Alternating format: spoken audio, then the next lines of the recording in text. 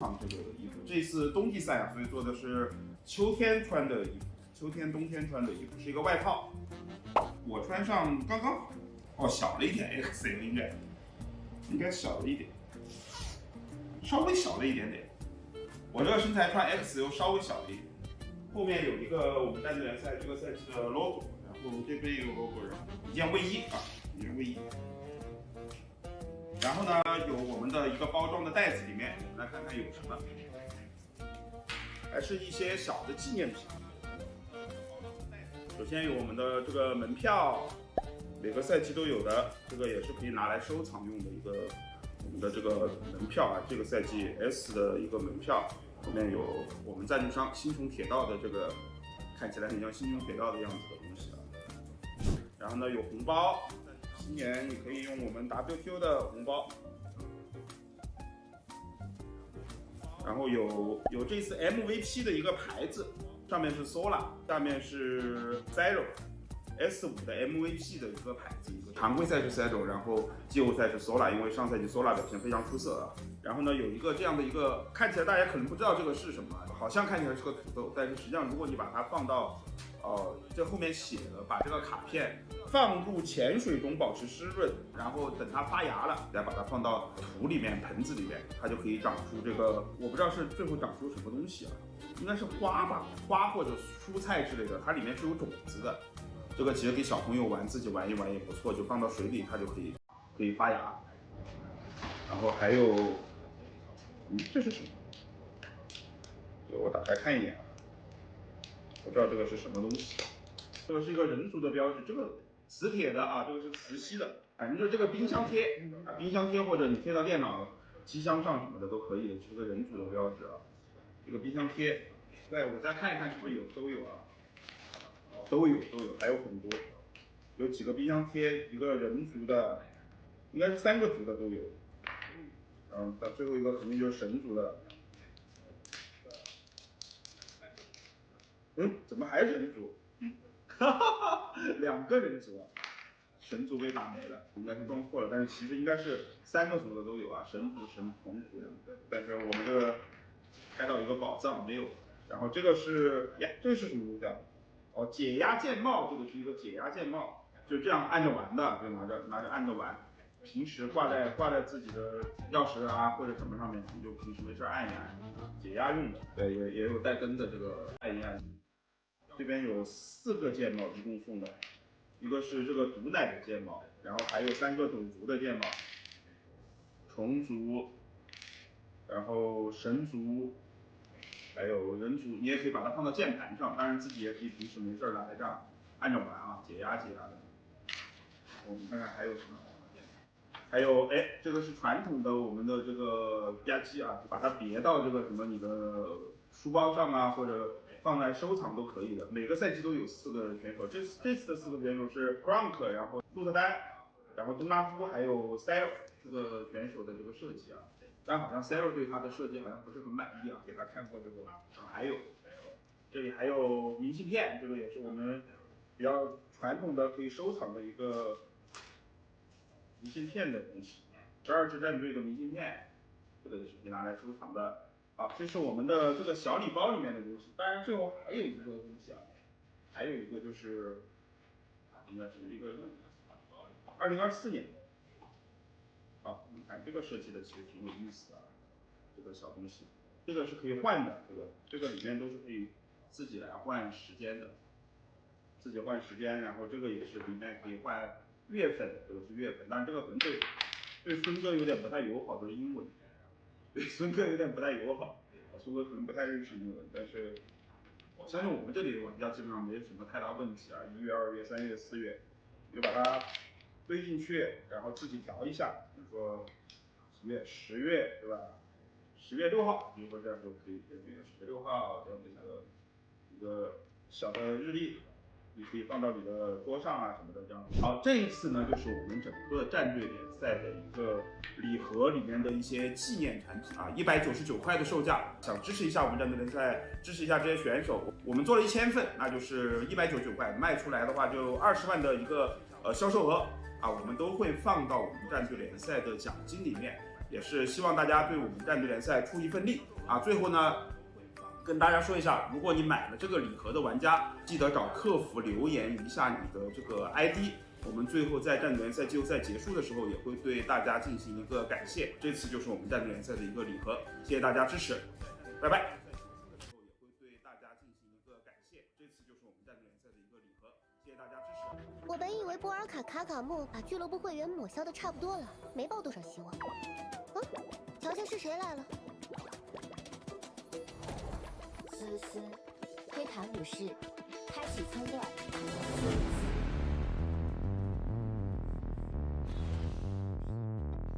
一级保密区域已授权给阮梅女士。空间站的秘密远比你想的更多。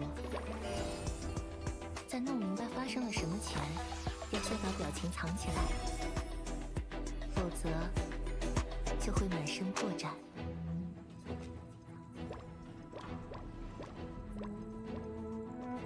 天才的一步棋，你该如何破解？怎么了？一副苦恼的样子。既然如此，你自己想办法吧。行间诸神离世易俗，唯有复创的恩主。得领诸境物于毁灭的火国，无论逃往何处，泯灭终将到访。哼，觐见之头，花里胡哨的东西。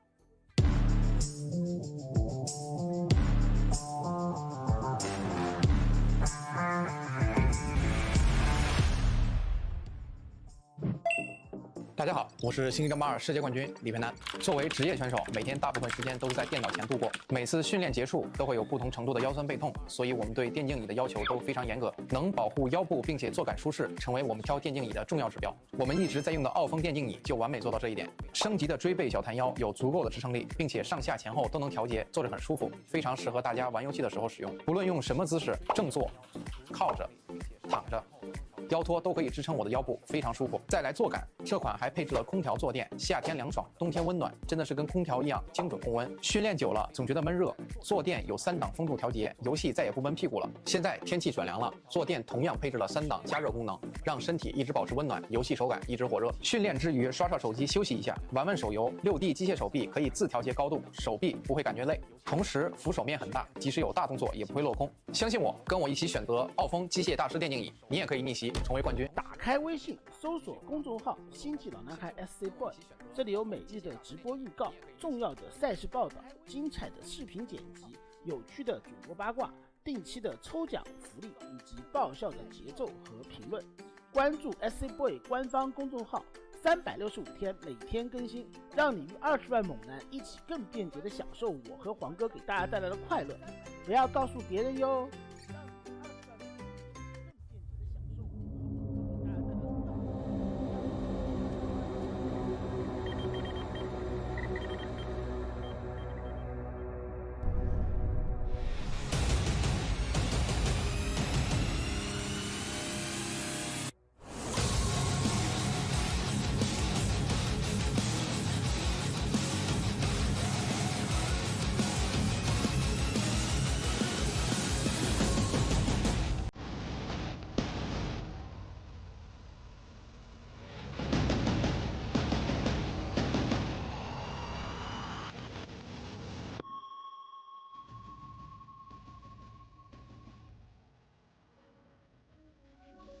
位亲爱的观众朋友们，大家晚上好，欢迎收看由星际老男孩主办、斗鱼直播冠名赞助的斗鱼杯2023 WTL 冬季赛季后赛的比赛直播现场，我是今天的主持人陈小兔。那么在我们的比赛开始之前，也是要先感谢一下我们的赞助商。首先要感谢我们的斗鱼直播，感谢崩坏星穹铁道以及奥风和态度对于我们比赛的大力支持。那么经过了昨天的比赛，我们也是要开始我们今天第2轮的比赛。在开始前，先带大家来回顾一下我们本次比赛的赛制。所有对阵的2支队伍都将进行大家非常熟悉的 BO2KOF 赛制，各支队伍会根据他们在常规赛当中的积分排名来决定冒泡赛的轮次。排名分别是第7名的 MYG、第6名的 Team Liquid、第5名的 PSI、第4名的 SR、第3的 DKZ 以及第2的 BASK 和我们积分赛第1名的 OG。经过了第1天的比赛 ，Team Liquid 成功晋级到了我们今天第3轮的比赛当中。他们会在接下来迎战 SR。那今天他们2个之中的胜者会来迎战积分排名第3的 DKZ， 胜者会晋级到我们明天的总决赛当中。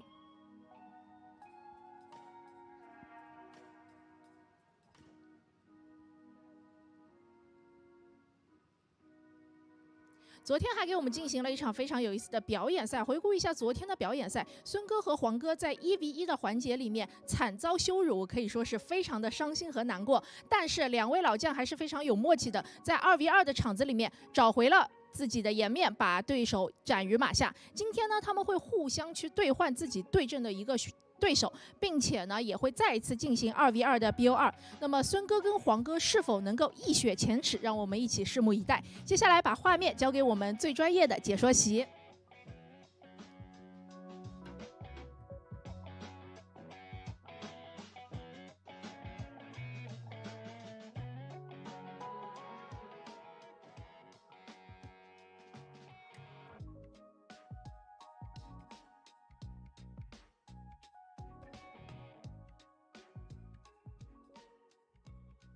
You mute.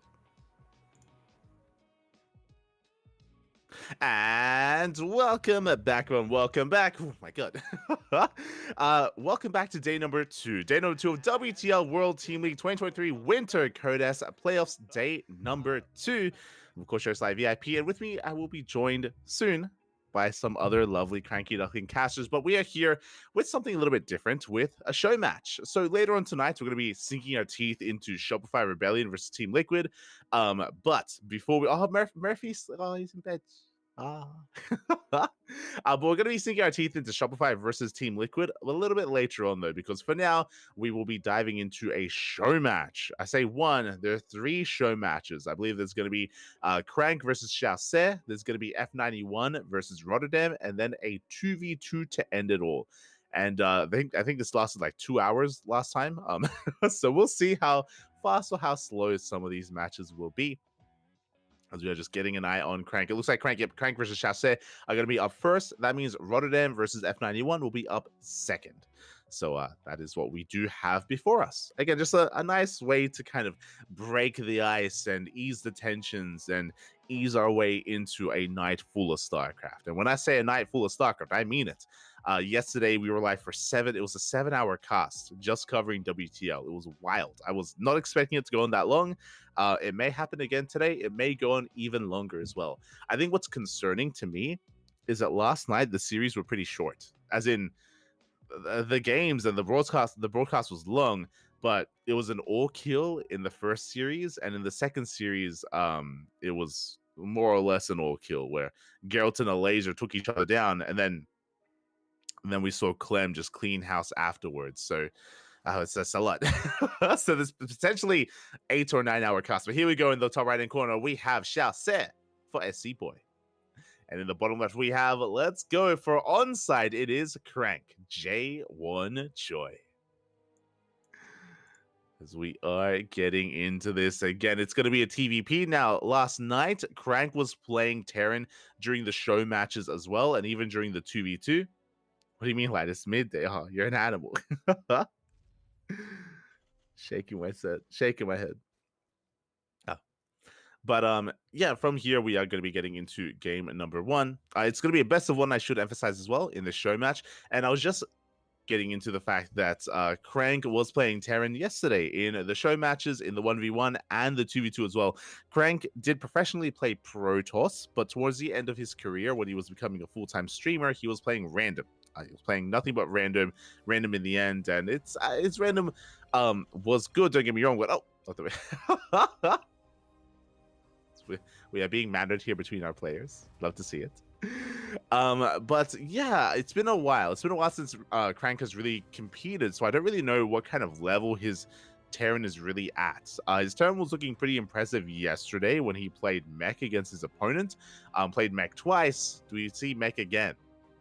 We might see Mech again, but we're getting to our openers. Hatch Gas Pool out of Chassé. We do see Crank getting into his own Rax Expand as well. I'm not too familiar with the map. It's maybe a bit of an older map, and I can't quite read the name, unfortunately. So we'll see. We'll see kind of where we do end up with this. As for now, yeah, our openers are getting underway.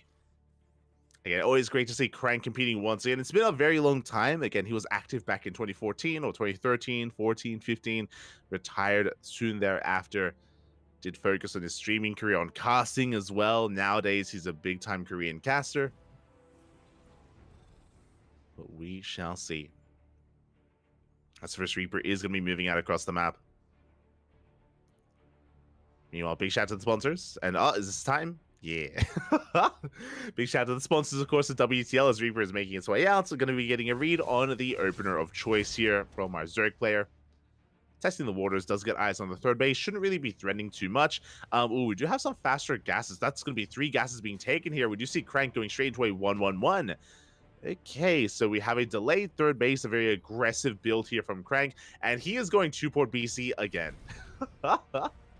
That's 2 starports on the way. If you were here last night, then you would have seen Crank go 2-port BC in the previous show match as well, where he was able to achieve some success before eventually being shut down. Again, his opponent happened to have gone for... Oh, wait, no, yeah, it's a rematch between Crank and Chassé. Right? Yeah. But yeah, last night Crank was able to wreak some havoc and get damage done, but he was shut down because his opponent did go for a very fast Spire. Went for a fast Spire yesterday. We'll see if that happens again. Roach Warren is on the way. Oh my god, I'm getting deja vu. This is very similar to our games yesterday. I mean, same builds, basically. Same build so far. As we have Roaches being rushed out.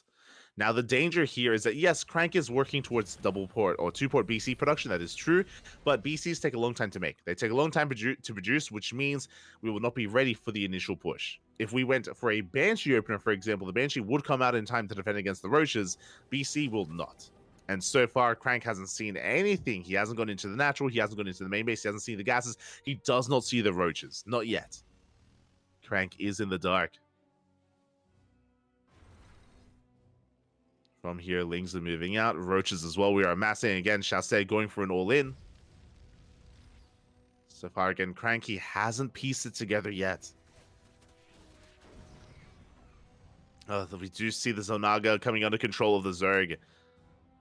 Crank being forced back. BCs are on the way, but before they can come out, here comes Chassé looking to push into that third base or into that natural. Third CC is on the way. We do have a wall, but there is almost nothing to defend. There's 2 Hellions. There's only 2 Hellions here for Crank. That's going to be a kill, not a cancel on the CC, and we are busting into the natural base. We have Lings in the mineral line. We have Roaches busting down that depot wall as well, and again, there is nothing to defend here. A little bit too greedy out of Crank, and again, he did not scout. He had no idea what was going on, what was coming across the map. The wall is being repaired. So far, we're holding. The BC is so close to popping out. But we should break through the depot. Yeah, the depot should end up falling here. We do break in. BC does arrive. But it's too little too late because every single worker is going to be going down. The Viking lands. But the Viking gets shut down by the surround of those Lings. SCVs are falling left and right. We still have so many Lings. It's just going to take too long. Too long for this BC to kill all these Lings. As we are dealing a crippling amount of damage. We can see Crank muling his heart out. He does have 2 battle cruisers. Meanwhile, back at home, Chassé, we've got Queens on the way. Lair in production, just now finished. Spores are being thrown out to defend against any of these battle cruisers. And Crank, he is down to 9 workers. And now he teleports across the map. As he does so, we have spores. 2 spores in the main base. Queens in position as well. We're going to be able to focus on some of these queens at least. Yeah, 1, 2 queens going to be going down, but the rest of the queens have arrived. We are getting a lot of damage done. I mean, 2 workers and 2 queens, but alas, Crank should be forced back. Gets a 3rd queen, though.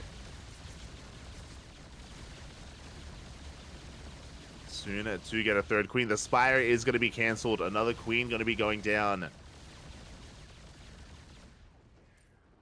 And Crank, again, he's doing well for himself. We have a 3rd battle cruiser soon to arrive. But Crank has no economy. He's down to 11 workers. He's muling his heart out. He has to win the game. He has to end the game with this army. That's all he has to work with.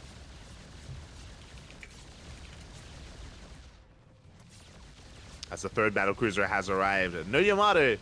And I mean, he is killing queens. I mean, it's kind of working. If only he had an economy. That's the thing. If only he had an economy behind this. Spire in production. As the BCs get behind the mineral lines, Queen's going to be going down. 1, 2, 3 Queens. We do lose the BC. 1 goes down. We have 2 battle cruisers left. Oh, and this Spire, it may be canceled. Yeah, it's going to be focused down. We force a 2nd cancel on the Spire. No Corruptors. Shase, he's hurting. He lost 10 workers. He has very few queens. Like, again, battle cruisers, they can achieve a lot. They can achieve so much. A Spire is still being rebuilt. We catch another queen. If only Crank hadn't lost that 3rd battle cruiser. Yeah, we're going for the spawning pool. Again, these BCs are achieving so much here in the main. Almost getting another queen at this point. Spores are repositioning. Another queen going to be going down. We have 1 queen left. The power of the BC as we focus on the spawning pool. But with all these spores, there's no pushing into these mineral lines. That's the problem here.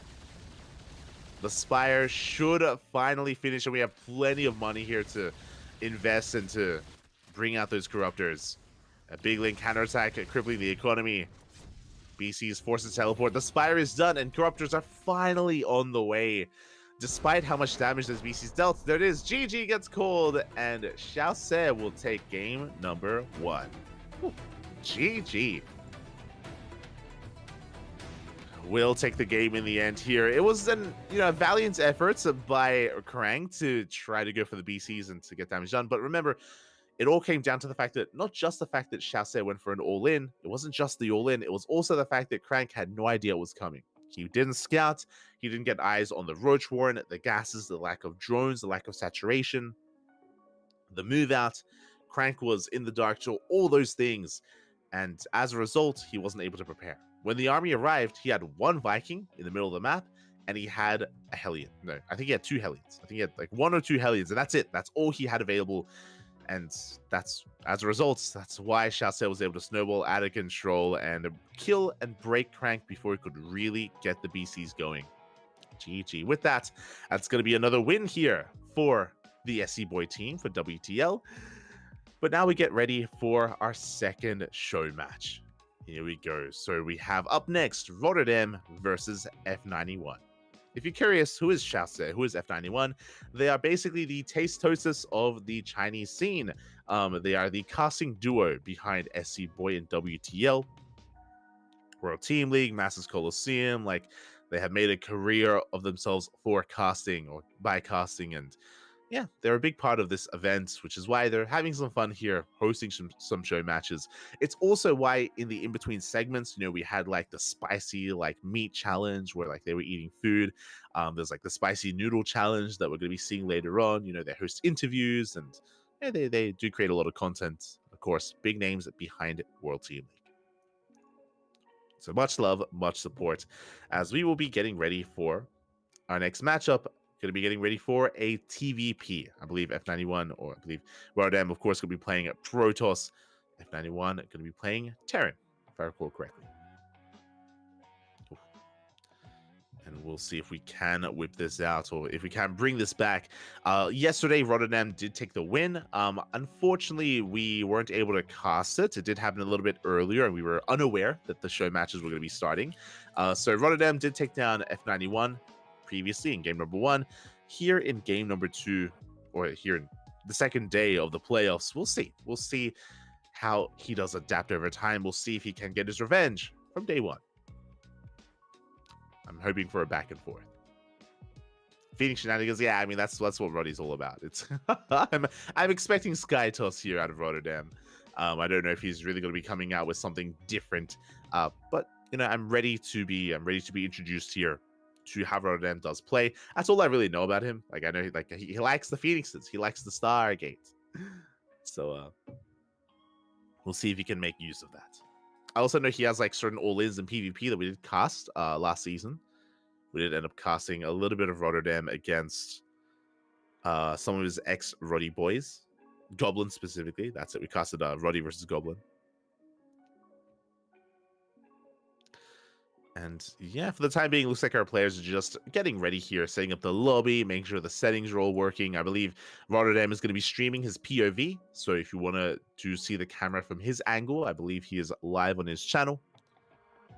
We are merely here to cast. Oh, thank you. Correction. Yesterday, Roddy versus Chasse and Crank versus F91. Okay. Fair enough. Fair enough. Wait, did Crank go? Am I misremembering things? WTO. In my brain, I remember Crank going 2-port BC against Zerg. Was it not against Zerg? Was it in the 2v2? No. He only played F91. Yeah, I'm just checking. Just checking the Wikipedia page to see what race he played. Are the show matches on Wikipedia? Ah, I don't see them. Oh wait, no, they're there. They're there.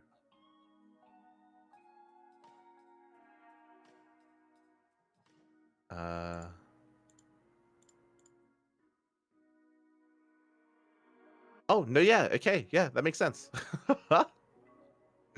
So, I was really curious. Because I was like, I swear we casted Crank 2-port BC a Zerg player. F91 played Zerg yesterday. There we go. Okay, fair enough. So I was confused because we casted F91 play Zerg in the 1v1, but F91 played Terran in the 2v2. So in my brain, I was like, oh yeah, we casted like Crank versus Zerg yesterday. Like if it should have been like a Terran versus Protoss against Rotterdam. Not at all. Okay, so so does F91 have a main race? If yesterday he played Zerg and Terran, is he? I'm checking. Okay, apparently his main race is Zerg, so he only played Terran for the 2v2, which makes sense because double Zerg lineup is actually really bad in 2v2. So that does make sense. Okay. Thank you for clarifying. Thank you. Do appreciate it. So there's going to be a PvZ between Rotterdam and F91. I'm assuming he's not going to be picking Terran. I'm assuming. So yeah, both of them are Zerg players at heart, apparently. Let's go. We'll see if F91 can get his revenge. And I should say can avenge Chasse. See if he can avenge him.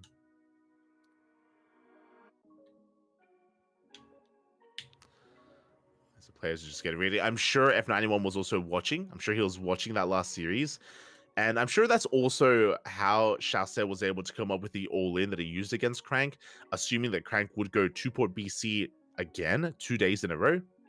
So yeah, was able to use that for Chasse to get, again, to take an advantage over Crank.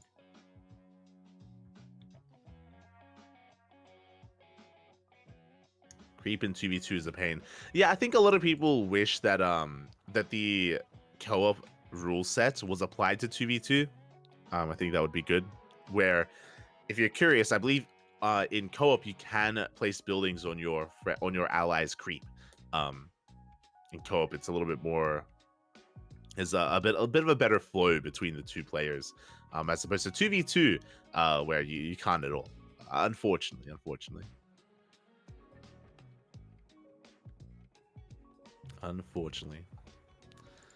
Yeah, it's just something that was never quite implemented for whatever reason. I was gonna get into I imagine things like that are gonna be something that a lot of these other RTS developers will be thinking about as well for the team league modes, for the team modes. I know Zero Space did open up their alpha this month, but here we go in the bottom left hand corner. We have our blue Zerg player representing SC Boy. It's F91, and in the top right hand corner we have his opponent. We have the red Protoss for Team Basilisk, Rotterdam. Here we go. Okay. So yesterday, Rotterdam was able to come out on top against Chassé, was able to bring him down with, I believe, some kind of Stargate shenanigans. Meanwhile, oh, okay, F91 going for a 15 spawning pool. This is interesting. Going for a pool first. Very unexpected. We see Rotterdam going for a pylon block on the low ground. Is going to be dipping in, and we'll get eyes on the faster spawning pool of his opponent. I'm curious to see where this all brings us here. So with a pool first, there we go. We have a forge on the way back at home. Rotterdam. Okay, interesting reaction here. I mean, this is a nice way to defend against something like a 12 pool, but as we can see, it was just a pool first. So Rotterdam may be overreacting to this as Lings are on the way, and it looks like, yeah, F91 is going to be expanding here on the low ground. Oh my god. Almost getting his expansion up. Lings have arrived. And this is this is again really interesting here from Rotterdam. So again, with this forge-based opener, Rotterdam is going to be safe at home, don't get me wrong, but there's a bit of a give and take here. This will delay some of his further tech, as that's going to be a kill on the probe. But this is also very reminiscent of early 2020. This feels like SkyToss. This feels like how you would open up back in the day, going like Forge first into an expansion, into Double Stargate, Fleet Beacon, into SkyToss. I'm curious if Rotterdam is going to be embracing that. Again, I'm not really familiar with his playstyle, not really familiar with his tendencies in general, so I'm curious. I mean, it looks like a rush into SkyToss, but we'll see. We'll see if we make use of the Forge and if we start at +1, because I believe that is a full wall. Not the most visually appealing wall, but a wall nonetheless. Meanwhile, we do see F91 double expanding, getting his natural and his third base.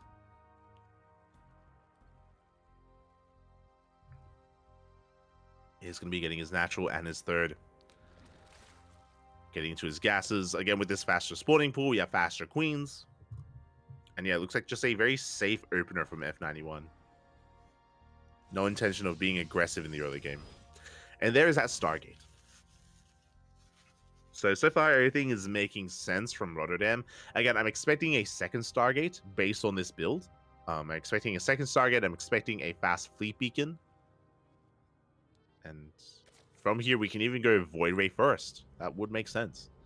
I say it would make sense to go Void Ray first, but as was stated earlier, like Rotterdam does have quite a fondness for Phoenixes, and he may opt to go Mass Phoenix instead.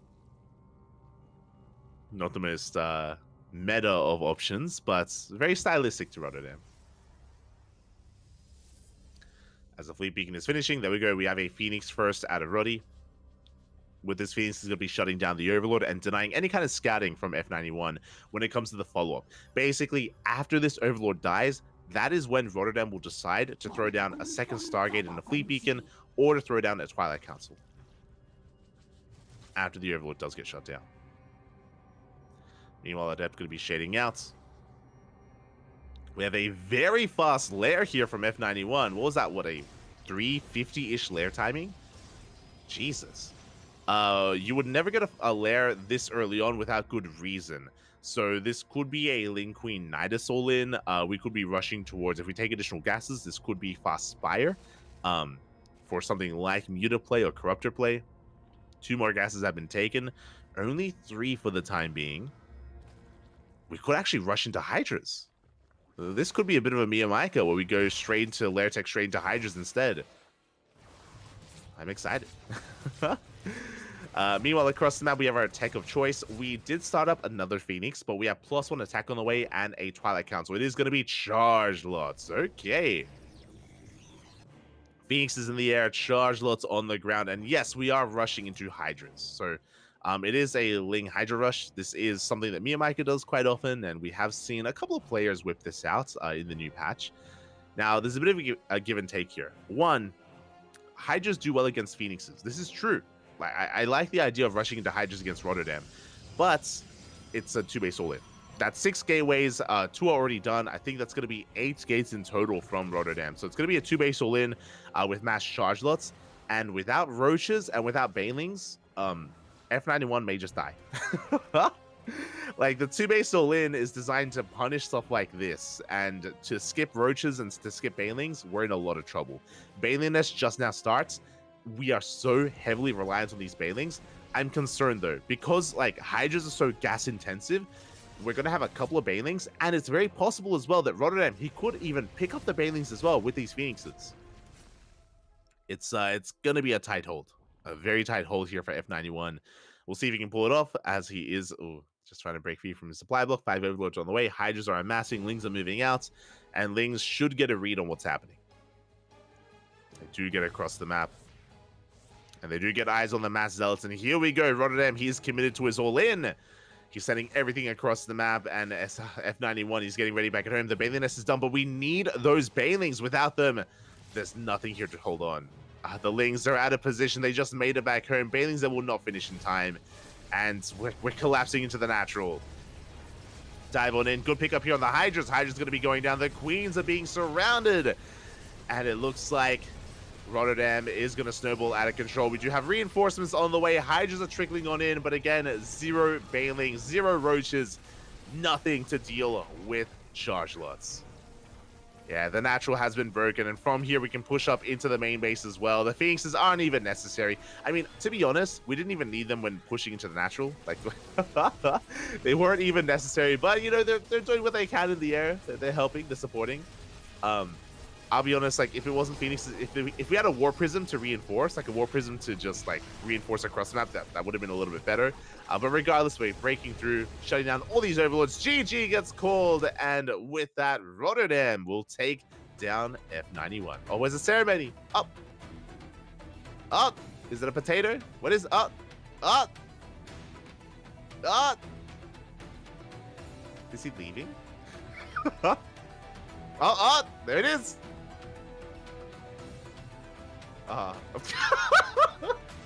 Okay, we're back. would have been perfect if we lost connection. Aye. There we go. A classy win there from Roddy. Not too sure what that meme is, but yeah, you know, it's fine. GG, well played. Rotterdam will take it in the end. And that was basically a build order win. Kind of a build order win. I say kind of. There was a chance to defend, again, if we just had Banelings. And the Baneliness did finish in time, but there was 0 Lings at home. There were 0 Lings back at home. The Lings, if you remember, they were across the map, and they were racing back home. And by the time they made it back home, the all-in was already there. Rotterdam kind of beat him to the punch. And because the Lings were in transition, they weren't able to morph into any Banelings. And without Banelings, there is no defense there. There is no defense. GG, well played. Roddy takes down F91. And with that, we're getting ready for the ace match. We're getting ready for, I say ace match. We're getting ready for the 2v2. 2v2 is upon us.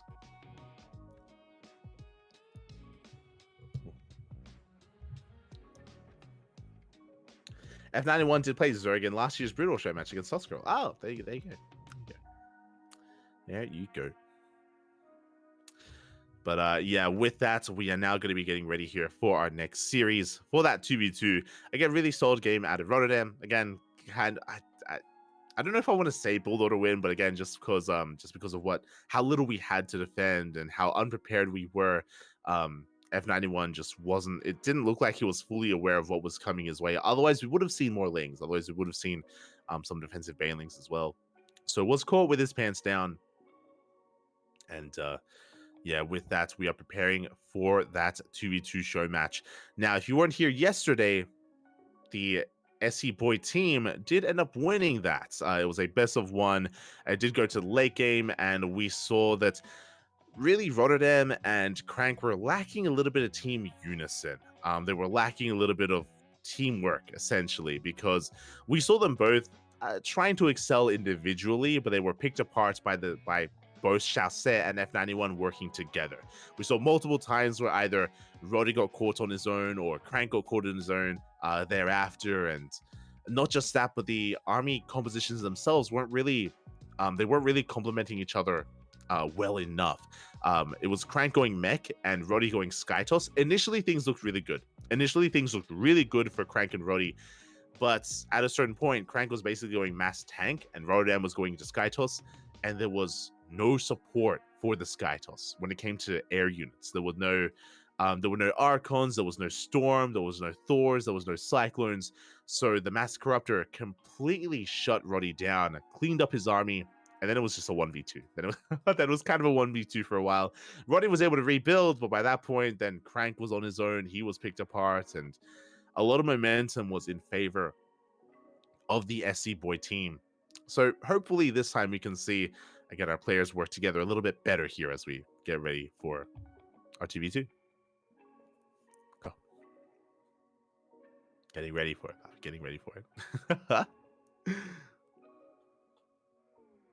Shout out to Murphy's there. Shout out to Murphy in the background. Just chilling. Big chilling. Getting some rest. Murphy, for those who don't know, is our lovely dog. Lovely dog in the background. They've got two. They got Murphy and Zola. Beautiful.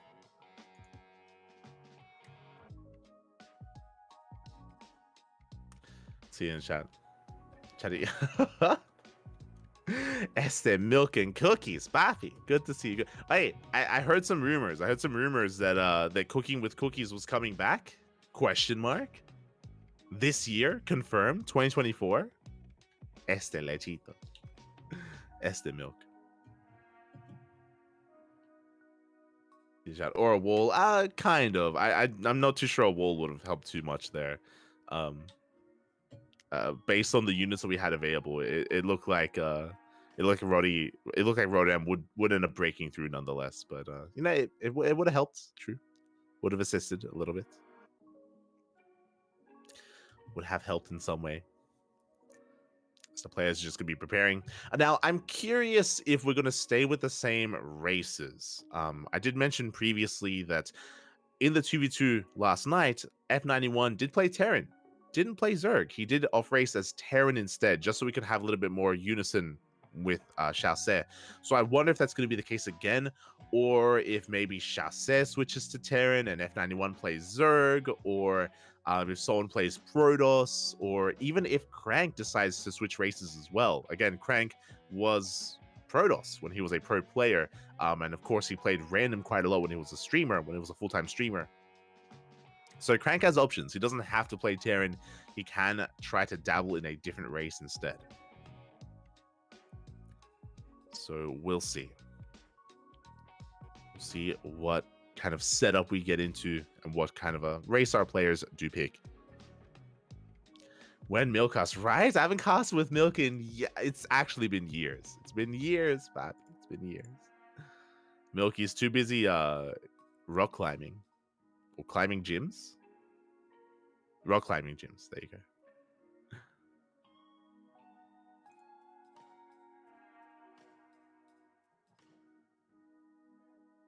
Sounds like you say Naniwa. I assume it's someone else. Naniwa? Wait, what? Wait, what? what word did I say? F91, Chaussee.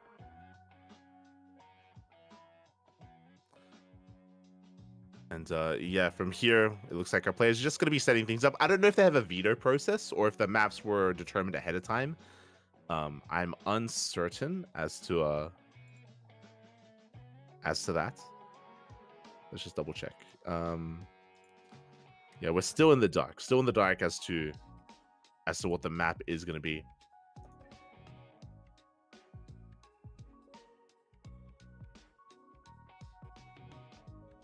But yeah, sorry if I wasn't clear. The caster, our caster right here. Our player right here is F91, not F91. yeah. There you go. F91. I apologize. Oh, but here we go. We have our players, and sporting in the top left-hand corner, we have F91 picking Terran once again. Not going to be playing his Zerg race, representing Team SC Boy, and we have his teammate, Xiaose, the red Zerg. Let's go. And in the bottom right-hand corner, we have the Korean Terran player representing onside. It is going to be CranKy, alongside his teammate. Oh, there we go. It is going to be Rotterdam for Team Basilisk. So Rotterdam and CranKy up against F91 and Xiaose. So once again, CranKy is playing Terran, and once again, SC Boy, or F91, is also going to be playing the Terran race as well. As I mentioned before, Zerg, double Zerg matchups in 2v2 are actually pretty bad. They're... Oh. We're getting some insight in the calls. But double Zerg matchups are actually considered to be like the worst pairing and the worst combination in 2v2s. So does make sense here for both Xiaose and SC and F91 to kind of diversify and have one of them play Terran instead. As we're loading into... Oh, is this still in the ladder map pool? This is a very old school 2v2 map. I do recall playing on this years ago at this point. And I know the 2v2 map pool hasn't been updated in a long time, but I don't think this is in the map pool anymore. It's been a while. Now, some of the features of this map, there is a Zonaga in the center of the map. That is true. There's a Zonaga. There's also some pocket bases. So you can see both players expanding in their pocket base locations. Very safe expansion patterns here for their naturals. Esther Rotterdam. There's a bit of a meme between Rotterdam and I believe F91. No, sorry, Xiaose. Rotterdam and Xiaose, where Xiaose is like a potato? Question mark? If you know the meme, elaborate, please. I don't understand why the potato is correlated with Xiaose. So let us know.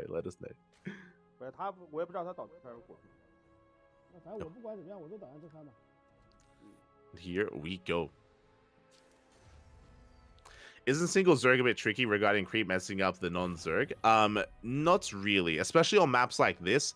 The players aren't sharing bases. So if the players were sharing bases, then true, creep could be an issue.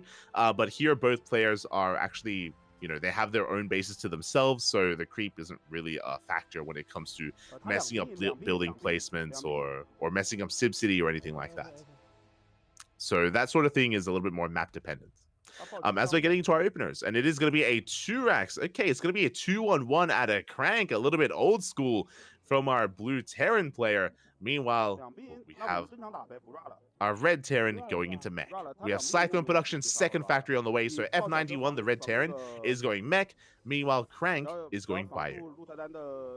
Meanwhile, we have Rotterdam as well going into Twilight Council opener into Blink Stalkers, so it's going to be a Blink Stalker based composition from our blue Protoss player. And likewise, Xiaose is just going to be droning up and hasn't committed to any kind of tech here, just drones, queens, and links. So we'll see kind of what direction Xiaose goes in, whether he goes into roaches or into spire play. Regardless, I believe CranKy should be the first aggressor here. He should be pushing out with a double medevac drop with his Marines. Should be hitting a stim timing. And can, of course, be active at the same time as Rotterdam with his Blink Stalkers. So basically, Roddy and CranKy can hit a timing together with their upgrades. Meanwhile, we have our tech of choice. It's going to be a Bailey Nest, so it's going to be Lingbane. Oh, there's the Roach Warren from Xiaose, so it's going to be Lingbane, Roach Ravager out of our red Zerg player. And again, SC Boy is building up his mech army, building up his Cyclone count, and now switching into tanks. Tank production is underway. Cyclones are moving out. And a lot of this is going to come down to, first, who is the aggressor. I believe Roddy and CranKy should be active first. And if they are active first, it's about whether or not Xiaose and F91 can actually protect each other and actually maneuver in unison and be there for each other when the attack does arrive. Otherwise, they can be picked apart. As Blink is about to finish up, Stim is done, medevacs are on the way, and the blue team should be pushing soon. And we'll see if that's the case. Because I say that, but Rotterdam is taking a third. Third Nexus is on the way. We have Charge finishing up. There's that double drop. So it looks like I assumed that Roddy would be moving out with Blink Stalkers at the same time as this double drop, but it looks like it's going to be Crank on his own. So CranKy just going for his stim timing. This is a 2-1-1 opener, as a reminder. And he is slipping into the main bases of Xiaoxe. Meanwhile, Roddy is being active. He's taking control of the center of the map, so he is pushing out at the same time. But they're not attacking the same player. Just trying to be as active as possible. Double drop into the main base will unload unscouted. But the Bailey's are here. The Cyclones are in position. Ooh, and we do force back Crank. Again, F91. He's there for his boy. He was in position, ready for the double drop. Did shut it down. Meanwhile, Roddy just was taking control of the center of the map. Didn't push out at the same time. So from here, the game is going to settle. The scariest moment was that stim timing from Crank, and now Xiaoxe has survived that. And from here, we can ease into the rest of our game. We're still amassing Cyclones, 3rd or 4th factory on the way. We're taking more bases. Looks like Rotterdam is going for a mass gateway composition with not just Blink Stalkers. We have Charge. Robotics Bay is on the way for Colossus production. He's building up a ground-based composition. I'm not too fond of this.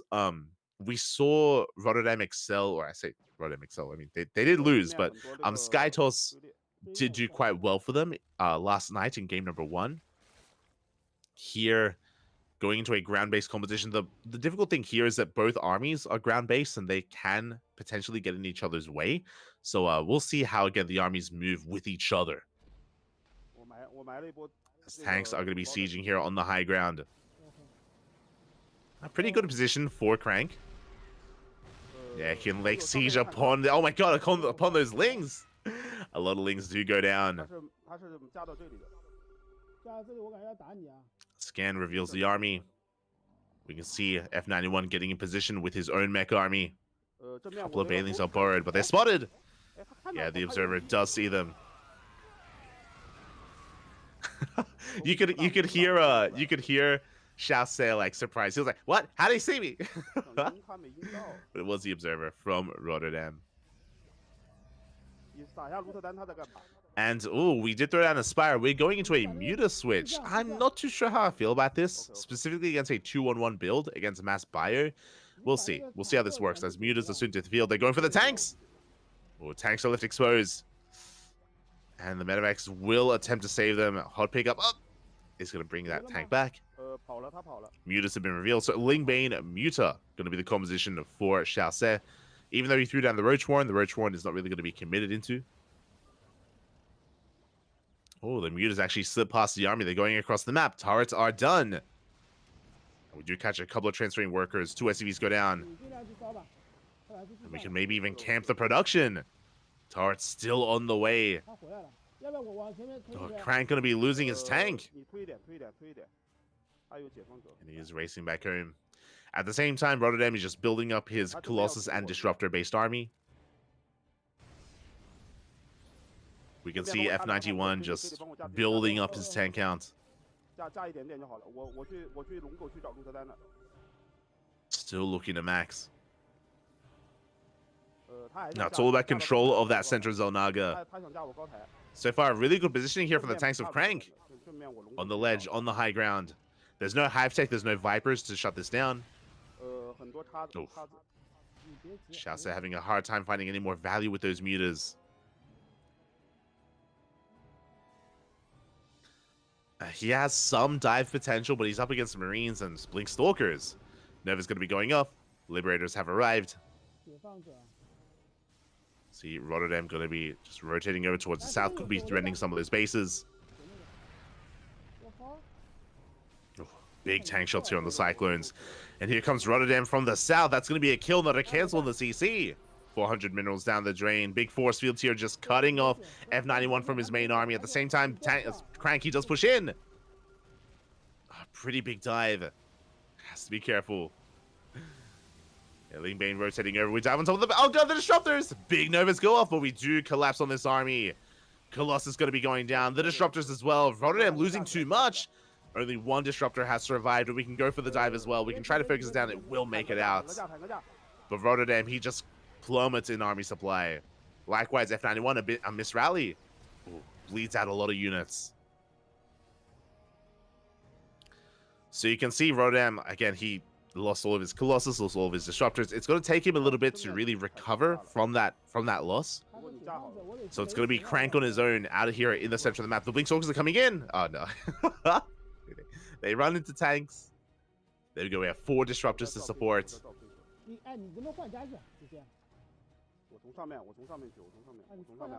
Good positioning here from F91. Now, Rotterdam, he has taken the center goal base, so he's going to be able to recover quite quickly with that economy. Meanwhile, double drop into the main. Oh, but the Bailings will crash in. The Mutas as well. We shut down the drop. We can see that Viper's in production for Chassé. Oh, the Marines are stimming on forward. Crank and Ruddy breaking this position. They take down the tank. They take down the CC as well. We are not in position. These bases will not get up and running. And really, this is the win condition. This is the win condition for the blue team, as the blue team has every other base on the map, and they are denying some of the bases of course, Team Red. Resource-wise, Chassé and F91, they are behind. Lings and Mutas, they're catching reinforcements. They catch a disrupt. That's a lot of disruptors. Oh my god. What is that? 7 disruptors? Jesus. The Ling Muta counterattack achieving quite a bit of damage here, giving F91 a bit of breathing room. Forcing a recall. Stalkers do make it back. You can see Chassé trying to do something about the economy here of his opponent, but yeah, we are in position. A couple of workers do go down.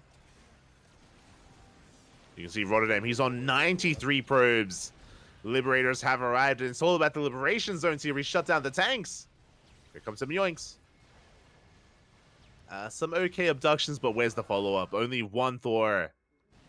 And 1 Thor is not enough, and it looks like Crank and Rotterdam were breaking on through, pushing up into the bases. The red team, very limited resources, very limited amount of money available. Yeah, and we're getting on top of the production. F91, his main base has been compromised. And at the same time, the Disruptors pushing into the bases of Chassé. And there just is not enough here. The Nerve's going off. Oh, decent splits, but oh guys, we even have some friendly fire from Rotterdam. But the thing is that there just is not enough on the ground. Lings are coming in. The Disruptors are on cooldown. Oh, not again. Disruptors are on cooldown, and every single Disruptor is going to be going down. That's what, 7, 8, 9 Disruptors. Rotterdam will lose his army, but he can just warp in, rebuild. More Stalkers on the way, charge lots instead. And meanwhile, Crank, he has killed the main base of F91. Going to be pushing into the pocket bases. Yeah, at this point, our Red Terran player, he's out of this game. There's almost nothing left.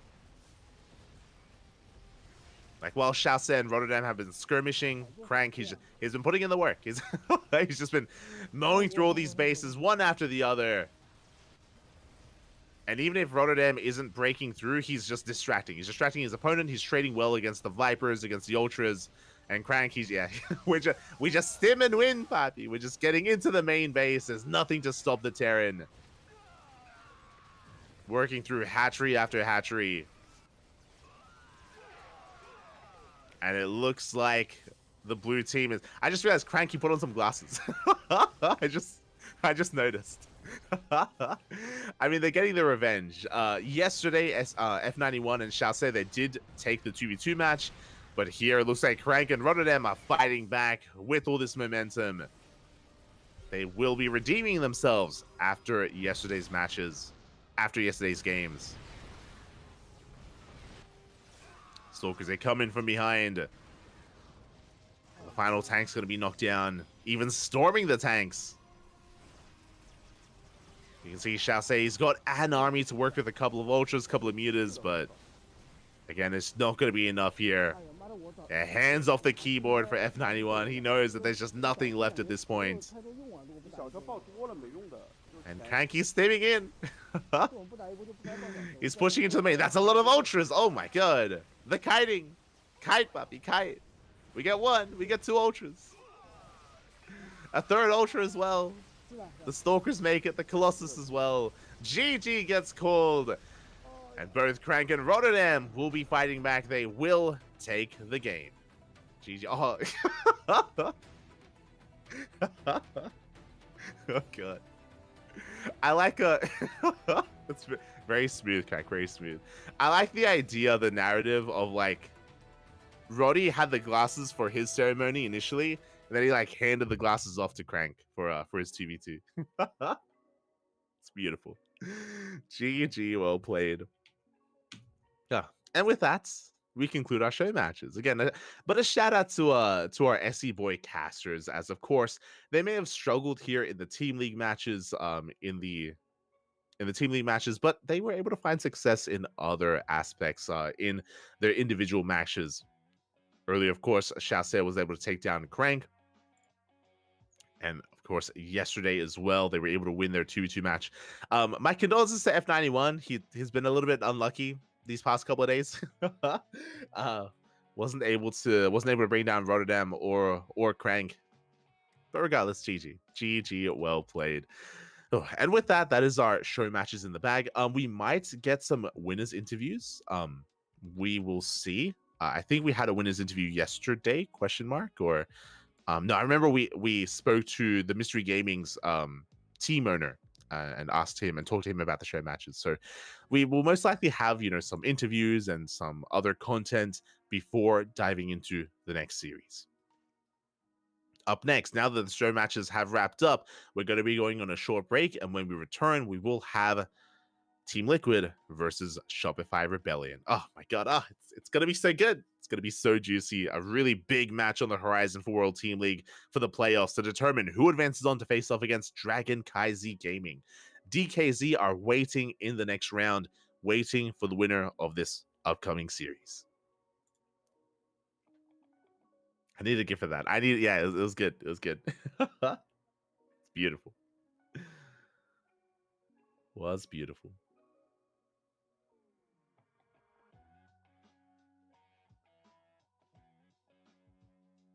This map is on the ladder. Oh, thank you for letting us know. Thank you.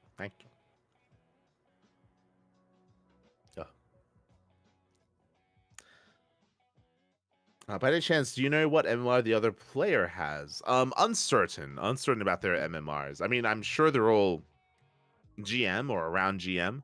I know Rotterdam is like what, around like 5.5 to like 5 point something K on the European ladder. And all these players I should say the casters are comparable to each other. Comparable.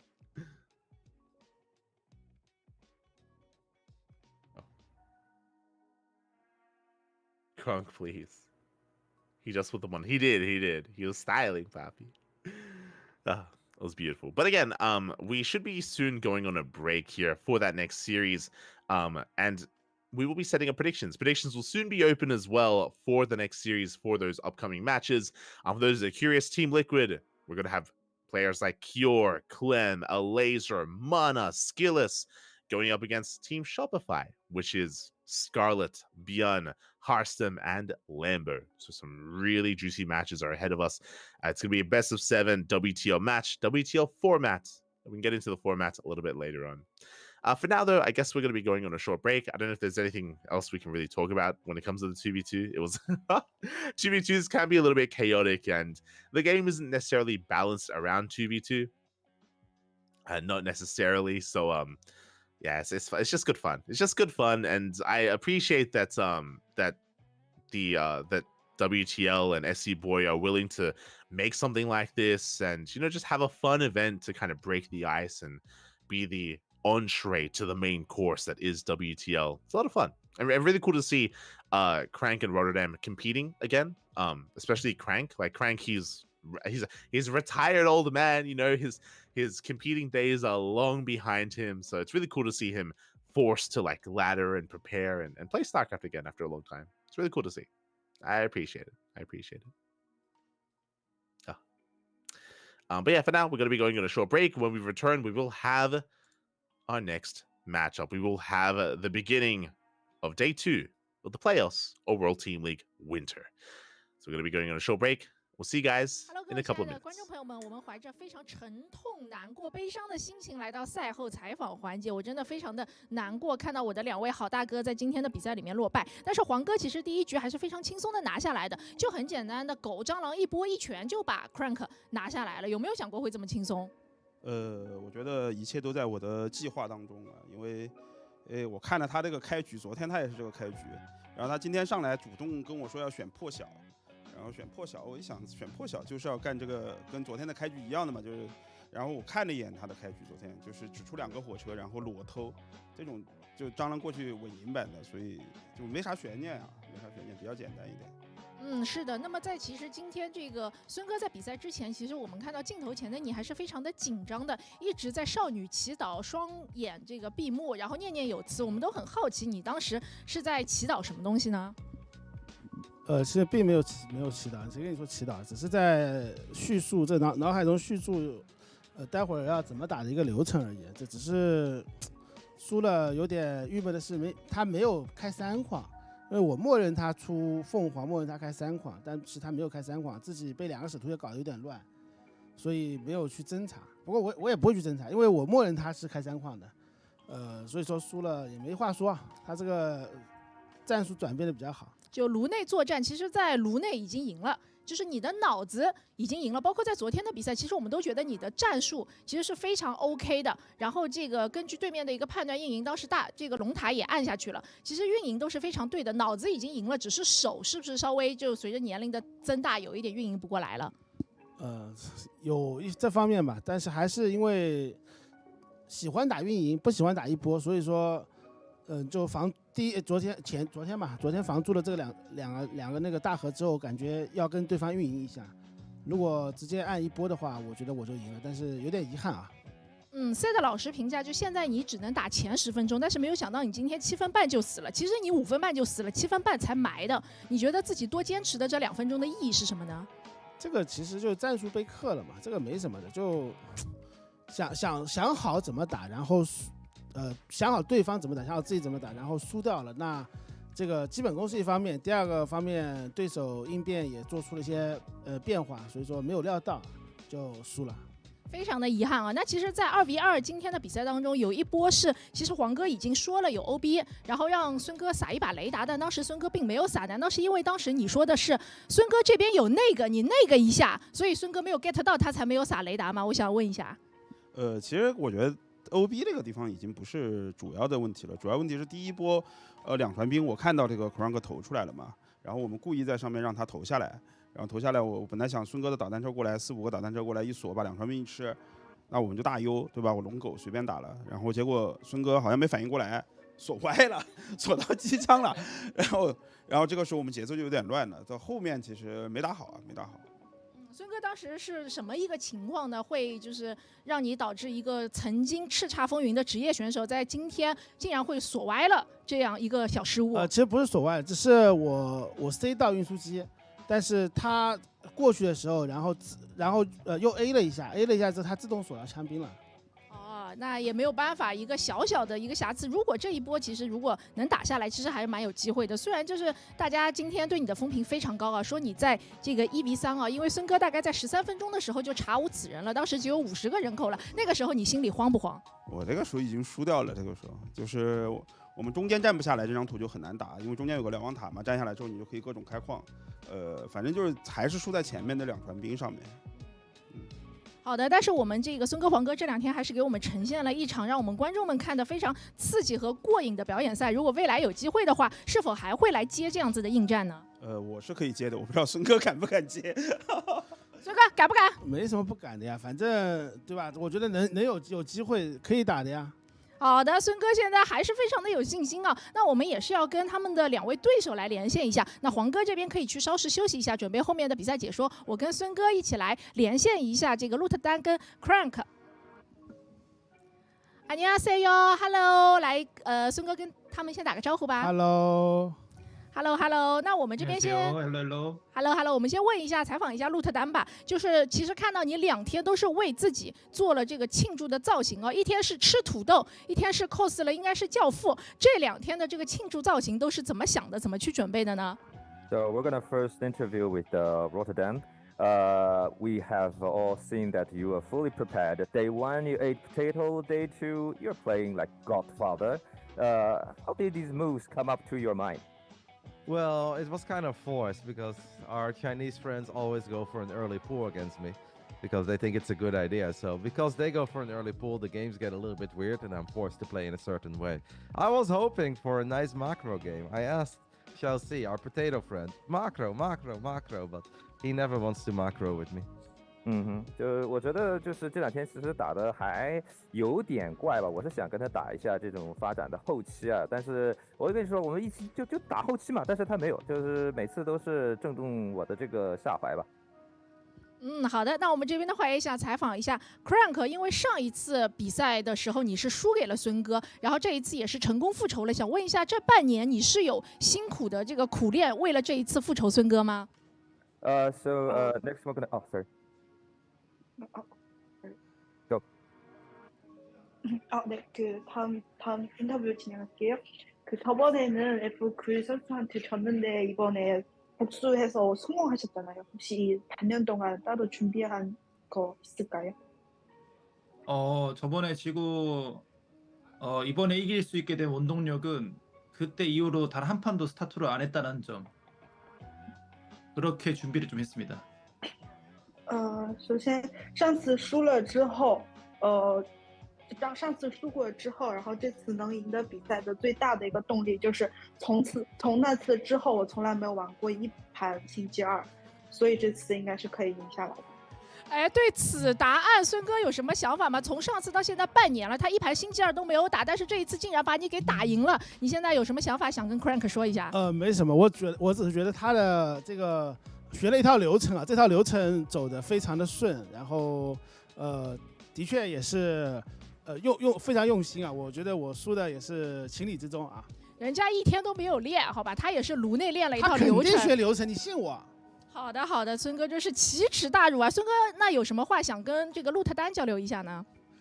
我觉得鹿特丹他的实力是在我之上，这的确的。但是昨天我看了他的比赛之后啊，他应该是在那个时间点7分钟，就5分钟的时间点开3矿，所以我打的比较默认，对吧？他这个变招的确打得我有点措手不及。我觉得鹿特丹是一位这个应变非常好的一位选手，好吧？希望下次有机会再能交流一下。好的，我们翻译老师可以把孙哥对于这个鹿特丹的一个评价给他转述一下。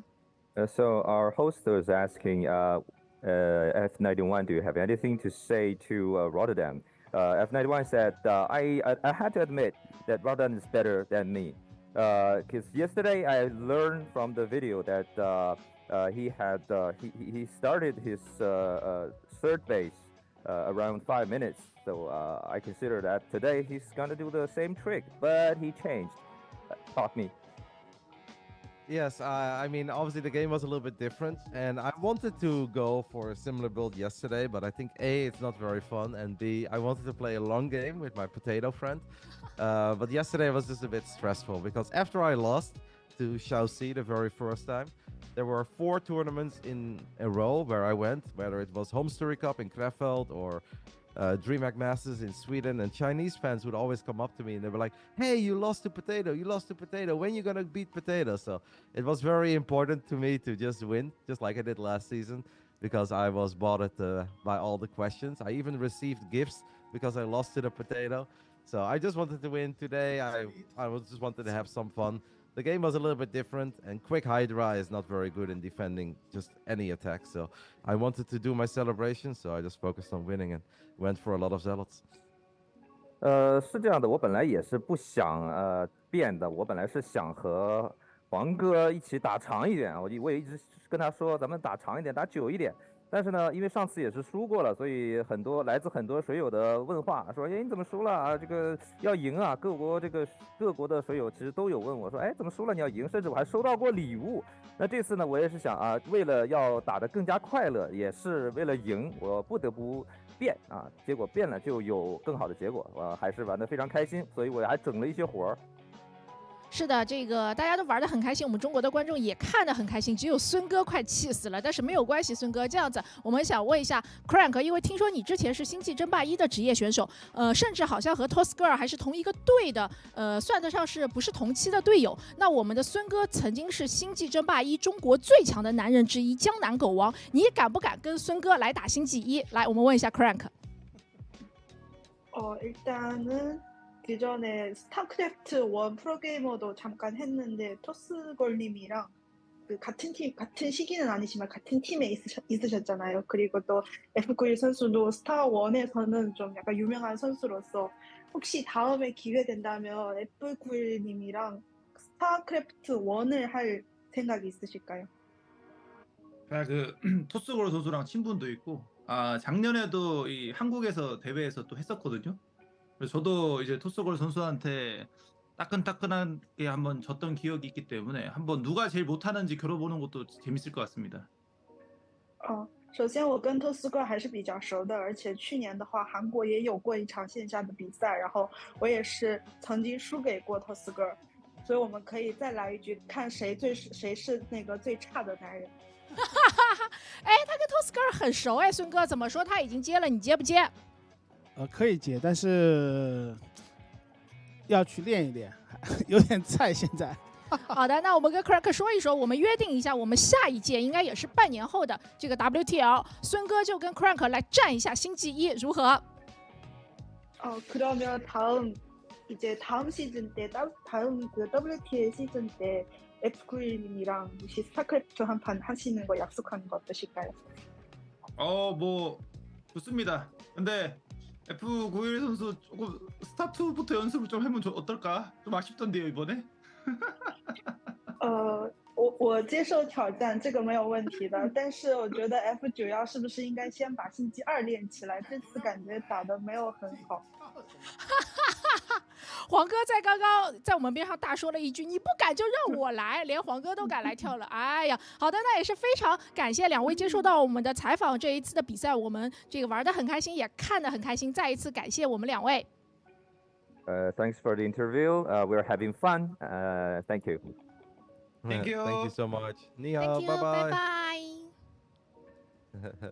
孙哥加油啊！回去苦练，一定要打败他。他说他跟 Tosgirl 是好朋友啊。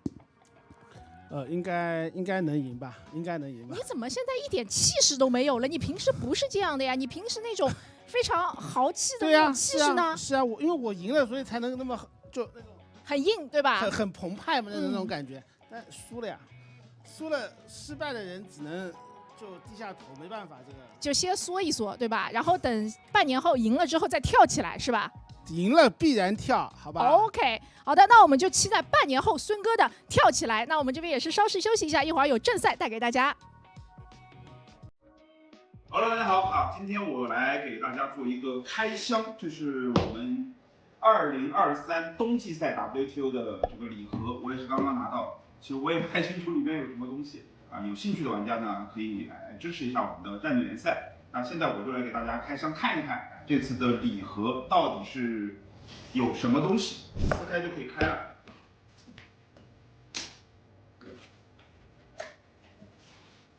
首先有一件衣服这是我们传统每个赛季都有衣服，有很多的玩家都很喜欢收藏这个衣服。这次冬季赛所以做的是秋天穿的衣服，秋天冬天穿的衣服，是一个外套。我穿上刚刚小了一点 ，XL 应该小了一点，稍微小了一点点。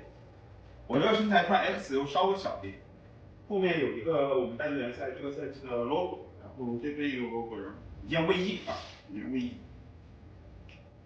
然后呢，有我们的一个包装的袋子，里面我们来看看有什么，还是一些小的纪念品。首先有我们的这个门票，每个赛季都有的，这个也是可以拿来收藏用的一个我们的这个门票这个赛季 S 的一个门票，后面有我们赞助商星穹铁道的这个看起来很像星穹铁道的样子的东西然后呢有红包，新年你可以用我们 WTO 的红包，然后有这次 MVP 的一个牌子，上面是 Sola， 下面是 Zero。S5 的 MVP 的一个牌子，一个常规赛是 Zero， 然后季后赛是 Sola， 因为上赛季 Sola 表现非常出色啊。然后呢，有一个这样的一个，看起来大家可能不知道这个是什么，好像看起来是个土豆，但是实际上如果你把它放到，这后面写了，把这个卡片放入潜水中保持湿润，然后等它发芽了，再把它放到土里面、盆子里面，它就可以长出这个，我不知道是最后长出什么东西啊，应该是花吧，花或者蔬菜之类的，它里面是有种子的。这个其实给小朋友玩，自己玩一玩，或者放到水里，它就可以发芽。然后还有，这是什么？这个我打开看一眼啊，我知道这个是什么东西。这个是一个人族的标志，这个磁铁的啊，这个是磁吸的，反正就是这个冰箱贴啊，冰箱贴或者你贴到电脑机箱上什么的都可以的，是个人族的标志啊。这个冰箱贴，对，我再看一看是不是都有啊。都有，还有很多，有几个冰箱贴，一个人族的，应该是3个族的都有，然后到最后一个肯定就是神族的了。怎么还是人族？2个人族啊，神族被打没了，应该是装错了，但是其实应该是3个族的都有啊，神族、神同族人族，但是我们这个开到一个宝藏没有。然后这个是呀，这是什么东西啊？解压键帽，这个是一个解压键帽，就这样按着玩的，就拿着按着玩。平时挂在自己的钥匙啊或者什么上面，你就平时没事按一按，解压用的。对，也有带灯的这个按一按。这边有4个键帽，一共送了，一个是这个毒奶的键帽，然后还有3个种族的键帽，虫族，然后神族。还有人族，你也可以把它放到键盘上，当然自己也可以平时没事拿来这样按着玩啊，解压的。我们看看还有什么。好，这一次呢，就是我们整个战队联赛的一个礼盒里面的一些纪念产品啊，199块的售价，想支持一下我们战队联赛，支持一下这些选手，我们做了1000份，那就是199块，卖出来的话就20万的一个销售额啊，我们都会放到我们战队联赛的奖金里面。也是希望大家对我们战队联赛出一份力啊！最后呢，跟大家说一下，如果你买了这个礼盒的玩家，记得找客服留言一下你的这个 ID， 我们最后在战队联赛季后赛结束的时候，也会对大家进行一个感谢。这次就是我们战队联赛的一个礼盒，谢谢大家支持，拜拜。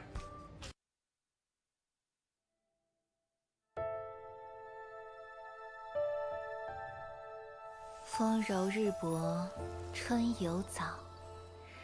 夹山乍着，心情好。睡起觉微寒，梅花鬓上残。故乡何处是？忘了，除非醉。茶点时间到了。不加速，也不推迟死亡，生命总会枯萎。琴因周而复始，万物本质如一。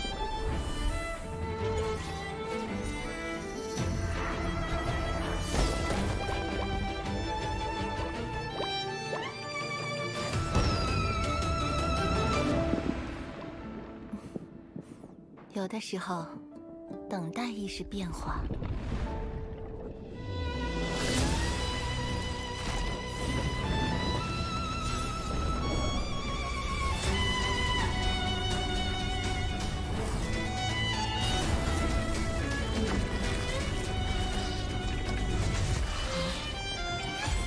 超出预想的成果。生命里的每一片花瓣，无论何时盛放，都会有被风吹落的那一天。别害怕，至少你们仍有研究的价值。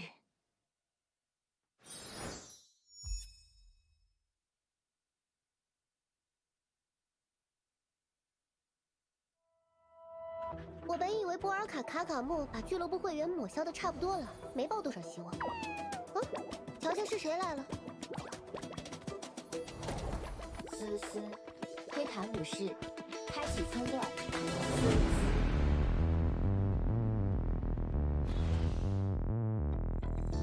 保密区域已授权给软梅女士。空间站的秘密远比你想的更多。在弄明白发生了什么前，要先把表情藏起来，否则就会满身破绽。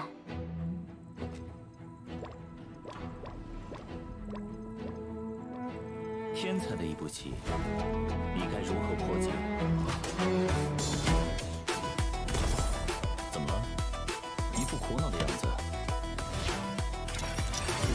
既然如此，你自己想办法吧。行间诸神离世一俗，唯有复创的恩主。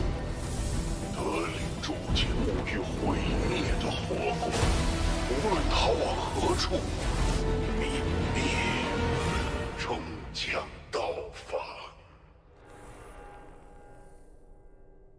哼，进谏之头，花里胡哨的东西。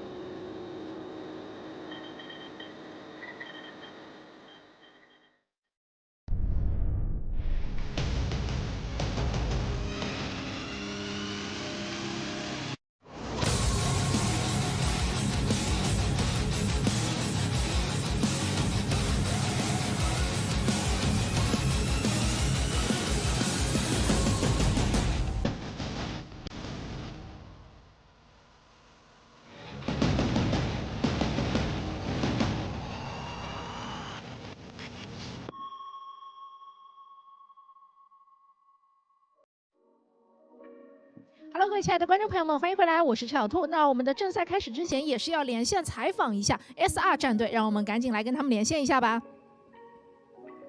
Have an interview with Team SR。好的，欢迎 Lambo 接受到我们的采访。那么也是想问一下 ，SR 其实在上个赛季的一个比赛表现并不是特别的出色，然后无缘季后赛，可以跟我们聊聊为什么上个赛季的时候大家的状态都有些低迷吗？We have Lambo here, so the first question might be a little harsh. Last season, SR did not do so well and wasn't able to make it to the playoffs. So why do you think is that? Yeah, I think it's not harsh at all. I think we did very poorly and we were very bummed out about it. The reason we didn't make it was because we all had individual errors in a lot of games where we just played poorly, and I think we got a little bit unlucky. We had a lot of 2-4 losses and a lot of 3-4 losses, where I think we lost against players that we usually would beat. I know I myself made a lot of mistakes. Sometimes I even knew exactly what was going to happen and I still lost just because of bad play. I know Bjan had a couple against Trigger and Goblin. The last playday, we only needed to win the last playday against Platinum Heroes. And even then, I think we all underperformed. So I think the reason is basically we just didn't play as good as we needed to advance. There's not much more to say about it. It's just we didn't play that well. 我觉得这个也不是没有什么太多的复杂原因，主要就是打得不好。我们每个人都有很多的个人操作上的错误，也有一些比较不幸的比赛我们输掉了。那我自己其实打得也不好，我们包括这个各种对阵啊，都效果不尽人意。打得不好就是打得不好，没有什么过多可说的。那这个赛季你们是经过了怎么样的一个调整？其实这个赛季的进步还是很大的呢。So that leads to a second question. What kind of adjustment did the team make in this season to get such great progress in this season? I think we didn't really make much of an adjustment. I think we're always very good in the regular season because I believe we're one of the only teams that actually prepares for every single match. Like the moment we get our opponents, all of us take this very seriously because we want to make Shopify proud, the rebellion, you know, put some good games out there and make everybody proud, all of our fans. So we all try really hard to prepare for each individual opponent, and that's why usually we overperform a little bit in every regular season so far. The last season, the one before this one, was I think the exception to the rule. But usually we just are really good in the regular season because all of us try really hard to prepare very well for each opponent. 其实我们也没有什么特别的调整，就是因为前面打得不好嘛，所以我们就每个人都精心的每一场准备，在这个常规赛里面都非常的充分，也非常的想要让我们的支持者们为我们感到骄傲，所以大家的个人发挥也都在线，而且甚至还有超水准的发挥，就是这样我们这个赛季打得很好。是的，这个赛季你们的表现和进步我们都有目共睹。那其实最近是听说你是雷诺的一个重组导师，但是最近其实比赛雷诺他已经开始用神族了，你对此有什么看法吗？你觉得什么原因会导致他想去用神族呢？We heard that you are the tutor of Rainer's Zerg play, but recently he started to play Protoss. How do you think of that? I think it's quite fun, honestly. I think whenever it comes to a serious tournament, I don't think he really plays Protoss. Like whenever he really prepares, really wants to win, he practices Zerg. It's just too difficult to practice two different races. But the reason he plays Protoss, I think, is simply because ZVZ is really difficult to be solid at, and his PvZ is really good. So whenever he doesn't practice that much, I think he prefers PvZ over ZVZ because it doesn't seem as volatile of a matchup. I think that's the reason he does it. 是这样的，就是这个是一个很有趣的选择吧。就是他自己会觉得，因为雷诺自己觉得可能 ZVZ 就是虫族内战会比较难，所以他看好这个神族对虫族的压制嘛，所以这就平时的话就能够使用神族就使用神族，真的想赢的时候就用虫族，但在平时为了取得好一点的成绩，他就选择说我打虫族的时候尽可能用神族去压制。这个对于雷诺来说确实是一个很大胆和创新的选择，但是其实在常规赛的时候你是有2-0击败过雷诺的，那场比赛让我们印象非常深刻，你能跟我们聊一聊分享一下那场比赛吗？ Okay, that was really bold for Rainer, but in the regulars we are impressed by that 2-0 against Rainer by you, so can we talk about that game? In my 2-0 against Rainer, I actually had a specific plan for him, and that plan involved not getting his Zergling scout in, but then his Zergling got in anyways, and I knew the moment his Zergling got in, he would skip link speed because I know how he plays. So then I had a follow-up plan that I made up on the fly, basically, to get ahead early in the first game, and then just close it out in Roach versus Roach. And then in the second game, he picked Equilibrium, which is a really random map, and I just... I honestly, I was very surprised he picked it. I had something in mind for Equilibrium whenever this would happen. So whenever I would play as EVZ in World Team League and I would get this, I always had this build prepared and it worked perfectly. So I basically just had good preparation. I think he just, he kind of winged it. I think his EVZ is not that solid, so that's why I managed to 2-0 there. 是这样子的，就是我其实是对他基于了解，我有准备很多的计策。就比方说之前的这个他跟我打的时候抱小狗，小狗往里进的时候，其实我是有准备后续计划的，包括后面我拿了先手之后，跟他打蟑螂对蟑螂，在这个 ZVZ 方面我是有信心，也有很多准备的，而且也像我刚才说的 Rainer 的 ZVZ 他的这个是属于比较头疼的这一块，那么在这块我拿下他是理所当然的。也是对自己的对手非常的了解，知己知彼，百战百胜。那最后一个问题，来预测一下我们本届 WTL 的冠军吧。So, last question. Which team do you think will be the final champion? Yeah, I'm gonna say it's gonna be us. It's gonna be the Shopify Rebellion. I know we're not favorites to win it, but just with the power of friendship, we're gonna make it happen. We're all gonna carry our own weight. We don't have the ultimate ace player, but we're gonna try to surprise and win it all. 我觉得应该是我对我们非常有信心，觉得友谊的力量可以战胜一切。虽然我们看起来没有那种明星的大哥，但我觉得我们只要努力啊，加上这个激情，可以大大增加我们的战斗力，我们一定会让大家刮目相对的。哇，好的，那也是期待今天的比赛你们能有好的发挥，祝你好运。那也是去准备一下今天的比赛吧，我们一会儿再见，拜拜。So good luck Bye and thank you for your interview. Bye. Thank you. 好的，那我们的冒泡赛马上就要大战一触即发，究竟谁可以获得今天比赛的胜利？让我们拭目以待。接下来把画面交给我们2位专业的解说。And we are back. We got the pre-games loaded in. We got the appetizers. Hopefully whetting your appetite tonight for a very intense evening on our hands of Team League action here in the WTL playoffs. Day number 2. Welcome back. If for those who are joining us after fashionably late, of course. I am, of course, Yakuzaku of Ducklings. With me here is Light_VIP, the master of the world, really, and the team leagues. How we doing, Light? Yaku, I think that's the very first time you've ever introduced me in English. I was really caught up. I was like, what? What are you saying right now? What are you talking about? What language is this? Yeah. You're like La Pastora de Jugadores. Where was it? Regardless, it's of course great to be back here. Thank you so much. Great to have you here as well, Yaku. I know that nowadays we don't get to cast as often anymore, but happy to have you here for day number 2 for a pretty intense weekend of StarCraft here. I know you missed out on day 1, but we got to see Team Liquid really pop off and really thrive and really have a deep run. And now they're back. They're here to go for a deeper run in day 2.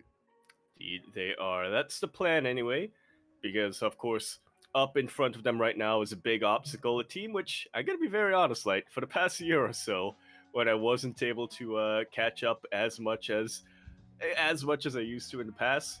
There were more than a couple of times where I mixed up Team Liquid and Shopify Rebellion in my head, not gonna lie. I don't blame you, especially like with I think the big thing about that is TLO, right? Like TLO, definitely, he was like TLO and Hearthstone, to be fair. Yeah, they were synonymous with Team Liquid for a long time, and now they're no longer on Team Liquid, right? So it can be a little bit jarring, especially if you're an older school viewer. But so yeah, I don't blame you whatsoever. But yeah, Shopify, they're a really strong team. I think Lambert hit the nail on the head there, where he was talking about how, like, you know, they want to go for a deep run, but they know they're not the favorites. Unlike some of these other teams like Team Liquid, I do think that Shopify, they're lacking like a really like star ace player. I mean, they have Bjorn, they do have Bjorn, but Team Liquid, they got Clem, they got Cure, you know, they got the big Terran boys. Exactly. I think that's a really major point of contention. That's why a lot of eyes are on Team Liquid coming into these playoffs. It's one, they have Clem, the most recent Premier Tournament champion. He was winner of the winner of ESL Masters Winter for one. But then on top of that, they also managed to pick up Cure kind of just before the playoffs, and so that's already 2 massive Terran Titans that you were talking about, and they really proved themselves yesterday. Basically all killing their opponents. Both of them all killing their opponents yesterday. You know, we have a lot of teams where we can probably count on one player to reliably all kill, but Team Liquid, you have 2 players who can reliably all kill, and then another third or fourth if their form is on, if they're really in form on the day itself. Definitely. So they have a pretty now deep roster, a newly deep roster, as you mentioned, and we'll see if Shopify can really fight back. Honestly, coming into this, I would say that Shopify are a little bit more of the underdogs here, but they have some really star players as well, right? We mentioned Bjorn. Bjorn is one of the best Terrans in Korea. He's comparable to Cure in many ways, but they also have plenty others. But before we can get into that, it's time for the prediction cat. Yes, Meowsa, I think was what his name was. Meow. Exactly. So if you're in the chat, predictions will soon be open, and we'll see what our lovely prediction cat, but who he believes will take this series. Yesterday he got it all correct, by the way, with Team Liquid. He's hesitating. He didn't eat. But I think it counts for Shopify anyway. There you go. There you go. I demand a recount. But there we go. We have all the casters here. Shasef, 91, Rodam, Wardy, XY, Maxed, Crank, Loco, all for Team Liquid except for the prediction cat. Those fools. I can't believe so many people would be this wrong. Exactly. Everyone is at 100%. Everyone is at 100% win rates with their predictions so far, but now we're going to deviate here with the casting cat, with the prediction cat, sorry, going for the Shopify prediction. Ooh, as we have our starting players. Do have our starting players, and we are starting it off on quite a banger. Not the two players who I thought were going to be sent out first, especially not Cure after last night's matches. You know, all killing, or practically all killing Mystery Gaming like that. But yeah, Beyond versus Cure is what we're going to be kicking it off with. Yeah, and this is dangerous here. We were talking about how like Shopify's ace player is Beyond, but a TVT is very unpredictable. These two go off, they do face off and they go back and forth in series time and time again. It's going to be a best of two as well. And the way this format works in this best of two is that if a player 2-0s, they stay on. If it's a 1-1, they knock each other out. Indeed. There is, of course, a possibility to revive later down if there is an ace match, but that's, of course, a very big if. You never want to be relying on that. Shopify Rebellion versus Team Liquid. Game 1. Let's start the game. Let's go. Let's start the game here as we're diving into game number 1, and spawning in the top right hand corner of Hecate, we have the South Korean Terran player representing Shopify Rebellion. It is Beyond. And meanwhile, over here in the bottom left hand corner of the Hecate, we have a red Terran player representing Team Liquid. It's Cure. Here we go, and we have our TVT to kick things off. And before I get ahead of myself, big shout out to the sponsors as well. We have Doyu, we have Honkai Star, Taidu, and Orderful as we see multiple SCVs move out across the map. It's not just for scouting. Hello, Waifu. Very good. Hello, Taidu. There you go. Shout out to all the waifus. So yes, it is going to be a proxy 2x here out of Cure. Now, this is not an all-in. It's actually pretty far out, actually. Now that I have a look at it, it's very far towards the left-hand side of the maps, and we are taking gases. I'm curious if we're going to be committing to something a little bit different here. Are we willing to embrace something crazy like Proxy Marauder or even Marine? Yeah, I'm curious how this all comes together. Yeah, it's definitely kind of weird looking at this from Cure, because normally when you do see Raxus this far off from the main base, you're thinking Reapers, but Cure's only gotten one gas, and now we know why. That is a tech lab.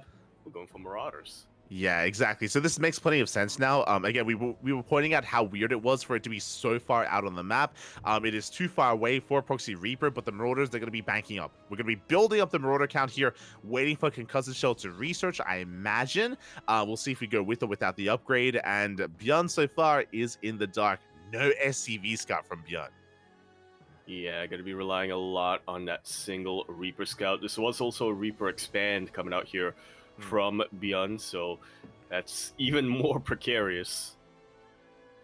It really is. So with this opener, it's very economic, as you were alluding to. It is a Rax expand. It does mean the factory is late, which means the Hellion and the Cyclone is late as well. And Beyond, he's not going out with that Reaper. He checks close by for any kind of proxy Raxes at that third base location, but he doesn't go across the map. Yeah, he is playing this very, very safe for a Reaper expand. So he is still going into his 1-1-1. This is, yeah, just a pretty standard 1-1-1 coming out from him. No Cyclone as of yet, but there we go. This is a Cyclone patch, as we're well aware, so. Yeah, we have a Cyclone on the way. But alas, now we reveal ourselves here. Beyond had no idea there was an all-in coming. He was stuck at home, and now we have control of the main base. We're going to be able to delay that starport. Bunker on the way as well in between those production buildings.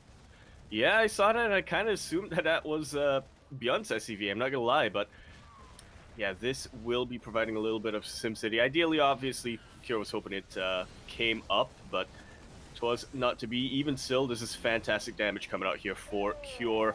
Thankfully for Björn, he did finish that CC on the low ground before his SCV went down, so at least he is ahead economically, but he's going to have to find a way to keep himself alive in order to make use of that. He did pull the boys. That was a close defense there. 8 SCVs went down, but we clean up all of those Marauders. Really nice SimCity out of Björn. He was able to lift up that depot in time, was able to wall off and actually cut that army in half. And so far, a good defense. Another big moment is the Cyclone wasn't focused down. Again, Björn did a really good job at preserving that Cyclone, and now we have 2. We do, in fact, have 2. Definitely something going his way. Very difficult. Oh, there we go. I was going to say, it's definitely very difficult to keep these Cyclones alive when your opponent has concussive shells, as Cure kind of demonstrates for us, so thanks, Cure. But Björn, he knows the importance of keeping them alive, at least in the early game. Yeah, exactly, as he's down to 1 single Cyclone. Meanwhile, we're still amassing Marauders outside that natural base. We can see that Cure is transitioning back at home, going for a factory here on the high ground, and Björn is just trying to buy some time for that tank. The tank is still halfway done.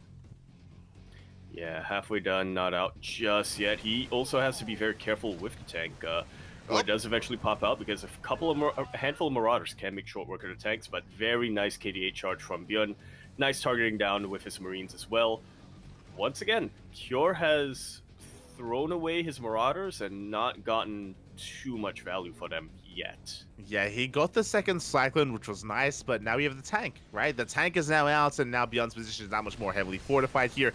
The Rax does provide some high ground vision to focus down that depot, but big tank volleys go off on the Marauders, and Cure cannot touch this position. Back at home, he is now expanding, but this is a late expansion for Cure. Yeah, gonna be even later, thanks to this Reaper harass coming out here. There's actually nothing at home for Cure at the moment. Cyclone gonna be popping out soon, but yeah, this is a very delayed expansion coming out here for Cure. Oh, exactly, as we even delay the starport as well with the Reaper. The Reaper achieving so much, scouts everything in the main base, and Cure, what's his response? Double expand. That's a 3rd CC on the way already while he's still working on his natural.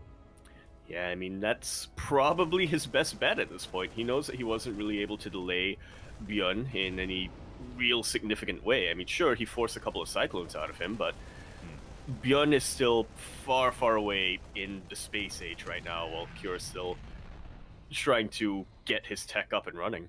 There you go, in the Stone Age, mate, as he's still working on his CCs. As you mentioned, that we do have Björn already on 3 tanks. He has a Raven as well. He's up in workers. He's up 7 SCVs compared to his opponent, plus mules on top of that. The orbital isn't even done for Cure at his natural, so he even has less mules available, and now Björn is pushing.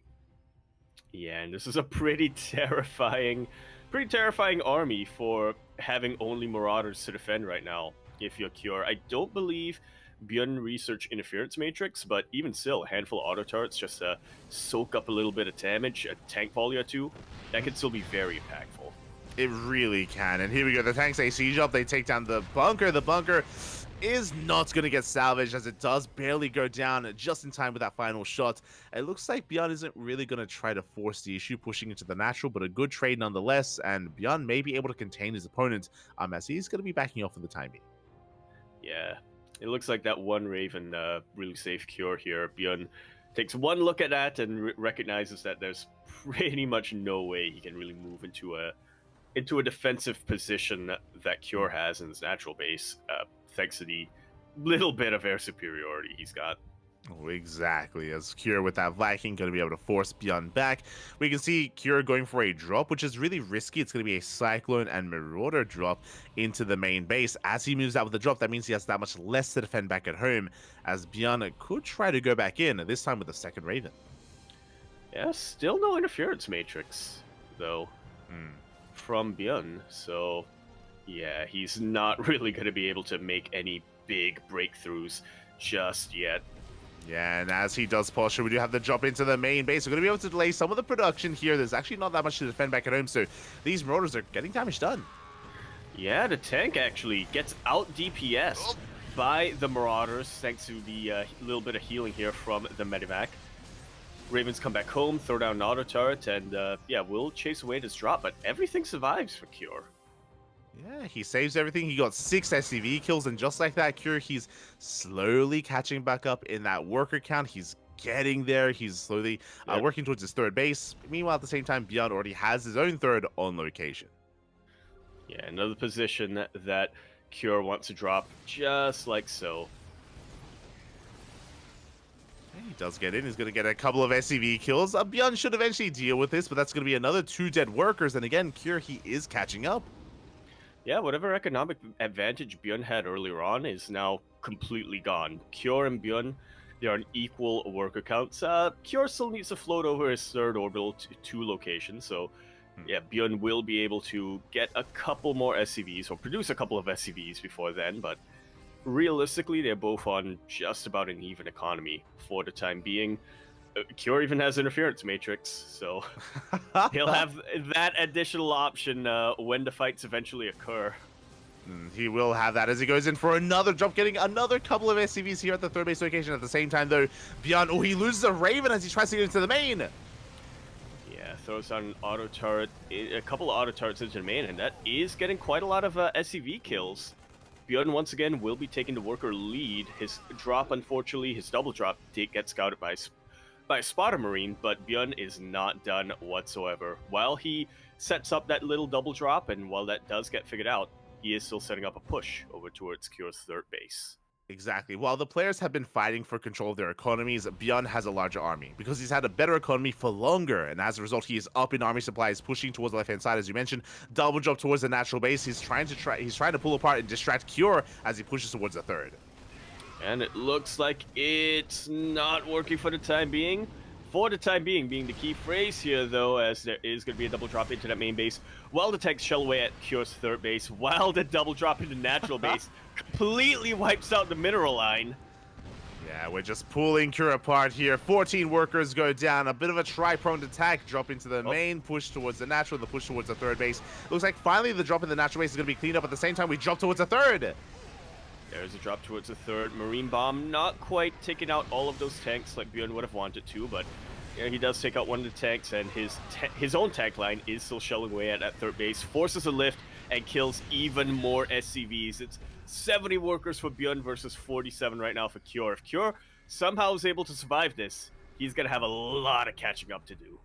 Yeah, exactly. And things are looking a little bit bleak here for Cure. Again, he just cannot touch the tank line of Björn. His army here is looking a little bit bare bones. We could maybe try to break this position just because Björn has his reinforcements back at home. But really, that's the best chance that Cure has. He does have the Disable, does have the Raven. He is thinking about it, but no, instead going for a counterattack.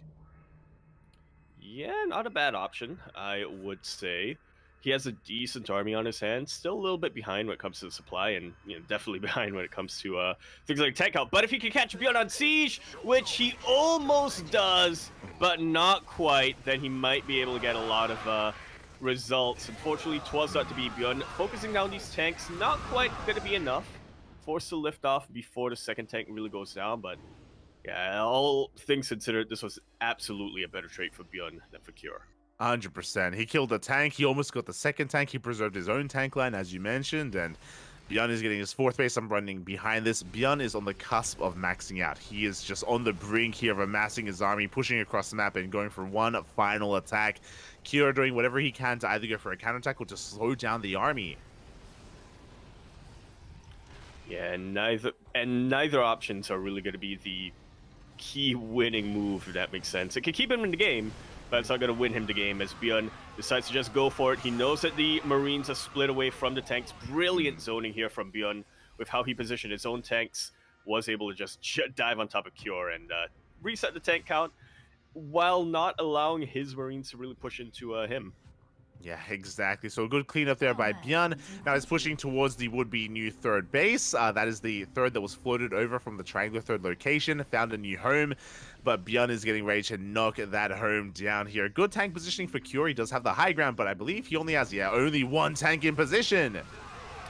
Yeah, one tank, but unfortunately for Björn, it looks like he underestimated the power of these Marines, as he will be forced to back off once again, but once again, he does still contain Cure. He does still have the much healthier tank count. And now he's even pushing into the other third base location.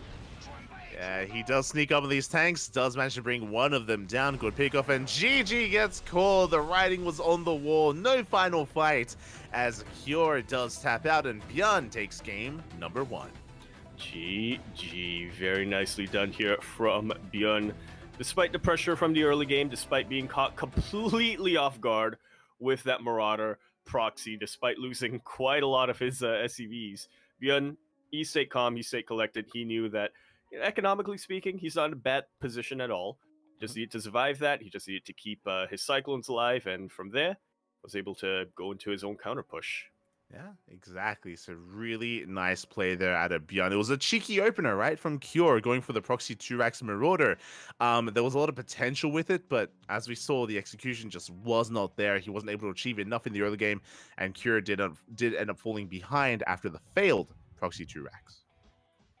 Indeed, just perpetually behind for pretty much the entirety of the game. There was one point where it looked like Cure caught up after his double expansion kind of worked out, after he was killing those handful of SCVs here and there with his follow-up drop, but Björn, not taking that lying down at all, just decided to go all out aggressive, hit him from every single angle. It didn't matter that he lost his Raven. It didn't matter that his double drop got scouted, because he just had that much army to really punish Cure.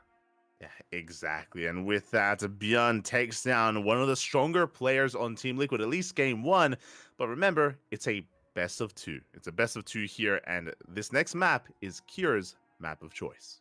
Indeed it is, and it's going to be Site Delta, interestingly enough.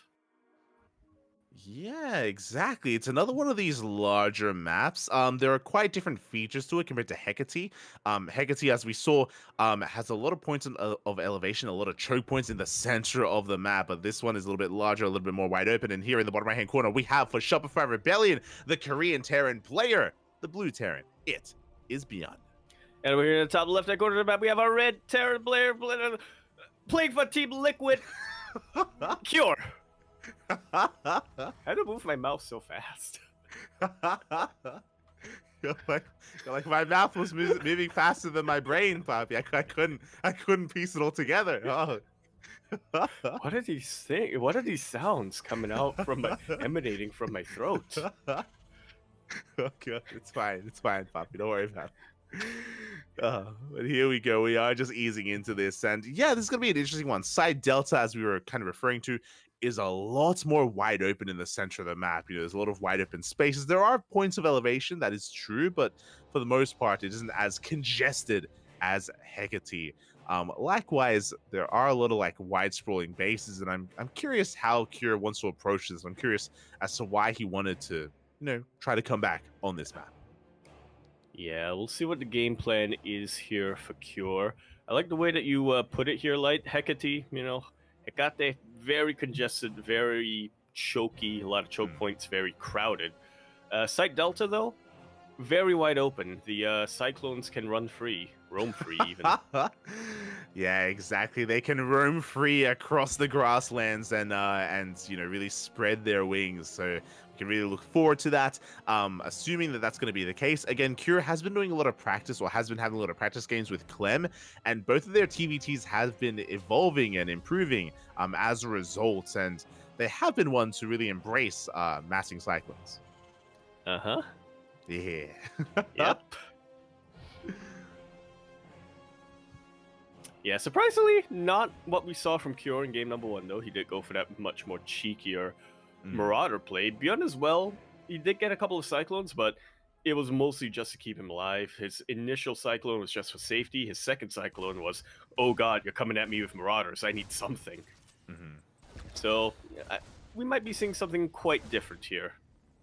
Yeah, so we do have our first Reaper getting across the map, and Cure's going to be able to hold on, is going to be able to shut down the... Oh, one more shot! Almost barely doesn't get the Reaper. It will barely escape. Cure being so greedy. Oh my god. Okay, so a couple of things. One, I was going to say that Cure went for a more economic opener. He went for a Rax Expand. That is, once again, a third CC straight away out of Cure. That is not even a 3cc before Starport. That is just 3cc... before factory. Yeah. Yeah, crazy fast third base here from Cure. Last game it made sense because he had to come back. He had to come back from behind.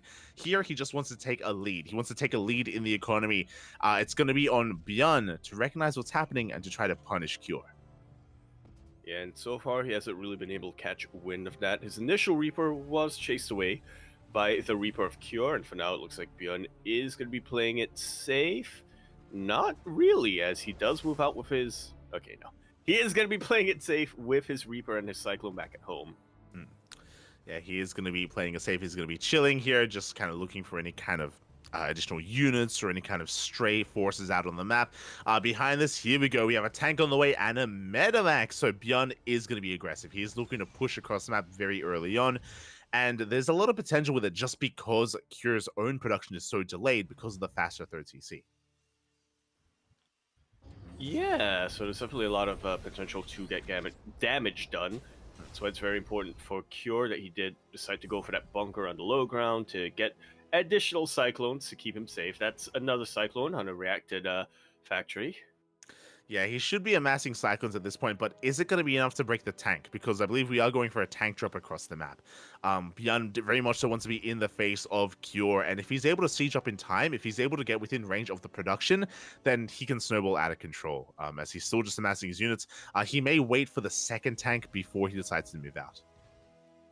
Yeah, that is typically the safer bet here, as Bjorn... He has his medevac, and now he's opting for Liberators for support, which is not a bad move at all. Yeah, we have the libs on the way. You can see here, we're just waiting for the tank. There we go. The tank has arrived, and we are going to be boosting across the map. Bjorn is sending it here towards the main base of Cure, and Cure has no idea. He doesn't have any units active on the map to scout this ahead of time. He is, for the time being, with his head in the sand and chilling at his natural, with his Cyclones, to be fair. Yeah, he is chilling at the natural base, though, and not quite in the main base. Does have a couple of Cyclones in that main base, thankfully for Cure. Yeah, we'll see if it's enough. We'll see if he's able to lock onto these medevacs in time. Yeah, here we go. We boost up into the main base, dropping the tanks. The Cyclones are in position in the main, though. We do get some lock-ons on the medevacs. The tank's good juggling so far, breaking those lock-ons from Bjorn. Yeah, and it looks like the juggling was good enough. Despite one of these medevacs going down, Cure, he knows that he cannot lock onto these tanks. Bjorn, he's feeling confident enough, safe enough to start sieging up. Stim will be denied. The Liberator rocks up in the natural base. Things are going from bad to terrible here for Cure. Yeah, exactly. The add-on's going to be going now. We can't be the production. We get into the mineral line. Zero mining in both bases. Zero economy. There's no mining in the natural because Liberator, no mining in the main base. And we focus down the third CC. Oh, my heart sank. I felt that pain right then and there when that third CC went down. Starport goes down as well, so yeah, no units from that. Cure forced to send everything he's got. One interference matrix will help out a ton, will allow him to really chase this back, but the damage has already been done. Oh, as our observer shows us the units lost tab and shows just how, oh man, just how many minerals and gas Cure has lost compared to Bjorn. What was it, like 2,000 plus versus 800? The efficiency from Bjorn was insane, pulling Cure apart. Again, he went for a bit of a Hail Mary play for the double tank drop into the main, and it more than paid off. Again, he didn't even know what Cure was doing. He didn't even know that there was a fast third CC. The stars aligned, though. Cure happened to be greedy, and he was caught with his pants down, and Bjorn is running away with it. He gets his own third on location. Cure still rebuilding his own. Yeah, very desperately trying to rebuild. Sim even got delayed for Cure here, so yeah, that's just another thing that Bjorn's going to have the upper hand. He does have Sim right now, and he's already working on his combat shields. 1-1 is, okay, going to be about the same for both of them. Cure going for a little bit of a Hail Mary, sending his Cyclones across the map, hoping to, maybe catch a CC as it transfers over, maybe catch a tank or two on siege, but no, Bjorn's on top of everything this time. Oh, he is on top of everything here, as he's going to be losing a Cyclone across the map, but he's just amassing tanks and amassing Marines. As you mentioned, there's a big upgrade window, a big upgrade timing available for Bjorn with 1-1, with combat shields, and we'll see if Cure can ever take a third base, as Bjorn is soon to push out, catches the Cyclones. Yeah, there's a lot of open space on this map, but some of them is blocked off by debris, so yeah, those Cyclones go down. Cure pretty much has nothing but Marines left. If he can somehow catch wind of this double medevac drop once again, then his chances are going to be back. He's going to have a chance in this game, but his Marines are not in position at all. This might just be the death blow. Exactly, he's not in position. The tanks are sieging up. Once again, GG gets called as the tanks siege, and Bjorn will take the 2-0 over Cure. We were worried for a second here. We were very worried here for Shopify Rebellion sending out their star player right at the start. We were worried for a 1-1 knocking out two of our Titans here, two of our ace players for both teams. But Bjorn looked at that and said, no, there can only be one ace. There can be only one. With that 2-0 win, Cure has been knocked out. Knocked out for now. There's always a revive later on down the line, but for the time being, Cure will be taking a back seat. And now it's going to be on Team Liquid to try to snipe Bjorn. And this is a very scary moment. So again, because of the 2-0, Bjorn, he stays on. He's going to be representing Shopify in the next game. It's going to be on Team Liquid to field another player. Yeah, we have passed the... I'm hesitant to call it the Pro League stage of the Pro League format of WTL. During the group stage, we did use that, Pro League format where it's fixed players versus fixed players. But now that we're in the playoffs, it is all kill. Well, yeah, all kill. That's what the format is called. Yeah. Exactly. It is a pseudo all-kill format with these best of twos involved, of course. And yeah, with that, who does Team Liquid whip out next? Now, I'm a little bit concerned just because, there we go. We have our players here. We have Scarlet bottom right. We have Lambo top left. We have Bjorn as well as Harsum all kind of convening here. All, I'm sure, just... Darkness. all prepping Bjorn up here so far. Good start for Shopify. Really good start. Yeah. Amazing. Really good start. I like how they've balanced out the camera angles, by the way. We have Lambo and Scarlet just looking forward into the webcam. We have Harstem with a little bit of a side profile, and then Bjorn with a full side profile over there. Yeah, shout out to Bjorn, by the way, because I'm pretty sure that's a phone cam. That's why it's vertical. He's got his phone set up right next to him for those cams. But yeah, just a really strong start here from Shopify. Now, the reason why I keep saying that I'm concerned for Team Liquid is couple of reasons. One, yesterday we did get an interview with Clem, and Clem was talking about how he was really happy that Cure was able to take down Mystery Gaming because Mystery Gaming had Bunny, and Clem wasn't feeling too confident in a TVT against some of these Korean Terran players. And historically, TVT has been the matchup that Clem has been struggling in a little bit the most. And I say struggling, like he's still obviously our reigning champion, and Clem is damn good. It's very similar to Cyril. I made the comparison earlier today, actually, where Cyril's weakest matchup is ZVZ. It feels like Clem's weakest matchup is TVT. They're still amazing, but like this is where like upsets can happen, and this is where their opposing player can bring them down. Yeah, it's their weakest matchup. They only have a 70% win rate as opposed to a 95. There you go. Quote unquote weakest matchup. So after seeing Bjorn have his way with Cure, what do we do here? Do we risk it? Do we send out Clem to do what Cure could not, or do we try to snipe Bjorn with another player? I think the smart play would be to try to snipe Bjorn, and I think that. I mean, he's not here right now amongst our three Liquid boys shown on the webcams right now. But honestly, I would typically guess that Skillus, who has historically had really good PvT, might not be a bad Bjorn sniper. Yeah, I was thinking something similar. Skillus wasn't here yesterday. At least he wasn't on cams. Maybe he was in call, and maybe just didn't have a cam available. I don't know. But Skillus he wasn't featured yesterday, I should say. So we don't know if he's available tonight or not. Skillus is another really powerful player that they have available on their roster. He's one of the best Protoss in Europe. And we have our player. We're sending him out! Oh my god! Okay, I hope you guys like TVT. Because that's what we're getting a lot of, at least at the start here. Clem, the ace player of Team Liquid. Pretty much the ace player of Team Liquid along with Cure. I would favor Clem a little bit more just because he is that reigning champion, but yeah, as he was mentioning, TVT, not his most confident matchup. Shopify Rebellion versus Team Liquid. Game 2. Let's start the game. See what he can get done. That's me every time. Let's start the game. As spawning in the top right-hand corner of Alkione, we have the blue Terran player from the land of South Korea. It is Byun for Shopify. And over here in the bottom left-hand corner of Alkione, the red Terran player from France, representing Team Liquid, we have Clem.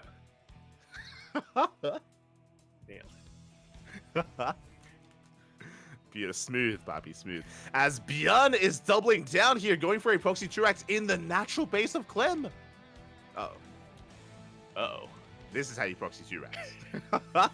Indeed it is. As Clem looks to be going for something similar. Yep, similar, but not at all the same as... yeah, this can only be a good thing for Byun.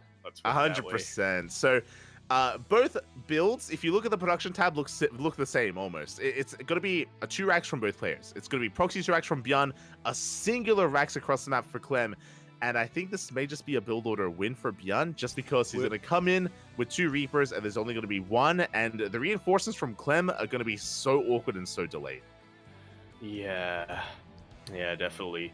If this was something like a Marine opening or something like that, then maybe Clem could buy himself some time with good Reaper micro, get a factory, and get some Cyclones out, but this is going to be Reaper v Reaper, and the positioning is just wildly in Byun's favor. It really is. So I don't want to call it too soon and be like it's a... I mean, Clem can obviously pull the boys, he can pull SCVs, he can try to out-control Byun somehow, some way, and out-trade him. There's definitely a possibility here as he does scout, he does see, he does confirm. And you can see Clem shake his head on cams. He is not happy. Aww.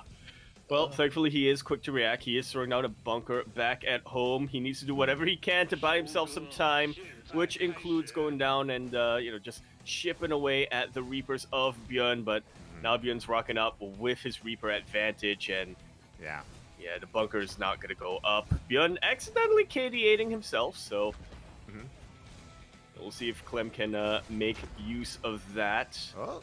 Does save his Reaper there, does pull it back, and meanwhile his reinforces does make it back as well. Very clutch moves are from Clem. Yeah, he even takes out a Reaper of Byun here, so just like that, Clem looks like he has a chance. He's recovering. Actually, when Byun lost his Reaper, he shook his head on cam. You can see him there on cam shaking his head even more as he loses another Reaper. He's going to be trading here, but overall too many losses, and Clem is holding. Oh my god. You could see the pain in Byun's expressions here. He got all those SCVs down to red health, wasn't able to kill a single one of them. If he killed all of those SCVs, it would have been worth losing his Reapers. But he didn't, so it wasn't worth it. And now Byun's in a lot of trouble. As you can see across the map, this one Reaper is just doing so much damage here, getting an SCV kill. The Hellion is so far away, and Byun is hurting. He's racing back home. He shuts down this Reaper, but this has not been the best start from Byun at all. Not as much as he expected, as he should have gotten. Yeah, he even loses another Reaper then and there. Everything was aligned. Everything was in Byun's favor, but Clem somehow managed to hold things together, managed to clutch out a few survivals here, managed to keep these Reapers alive, and just like that, he's back in this game.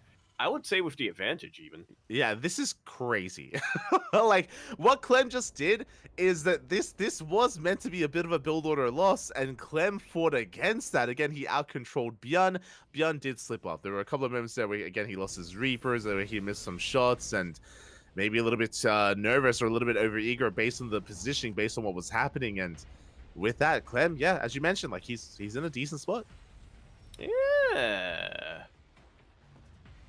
Yeah, pretty good spot. He's getting his natural base on the low ground. Byun forced to play it safe, forced to get it on high ground. Clem has full entire map control, and he's making use of it. He even snuck out a couple of Cyclones earlier on. I thought they were Hellions at first, but that's just on me for assuming that Hellions would be made in this patch. No, like, that's really just what you wanted to see, as we do see Clem trying to force his way up the ramp, but so far good control here from Byun. He does have the high ground, has the concave, but he's being forced back. Boys, they have to be pulled to repair.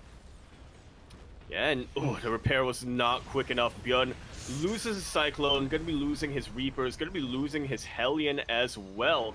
by the looks of things. Clem will be chased back. Bjorn won't be losing any more SCVs here, but still, that's a very efficient trade here for Clem. And he's not stopping. 100%. He traded so well, so efficiently, as you mentioned. Also, Clem scouted. He saw the researching tech lab. He's fully aware of the cloak banshees that are on the way. That was meant to be Bjorn's ticket back in this game, is to sneak out across the map with cloak banshees. It's been scouted. We have plenty of ravens in production for Clem. Indeed, we do. Not just for interference matrix, not just for auto turrets. He will also have that detection available to him as well. Exactly, his cloak is done. We can see Clem pushing out, is going to get eyes on the would-be natural base, and there's just not much in position. We have Hyperflight Rotors on the way. Bjorn, he's going to be committing here to additional Banshees. That is a double down if I have ever seen one, but we'll see if it pays off for him. So far, Bjorn loses all of his Cyclones, loses his Banshees. GG is called before Hyperflight Rotors can finish up. GG, very nicely done here from Clem. Once again, I feel like we saw it in, that's kind of been the story of the game number ones that we've gotten in our matches so far. Player is in an absolutely terrible position, caught completely off guard, somehow clutches out the win, and then we'll see if this works for Clem as it did for Bjorn earlier on, rides that momentum into a full 2-0. Yeah, I mean, I'll be honest, Clem must be feeling so damn good right now because you could see it in his face when he saw the 2 racks. Like, he was not in a good position at the start of the game. It almost felt like he willed the win into existence. Like, like, it was crazy what Clem was able to do there, especially considering that he's up against Bjorn, who is renowned for his Reaper control as well. Like, Bjorn does have some of the best Reaper control out there in the world, and Clem was able to surpass him, was able to out-control him and take that game. And on the flip side, Clem has to be feeling so good. Bjorn might be a little bit shaken after that game. Yeah, a little bit. I mean, you could definitely see it a little bit in his expression as well. He was not expecting to lose that game at all. He knew after he scouted the initial main base, he knew that that should have been a build order win here for Bjorn. And to lose in that fashion, that's definitely gotta sting at least a little bit. Yeah, hopefully Bjorn can shake it off again. Bjorn can be sometimes more of an emotional player, which, you know, is like a double-edged sword. It can be a good thing and a bad thing. So hopefully Bjorn can, again, just like reset a little bit here as we get into the next game. Remember, it's a best of 2, so a strong win initially out of Clem. Bjorn, it's going to be his map of choice for that second game. Indeed here. Clem arguably has already done his job. You know, he's already taken out the ace player of Shopify Rebellion, but you know, as the ace player of Team Liquid, I'm sure he knows that he can do more than that. I'm sure he knows that he can make this into a 2-0 and put Team Liquid back on even footing with Shopify Rebellion. Ideally ride that momentum into potentially another all kill later tonight, but yeah, we shall see about that. Yeah, it's something important that you just mentioned is the fact that, you know, like even if Bjorn has a bit of a hard time here against Clem, he's already done his job, right? He 2-0'd Cure. Like that's right. That's already a really good start from Bjorn. Like, he already did more than, I mean, I assumed it would be at least a 1-1 between the two of them. So already a good start for Bjorn, and I mean, we'll see if he can keep the ball rolling. And here we go in the top left-hand corner. We have a Shopify Rebellion, the Korean Terran player. It is Bjorn. In with his webcam. And over here at the bottom, top right hand corner, we have our red Terra player representing Team Liquid. From France, we have Clem. And once again, I see 2 SCVs from Bjorn moving out across the map. He is not satisfied with how game number 1 went at all. He demands satisfaction. Yeah, like that's what this feels like. This feels like he's like, wind the tape back. Okay, I know I can do better. I like that was not how game 1 should have gone. That's not how game 1 was meant to go, and I'm gonna fix that. I'm gonna rectify that. Unfortunately for Bjorn, unlike the previous game, Clem is going for a double gas opener. Clem is going for a faster factory back at home. He's not going for an economic Rax expand. Yeah, not quite going to be the build or the win that Bjorn was sort of setting himself up to get in game number 1.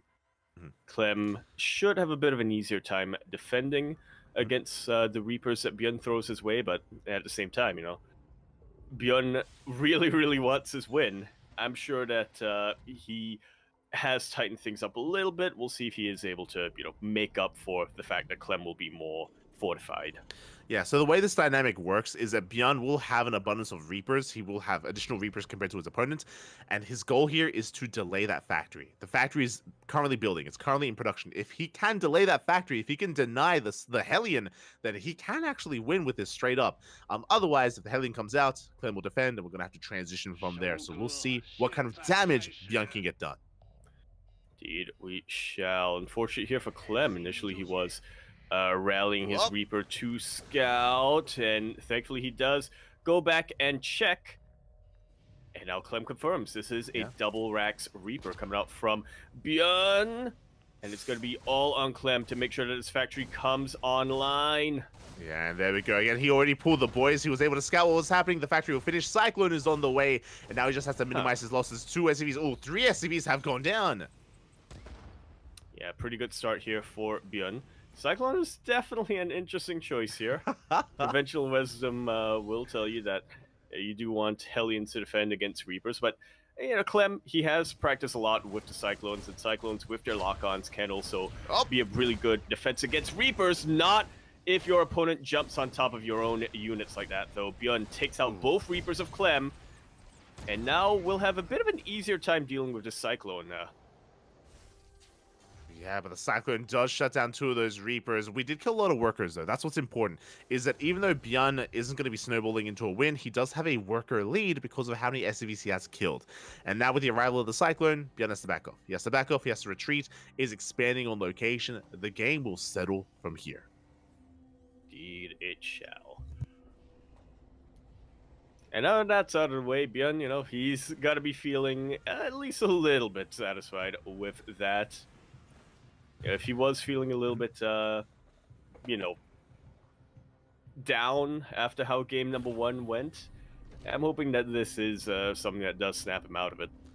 Yeah, exactly. I mean, he has a worker lead. We do see the Cyclones moving out. Bjorn has to be very careful not to be caught out. Oh, another Reaper goes down to the lock-on. So a bit of a brutal loss, and now suddenly Clem has map control. He's moving out across the map, and it's going to be on Bjorn to slow this down, to chip away at this, and to make sure that this doesn't get out of hand. Yeah, Bjorn's own tech and production was delayed, but he's making up for that by the simple fact that he does have a reactor on his factory, so double Cyclone production on the way here for Bjorn. Liberators, once again, going to be his choice. I don't believe he's made any medevacs. Yeah, his starport just finished up. Okay, meanwhile, the CC does barely finish up in time as the SCV goes down, so we're going to be able to morph in at that orbital. We have Cyclones on the way, but can Bjorn hold on to his natural? The Cyclones just now popping out. The Reapers coming in for us around. And they will be able to chase us back. Nice little blocking here. Yeah, very cute move out of Bjorn. Going to be delaying the CC for as long as he can, even producing a Marine just to try to get a couple of worker kills. Yeah, see whatever he can get done. This barracks isn't, in all likelihood, isn't going to survive the long journey home. So might as well. Oh, big scout here. Clemmy comes across the Liberator. Yeah, he's aware. He zones it away with the medevac drop. Really nice movement, really nice scouting out of Clem. CC is going to be repositioned, and we are entering the Cyclone phase of the game. As we enter the Cyclone phase, in the production tab, Clem going straight for a 3rd CC. Because why not? He knows he has map control at this point, so he can afford to play a little bit more greedy. Might as well extend his lead. There we go. Yeah, with that he will have that soon faster 3rd base, I imagine. Liberator is still moving out across the map. We'll see if Clem can respond in time, as he's still just maneuvering between his bases, being active with his own drop play as well. Oh. Yeah, which will get scouted here by the Liberator of Bjorn. But on the flip side, Bjorn's Liberator will get scouted by the medevac of Clem. Somehow it lives, but that medevac's not getting... That Liberator, sorry, is not getting any damage. Not at all. Liberator stuck outside the main base. Meanwhile, at the same time, we have Byun. His third base may be later, but it's on location at the goal base instead. That is a good way to come back into this game. Yeah, definitely a huge risk coming out from Byun, but especially with Clem having the map control for the time being. But if he can get away with it, he is going to be running away with the bank, so to speak. One Raven goes down. Really good lock-ons from Byun. Second Raven not quite able to go down. Clem, though, with the Cyclone League, will be chasing Byun all the way back home. It's really going to be on Byun right now to try to muster up enough defenses. Yeah, really good juggling here from Clem, breaking those Zolkons, saving some of those Cyclones. At the same time, Byun, he's killing workers across the map. That's going to be 8 dead SCVs. An amazing amount of damage here from the Cyclone, but at the same time, can he defend against the army of Clem? We shall see. He has a Raven of his own, but not enough energy for an auto turret by the looks of things. Does have his own Cyclones produce, and he does have that defender's advantage. Clem is aware of that, so he doesn't want to push into that natural base at all. Meanwhile, ooh, this gold base has gone completely unscouted. Yeah, Clem, he checked the triangular third base with his push, and there we go. Now we have a drop on the way, and he is going straight for the gold. SCV, the main knight, is coming in just as the Cyclones are about to arrive. Just like so. Clem, he knew something was fishy, he knew something was up, and so he checks and stays safe. Byun will be losing a lot of his SCVs, pretty much all of his SCVs here. He will be able to clean it up, though. But on top of that, he is doing something that is very unexpected from him. Byun's actually going to be playing mech. Yeah, he heard about the new Cyclone meta, and he's like, Baffy, let's go. We have double armory on the way. We have Hurricane Thrusters on the way as well, which is the Cyclone speed upgrade. Yeah, as we are pushing out, but the armies, they miss each other. Oh. Just about barely. It's a lot of Cyclones out, but a lot of auto turrets being thrown down as well. It looks like Clem has the upper hand when it comes to damage, despite the defender's advantage and despite the pseudo Cyclone here from Byun. Byun gonna be losing everything and will not be able to recover. GG is called. Clem will take that series 2-0. GG. Back. GG, well played, Clem. Throwing down a wall of auto turrets there, having an amazing fight in his favor before Byun could really get into mech, before he could really get into his mass Cyclone production. He was stopped in his tracks, and with that, Clem takes down Byun 2-0. Just like so. What was really impressive here from Clem, though, was the fact that or at least what I find really impressive is the fact that he wasn't planning on sticking with those Cyclones. That was literally just a force of units that he wanted to trade in order to get into his bio army, and yet somehow he was still able to win with it. So that's off. Very nicely done here from Clem. Yeah, very nice play there, and he avenges his fallen teammate. He avenges Cure, and now Shopify are in a bit of trouble. We spoke about it, but Byun is their ace player. If they were to have someone bring Clem down, it would have been Byun. And now it's going to be on Shopify. It's going to be on their team to theorycraft, to come together, to bring their heads together and figure out how they stop Clem. Yeah, definitely going to be a very tough ask here. Like you said, like, if there was ever a player to take down Clem, it would have been Byun. Because honestly, I feel like the rest of the players on Shopify Rebellion are players who are very specifically players who Clem does well against. You know, Lambo, EU Zerg player. You know, Clem takes out EU Zerg players for breakfast. Harstem, EU Protoss player, but still somebody else who they've played against each other a lot, and historically Clem has had the upper hand on. Scarlet, I would have to check what their match history against each other was like, and Scarlet does play a very different style from the sort of EU Zerg style, so she might have a chance against Clem, but, you know, Clem, he also took out Dark very recently in the finals of ESL Masters Winter, so I feel like if you can take out Solar, Serral, and Dark, you're probably not too worried about Scarlet. Yeah, there's a reason why we spoke about TVT being like the matchup that can maybe slip Clem up the most. And I mean, again, even briefly talking about Byun there, like he had his moments, right? Especially game one, like everything was lining up for him and it just slipped away from him in the end. So yeah, we have to rely on some of our other teammates here. Again, that's why it is a team league. You cannot rely on one sole player. You have to rely on your team. And I want to have faith in Lambo specifically. I say Lambo, not necessarily saying he's going to be fielded, but as the brains of the operation. He's very methodical, he's very strategic, and I'm sure he has thought of this scenario. And if you remember in the interview, he said himself that like they take WTL very seriously, and every single week, every single day, they always go over all the potential matchups, the players. They put in a lot of preparation for their games. Yeah, he said so himself. They are the only team who does specifically prepare not just against their opponent as a whole, but specifically against each player in the opposing team. They will look at them and say, okay, if I have to play against Cure, or if I have to play against Clem or whoever and whomever, what should I do, and what would be the game plan here? Yeah, exactly. I think that's definitely something that Shopify. Yeah, I was gonna say, if we know that somebody else is favored against them, but if something sort of freak accident happens or somebody else has to play against them, what's the contingency? Exactly. The contingency plans are real here for Shopify. So the question becomes, what is that plan going to be, and who is sent out? I do believe that both Lambo, Harsam, and Scarlet, they all have specialized builds, and they all have like certain, some cheeky strategies up their sleeve that they can whip out whenever they need to. They also, of course, have to think about like other players on the opposing team, on Team Liquid. But oh my god, that's how good. Oh no, the phone. The phone, it fell down for a minute. He's gonna make a call. Does he know it's still on? Oh god, where are we going? Where are you taking us? He's putting us in the drawer.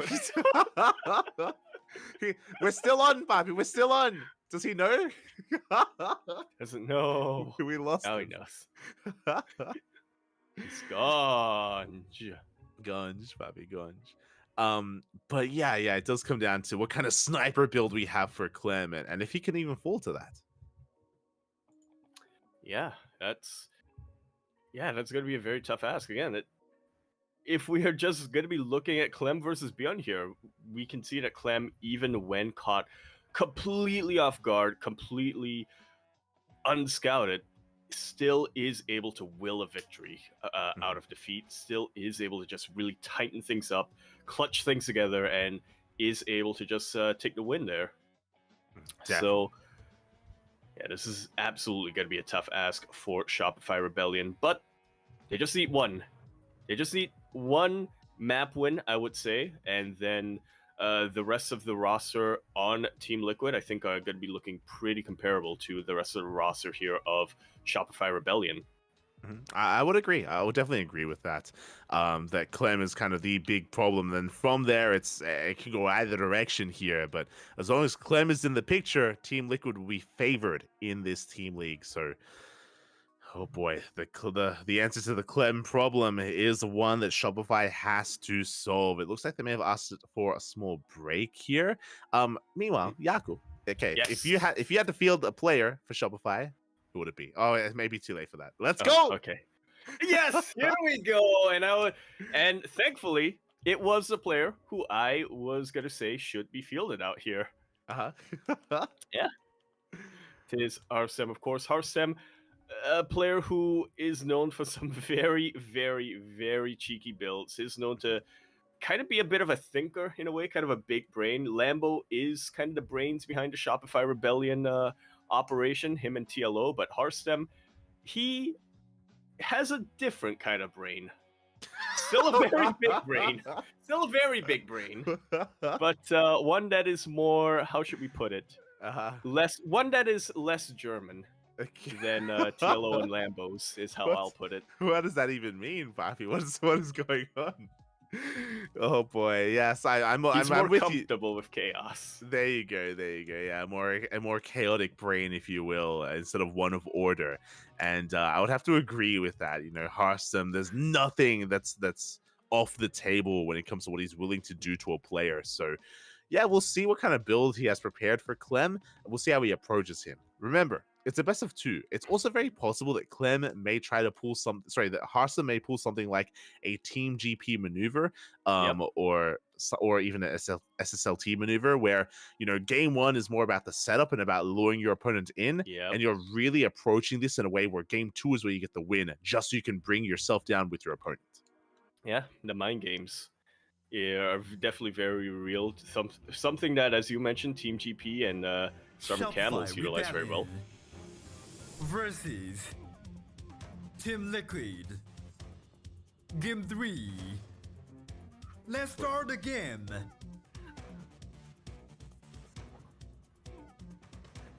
Let's start the game. And here we go. In the bottom right-hand corner, we have the answer to the Clem problem. We have the blue Protoss player for representing Shopify Rebellion. It is Harston. And over here in the top left-hand corner of hard lead, we have our red Terra player representing Team Liquid. We have the Clem problem. We have the reigning ESL Masters Winter Champion, of course, and yeah, he is a problem for anyone that faces off against him. So what will our answer be? Oh boy. Oh boy. I just can't stop imagining Clem right now in a shirt that just says the problem. And then Harsum ideally having a shirt that says Solver, but we'll see if that we'll see if he earns that shirt here in his match against Clem right now. It's beautiful. It's beautiful. Didn't make that work. We didn't make that happen. As we are just going to be setting things up, we can see Harsum just quickly checking for any kind of proxy. Not just that, he was also checking to make sure he didn't get eBay blocked, which has been quite common and quite popular in this matchup. eBay blocks into Cyclones are very much so a thing that have been terrorizing Protoss players in PvT. Yeah. Pretty impactful thing. One that you wouldn't expect to be that...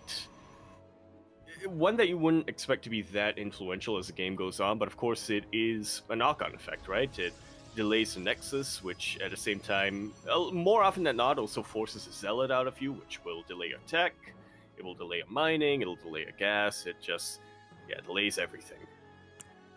It does, and thankfully Harsum doesn't have to worry about that here in game number 1.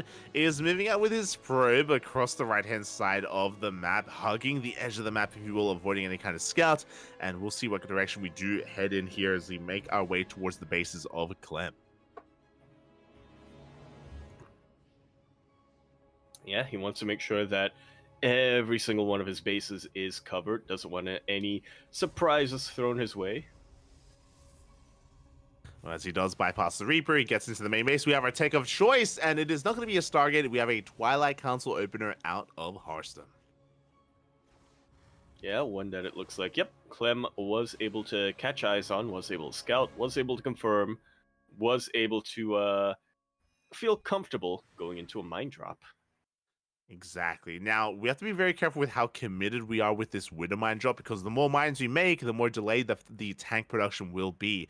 And if it's something like 4-gate blink, then we will need tanks as quickly as possible here. We're still in the dark as to how committed this will be from Harsum.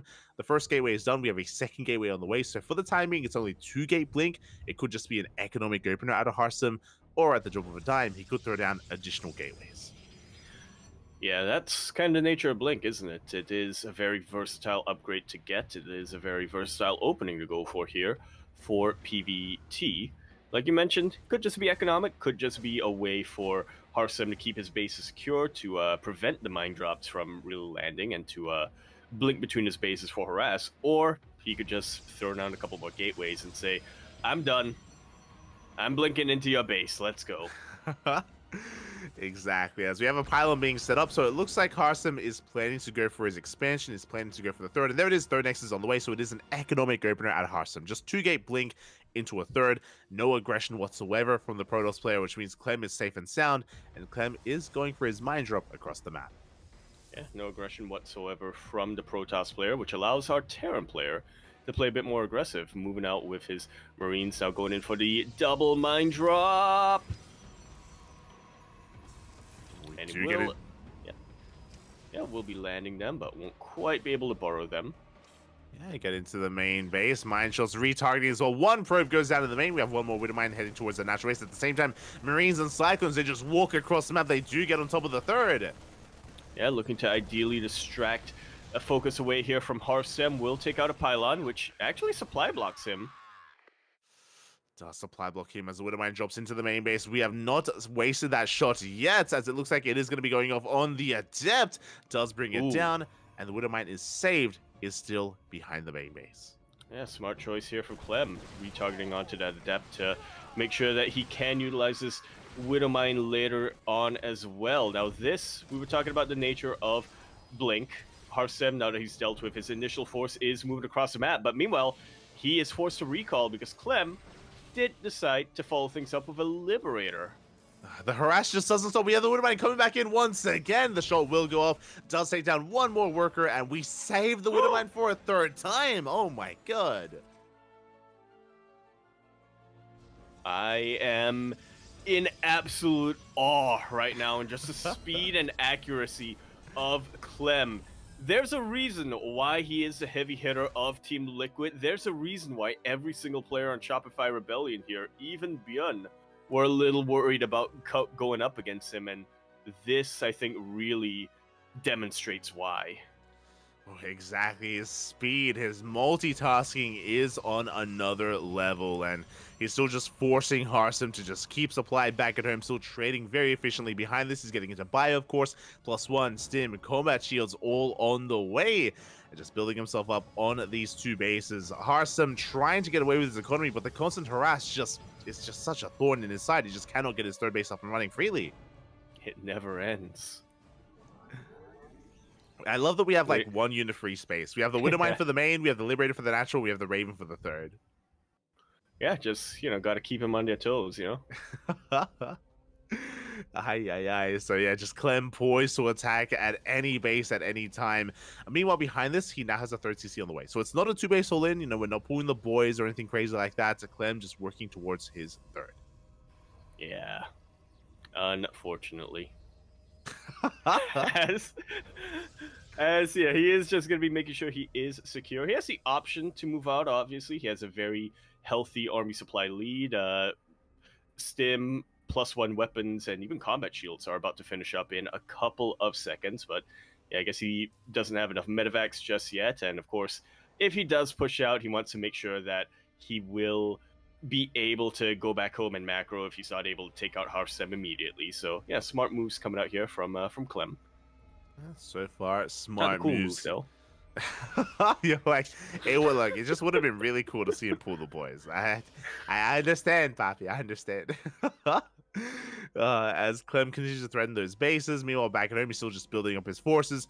Harsem has been actually probing up quite nicely here on these three bases. His mining has been disrupted, that is true, but he's building himself up at this point. Clem does have the higher army supply. Look at the supply gap here. I mean, Clem, he has quite a hefty army, a hefty force. Oh yeah, in quantity and in quality as well. As yeah, he actually has a little bit of an upgrade advantage for the time being. He does have +1 against Harsem's +1 ground armor, but at the same time he also has combat shield, he has stim, so it feels like they cancel each other out. Ooh. Meanwhile, we get a big warp in into the main base. It will complete. The prison just barely does survive, and Clem has to pull all the way back home to defend against this massive Zealot counterattack. Should clean this up. Not too many SCVs should be going down, but again, this does distract Clem. Yeah, he was already almost halfway across the map here. Luckily for Clem, Hot Lead is a very short rush to this map, so he was able to turn around. He was able to prevent any of his SCVs, or I think one SCV went down, but little more than that earlier on. But this does cut quite a bit into the momentum here of Clem. By the time he will be able to hit this fourth base, he initially wanted to hit with the upgrade advantage, but now Harsem will be able to even things out. His +1 ground weapons should be done by the time this hits, and his +2 ground armor should be done as well, so yeah, not going to be as potent here for Clem as he would have liked it to be. Oh, as Harstem gets lured in, I was about to say that, so Harstem, he has an observer, and he's been seeing the move out. As soon as he saw the move out of Clem, he went for a Zealot counterattack at the natural base. He goes for the Prism Warp in into the main base, but he is being cleaned up. And with the death of this Warp Prism, that means that Clem has nothing to worry about. He can focus on his push. Yeah, the only thing he really does have to worry about, though, is being caught on siege, which, yeah, he almost was. He retreats into the choke point, though, and that will be keeping him alive. Beautiful force fields coming out here from Harstem, pretty much cutting the Bio army in half. This is a really good fight for our blue Protoss player.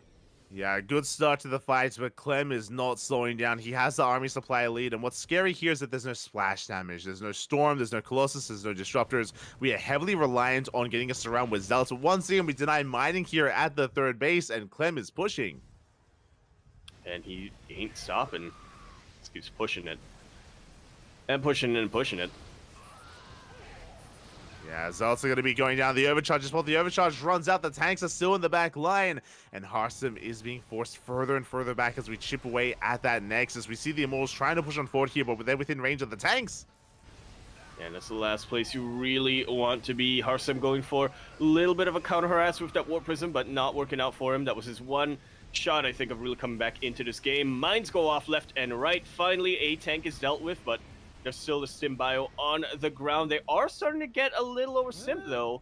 These very quick warp-in reinforcements of Chargelets and making sure that Clem, despite really wounding and bruising that Nexus, isn't quite able to kill them. Here comes the reinforcements, though, now that the Warp Prism has been dealt with for a second time. Yeah, very impressive that the Nexus has survived throughout all of this onslaught. So very impressive here out of Harstem. But as you mentioned, he's so heavily reliant here on the mass charge lots. A couple of ghosts, a couple of good EMPs can just have their way with this. We do see Mind Shock going to be going off as well. Harstem has to be very careful. And again, there's still no transition. There's still no splash damage. Just heavily reliant on Immortals and charge lots. And I gotta say, I am liking the Swarm Toss style against Clem. I do feel like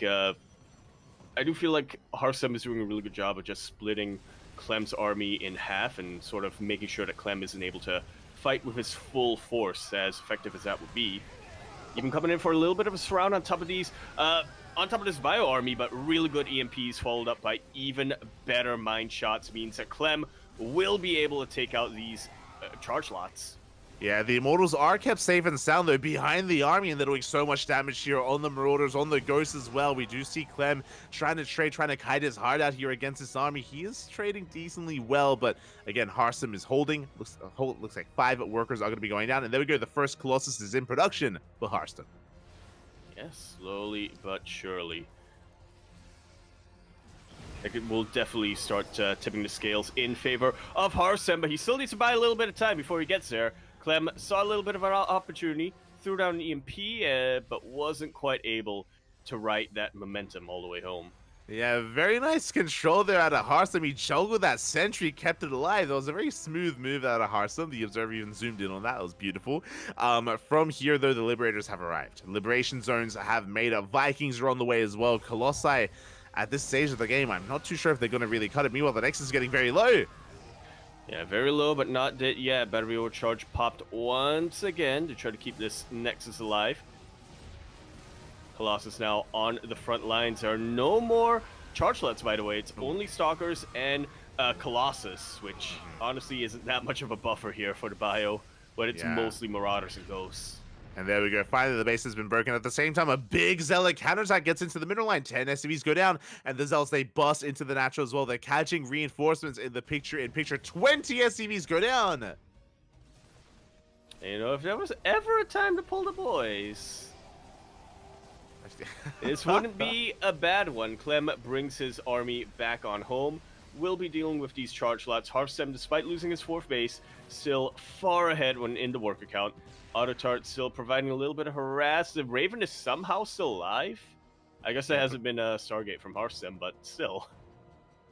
Yeah, throughout all of this, Raven just getting more and more value over time with those auto turrets. Clem finally cleans up the army. As you mentioned, did lose a lot of his economy. A lot of workers did fall, but now we're focusing on the push once again. And Harstem, does he have enough to hold on here? He has 1 Colossus with his army. He's got a lot of Zealots. +3 is on the way, but is it going to be enough? We shall see. 1 EMP lands on top of these charge lots. We'll be making short work of them. Thanks to the follow-up Widow Mine. Harsem fighting very far out of range of a shield battery. GG's call. Clem will be taking game number 1. GG, well played. Harsem had a really good zealot run by there towards the end of the game, but the main army was always lacking for Harsem. Clem always had the army advantage, had momentum on his side when it came to his pushes, and eventually broke through. But a shout to Harsem, he was able to hold on for quite some time. Yeah, he was able to hold on for quite some time. He was even able to get some really nice tactical victories here and there with things like his force fields, cutting the bio army of Clem in half, being able to juggle his sentry very, very well, and prevent it from getting EMP'd. I think he did an amazing job as well of just halting the momentum of Clem. You could see that after his stim, his +1, his combat shields and stuff finished up, he just wanted to start pushing and never stop. But thanks to a couple of cheeky warp prism harass, Clem was forced to come all the way back home. Now, fortunately, Heartled is a very short Russia's map, so you know, maybe if Harsem tries it again on a bit of a larger map, and I guess it has to be, it should be pointed out, this is going to be Harsem's map pick next.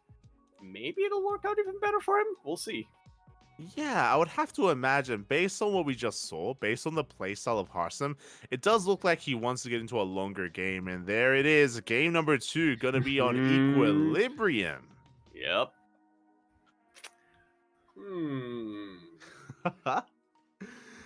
An interesting choice here. So Equilibrium is quite a large map, is known for the split map scenarios, a lot of bases to be taken, but the biggest feature, the gold base. The gold is very tempting to try to rush into. Very, very, very tempting.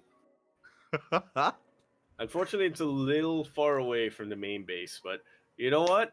I don't want that to stop Clem from lifting up his main and floating it over. I'd like to think, Yaku, as soon as you load into Equilibrium, whenever you do manage to ladder, it's got enough Terran. I've played one game on Equilibrium out of... I haven't landed that much this season, but I think I've made it... I think it's been 40 or something. Again, not that many. One of them was on Equilibrium. Everybody vetoes that map for some reason. Feels bad, man. Feels bad. You don't have any vetoes, right? Or do you have one? I don't veto, no. There you go. I was gonna veto Radu's at station, but then I remember you telling me that it's Terran favored. In certain scenarios. But here we go. In the top left-hand corner, we have Harsem for Shopify Rebellion. Looking to fight back. Looking to solve the Clem problem. And over here in the top right-hand corner of Equilibrium, we have our red Terran player. We have the problem representing Team Liquid. It's Clem. Oh god, that sounds so weird, like out of context. You're a problem. You're a problem, Clem. You're not a problem. You're the problem. Oh my god. I doubt Take wants to do it a second time, but yo, Take, if you ever want to do a WrestleMania Home Story Cup again, that should be Clem's name. I'll be honest. Problem. I am very disappointed with the lack of thematic things that they did for the Galactic Rumble edition of Home Story Cup. Like, I expected a ring, I expected boxing gloves, shirts coming off, like a solid announcer as well. Where was the steel chair? Roddy jumping in with the steel chair, yeah, shirtless with the steel chair. Exactly. I wanted like a Money in the Ring sort of like scenario with a big cage match, right? Come on. It's almost like they've never watched WWE. It's almost like wrestling's not a thing in Germany, I wanted Diego Kelzer to come in, represent Oliveira, and do like a 619. It would have been amazing. Would have been beautiful. Yeah. I wanted at least one suplex, I wanted one rear naked chokehold. That's all I wanted. Oh my god. But here we go, as we are going to be settling into this, and oh boy, we do see Clem going to be maneuvering here towards the southern portion of the map. Sorry, Clem. Harsem maneuvering towards the southern portion of the map with that probe scouts, and Clem moving out with his Reaper as well, as we're getting into our openers. Yeah, this time going to be very different from Hearthstone. The I Spy, a Stargate coming out from him. Yeah, it's definitely, yeah, there we go. Yeah, the Stargate opener out of Hearthstone as opposed to the Twilight Council Blink Stalker based opener instead. So very different dynamic here. Meanwhile, we do have our add-on swap reactor as well. Cyclone production has commenced as Clem did go for a double gas opener this time. Faster factory. Much faster factory. Reacted Cyclone's gonna be the name of the game here for Clem. So playing it out safe is what I typically think of when I see Cyclones, but you know, it's hard to tell nowadays. It is hard to tell here as, yeah, Cyclones will be amassing. Clem working towards his second Rax, actually. Interesting. Okay, so Clem is delaying his starport. He's delaying his starport by quite a lot, focusing on his second Rax. I imagine maybe even getting a third Rax as well before starport. If that's the case, he'll be amassing an army. And there we go. Really early stim in production from Clem. Interesting choice here. And be playing very aggressive in the early game. Potentially going to be swapping that add-on in factory. We'll see if he does. We'll see what the timing of his starport is going to be. But so far, I'm smelling a very a very weird 2-1-1 coming out from Clem as there is the third Rax. Yeah, third Rax, very delayed starport. So this fun fact, I mean, Homeowner does it like this, where he just pulls the boys, he goes for a 2-base all-in. So you'd like that. It doesn't have to be a 2-base all-in though. This could just be a delayed starport into a delayed third CC. But regardless, Clem has a he's working towards a very large army, a very active army, and Clem is very much so going to be in the face of Hearthstone sooner rather than later. Yeah, very much sooner. No blink this time from Hearthstone, so these Stalkers are in a little bit more of a precarious position, but their job right now is just to scout. Phoenixes come on in. They do break away one of the lock-ons here on the Cyclones, but that is way too many Cyclones to really tangle with as the Protoss player. Hearthstone now in the back foot. Clem looking to chase all of this back home. Oh, exactly. Big lock-ons, a lot of damage dealt to those Phoenixes. There is a shield battery, there is a overcharge available as well. Hearthstone is trying to rush into that gold. So far, Clem hasn't seen it. Otherwise, he is poised to cancel it. Yeah, that's the hope right now here for Clem. Exactly. As Clem, yeah, not like his chances against this amount of Stalkers and this amount of Phoenixes. He has revealed his hand a little bit with that sim. So Hearthstone will be gearing up a little bit of a defense. Yeah, we can see just pulling back to the reinforcements. He's going to take a stand here on top of the ramp. So far, good lock-ons with the Phoenixes. They go for the lifts, and they do pick off 2 of those Cyclones already, but they lose 2 Phoenixes.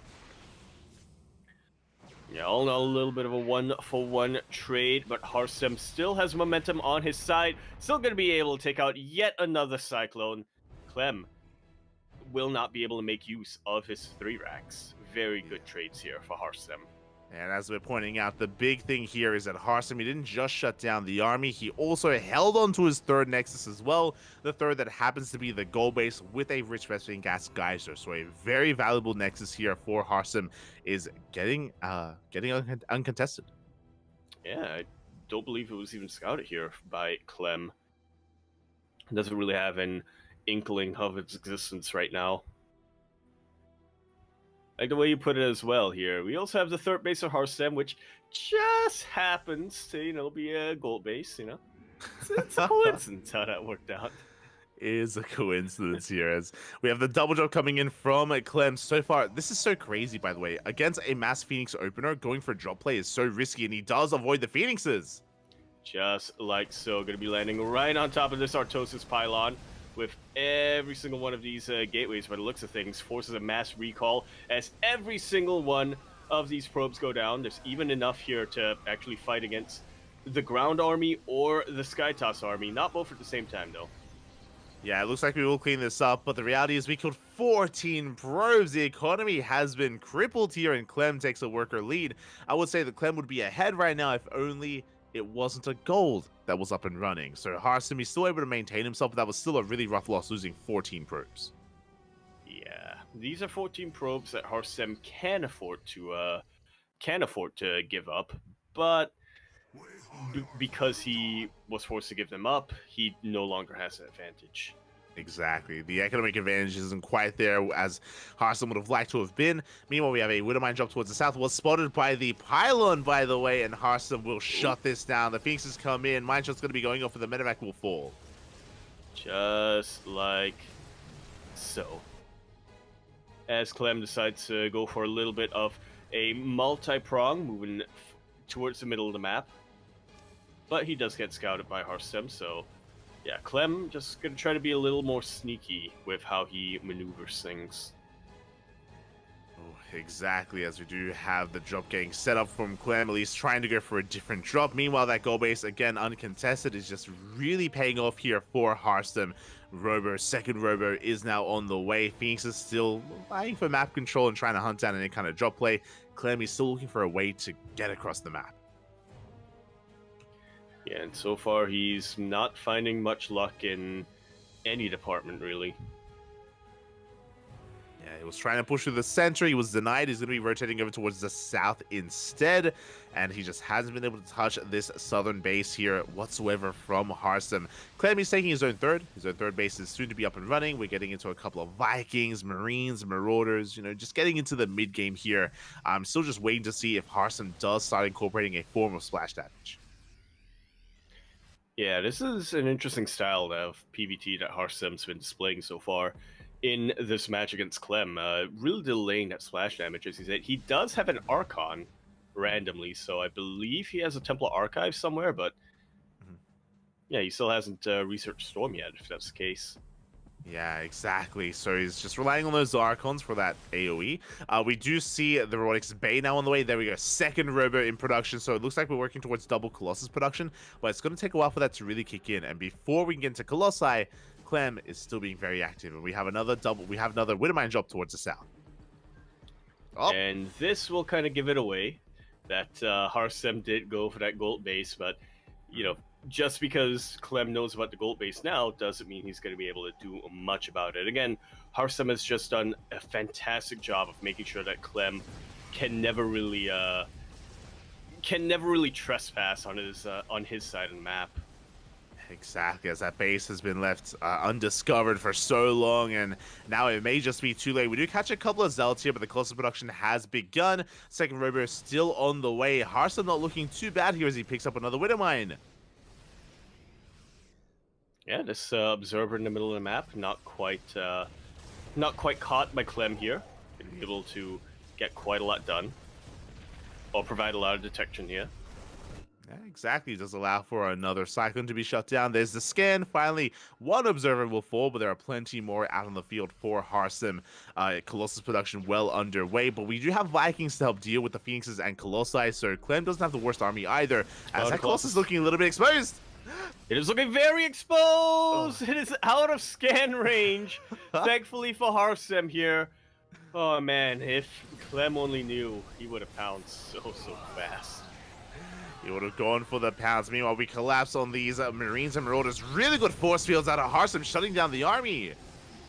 Yeah, that was a massive chunk of bio that just went down in pretty much an instant. Clem trying desperately to regroup right now. These sentries still have a little bit of energy on them, so yeah, there is once again potential for force fields here for Hearthstone.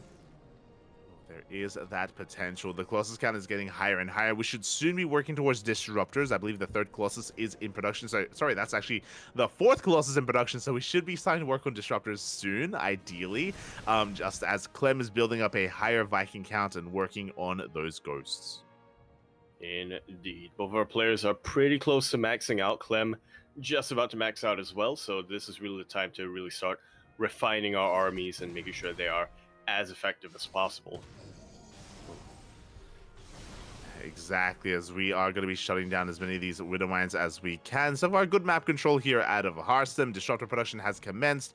As we get into Disruptors, though, Clem should be starting to think about Liberators. So we still don't have a Fusion Core, but we have +1 ship weapons on the way. After that, we can work towards +2. Then we can start working towards Liberator range and Libs themselves. Yeah, I don't remember what's the exact figure here, Light, but there is a point in TVP where you hit diminishing returns on the Vikings, and Clem has been pumping out those Vikings one after another. I believe he has something like 7 of them right now, which okay, against 4 Colossus should be fine, but yeah, if he takes out these Colossus and he still makes Vikings, then I'll start to get worried for Clem. I was gonna say that like against 3 Colossi, like he's probably at a good count, but against 4, it's like that's a little bit more than is standard here in TVP. Meanwhile, that's a 3rd robot on the way, so we're getting ready for triple robot production for triple disruptors. So Harsem is gonna have a lot of balls available on the ground, and there's that fusion core for Liberator range. There we go. Well, could be for BCs as well, but usually it could be. It could be. Yeah. But it's nowhere near as effective as Liberators here in TVP, so it's probably not going to be. Yeah, 2nd starport as well for additional Liberator production once we do get there. Meanwhile, Mindshot going to be going off. Big EMP here on some of these Stalkers. The armies are just going to be dancing with each other, waiting for either player to really pounce and engage and commit. Yeah, but so far, neither player's really committing to much. As Clem, with the trademark Widow Mines literally everywhere on the map, going to be providing him a lot of vision here and going to be preventing Harsem from really expanding comfortably. Exactly, as Harsem is still stuck on these 5 bases. I mean, 5 bases is not too bad, but I'm sure he's going to want to stick them momentarily. Meanwhile, the army's going to be clashing. Nova's going to be going off. Good dodge so far. Does pull away. Liberators are in production again. We're still making 3 disruptors at a time. He's going to have an insane amount of disruptors soon. Yeah, and unlike Vikings, you can never hit diminishing returns with disruptors. They just gain so much value. Nova goes off, does take down a ghost. Good pickup. Yeah, not too bad, not too bad. Pretty good dodges coming up from Clem afterwards. So Clem now trying to move up a ramp into a choke point. Harsem, not too many Purification Novas available for him right now. They are off cooldown. On cooldown. Off. They are on cooldown as Clem going to be trying to force a bit of an engagement here. Purification Nova goes off, another one goes off, and another one doesn't quite go off. Decent pickoffs, it goes here and there, and a little bit of bio, but not quite the big, juicy connection that Harsem was looking for. Yeah, as you're saying, we're shaving off a couple of units here and there, but nothing major. Not yet. Nova's going to be going off one after the other. It's going to be 3 Novas now pulled off. A 4th comes out, and we're still making even more of those disruptors. We're still waiting for the Liberators. Suddenly, the dynamic will change once we do arrive with those libs. Indeed, it shall. Okay, I think he canceled it, but for a split second, I saw a nuke on the production tab, and I thought, Clem? I mean, where are you going with this? That's the 2nd Ghost Academy. I'm pretty sure he does want to make nukes. Like this. Well, so we'll see if he does commit. Meanwhile, Nova's going to be going off. Good splits out of Clem. Does catch a couple of Stalkers. Yeah. Very consistent EMP landings as well here from Clem. Pretty much nailing every EMP he throws out. Now we have that Liberator, the Medevac upgrade finishing up. I don't remember what it's called, but it's, it helps. Cadicius something. Kid Icarus. I don't think it's Kid Icarus. Cadacious? It's like Kid Icarus staff or something. As you see Harsem just trying to refine his army a little bit. The Colossus are fighting the Colossus, and now the Stalkers decide to put an end to that. Yeah, they shut them down. We execute the Colossus. For those wondering, Colossi, they've served their purpose. They get outscaled as the game goes on. Disruptors are just better at this stage. And here we go. We go for a massive blink. We shut down the Planetary, the would-be Planetary. Yeah, absolutely huge here for Harsem. Missile turrets weren't done in time, and thankfully for Clem, he was able to cancel the upgrade and was able to lift up his CC, so doesn't lose too many SCVs, only 7 of them, which at this stage of the game is definitely fine. Yeah, we do have 2 Liberators here on the high ground. A 3rd Liberator, but good target firing here out of Harsem. He does focus every single one of them down. Ooh, as I say, that does leave 1 alive here on the high ground as Harsem does not push through. Yeah. He does leave 1 alive to spread the tale. Tell the story of what happened in the Liberator Massacre. As finally it does go down. Harsem, again, just looking to trade the Stalkers for something, anything, as he continues to refine his army. Yeah, exactly. Again, he needs those Stalkers for now against the Liberators. If the game goes on longer, then Harsem should be working on a Skytoss transition into a Fleet Beacon, into Tempest. That's going to be the next step for the Protoss. Meanwhile, he does dive on top of that Planetary once again. This time he can focus it down. Yeah. Way too much DPS here for Arstem for these SCVs to really out-repair it. Exactly. Another Nova going to be going up, connects with those workers as well. Looks like probes are going to be going down across the map, I think, to a Liberator. But for the most part, we're focusing our attention here on the southern half of the map. Hearthstone gaining ground. That's a lot of disruptors here on the high ground. Does take down the Sense Tower. Yeah, that's going to keep Clem in the dark a little while longer. As Clem, once again, the dynamics have shifted quite a bit, and Clem is going to be the defender as opposed to earlier on where he was the aggressor. Some very good Novas do connect with a lot of Marauders by the looks of things. Yeah, big Novas here. A lot of Liberators going to be shut down as well. Really good trades here out of Hearthstone. He also killed the CC. Almost 2 of them even. So amazing trades. But he does have to respect the army. Without Disruptors, you can't really contest against the Marines and Marauders as he will be pulling back. Yeah, but I like this coming out from Hearthstone, pulling back behind the fog, really making sure that Clem will not be able to push into him easily. That's every single ghost being taken out. The Warp Prism even survives because there's just not enough anti-air here in Clem's army. Ooh, things have gone from looking pretty desperate here to looking fantastic right now for Hearthstone. Yeah, he's trading very well, but the Liberator count is getting higher and higher. We're making 3, 4 Liberators at a time. Nuke going to be thrown down here at the southern base. Not going to kill any workers, but is going to shut down this side defense. The Disruptors! Up! Oh, they're very exposed, and a lot of them will go down. None of the Novas will connect. Huge win here for Clem. And let's see if he can keep up this momentum. Very nice split here right towards the end. Really good EMP as well on top of the Stalkers. Not quite enough bio to really take out the rest of them, but Liberators are starting to re-siege, and Hearthstone is going to be forced to retreat yet again. Hearthstone's in a lot of trouble right now. How you can see the pendulum swing so quickly from one player to the other. Hearthstone plus, I want to say 6, maybe even 7 Disruptors, and these Disruptors being exposed once again. We're going to lose even more. Yeah, we're going to lose a lot of something. We lose the Disruptors. We're about to lose a bunch of Stalkers as well. Nuke lands and takes out an entire mineral line. These Liberators, they're too much for the Stalkers to deal with. GG is called. And Clem will take out Hearthstone. We'll take another W here for Team Liquid 2-0.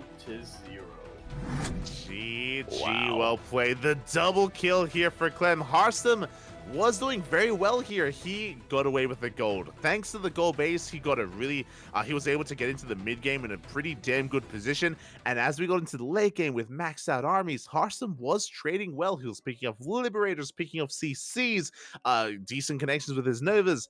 But again, all it takes is one mistake. And in one fight, in one moment, we saw Clem come in and essentially reset the disruptor count, just reset it down to 0 and took a very quick fight, a very decisive engagement there as the game did end. Yeah, that's really the big weakness, right? Of relying only on one source of splash damage for so long like Hearthstone did. He had Colossus and Disruptors for a while, but as we all know, Colossus, they don't scale well as the game continues, so he got rid of them, but yeah, wasn't quite able to get into his High Templar, wasn't quite able to get into Storm or anything like that, so instead he just had to rely even harder and double down even more on those Disruptors, and as we can see, if you leave them even just a little bit exposed, if the Terran player is able to pounce on them and reset the Disruptor count, that's not a whole lot you can do with just Stalkers. Exactly. Like, Disruptors, they're very high risk, high reward, and they have a lot of damage potential, true, but they're also very vulnerable. And Hearthstone, I think a little bit upset about that game. He was in a good position, right? Like, it was a good performance out of him, and I don't want to take away from Hearthstone there. Did lose, but sold to. He made it very, very close. I think a lot closer than some people might be expecting here. One thing that gives me hope is that the hood is not up right now for Hearthstone, so he's not smoging fully yet. True. But yeah, I am definitely worried for Shopify Rebellion, the remaining players on Shopify Rebellion moving forward. I mean, Clem said so himself yesterday. TVT is his one matchup where he's not feeling confident in. TVP, I mean, we don't really know how he's feeling about TVP in general, but it's been pretty good. TVZ, on the other hand, especially against Lambo's style of TVZ, that is where he excels. That is where he historically has been known to absolutely dominate. And so Lambo and Scarlet right now have got to be feeling a lot of pressure on them. They really do. They really do. You know, like Clem is coming in as the heavy favorite, and Harsum did not perform badly at all, but he wasn't able to take a game. And without taking a game, that means that Clem has stayed on, and we need an answer here, Lambo or Scarlet. One way or another, a Zerg player is going to be coming out. Who is feeling confident? Who can bring Clem down? We shall... Yeah, that's going to be a really tough one. We shall see. I think I would probably favor Scarlet against Clem, because Scarlet, as much as she has been playing a bit more normal, a bit more of that EU style ever since she joined Shopify Rebellion, she's still NA, you know? She still has a twinge of that chaos in her, so you know, I think she could potentially pull the upset against Clem, at the very least, maybe take a map, but yeah, it's still going to be a tough ask no matter what. Lambo, on the other hand, you know, historically might not be favored against Clem, but at the same time, he also knows Clem very, very well. They face each other on the ladder all the time, so, you know, maybe there is something in that experience. Maybe there is something in the theory crafting with Lambo where, you know, maybe he just might know something about Clem that, you know, hopefully prevails here for Shopify Rebellion, because let's see, what's the map? So right now, Team Liquid is 2-1, or is it 3-1? Team Liquid, they are up 2-1, and here we go. We have our answer, and it is indeed going to be Scarlet coming up here in a ZVT. And just to echo what you were saying about this kind of NA style, it has been some time since Scarlet was living in Korea with Jake with No Regret. But that was like peak NA Scarlet, where she had like, NA was kind of like the Lambo of NA, where Jake, he was of course like doing a great job coaching and dictating like builds and kind of strategies coming to a series. But we'll see how that comes to fruition here as we get ready for our next series. Versus Team Liquid. Game 4. Let's start the game.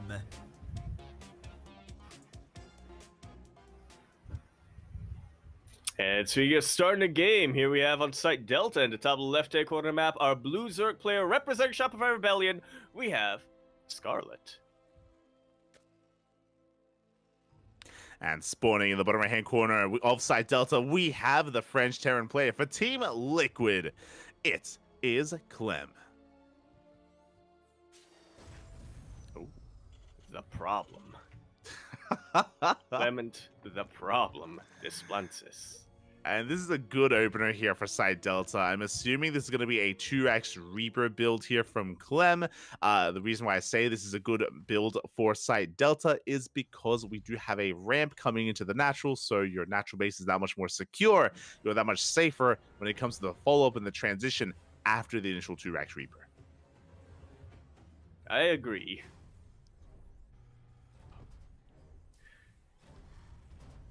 Have you tried to whip this out yourself yet? When you've tried laddering, have you been? I whipped it out once, and then I got roach rushed, and I didn't know how to, and I didn't know how to respond in that position because I'm like, yes, roach rush. You get banshees. I'm like, wait, but Starport's delayed with this build. and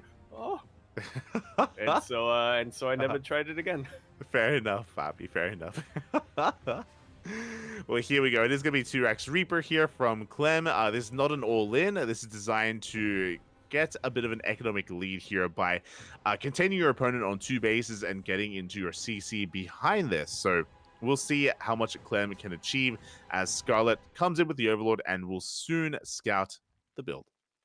Yeah, we'll confirm that. Only having 1 drone in her gas, as our lovely observer is pointing out. Yeah, basically, once you scout this, you do need to pull back into gas just to prioritize link speed. Like, link speed is very much so a priority here for the Zerg player. Otherwise, it can be very difficult to take a 3rd base, as the Reapers have arrived. Going to be dancing here with these lings, at least initially. We do get 1 link so far, but no drones. Yeah, just a little dance back and forth with the lings, but we'll see if there's more damage to be had now that the 2nd Reaper is out. Soon a 3rd, and then a 4th. Exactly, and the goal here is to cancel the third base. The goal here is to contain the Zerg player on 2 bases for as long as possible and really disrupt the economy of the Zerg as well. As you mentioned, you have that 4th and even 5th Reaper moving out. 5 Reapers is usually where we stop. We want to stop at 5 Reapers, and then from here we can work on the next step. And you can see Clem is working on his 3rd CC. Just like so. So it is a 3cc before factory built, but not a particularly economic one, if that makes sense. Yeah, exactly. As we do see Scarlet force to expand elsewhere. Again, we should be getting a cancel on this hatchery. Hopefully not a kill. Hopefully, there we go. We do cancel just in time, as Scarlet's third base is quite heavily now delayed. Yeah, it's very heavily delayed, and the third hatchery is in a little bit of an awkward position as well. Not quite as defensible compared to the linear third. A little bit more abusable if our Terran player decides to jump back and forth with medevacs. Oh, as we pick, yeah, we pick off a queen. A big pick off here from Clem. He may get another as well as the queens they cannot transfuse. Can he? It's possible for him to take out every single queen, actually, as there are no Zerglings to support this. One more queen goes down. There's only one queen left. The rest of the Zerglings will come for it. So thankfully, at least one queen survives here, but losing 2 queens to just the Reapers like this is already a huge victory for the Terran player. It really is. That was a really scary moment for Scarlet. Link speed kicked in just in time to shut this down, but losing 2 queens, as you mentioned, is going to delay any kind of production, any kind of inject, spreading creep as well. A really good start here for Clem. Yeah, let's see how he continues this going forward. As oof, if you weren't sure how big of a victory losing those 2 queens were, looking at that unit's loss tab paints a little bit of a picture, I think. Yeah, on top of that, it was also the cancelled third base, right, and the delayed third. We can see Scarlet rushing into a 4th as quickly as possible. She has to recover here economically and production-wise as well, so she is on the road to recovery. Meanwhile, Clem already has his 3rd CC, not up and running yet, but it's in the main base, just gathering up energy, muling, and producing additional workers, and Clem will soon be active with his drop play. Stim is finishing up, and medevacs are popping out. Yeah. Somewhat like a 2-on-1, but you know, not a typical 2-on-1 coming out here, but the same rules apply, or rather the same objectives apply here for Clem. Clear creep, shave off the link count, keep the Marines alive for as long as possible, because they're going to be really useful in the follow-up push.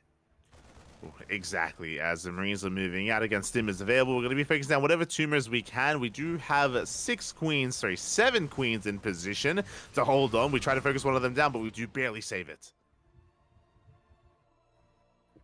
Just like so. But this is what we were talking about jumping back and forth between the main and the third.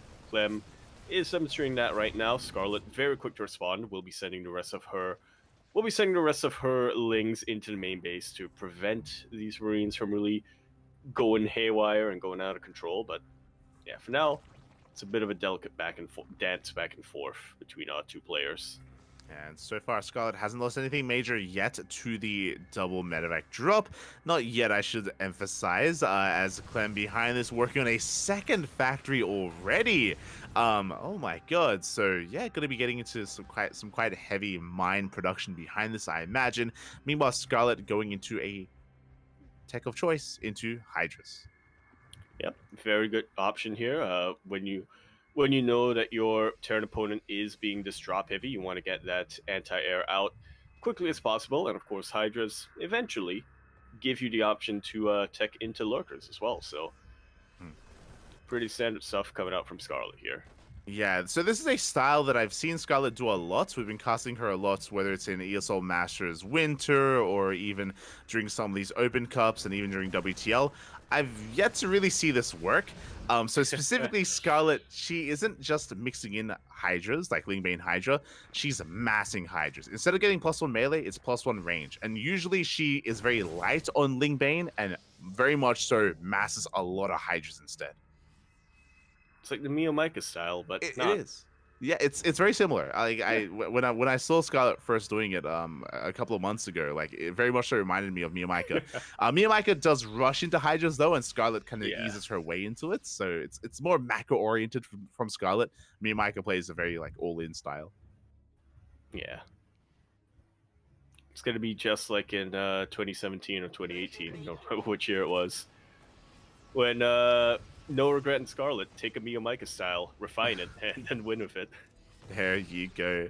As Clem is going to be pushing here towards the left-hand side, scans ahead of time, and again, sees a lot of Hydras. Again, no Banelings with this army. It is just pure Ling Hydra.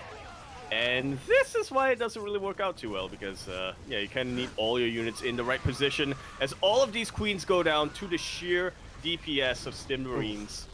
This is why you don't want to skip out on your Hydras, and, yeah, this is why it is very inefficient to go for a pure Hydra Ling style against against Bioterran. The thing is that the Marines, they do well against these light-based units. Like, Ling Hydra is a glass cannon of a composition. It is very fragile, and it's very momentum-based as well. So we have to be very careful with how we engage, especially without Banelings, because without Banelings, you don't really have that secure way to deal with Marines as we're stimming on forward.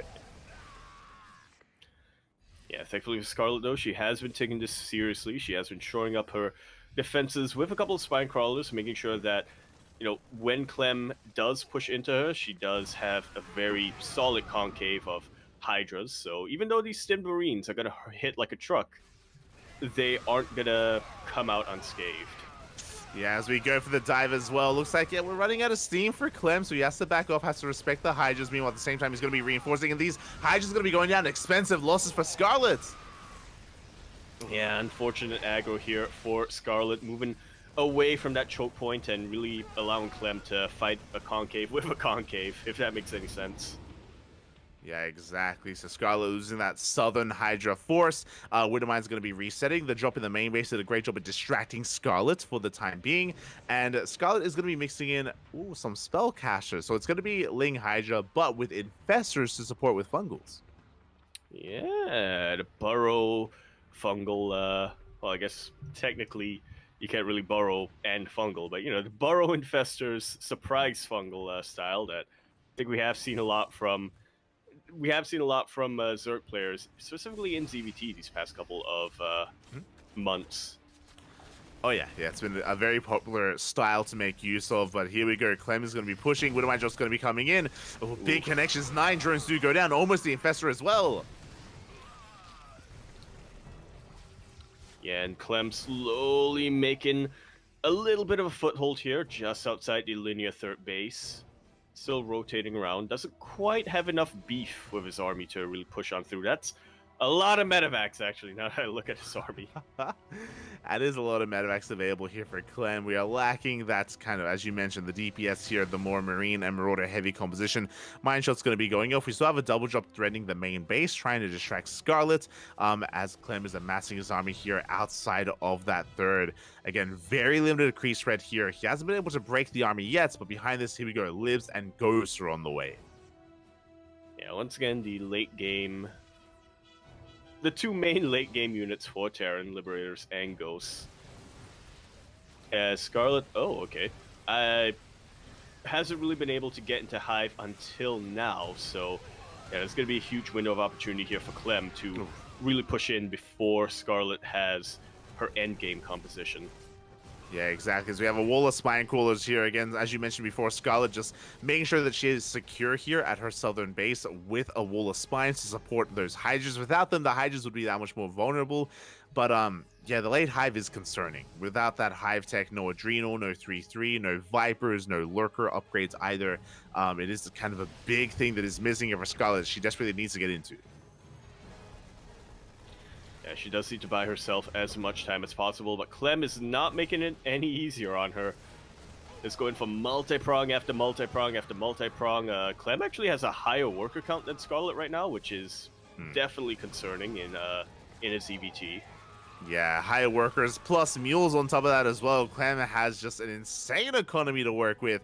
Is going to be bleeding out some drops, as I believe the drop in the main base was cleaned up, but there's Liberator range on the way. And even though he's been harassing with Marines, again, the Ghost and Lib count is getting higher and higher back at home. Yeah, he does want to start trading out these Marines, doesn't he? In order to get more Ghosts and more Liberators, in order to deal with the... I don't remember how to copy past the Ghosts. The everything, Bobby, the everything is. We do have a mine drop towards the north. A good snipes here on some of these Hydras. Infestors are coming in looking for some good fungals. We do fungal some of the Ghosts. Yeah, but unfortunately here for Scarlet, there really isn't much of a follow-up to really collapse on top of this. Yeah, as we try to pick off another Ghost does go down. The mine drop coming in. 6 drones do fall here towards the north. The main army of Clem really struggling to break through. The higher drone count also is hurting him a little bit when it comes to how large his army can be, even if he does max out. But he's just waiting for his reinforcements, again, making 4 libs at a time. Yeah. It's pretty insane. Almost as insane as the efficiency of the trades, as we saw a little bit earlier on with that units lost. With that units lost tab, Scarlet has lost almost double the resources of Clem so far. Yeah, I mean, that's how expensive Hydras are. They're quite expensive units here. Speaking of expensive, Scarlet, now with the Hive Tech, is going into Kindness Plating and Ultra Production. But as we've been talking about this entire time, I mean, we already have Ghost and Lib. Like, we already have the ideal units for Hive Tech. Yeah, we have the units to deal with the Ultras. We have the units to deal with the everything. As once again, Clem's looking to push into this linear third base. A couple of Widow Mines here and there, just standard Clem things. Likes to use them as spotters and to ideally catch a run by or two whenever he can. Yeah, big snipes here on those Hydras. Here we go, we're pulling the trigger, pushing up into this setup here, into the Liberators, into those Widow Mines. So far, the Ultras are breaking through. Yeah, Vipers did finish up earlier on, so that definitely helped Scarlet a ton dealing with those Liberators. A couple of snipes do land on the Ultras, but a huge fungal on top of every single Ghost will force Clem to retreat, will give Scarlet a bit of momentum. That was a massive fungal from Scarlet. I think she caught 4 Ghosts in that fungal, and with that, Scarlet takes a good fight. Absolutely. I mean, now Clem doesn't have Ghosts to deal with the Ultras, or Ghosts to deal with the Vipers, or... How can he deal with the anything without Ghosts? It's over. I mean, he's licking his wounds. We're making, oh my god, 6 Liberators at a time. We have another Starport on the way. Ghost production continuing. +1 ship weapons. I thought I saw it earlier. Maybe it got cancelled. Maybe I saw things. But +1 ship weapons now on the way here for Clem. Yeah, a little bit delayed. In fact, very delayed. But yeah, I guess Clem was kind of banking on these Ghosts earlier on to really... and their snipes to really deal damage, and for these Liberators to really just zone more than anything else. Yeah, I could have sworn I saw +1 in ship weapons with the fusion core, but maybe I saw something else. I want to say I saw it as well. Just to make it seem like I was paying attention. I want to say I saw it just to be involved, just to be a part of it. Oh, okay, thank you, Yaku, for the solidarity. That's here we go. We do have a Liberator sieging up. Big yoinks here on 2 of those libs. The Ultras, they try to catch this unprepared on siege, and we do. Yeah, huge fungal yoink combo from the Vipers and from the Infestors as well is able to chase this away. Clem, not coming to the fight, will retreat with most of his bio intact, but once again, the Liberator count got reset. Yeah, Liberator count was completely reset. It took so long to build that up, and now Clem has to build that up from scratch. So a really good fight here from Scarlet. Even though she was kind of trading inefficiently for a long time, these have been some good trades, and now she's getting this northern base up and running, actually mining quite efficiently here with it, and now going for her own counterattack. Just setting things up. Doesn't quite want to move into this choke point here. As we do see Clem, yeah, just once again trying to see whatever harassment damage he can get done on the map. A big reason why Clem was able to get away with a lot of these trades, and the big reason why he was able to kind of force Scarlet to play more passively, was because he was able to prevent her from getting a really healthy economy. But now, the tables are starting to turn a little bit. Tables are turning. Meanwhile, here we go. Clemmy gets eyes on the fresh mining base of Scarlet. He wants to shut it down. The hatchery taking a lot of hits. Scarlet getting ready for a collapse, getting ready for a concave. And there we go. We're pulling the trigger. Yeah, Fungal does land by the look of things, but even still, this is going to be a bit of a more inefficient trade for Scarlet, despite the fact that she will be able to force Clem back. She lost a lot of high-tech units. She lost just about every single one of her Hydras, and surprisingly, Clem still has enough units to keep this going. Huge fungal from behind. But it doesn't seem like there's enough of a follow-up here. Yeah, that was a huge fungal from Scarlet. As you mentioned, though, where are the Ultras? They got sniped. All the Ultras went down. Most of the Hydras went down as well. There's barely an army standing here. Scarlet finally, I think this is for the first time making Banelings. She didn't really have many Banelings up until now at the 18-minute mark. But regardless, Clem is just snowballing out of control. Even incorporating a couple of Cyclones. I think they were a bit of a mistake. Some token Cyclones there from Clem, but it is the Cyclone patches. We are pushing on forward here. There are Banelings to stop him, but Clem, he is gaining ground. Yeah, really establishing a foothold once again towards this base. Spinecrawler going to go down. Absorbs a couple of shots, I guess, but still. Yeah, was that worth it in the end, as Clem is just taking another base, getting it up and running. Scarlet barely holding on, but here we go. The freedom has arrived. The liberation zones slowly pushing forward as well. The Hydras, they go for a dive themselves, but are there enough Ultras? There's only 2 left. Yeah, we'll see. Snipes are starting to pop off, and the Liberators, for the most part, have survived. Very nice split here from Clem. Gonna be avoiding most of that fungal. Oh my god, the snipes.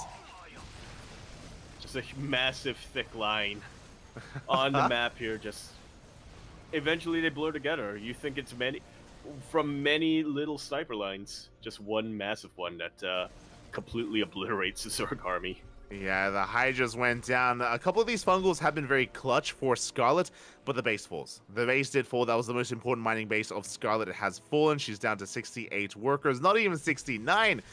Can't even say nice, as we do see Clem reinforcing here with a larger army again. Clem not slowing down at all. Oh. Ultra falls once again. There's just not enough. There's not even enough Hydras here to deal with all the Liberators. The Infestor got a fungal off, dealt with the Bio army. But what about the Liberators? What about the Freedom, papi? Yeah, there's just too much freedom. Liberation has arrived as Clem rotates over towards the top right as well, and we're just zoning Scarlet away. How many Liberators is that? That's we're going to be covering the entire map Not here. enough. Big power bombs as well, but a good split from Clem. Yeah, once again, the speed and the accuracy, the just reaction times from Clem that deliver him over and over and over again, making sure that he doesn't lose a fight. A lot of Banelings coming in, and these Hydras are starting to get on top of the Liberators, but once again, there just aren't enough of them. Banelings collapse on top of mostly Ghosts, but not enough of them by the looks of things. Yeah, like half the Ghosts went down to the Banelings, which wasn't a bad trade from Scarlet, but you can see that she just doesn't have an economy. Like, her economy has been stifled. Another base is going down. She's down to 5 hatcheries, and I think one of them is mining. This is the last mining base here of Scarlet. Yeah, Clem has about double the income right now. Just looking at the graph at the bottom. GG is called, and Clem will take game number 1 of this best of 2. GG, well played. Clem trading so efficiently throughout the entire course of that game. I don't think at any point he was really in any trouble. Scarlet could never really assert herself across the map, could never threaten any of the mining bases of Clem. Once Clem took control of the map, he never let it go. And he took control of the map in the early game with his Reapers. Yeah, just that little bit of momentum from the start, just that little tiny snowball eventually collapsed into an avalanche towards the end there. There were definitely a couple of moments there where Scarlet was fighting back against Clem very, very hard. You know, when she was able to get her Hive up and running, when she was able to get her Infestors and her Ultralists, you know, she was able to force Clem to retreat every now and then from the middle of the map, but like you said, she was never really able to get up in front of Clem's face, was never really able to even threaten any of the mining bases of Clem by the looks of things. It was always Scarlet pushing back and then getting pushed back by the reinforcements of Clem. That's just because she didn't have enough production and enough of an economy to really sustain that late game army that she was getting. Exactly, right? Like, even though we had some good engagements and like some really good fungals from Scarlet, just purely because of the economy of Clem that was getting out of hand. The fact that the economy was untouched, Clem could trade, Scarlet couldn't. Scarlet, whenever she would lose those ultras or infestors, would be too much. Which is not something we see every day in a TVZ, where the Terran player can't afford to trade against the Zerg player, but the Zerg player needs to keep their units alive. But yeah, Clem somehow just flips the switch, just flips the script here on TVZ, knocks it on the head, and now Shopify Rebellion Scarlet is in even more of a precarious position. Yeah, and it all comes down to this next game. It's going to be Scarlet's map of choice. Going to be Scarlet's map pick, and with that, it's going to be on Scarlet to try to bring Clem down. Regardless, with this win, Scarlet will be knocked out of this best of 2, and it's going to come down next series or next matchup to a revive from Shopify. Yeah, or Lambo. Or Lambo. Yeah, but even then, it's going to be a tough ask for whoever does get sent out, right? Because then they'll have to beat, just based on the webcams that we saw, they'll have to beat Elaser, they'll have to beat Mana. Wait. They'll have to beat Elaser or Mana, or potentially Elaser and Mana in the revive. They could also just revive Clem or Cure. Yeah. That's the thing. Like, even though Cure got knocked out early on, like he's always available for a revive. There's always the revive potential for him. If Team Liquid is brought to that kind of game state, brought to that level, if they do want like another answer to beyond to the TBT. So yeah, there's lots really to overcome for Shopify based on the game state right now, based on the state of the series. There's a lot of pressure here, and I'm really curious to see what kind of map Scarlet does decide to about. I feel like we've seen Equilibrium a few too many times. Oh, we gotta see it again. From Shopify Rebellion. I think we're gonna see it again. Oh god, yeah. I mean, Equilibrium, that's typically the go-to Zerg pick. It's very much so. I mean, I say that, but I mean, even Hearthstone went for Equilibrium, right? It's like it's been a map even beyond as well that we have been embracing overall. I mean, it is a bit of a quirky map, right? Because of the gold base. Like the gold can give you so much potential to fight back and overcome a player like Clem. I mean, Hearthstone almost did it. Yeah, Hearthstone almost did it. Almost. We'll see, as it looks like we are just giving Scarlet a moment here, maybe asking for a break as well. Just having some time to deliberate how we do want to approach Clem, how we solve this problem, how we have an answer. And I mean, this also just goes to show that this is just a new Team Liquid this season. In the past, like they would typically be like in the middle of the pack sort of thing. Like Team Liquid never really had any kind of major runs in WTL. But this season, with Clem peaking and with the acquisition of Cure, like Team Liquid, they're vying for one of the top teams in WTL. Yeah, without a doubt. I mean, they had a little bit of a shaky start to this season of WTL. There was a little bit of speculation or a little bit of concerns that they weren't really going to be making it out of the group stage, but they were able to pull through just at the end here, just barely making it into the playoffs. And so far, they have been delivering. They have been proving just how much of a different team they are this time, as you put it. Exactly. They have leveled up. They have evolved here, and yeah, I mean, it all can come down to this, whether or not they can move on into the next round. The next round is going to be where the big heavy hitters are. For the past 2 seasons, top 3 teams in WTL have been Onside Basilisk and DragonKy Gaming, DKZ. And we will soon feature them, as DKZ is patiently waiting for the winner of this series. Indeed, they are. They're breathing a massive sigh of relief that Abydos disbanded before this season. True. Smurge, Poppy, Smurge. I do appreciate that, like, in honor of Abydos, like, they do have DRG as a pin. I don't know if you remember, but DRG was kind of the MVP. Why. Yeah, he was kind of the MVP of Abydos last season. where he came out, and if I remember correctly, he was the player that took down DragonKy Z Gaming. Like he popped up. I believe so. I believe it was between DRG and Creator, and then it was between DRG and Creator who took down DKZ. They wanted to reserve Cure for I think Cure didn't really play that match if I remember correctly. They wanted to save him for the next day when they played against Basilisk. Yeah, exactly. Fortunately, that was also the day where Cyril just all killed. But yeah, I'm just double checking, and yeah, last season against DragonKy Z Gaming, it was Creator and Cure that got knocked out. It was Nightmare that didn't compete. It was Nightmare there that we was go. not part of that. But it was DRG who came out at the end, and DRG, he single-handedly took down Oliveira and Hero. Like, he was the ace for Abydos. And he brought him down. I remember because it was so disappointing because DRG wasn't there for the semis, which was Abydos versus Basilisk. And DRG, we didn't get to see DRG versus Cyril, unfortunately. Yeah, that definitely would have been close, I think, but wasn't quite able to make it. Nightmare got to pop off. Nightmare competed that day, but again, unfortunately, that was also the day where Cyril woke up and chose violence. So it's true. With that, it looks like we have our map of choice, and he called it Yaku Equilibrium. There we go. Yeah, again, it is typically the Zerg map pick here of the map pool. The reason for it is just because of how large it is, how many bases there are, the goal bases, of course. And here we go in the top left-hand corner. We have, for Shopify Rebellion, the Canadian Zerg player, Scarlet.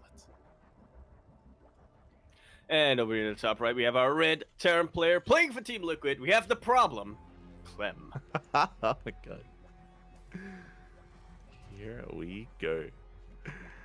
Yeah, there is a lot of potential here for Scarlet. I mean, there always is on Equilibrium, but again, it is a bit of a double-edged sword. You know, we talk about how the Zerg or the Protoss can rush into the gold. Terran could also try to make use of it as well. Operative word there being try. Yeah. It's a little bit of a long distance to float your main over, but, you know. That's not what I meant, Papi. Is it not? Like, I misunderstood the assignment. I'm already halfway there. I'm floating over as we speak. I can't revert course. I have to commit. There's no brakes on this CC. We're sending it, Papi. Shaking my head. You know what's crazy? There are people watching right now that don't even know what Gangnam Terran is. Like, they've never seen it. They don't know. It's just not a thing anymore. Oh god. It's been lost to the ages. Are we old? Wait, am I old? Oh god. Not like this, as we do have Scarlet going to be setting up for eventually that third base. The natural is going to be at the natural location, so we're not rushing into the gold as a natural as the second hatchery, thankfully, but we should be working there eventually. Yeah. Slowly but surely. As we do see Clem taking this very, very seriously, immediately checking that gold base. He knows that the Shopify Zergs are quite fond of that gold base. Not just the Zergs. Believe Björn and Harsem also took that gold base in their series as well. Yeah, so far really good scat out of Clem. He is on patrol here at the linear third, and Scarlet just slips on by. We'll take the gold base as her third base instead. The Reaper has arrived again. It was a standard opener out of Clem. Likewise, a standard opener out of Scarlet. Everything is looking normal outside of the fact that we are trying to rush into that gold. Look, we're trying to normalize getting the gold base early and often. It's not normal now, but eventually. Yeah. Here we go, as yeah, we are going to be getting into that. Meanwhile, we do see the Queen's going to be vying for map control here, going to be forcing back the Reaper, denying any kind of scouting information for the time being, as Reaper does dip into the main base, just trying to make sure that there's no fast gases, that there's no fast Roach Warren. Yep, just keeping an eye on things. I believe Clem did move that SCV towards the gold base location as well to confirm that it was taken. So nice and standard stuff coming out from both of our players. Clem this time opting for what looks to be a 3cc before starport, if my math checks out. Yeah, it's going to be 3cc before starport. Opener here, starport just not finishing up. I believe we may be going for an add-on swap for a 3cc Banshee play out of Clem. And I believe he has already seen the goal base as well. So he's fully aware of what's going on. It's going to be on Clem to try to punish this build of Scarlet. And so far, setting himself up to do exactly that. Getting Hellions, getting Banshees eventually. Banshees are on the way. Hellions, of course, going to be skirting around, going to be threatening the middle line. Evo Chambers are thrown down to wall off, and Clem gets the hell out of there. Once none of that, will retreat. Yeah. Always need an exit strategy. Definitely, as we do see the Hellions threatening a dive into the natural. We do pull back, though, again, just really careful, very mature play out of Clem. Has been tempted to try to maybe get into a mineral line, but hasn't taken the bait yet here, as he's just focusing on map control. Yeah, pumping out those Hellions, pumping out those Banshees, really just getting up to a force that will really punish the gold base here of Scarlet once he finds an opening, as so far Scarlet also doing a really good job of just dancing back between her bases, making sure that her queens are bunched together so that they don't get isolated, they don't get picked off one by one. Exactly. Good movement out of Scarlet. Meanwhile, the Banshees are moving out. Spore is done here at the gold base, so Cloak Banshees shouldn't really pose too much of a threat. The Hellions are getting in. The queens are out of position. Oh. Yeah, only one over here in the main base, but Clem swells blood in the water. Trying to decide whether to hang out by this ramp or go for the mineral line. He wants those Zerglings. He wants to take out those Zerglings and then just move around the bases completely uncontested. So far, Scarlet not taking the bait at all, but will be taking a lot of losses here with the drones. 6 drones go down. The Lings are being annihilated as well. They're going to get roasted by these Hellions, and with the death of those Lings, we can go straight for another mineral line. Queens are trying to keep up, and it looks like we will shut this down. Oh, the nice hold position there on that ramp. At the same time, Banshee coming into the goal base, but the Hellions do all fall. Yeah, there are a couple of Spore Crawlers here, but a little bit of control here and there will allow Clem to pick off a drone or two. Yeah, there we go. 2-3 workers going to be falling here. Good control out of Clem. Again, all the queens were busy dealing with the Hellions, so that did allow this Banshee to get a little bit out of control, getting 5 worker kills before backing off, and a second Banshee has arrived. Yeah, very quick reactions from Scarlet here, not losing any more drones to the Banshees, but Clem has dealt the damage that he wanted to get done. He will retreat with the Banshees, both of them still alive. They can potentially continue to harass the bases as the game continues, or potentially also just support the main army in the eventual push. Yeah, and once again, that is a really fast second factory out of Clem. We saw in the last game it was for mass Widowmine production, and I think that's going to be the same case here in game number 2, where Clem is heavily reliant on that. Meanwhile, he does catch 2 queens. Very nicely done here. The rest of the queens just a little bit too out of position to really provide any support, and the detection, despite being there, wasn't quite enough to really overcome the sheer damage output of these Banshees. Marines, Medivacs, a couple of Widowmines moving out now as well. Scarlet has eyes on this, but does she have enough to defend? Exactly. Does she have enough, as Clem is going to be pushing forward onto creep here. We do have some Lings. We do have some slow Bailings on the way. Bailing speed is still in production. Without it, it's going to be difficult to engage here, as we are just focusing on clearing up as much creep as we can. Up. Yeah, a lot of creep will get cleared up. Oof. Very quick snipes here from Scarlet, making sure that none of these Widowmines really connect with any of the Banelings or the Lings that are out on the map right now. Exactly. So no major connections from Clem yet, but remember, he is making 3 Widowmines at a time, and of course we have Drilling Claws on the way to just double down on that mine production as Clem is trying to force his way through the center of the map. Again, this area of the map is very wide open, so you are very vulnerable to surround. Clem has to be very careful, as we do have a Bailing run by. Yeah, bailing run by that will be, there we go, taking out not only supply depots, but also a handful of SCVs. Decent damage here for Scarlet, but she's got more problems on her plate right now to deal with. Yeah, exactly. 8 SCVs go down. It's good damage, don't get us wrong, but the main army is still just breathing down her neck. Mine's just going to be going off Bailings. We're running out, actually. We only have a handful of Bailings left. And they are off creep. Good snipes here from Clem. Starting to stim on Fort. He knows that there are only 3 of them left, and if he can snipe them, then this Zerg army is not going to have any resistance to the Terran Bio. That's the last of the Banelings. And more reinforcements are parade pushing across the map. 3rd base goes down. Or that's actually the 4th base, sorry.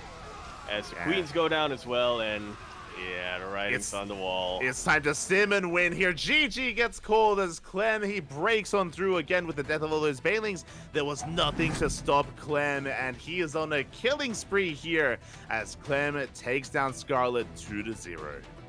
GG. Very nicely done here from Clem. This problem cannot be solved. This is just like that equation in math. As now Shopify Rebellion is in probably the most precarious position that they can be on right now.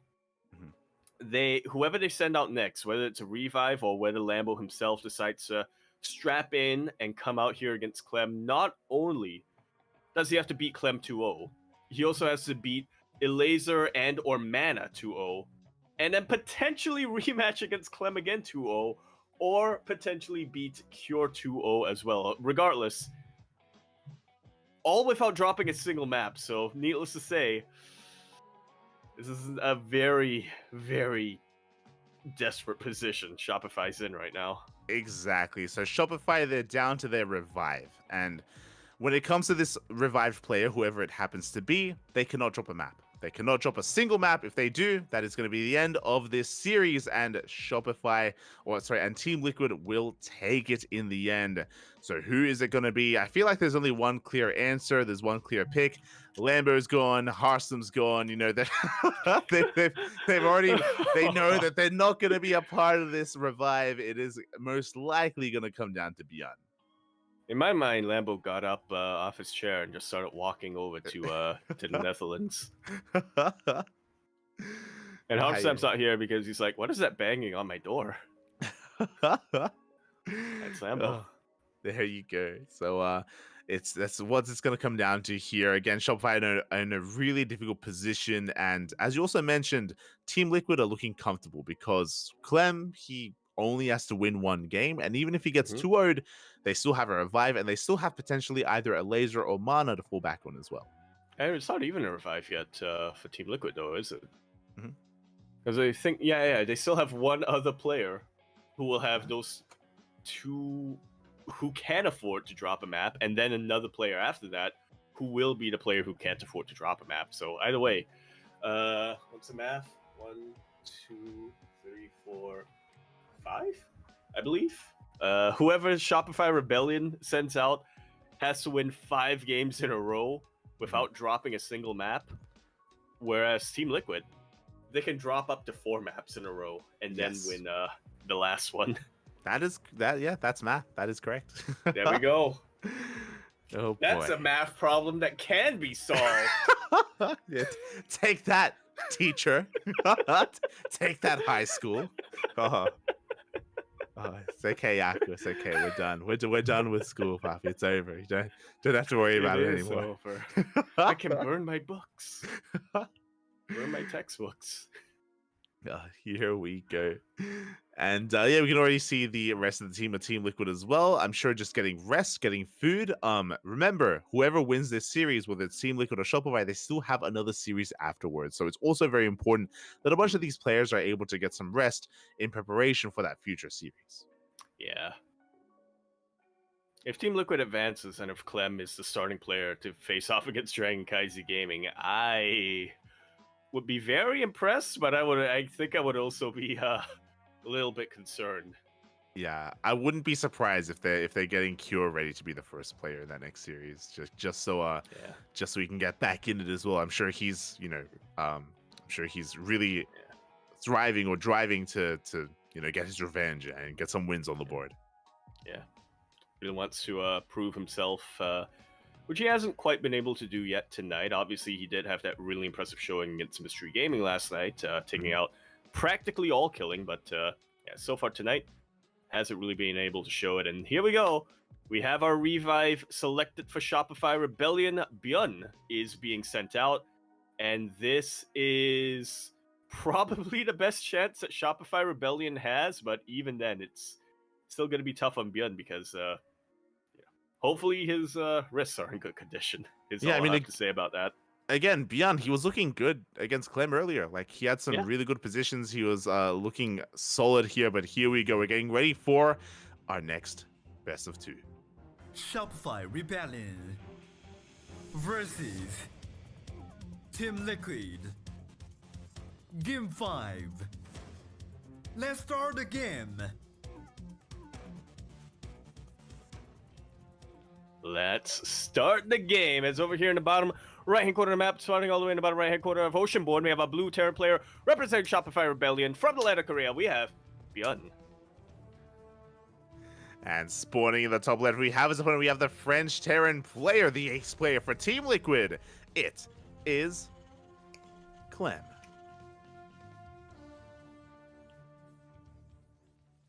Un momento, por favor. Map is all he needs right now. Did you do Duolingo today?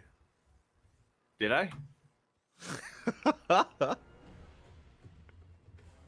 I did. Okay. There you go. Okay. Make Thanks sure for you the keep reminder, though. Yeah, make sure you keep your daily streak going. And here we go again, potentially the final game of the series. So Team Liquid, they have some breathing room. They can afford to drop some maps. They can afford to drop some games. Shopify cannot. The pressure is on Byun to pull off a 5-game win streak.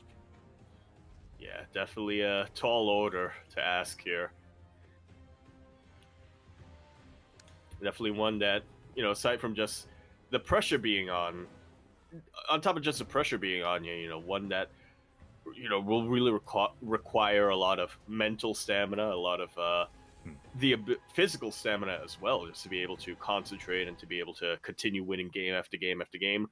On top of all of that, Byun, has been a player who historically has had or could have had troubles in longer series just because of his wrist condition in the past. So hopefully that is not something that pops up here tonight.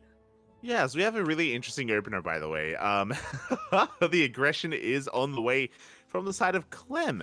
So Byun went for a Rax Expand. Bearing in mind as well, this is the first time that Byun hasn't proxy 2-Rax Clem today, because that's what he did both games earlier.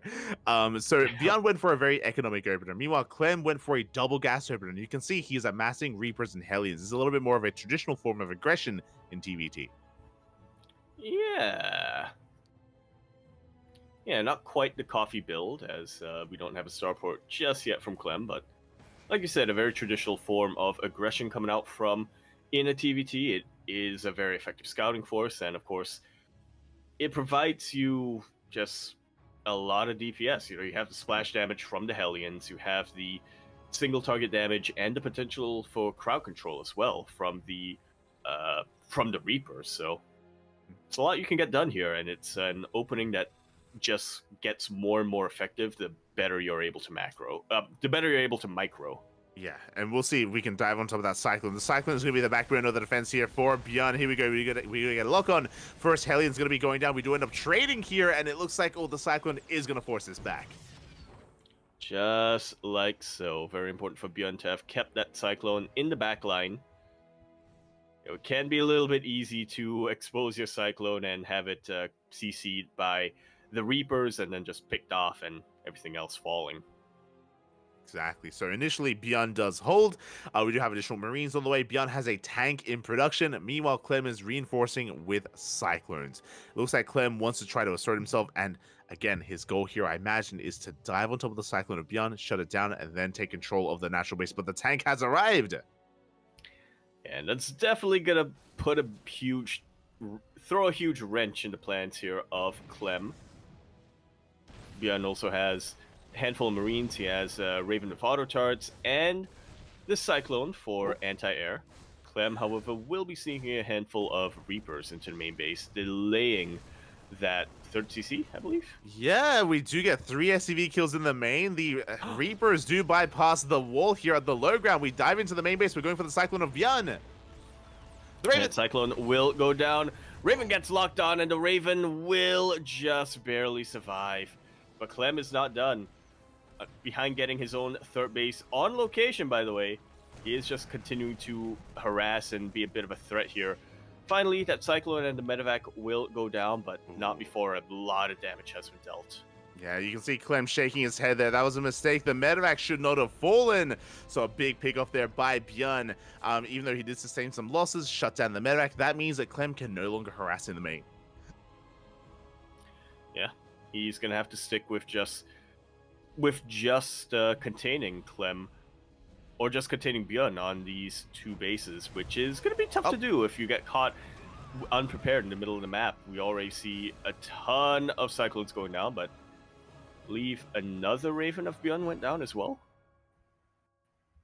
Yeah, as Clem was forced back here. Overall, a good fight initially from Bjorn there, keeping his Raven alive and able to get a couple of hits in. We do see Clem desperately trying to harass, though. Here he goes. He's going into the natural base with those Ravens, looking for some SCV kills. And he's going to get a handful of them anyway, as the army is very far forward here for Bjorn, not really in position to defend against these auto turrets. So, yeah, 4 SCVs, not too bad at all. Bjorn still deciding to commit to this push, though. Yeah, he is moving out across to the map here, and Clem, he did delay tank production in favor of these Cyclones, so he doesn't have the best position. I believe Clem has researched Interference Matrix, and he does have a disable available, but I don't think he has too many. I think only 1. Yeah, it's only a single Raven here back at home, and without much energy at that. The rest of the Ravens will be meeting up with that 3rd Raven, and okay, they did save a little bit of energy. They didn't spend all of it on auto turrets, so I think that there are 3 disables available right now for Clem. Yeah, here we go. We're getting ready for the disables, and there we go. We have 2 of them. 1 tank does stand strong, but we pull the boys, and we can just completely shut this down. Or can we, as the Marines are completely shredding through the SCVs of Clem, sorry. Finally, they do get, that push of Bjorn does get cleaned out, but not before a lot of damage has been dealt. Oh, yeah, 9 SCVs went down, but now Clem has momentum. He's got a massive amount of Cyclones, has all 3 of his Ravens as well, and Bjorn lost 3 tanks in that fight. He still has a couple more in the back line, but he's significantly weaker here as a result. A 3rd tank is moving out. Very aggressive position here out of Bjorn. Yeah, he wants to go this army of Clem into his tank, into tank range. These Ravens, of course, still have energy on them. There's still, I think, 2 disables if my math checks out. Yeah, there are disables available here, and we'll see how we want to make use of this. A little bit of a miss rally out of Bjorn, pulling his SVs back from across the map. And as Clem is going for his drop, we see Bjorn going for his own when he spotted it. Yeah, it's going to be preparing for that. Handful of Marines back at home. A tank as well sieged up in the main base, so this drop shouldn't do too much damage. Yeah, Bjorn, he did see the medevac. He's ready for it. He's prepared, and the medevac is forced back. At the same time, double drop into that natural base. Clem not quite ready himself, though. We can get a couple of SCVs. Just like so. Thankfully for Clem, he did have this tank in position, so it does zone away most of the Marines, but yeah, still losing 4 SCVs. Any little bit of damage done here by Bjorn is good damage. He is, and both of them are actually pretty even when it comes to the worker count, so whoever can get a little bit of worker damage will be pulling ahead. Yeah, exactly. As we get the disable off on one of those matters. Can we shut it down? We barely cannot. Not the best use of that disable. At the same time, Bjorn, while he knows that Clem is distracted, going for his own double drop on the right-hand side. Yeah, kind of the Bjorn that we know and love. The Bjorn who will just unrelentingly go after you over and over and over again. But the spotter Cyclones of Clem will be shutting down this double drop very, very hard.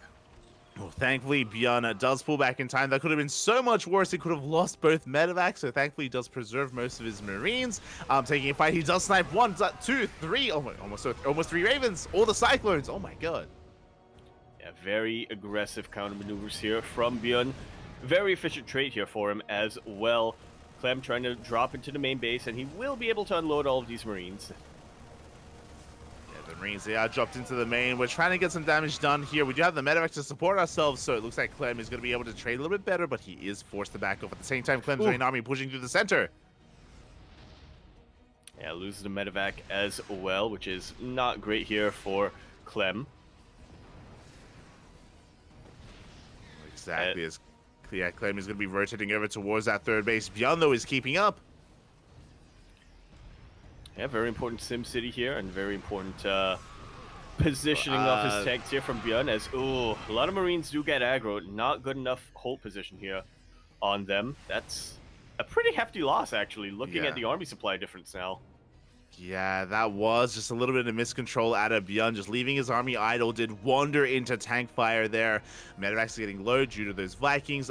Bjorn does have a drop across the map. It looks like he wants to go for a counterattack. It looks like he will get on top of the fourth base of Clem. Yeah, Clem going to be forced to send a couple of reinforcements to try to deal with that. There we go. CC on fire, but will stay alive. Clem hasn't lost too many SCVs either, but, you know, this is delaying the reinforcements here of Clem by quite a bit. To also delay those reinforcements, as we do see Bjorn trying to break free once again with another one of those medevac drops. It looks like Clem was able to barely spot it this time, but he just cannot break the siege line. There are just too many tanks, even with his Ravens. I mean, we did see that Bjorn sniped 2 of them, so there's only 1 Raven left for Clem, and it's just not enough to break him. He will have to back off for a moment, wants to try to lure the army out. Yeah, almost gets them, but not quite. That was kind of the moment that Clem was hoping for, you know, to be able to catch all those tanks on siege. But yeah, Clem, he scanned, he saw the other tanks that were in the back line, and he knew that it was bait. Yeah, and there's a lot of tanks out of position, by the way. Bjorn, a lot of these tanks will not take part of this fight, as here we go, Clem is going to be pushing in. Yeah, he may only have 2 disables, but 2 disables is all that he needs. Gets his tanks into position. Just about every single Marine of Bjorn is starting to go down, and with that upgrade advantage, or for that brief moment where he had an upgrade advantage, it was very, very impactful. Bjorn, he knows he has to get some counter damage done, and he will be able to catch all these tanks on siege. Yeah, he's going for the dive, gets 2 tanks, Marines as well. He's going to shut down this base, and Clem turns around, by the way. Clem is not committed to the base trade. An entire mineral line is going to go down 21 SCVs. That is absolutely massive right now for Bjorn. Even takes out the orbital command. So not only does he have less mining, he also has fewer scans, which was definitely something that he was relying on a ton of throughout these engagements. That may have just been the game-winning move for Bjorn. Like, he just achieved so much with that double medevac drop. It was insane. He will be shut down eventually here, but he's buying so much time. And as you mentioned, Bjorn, he is now up in bases. He's up in workers as well. He will be able to recover. He's down in armor supply, but given time, he can rebuild. But there's a window. There's a window that Clem can take advantage of. Yeah, there's a window, and Clem's looking to bust on through it. The tanks do get picked up. I was worried there for a second. Bjorn starting to get on top of these tanks. Will be sniping a ton of them out. Loses a lot of his Marines in the process, but he still should have enough of them alive to really keep this fight going. I mean, that was 4 tanks. He just sniped 4 tanks almost for free. He almost gets a 5th tank towards the end here. And Clem, he has been slipping up a lot these past couple of moments. Bjorn taking advantage of him. Clem is maxed out, though, and he's going for a triple drop into the main base. And it's going to be Bjorn's turn to be caught out of position. Yeah, once again, doesn't really have much in his main base to really defend. There is this 1 missile turret, but Clem will be able to evade it and will be able to drop right behind the mineral line, forcing a lot of reinforcements back. But that 1 tank. Yeah, that one tank in position does hold on here for Beyond. The main base is safe and sound. Clem, he's forced out of the main. And now the armies are going to be clashing in the center. Now we dive on top of the tanks. 2 tanks are left exposed. Yeah, pretty good pickoffs here for Clem. He doesn't scout the triple drop coming his way. Oh, yeah, he spots it a little bit too little, too late. The drop dives into the natural base at the same time. Clem pushing up the ramp, catches more tanks, but he has to evacuate his natural. Indeed, he does. He has 1 tank here, which can definitely help. Meanwhile, the triple drop from earlier is being useful, is taking out this expansion. That was a kill and not a cancel. Yeah, and now Clem's looking to converge. There's only 1 tank. Yeah, Clem, he's had enough. He knows that he's going for the kill move, going straight for the third base here of Beyond. There is 1 tank towards the center of the map, but it looks like there's just too much red Terran as Clem is pushing on through. Indeed, he is catching a lot of these tanks unsieged as well. He has the massive upper hand. Once again, only 2 tanks remaining here for Björn. Clem is being very careful, very methodical about this. He doesn't want to move into an unfavorable position. Now Marines are starting to get pretty squishy. A lot of stims being thrown down, and Björn is looking to converge on top of all of this. Wow, Will be able to take out everything. Yeah, he comes in from behind, cleans up the army. He lost 21 SCVs in the process. The economic situation looking pretty similar, pretty comparable between both players. Clem has a slight army lead, but only slight. This is still very close, very neck and neck between these 2 players. I think the question in the army supplies right now is how much of that army supply is in medevacs, how much of them are in tanks, how much of them are in Marines, because it's happened a lot. Sometimes in a TVT, the player with higher army supply actually has double the medevac count, so it's not actually a meaningful increase in army supply. I hear what you're saying, Fappy. Sometimes the soup does lie. It does happen, but here we go. We do see Clem just trying to collapse on this, trying to get a read on how many tanks are out. Only 2 tanks for now, but there we go. We have reinforcements on the way from Björn, trying to really establish this position and trying to threaten that center base. Yeah, and he is just waiting for that moment. He is positioning himself to pounce on top of this base, to pounce on top of this Terran army, this significantly weaker Terran army. Only 1 tank and it only finishes sieging up. Full concave on top of all this will allow Björn to take out just about everything. And with that, Clem barely has anything left. This is it. This is his last-ditch effort, but we have reinforcements back at home. Clem is going for the CC. He will get a kill, but he loses his army, and Clem just barely has anything left. 1 counterattack is all that Björn needs to pull off, and he is sending everything across the map. Clem barely has an army. Got 42 Marines and 6 tanks available for Björn versus the 21 Marines and 2 tanks available for Clem. As much as I want to believe in the old saying that it's not the number of tanks you've got, it's how you position them. At this point, I think there are just far too many Marines in favor of Björn for tank positioning to really matter that much. Exactly. Shopify Rebellion looking to fight back here. We spoke about it earlier, but the TVTs were going to be the way to stop Clem. Björn looked damn good earlier. Didn't take down Clem in that best of 2 they had, but it was close. It looks like Björn, he's getting his revenge. He finds another planetary. He will shut it down. Just like so. Clem, once again, with yet another last-ditch attempt at trying to turn this game around, but it's not going to be enough. GG is called. Björn will be taking that first game and will be knocking down Clem. I say knocking down Clem. Björn cannot afford to lose a single map here, so it's a good start. It is a very good start. GG, well played. Björn, he does fight back. He takes a game here, which is a good start, but you spoke about it earlier. Björn needs to win 5 games in a row. That was game 1. We still have a mountain to climb, but that was a first step. The first step here for Björn. And can he do it again? Can he take down Clem 2-0? He needs to give his team a chance at a continued run in WTL. Indeed, he does. It was a very, very close TVT that we just saw as well. Yeah, very, very close TVT that we just saw as well. A very major back and forth. Clem, it does look like a little bit of the fatigue is starting to step in a little bit. I mean, that was his, 7th game in a row at this point or something. So, yeah, shouldn't be too surprised if he's not playing as peak as he was at the start of this evening. But at this point, what am I trying to say here? I'm trying to get into the how should I put this? At this point, Clem can afford to drop a couple of maps. It wouldn't be. I think he can rely on maybe whoever he can afford to drop this series. He can't afford to lose 0-2, because then somebody else on Team Liquid I think can really step back in and just win one map against Bjorn here. Yeah, exactly. I mean, again, like there's a little bit less pressure on Clem. Obviously, Clem would like to take a game here and just clean it up for his team and do the best for his team to just be so well rested and recuperated for the next series.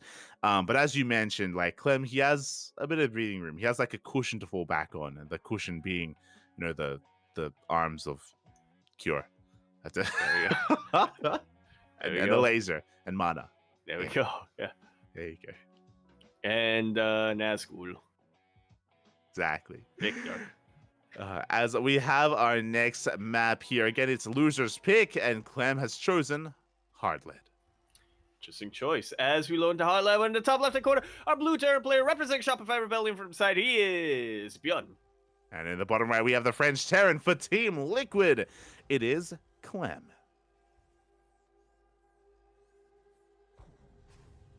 Here we go, and we do see that gods can bleed, and Bjorn has been able to make that happen here, showing that Clem is not insurmountable. But can he go even further? Can he get the 2-0? Can he pull it off? That is the big question. Indeed it is. Indeed it is. As Shopify Rebellion, again, is just on their last life at this point, as we can see from the nifty little graphic. That's one of the things I like. That's one of the improvements, I think, with this season. It's visually, aesthetic and appealing, and it's, it's just a good way to recognize kind of the game state here, the state of the team league. Also, bearing in mind, double gas open out of Clem. Double gas out of Clem. Aggressive opener from our Red Terran player, Bjorn, setting up for a Rax expand. Yeah, very, very economic, to say the least, or at least economic in a TVT. This is usually standard in the other matchups, but TVT, you're kind of setting yourself behind a little bit when it comes to your army, your early game army. Especially on Hardlet. That's the important thing for me, is that we're on, a much smaller map, very short distances by ground. Aggression is typically favored on this map, so it is a little bit risky for Bjorn to go for a more economic opener like this. Clem does confirm with the SCV Scout he is aware of the faster CC, so the onus is going to be on Clem to try to punish the more greedy opener of Bjorn. Indeed it is. Indeed it is. I mean, even just doing something like delaying the expansion or anything like that will definitely be something, but there is a lot of opportunity here for Clem if he decides to, tech into Hellions or what have you, and just keep that momentum going. But for now, it looks like that is not what Clem wants to go for. Yeah. I mean, winding it back, right? Last game, Clem did go for the triple Reaper double Hellion push. That is a little bit more old school, very coffee-esque. Didn't really achieve too much and wasn't too successful because of the Cyclones. And, he recognizes, the Cyclone is just too good. Why try to fight against it when I can just make it myself? Yeah, might as well. Might as well. What is it called? The Clone Wars patch, I think is what we have settled on. Yeah, the Cyclone Wars, they have begun. It has arrived, and for now we are amassing Cyclones. It looks like Bjorn is going for both players going for Medivacs. Now this can get very awkward. This can get very chaotic. Both players are going for Cyclone pushes. And if they miss each other, we could end up, again, like in a really weird scenario where you have Cyclones across the map for one player, Cyclones across the map for the other, and workers are going to be going down for everyone. Yeah. Very chaotic, to say the least, as Clem opts for a Cyclone drop this time. Again, wanting to be aggressive, but Bjorn, I think, has really caught wind of Clem's style, so he is playing a bit more defensive back at home with a couple of Cyclones of his own. Bjorn moving across the map with his Medevac Marines and a single Cyclone as well. Going to be able to pick off a handful of SCVs. Yeah, here we go. Bjorn, he does hit first. He does get 4 SCVs in total. At the same time, Clem in the natural base of Bjorn is what we spoke about. The chaotic nature of going drop versus drop as SCVs are falling. So far, pretty comparable damage to each other, but Bjorn has lost control of his natural base, and he has no mining whatsoever as another SCV goes down. Like so.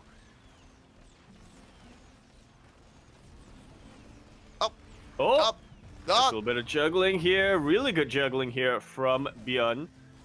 Just to be able to keep his Cyclone alive for that long. Meanwhile, he had this Reaper and this one Hellion hanging outside the natural base. And now, yeah, even more SCVs have started to go down. Things have gone from bad to even worse here for Clem. Yeah, Clem is being pulled apart. 14 SCVs go down, and another worker towards the end here, as well as Bjorn is just coming in left and right, and Clem just cannot keep up. Meanwhile, across the map, he was cleaned up as well. Bjorn takes a massive worker lead. It is, yeah, absolutely huge right now. The army supplies are looking pretty comparable as well. Bjorn does have Cyclones of his own back home for safety. Does have, early on, it looked like he was working on a tank. I don't remember if that completed or not, but shall see. We shall, as we go back in. Once again, SCV is going to be going down, and Clem is all in. Clem is pretty all in with this push. He does dive on top of those Ravens, but he just doesn't have enough. Yeah, I mean, he has to be all in at this point. One Raven goes down, but not before 3 auto turrets get thrown down, and that's a lot of DPS to aid in the defense. Yeah, it really is. And with that, Bjorn, he is holding beautifully onto his 2 bases. He still maintains his worker lead. 3rd TCs are on the way. And again, Clem, he's got a lot of recovering to do. He starts up a 3rd TC. Now, that is a way to come back, right? To rush into a faster 3rd. As I say that, Bjorn's 3rd is actually faster than that of Clem. So that's even then still 1 step behind. Yeah, Clem was kind of all in for a moment, but then realized that there's no easy way for him to really break Bjorn's position, so he has resigned now to trying to macro his way out of this. But even then, that involves reciprocating a lot of the earlier worker damage that he sustained, because there's no way he can just make mules, make workers, and somehow have a better income than Bjorn. Yeah, exactly. He has to make some moves happen, make some plays happen here with his, drop play, with his harassment, with his army movement as well. That is a second factory. I mean, this makes sense. I don't think Clem wanted to do this, but he is going to be forced into mech. Yeah, might as well. Might as well get more Cyclones out. Yeah, exactly. I mean, again, it is a very efficient composition. The problem is he's playing mech from behind. Mech from ahead is terrifying. From behind, though, it is going to be a little bit difficult to recover. Not impossible, but difficult here. As the Mass Cyclone is moving out, if we can maybe catch some drops, maybe a CC, the army just out of position, there is potential. Like, Clem has a lot of dive potential, specifically with his mobile army. Yeah, it's like Battle Mech, but without the Hellbats. Yeah. It's so longer McLaren, it's just, yeah. And it's just the mech. As here we go, we do shut down one of those tanks. Big disable on it. We have one more tank here in the back line. And Clem is doing a good job of just maintaining map control, but the 3rd base is soon to be taken. At the same time, Bjorn comes in for some harass. And that's a lot of lost mining time. Even if no SCVs go down, this is already putting Clem at an even bigger disadvantage than he was earlier on. It really does. At the same time, we do see Clem pushing him through. Does catch a lot of the Cyclones here. Even some SCVs of Bjorn. Boys are being pulled. Yeah, can he catch the tanks? He gets one of them, but the other tank in the back line will deter the rest of the Cyclones from really pushing in, will prevent Clem from really jumping on top of this army and on top of that natural base. Ravens of Bjorn have been dealt with. I believe this makes Clem up on the Raven count now. We'll see if that really translates into victories here. We'll see as Beyond Sims on forward. Good stutter stepping. He shuts down 2 more of those Cyclones, and that army from Clem looking that much smaller as a result. He's still behind in the economy. Is now establishing his third base, and it is slowly getting up and running. So, we are slowly catching up in that respect. But Clem is still that one step behind, especially considering that his army is very expensive. Doesn't want to throw away too much here in these trades. Oh yeah. The name of the game right now for Clem is to just trade as efficiently as possible while he gets his economy up and running. Another double drop coming out here from Björn. This time Clem did have the missile turret up, but it wasn't enough to really prevent these 2 tanks from sieging up. Oh, exactly. As the tanks, they're going to be shut down, though. Decent trades, but they both will fall. And was this really worth it for Björn? Losing 2 tanks, he only gets 3 SCVs and a handful of mech units. Yeah, I mean, we'll see. Taking out mech units can definitely be worth it here.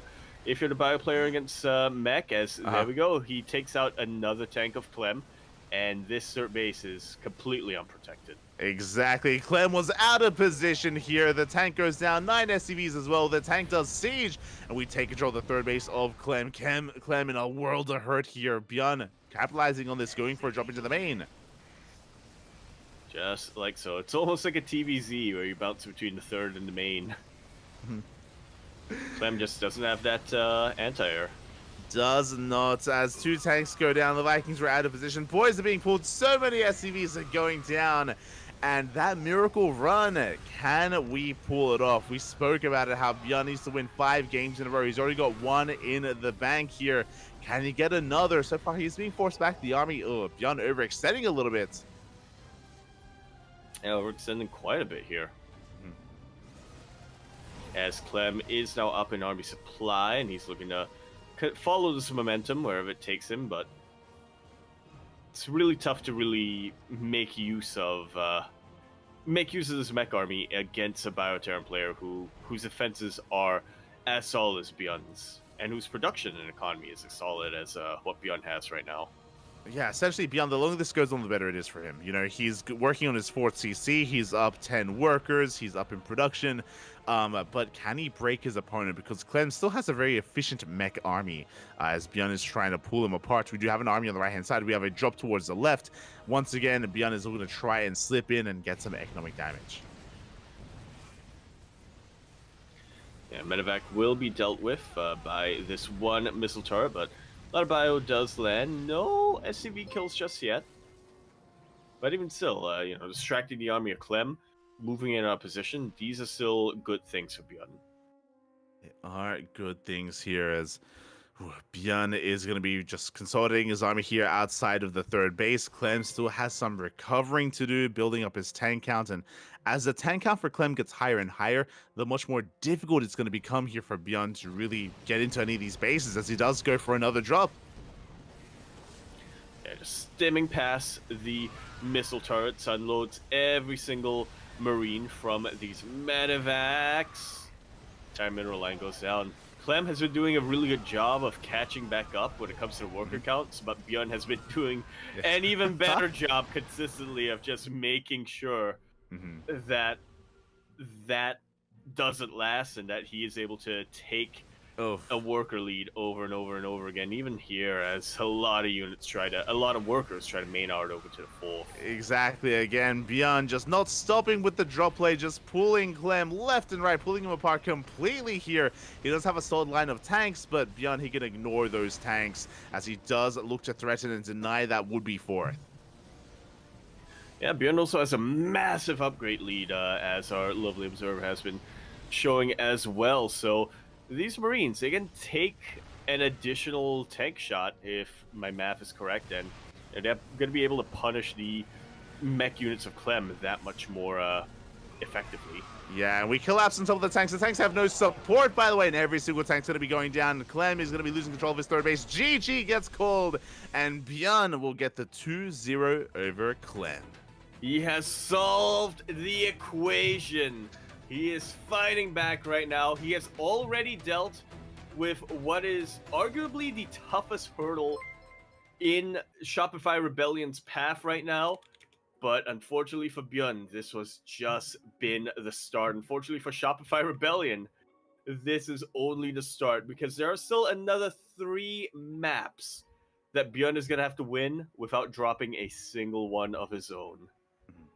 Exactly. It is not going to be an easy one, but Björn, he has started his journey. He started his journey here of enlightenment. He has 2-0'd Clem, and now he needs to 2-0 his next opponent, whether it's Mana or a laser. Björn, I would say, is going to be favored. Regardless, he's going to be favored to take a series, but at the same time, whether it's Mana, whether it's a laser, they only need to take one game. Yeah, it's just 1 versus the 3 lives that they have themselves. Yes. Shopify Rebellion, they're fighting on their last life. They are. So the pressure is on Björn. If anyone on Shopify can pull this off, it's gonna be Björn there. It's gonna be Björn to pull off a reverse sweep. He has again started that road of recovery. Can he go the distance? Can he go all the way? He needs your support. Does need your support here. As a big shout out to J-Dolph in the chat. Thank you so much for the raid. I appreciate the raid, but the raid of 68, almost 69. Oh, almost happy. The tease. I wanted the 69. Not just that, but even we appreciate beforehand. it. But it's not nice. We love you, Jada. We love you. Also, earlier, it was during the break, so we weren't able to shout out properly. But a big shout out to Ranger. Ranger also gave us a raid earlier as well, just as the series was starting. So yeah, thank you so much for all of the support. Thank you. It's also 68. There you go. I would have to go back and check. I assume it was also 68. Was not 69. That's what matters here. That's what matters. Yeah, for those that are tuning in, we are still in the first series of the night, in the first best of 7. We are jumping into the middle of Shopify Rebellion versus Team Liquid. It's a best of 7, and Team Liquid are up in this series. Team Liquid, they need one of their players to win one game. That's all they need. One game to bring Björn down, because Björn is a revived player. He lost earlier, and he's back on his last life here. And you can see the lineup. Someone needs to come out. Cure has already been fielded. Clem has already been fielded. It's going to come down to either a laser or Mana to try to bring Björn down. Yeah, definitely a tough ask. Who would you favor in taking out Björn here? Ooh, that's a good one. That's a very good one. I think I want Mana to come out with some Mana builds. I agree. I think whether it's a laser or Mana, I don't think we can take it to Björn in a standard late game. As I say that, remember what we spoke about earlier about playing with the series. They have 2 games here, and they will have, if they do lose game 1, they have loser's pick, which means they can force a more unorthodox map, a map that maybe they are more prepared on and more specialized in. Yeah, they could always pull that Team GP maneuver. They have the lives for it. There you go. There you go. So we'll see if they can pull that off. You can see that it's getting a little bit dark in Europe and in Canada, everywhere really. It's getting a little bit dark. I'm just appreciating that that blast of light on the Lambo's face. I assumed it was sunlight at first, but I realized, wait, sun doesn't shine over there. No, there's no sun. TY's in Korea, Bobby's in Korea. A shout out as well to Asher. Asher subscribing 23 months. Oh my god, we're a month away from 2 years, Bobby. Almost 2 years. I actually can't believe it's been that long. That's crazy. That's It's been way too long. And we have a player. Yeah, Laser coming out and being fielded here in a little bit of a ZVT. Coming up against Björn once again. He just needs to win one map here, whereas Björn needs to win this 2-0 and then needs to win another map against another Team Liquid boy. Oh yeah. Yeah, here we go. So, Laser, I mean, it makes sense, especially considering that the map is going to be played on Equilibrium. Equilibrium is going to be the map of choice to begin with already. So, Laser coming out swinging here. And can he bring down the Biandra? Can he stop this kind of momentum that Bjorn is getting for himself? Potentially. He's shaping up to be the next problem. Oh, yeah. Solvable problem. Shopify Rebellion versus Team Liquid. Game 6. Let's start the game. Let's start the game as we are diving into this here and sporting in the top left-hand corner. We have the final hope for Shopify Rebellion. The red Terran player, it is Bjorn. And over in the bottom right, top right-hand corner, we have our red Zerg player representing Team Liquid. We have a laser. The chat's getting rowdy.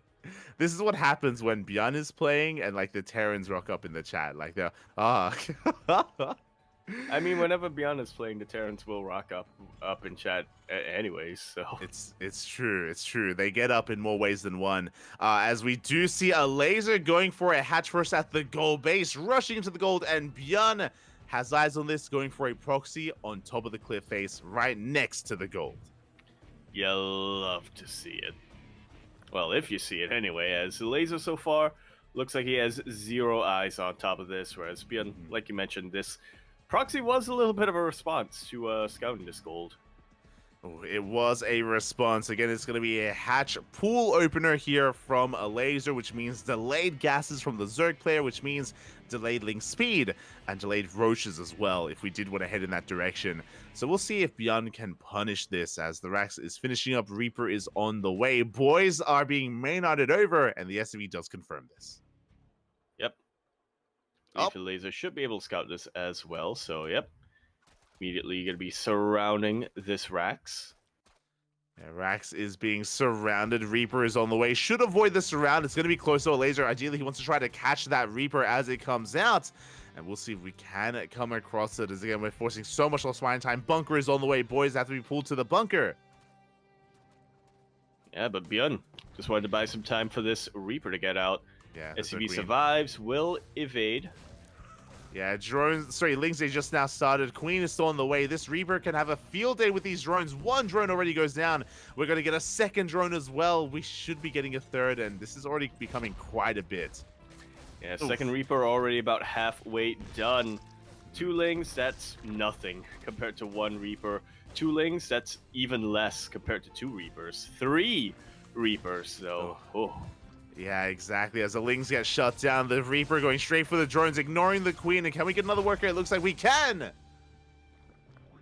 Like so. Very smart of Bjorn to just tank the damage. He knows that he can absorb a lot of the Queen hits just to take out more and more of these drones. Behind all of this, though, a laser has not skipped a beat. He has thrown down this Roach Warren, and he's getting ready for his follow-up. Yeah, with the Recessing Gas Geyser, it looks like a laser's going for a Roach Rush as that follow-up, but another drone gets picked up. The Spore was barely not done in time. Yeah, really good use of the KD8 charge. Really good timing as well on a KD8 charge. He's just dancing around, avoiding the Queen each and every single time. Oof. Oh my god, another drone getting picked up. We do get eyes on the Recessing Gas Geyser as well. We haven't gone into the main base, so we don't care. We're going straight for even more drone damage. Finally, 1 Reaper goes down, but like you said, this has already been a lot of damage. This has already been a lot of information that Bjorn has been able to gather. He knows that the rich Vespene base is mining, and he should recognize that this means he needs to muster up a bit of a defense back at home. Right now, Bjorn's actually going for a double expand. That's another drone as well. As you were mentioning, it is going to be a 3cc opener, 3cc out of Bjorn, so very economic. And I think he can get away with this just because he's killed so many drones. And in a way that has impacted how many roaches there are. It has slowed down the economy here of a laser. Roaches have been spotted as they're waddling across the map, but Cyclones are coming out just in time to defend. Yeah, if it was only a single Cyclone, I would be worried. But thanks to that reactor, Bjorn is pumping out 2 at a time. He's even getting his Banshees as well, just for even extra defense. Bjorn, he's safe. Bjorn, he should be safe here. One of these roaches is going to be going down. The Ravager is going to be morphed in. Clutch morph there from a laser, keeping that roach alive. Bunker is done. Good repair here on the Cyclones, and the Banshee is on the way, and the Banshee will completely shut this down. Yeah, there's no real way for any of these roaches to really deal with the Banshee. I mean, corrosive vials are nice. They're not reliable, though. Yeah, especially against a player like Bjorn, known for his micro, known for his control. The Banshee has arrived, and yeah, we can just focus down every single one of these Ravagers, forcing it all the way back home. Like so. Oh. Thankfully for Laser, though, he at least has that gold base still alive, so he can try to catch back up with that. He is expanding. He is getting a third base of his own. Bjorn, not done at all, though. He is back with a vengeance. He is chasing down every single one of these roaches and Ravagers with his Banshee, and these 4 Cyclones should make short work of the Queen, of everything at this base, really. Exactly. It just goes to show the power of a Banshee opener, specifically against a Roach Rush. Like, just nothing shoots up. We catch another Overlord, and Bjorn, he ignores the gold. He goes straight for the natural instead, getting another Overlord, and the Queens are looking very exposed. This immediately locks on top of one of them. These Queens have 0 energy as well. GG is called, and Bjorn will absolutely shut down the gold base opening of a Laser. Will be taking a very swift game number 1.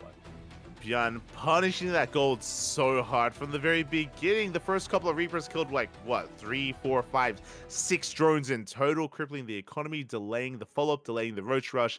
And Bjorn, it wasn't even a 1-1-1 opener as a follow-up. It was a third CC, economic, into the eventually the Banshees, and Bjorn just shut that down. Yeah, shutting down pretty brilliantly, all things considered. It's the responsiveness to decisiveness to just go after all of those drones one after another, because I think he knew at that point, I'm going 3cc. I can't afford to let a Laser get even a little bit of an economic damage on, get a little bit of an advantage on me this early on. Otherwise, I'm just gonna roll over. I need to make sure that he has as few and as little roaches as possible by the time he does move across the map. Yeah, Clem may be the problem, but Bjorn is the answer, as he had a really good response, as you mentioned, to the gold-based rush of a Laser. And with that, I'm a little bit concerned, because Equilibrium is typically the Zerg map. It's the Zerg map choice, I should say, that we do try to bounce back on. So where do we go? Let's go! Radiz's Station. It was in my mind the minute you said Zerg favorite map, Light. And this is an interesting choice, because as you told me, Radiz's Station is actually Terran favored. I'm really excited. I'm really excited to see what a Laser brings to the table here. I'm attention. really excited to see, what he... Yes, you've been reading the chat, Poppy. Oh my god.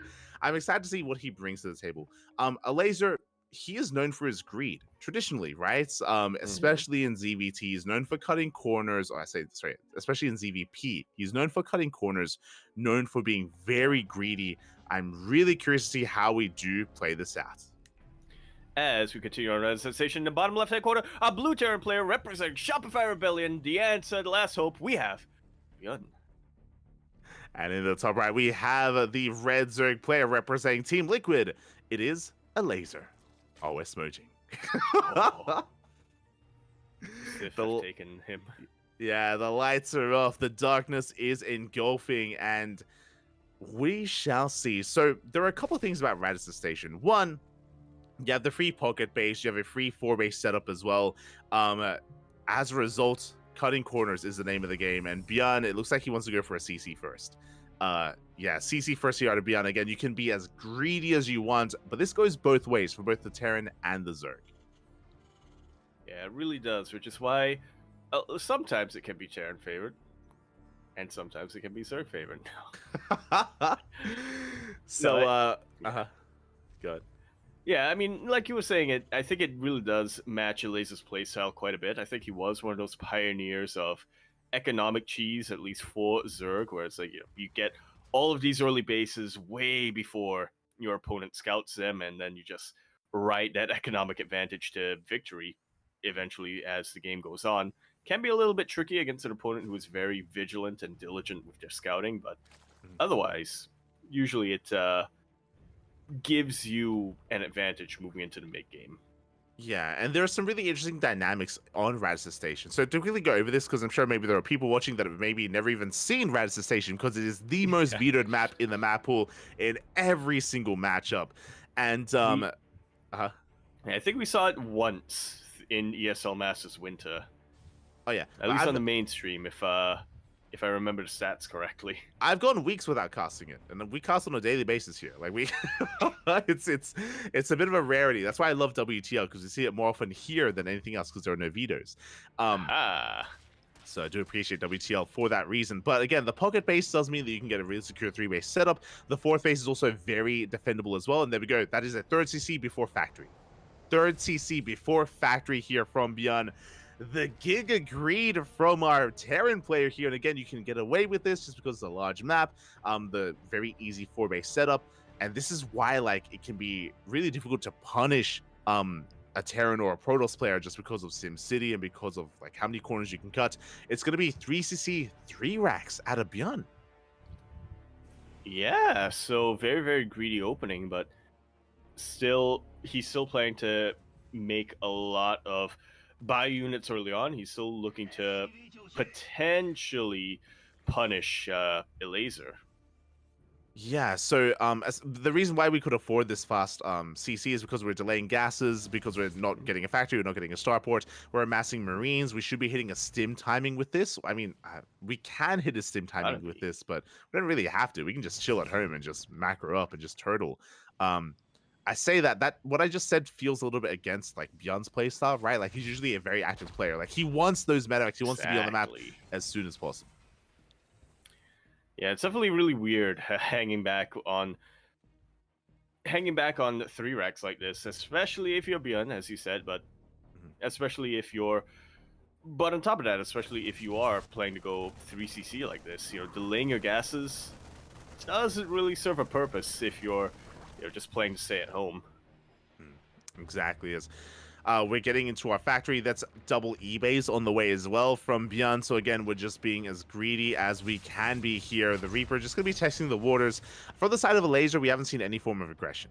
He only has 1 gas geyser. He's droning. He's now taking a 4th base. A laser, I imagine, is going to be hyper fixated on just purely droning up. It's going to be on Bjorn to be, I want to say, the initial aggressor, the initial active player. Eventually, once we get into those medevacs. Yeah, which is going to be a little bit delayed, but on the flip side of that, he'll have a lot of Marines to load into those medevacs. So. Yeah, exactly, as you do pick off a tumor. Now, the scary thing here as we get into the mid-game, this is something to look out for, is because of this map specifically, because of the base layout, Ling run-bys, Ling counterattacks, and Bailing run-bys aren't really a factor. They can't really threaten the Terran player just because these bases are so safe. I love as well that Bjorn, he is not taking the pocket, he's saving the pocket for a 4th or even a 5th instead. So, yeah, being a little bit greedier here in a way. I mean, taking a bit of a risk early on, but just to be that much more safe and that much more secure in a longer game. Yeah. And he can afford to as well. I mean, like you said, I think Bjorn has scouted with his Reapers. He has confirmed that he has the map control. He knows that there's no real way for a laser to punish this base for the time being. And by the time a laser does amass enough of a harassing force of Lings and Bailings and whatnot, Bjorn's already going to have tanks out. Bjorn's already going to have even more Marines out. Bjorn's going to be able to have SimCity, have his depots walling that off. So just another little feature here of Rad House. It is, and here we go. The medevacs have finally arrived, and now finally Bjorn can be active. Going for a double drop, stim is done. +1 or 1/1, and combat shields are still on the horizon, so this is just going to be a stim timing from Bjorn, but he is going to be very active. Meanwhile, that is a very fast infestation pit. A laser, he could be looking to go Ling Bane, not into Muta, not into Hydra. This could be Ling Bane into even Ultra. Yeah, would definitely complement the melee upgrades that Laser is going for. Bjorn decides to go straight for the pocket base, immediately targets down the hatchery. Stim hasn't popped yet. There's nothing to defend. There's a couple of Lings. The Lings are going to do nothing here against his army. Queens are on the way, but they're late, and this hatchery may go down. We need transfuse. The Transfuses have been used up. A couple of banelings are here, which forces a very hot pickup here from Bjorn. Doesn't really like his chances trying to snipe those down just yet. But it's all the energy on the Queens used up, and those Marines mostly survive. They're still hanging out here, still being very, very threatening. Meanwhile, Bjorn is sending another little force out in the middle of the map. Ugh, banelings go down for free. Laser's in a lot of trouble. I mean, that hatchery almost died. Like, that hatchery barely survived. That was, again, how greedy Laser was being, and he was punished for it. Meanwhile, the drop is coming back in. He wants that base, by the way. Beyond, he wants the hatchery. He knows how low it is. He takes out a queen. He's going to be able to take out another queen, and there we go. Takes out the hatch. Queens were not in position to transfuse, and even if they were, they didn't have the energy to transfuse. Exactly, as the hatchery goes down, the laser knocked down to 3 bases. The drop play is pulling him apart here as he's just having such a hard time keeping up. Meanwhile, Bjorn pushing right through the right-hand side, clearing up so much of this creep, and Bjorn has a lot of momentum on his side. And he is riding that momentum. He is continuing to push. He is sending the rest of his reinforcements forward. He's got mines now. He is clearing up creep. He is looking to force the laser to fight in a little bit of an unfavorable position, but he doesn't need to either. He can just continue to contain, and he can just continue to be threatening with this main army. Yeah, exactly. As the Widow Mines are leapfrogging for the Marine, the parade push just does not stop. Bane's going to be rolling in decent connections on some of those Marines, as Bjorn was a little bit idle with his army. Yeah, a little bit of a late split here from Bjorn, but it looks like the Widow Mines will be able to take out the rest of the banelings. Good target firing, but it looks like there are enough lings to really chase this back, at least for the time being. Yeah, that was a good fight for a laser. That was better than I was really expecting. So he's going to be able to hold on to his 4th. He's taking a 5th base, which is the pocket base, of course. And as we spoke about it, it is Lingbane Ultra. Lingbane straight into Ultras. The downside of this unit composition from a laser is that he is lacking anti-air. Again, no Hydras or Mutas means that drop play can get out of hand. Yeah, he will be able to, Bjorn will be able to sort of bounce back and forth between his bases. We'll be able to just hot pick up and unload somewhere else. As Bjorn going for that multi-pronged style that we kind of know him for, that extremely aggressive, very active, right up on top of your face style that we've come to expect from him. Laser, meanwhile, finally his hive is finished up. Finally, Ultras are on the way. They are on the way. Kindness plating as well. Meanwhile, Bjorn has a 4th. He still hasn't taken his pocket bait. Looks like the pocket base is going to be either a 5th or a 6th, which again is going to be very secure. And Bjorn is going for a drop into the pocket. Where are the queens? They're not here. Yeah, they are not. There are only 2 banelings, and we have a very good spread of Marines here as well.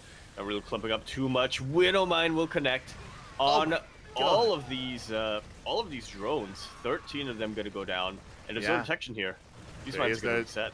They're going to be resetting. I mean, the Marines themselves are not cleaned up either on the right-hand side. Looks like the Banelings will connect with the Widow Mines. We will hold on the right-hand side, but here towards the left, we have dealt so much damage. 13 drones do go down. Oh, the Widow Mine. Mine's about to reset. Both of them are going to reset, actually. Exactly. Mine's just going to be going off. We have Marines. We have drops here in almost every single base. The main army pushing to the center. There is Lingbane in position, though, so it looks like Laser is going to be able to hold on at least to the front line, but we're fighting off of creep. Off of creep into Marauders. Yeah, those banelings were not long for this world. As Bjorn just continues to really make use of the map, really just bounce back and forth between bases with these medevacs. Yeah, and this is the strength of momentum on this map. The fact that Laser, he hasn't counterattacked at all this game. He has not touched the economy whatsoever of Bjorn. He's been stuck at home the entire time, and he's been struggling to defend as Bjorn is up, what, 30, 40, 50 army supply at this point. Absolutely insane. Doesn't matter at this point that Bjorn doesn't have ghosts to deal with the Ultralists. He just has that many more... bio units. He has a healthy-ish Marauder count, and there aren't that many Ultralists to really threaten this army of Bjorn. Yeah, I mean, he just sniped an Ultra. Ultra goes down. Yep. This second Ultra is going to be going down as well. There are just too many Marauders. The upgrades are too good. Those Widowmines in the pocket base, they reset for a second time, by the way. That's the third time they've reset. Finally, they're about to be dealt with. I hope so. I hope so. As Bjarni's still not pulling off the trigger here. He is maxed out. He's up 50 supply compared to a laser, and he's just pulling him apart. A laser trying to hold on here with his ultras, trying desperately to hold on, but again, fighting off of creep is not ideal. For anyone, it's 4 ultras and a handful of banelings versus a whole ton of marauders here. Finally, a laser is going for a little bit of a counterattack, but it feels too little, way too late. It's only Lings in this counterattack, by the way, and they aren't the best unit that that Laser's got right now. Yeah, I think he canceled, maybe even killed the building orbital, which is nice. It's okay, but beyond his army is still just not slowing down. He was kiting, he killed another ultra here in the retreat. I believe kindness plating has finished, but +3 carapace is still just now starting. I think +3 melee still not starting either, so the upgrades are still going to be lacking here for a laser, and Beyond will be getting into 3-3 that much sooner. Yeah, a lot sooner. He's going to have a massive window where he has the upgrade advantage, the army supply advantage, and going to be able to make short work of these ultras, these banelings, these everythings, really. Yeah, a laser just needs time. He needs to hold on, needs to take advantage of this economy, and he needs to max out. And he's on his road. He's on his way to maxing out. The problem is that Björn is mixing in Liberators and Ghosts. Now, what I will say, though, is when it comes to Riders to Station, the center of the map is very wide open. It's very wide open, very difficult to get a good choke point for your libs. So that will be at the advantage of a laser if we do fight in the center of the map. That's a big if, though, because Björn is still going for drop play, or at least trying to. Yeah, I think Laser has been able to shore up his defenses quite a lot more. Oof. Oh my god. So these drops, I was going to say, these drops shouldn't get too much done. They shouldn't. But they are. Yeah, massive mine connections on the Ling Bane. The Ultras are exposed on their own. Liberators are arriving as well, and we're getting on top of the Ultras before +3 carapace can finish. Infestors come in for some big fungals. No! Okay, yeah, they are able to get a couple of fungals off, but for the most part, it looks like the infestor count has been reset. Yeah. A couple of them are able to escape. A couple of ghosts are in position right now and are able to snipe quite a bit. That was a really good fungal, but it was nowhere near enough for a laser. Exactly. Beyond the wave of Terran is snowballing out of control. The man with gun has arrived. The Ultras have been dealt with. The Infestors as well. Banelings are non-existent. They just now finished, but it's just too little too late as Björn is snowballing out of control. And he will break through the bases and break through his opponents. GG is called, taking those banelings to the face towards the end there because he knew how far ahead he was. Björn with the double kill. The last hope of Shopify Rebellion will take Team Liquid all the way to the ace match. And now it's just one map versus one map. One revived player versus another revived player. Or potentially mana. Here we go. Exactly. The potential is there. And again, that game from on Riders to Station, that is kind of the ideal scenario for the Terran player there, where you can be hyper greedy initially and then hyper aggressive afterwards with drop play, pulling your opponent left and right and just picking a laser apart. Really impressive performance there from Björn. But as you mentioned, now most likely it's going to be a revived Terran player. The question becomes, do we get a rematch? Or another rematch? Is it Björn versus Cure or Björn versus Clem? Or Björn versus a laser. Or Björn versus a laser. If you're in the chat, get involved. Who do you think Team Liquid sends out against Björn? Who is going to be the revived player from Team Liquid? Here's the thing. I think Clem would probably make the most sense. I mean, you know, he has 2-0'd Björn earlier, even though Björn was able to be revived and take the 2-0 again. I think Clem, a lot of that did come down to fatigue. I think Clem has rested up a little bit, so if he just has, well, I say that as he closes his eyes on cam, so okay, maybe not. What I'm trying to get at here is I know for a fact that Cure does not want to take that earlier 2-0 lying down. I would not be surprised if Cure insists on being sent out here to try to redeem himself against Björn. Yeah, that I agree. I do think that Cure was frustrated after his series, and I think he wants a chance at redemption. Like, that would make sense in my mind, especially considering that Clem has stated yesterday that he is not feeling too confident in TBT. In saying that, I mean, he did beat Björn earlier. Like he pulled it off. But you could also make an argument that that was also maybe because Björn, if you remember, in his best of 2 against Clem, 2 games in a row he went proxy 2 racks, and it just didn't really work out for Björn. Like he was kind of putting himself behind by proxying and trying to cheese out Clem initially. Yeah, in a way. I mean, it really almost worked for him in that first game. You know, he basically had the build order victory. It was just that Clem had one of those moments where I think you get a few of them throughout your competitive career where he was just able to really tighten things up and elevate himself to another dimension to really clutch out that victory. Mm-hmm. Oh, yeah. So maybe he can make lightning strike twice. Maybe it's possible, but yeah, it looks like the chat for now is also thinking that Cure would make sense to be sent out to be revived here from Team Liquid. I would agree. I think historically, and even in current form, I do think that Cure has better TVT than Clem. In saying that, again, Clem is still not a bad option. I don't think there is a bad option between the two of them, but I think it comes down to who's feeling better on the day, who's currently feeling better, who's feeling on point, who feels confident up against Björn. Not even on the day itself. Who's feeling better at the hour? Yeah. Exactly. So we'll see. Most likely it's going to be one of these Terran players. But of course, there's always a possibility that we get a curveball and, instead Mana comes out or a laser comes out. Like, that is not impossible as a scenario, but they call Skillus up, they call Diego. Yeah. So they call up Diego. They're like, "Come back to the team, Poppy. Come back to Team Liquid." We're sorry for letting you go. Yeah, we shall see. Also, I appreciate that Clem is playing in his PJs. We can see his It's the only way to Snoopy. Snoopy. I think. Yeah, Snoopy. Hashtag relatable. Actually, I believe this is the mascot of Team Liquid, so I assume this is like a Team Liquid PJs. I didn't even know Team Liquid had a mascot. Horse. Is it? Wait, I thought the mascot the horse? It's like a round, flashy horse thingy. Yeah. I thought Mana was the mascot. And there it is. Also, yeah, I just googled it. There's apparently like a little horse plushie. But we have our answer. It is in fact going to be Cure, not Clem, as the revived player. Here we go. Shot of Redemption coming out here from Cure. Everything is on the line right now for both Shopify Rebellion and Team Liquid.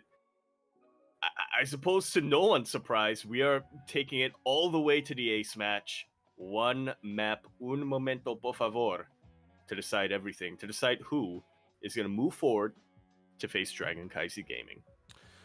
Who is it going to be? It all comes down to this revive match.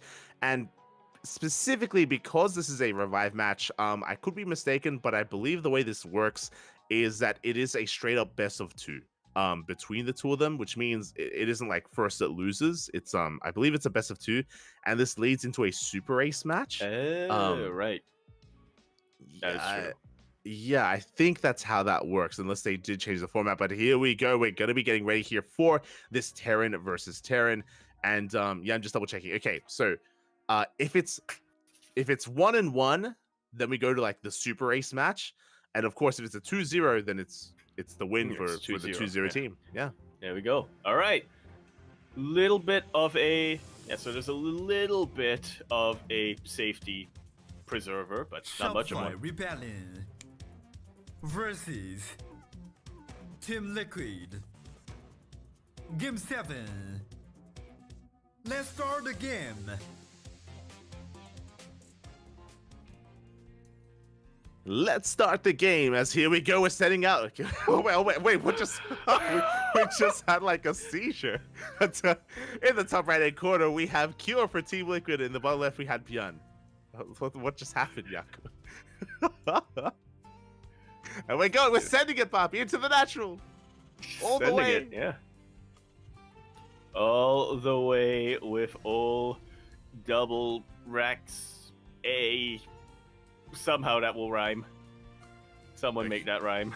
Okay, we saw this earlier today against Clem, if you remember, where Bjorn went for a proxy to Rax, and Clem went for a Rax proxied across the map. It looked almost like a build order win, but Clem was able to bring it back. Meanwhile, Kior is going for a double gas opener, which means he's going Rax into factory. Indeed, a much safer opening here coming out from Cure, and one that will potentially provide him with a lot more tools to defend against the double Marine opening coming out from Bjorn, which again makes sense. It was a completely gasless opening coming out here from Bjorn, actually. Yep, it was gasless. Bunker is on the way, and Cure in the main base again. He hasn't scouted this yet, but he should be working, thankfully, on that factory as a follow-up. Factory is now in production, but the Marine has arrived, and we are trying to delay that factory. We go straight for the SCV. The wall is on a wall! And the Reaper is still quite a ways off. This one Marine really has a lot of potential on its hand. One Reaper can be enough to defend against two Marines, especially if you're able to micro well enough, or if you're able to micro well enough. Bjorn loses both of his SCVs, so 0 bunker potential remaining here for Bjorn, but he still has double racks production versus only single racks of Cure. A lot of SCVs are going to be going down. The bunker is denied. Bjorn did lose both of his workers as well. So that's going to be a kill, not a cancel on that bunker. The factory is about to finish up, which means he gain access to that helium. But before that happens, even more SCVs are falling for Cure. Yeah, that's quite a loss here for Cure. Yeah, that's going to be 9 dead workers and a lot of lost mine time. Bjorn has the better economy, and Bjorn is transitioning. He's getting a factory up back at home. He is working on the next step, taking additional gases as well. Yeah, this opening has already done what it needed to do. It is delaying the build of Cure by so much. Yeah, and now Bjorn is transitioning. Like, he's already done enough damage. Like, this build is not designed to push into the main, especially with the Cyclone on the way. There's no way to actually push and kill Cure at the moment, but he has crippled him. That's what's important. Cure, he gets across the map with his Reaper, but the Marines have arrived. Yeah, very proactively, Bjorn has decided to come home with his Marines, knowing that this one Reaper is the only way for Cure to really go for any counter harass, to really do anything against Bjorn's build order. Yeah, and this is looking like a one-base all-in out of Bjorn, by the way, because Bjorn, instead of starting up a natural base, we see a starport on the way. A very delayed expansion here out of Bjorn. He's going to be going for a medevac, going for maybe a Liberator, maybe a medevac. He is going to be doubling down when it comes to aggression. There is a CC, a delayed CC from Bjorn. Going to be later than that of Cure's. Much later, yeah. Which does mean that Cure will eventually be able to catch back up when it comes to the economy. Will be able to overtake Bjorn when it comes to his worker count as well. So Bjorn, yeah, he might not be going all in, but definitely still wants to be aggressive here, especially with this medevac and these 2 Cyclones that are in production. Yeah, he's going for a Cyclone drop across the map. Meanwhile, Cure is also being assertive. I do appreciate that he is moving out across the map after taking control of his natural, which means things can get very chaotic. If Bjorn goes for the drop, and if he doesn't leave anything back at home, then Cure could push in, as he does almost catch the medevac. Almost, but not quite. It's again very quick reaction coming out from Bjorn. It's going to be that quick reaction. Meanwhile, the CC has been spotted by Cure. He's aware. He's going to try and delay it, as it looks like he will get a kill on that building SCV. So a nice delay here from Cure as he goes even further into the main base, just making sure that there is no tech lab on the starport, making sure that there's nothing crazy like Banshees in production. Yeah, not quite able to get eyes on all of the tech, but will confirm that the starport was producing without an add-on, so a lot of times that is enough to figure things out. Exactly. Meanwhile, Cure, he is amassing Cyclones back at home. He's getting his natural base up and running. Remember, his natural was built faster than that of Bjorn's. So even though Cure lost a lot of workers initially, he is recovering in that worker count and slowly catching up in those SCVs. Yeah, they're on almost an even worker count for the time being, but not if these 2 Cyclones moving across the map have anything to say about that. Oh, exactly. They are moving out.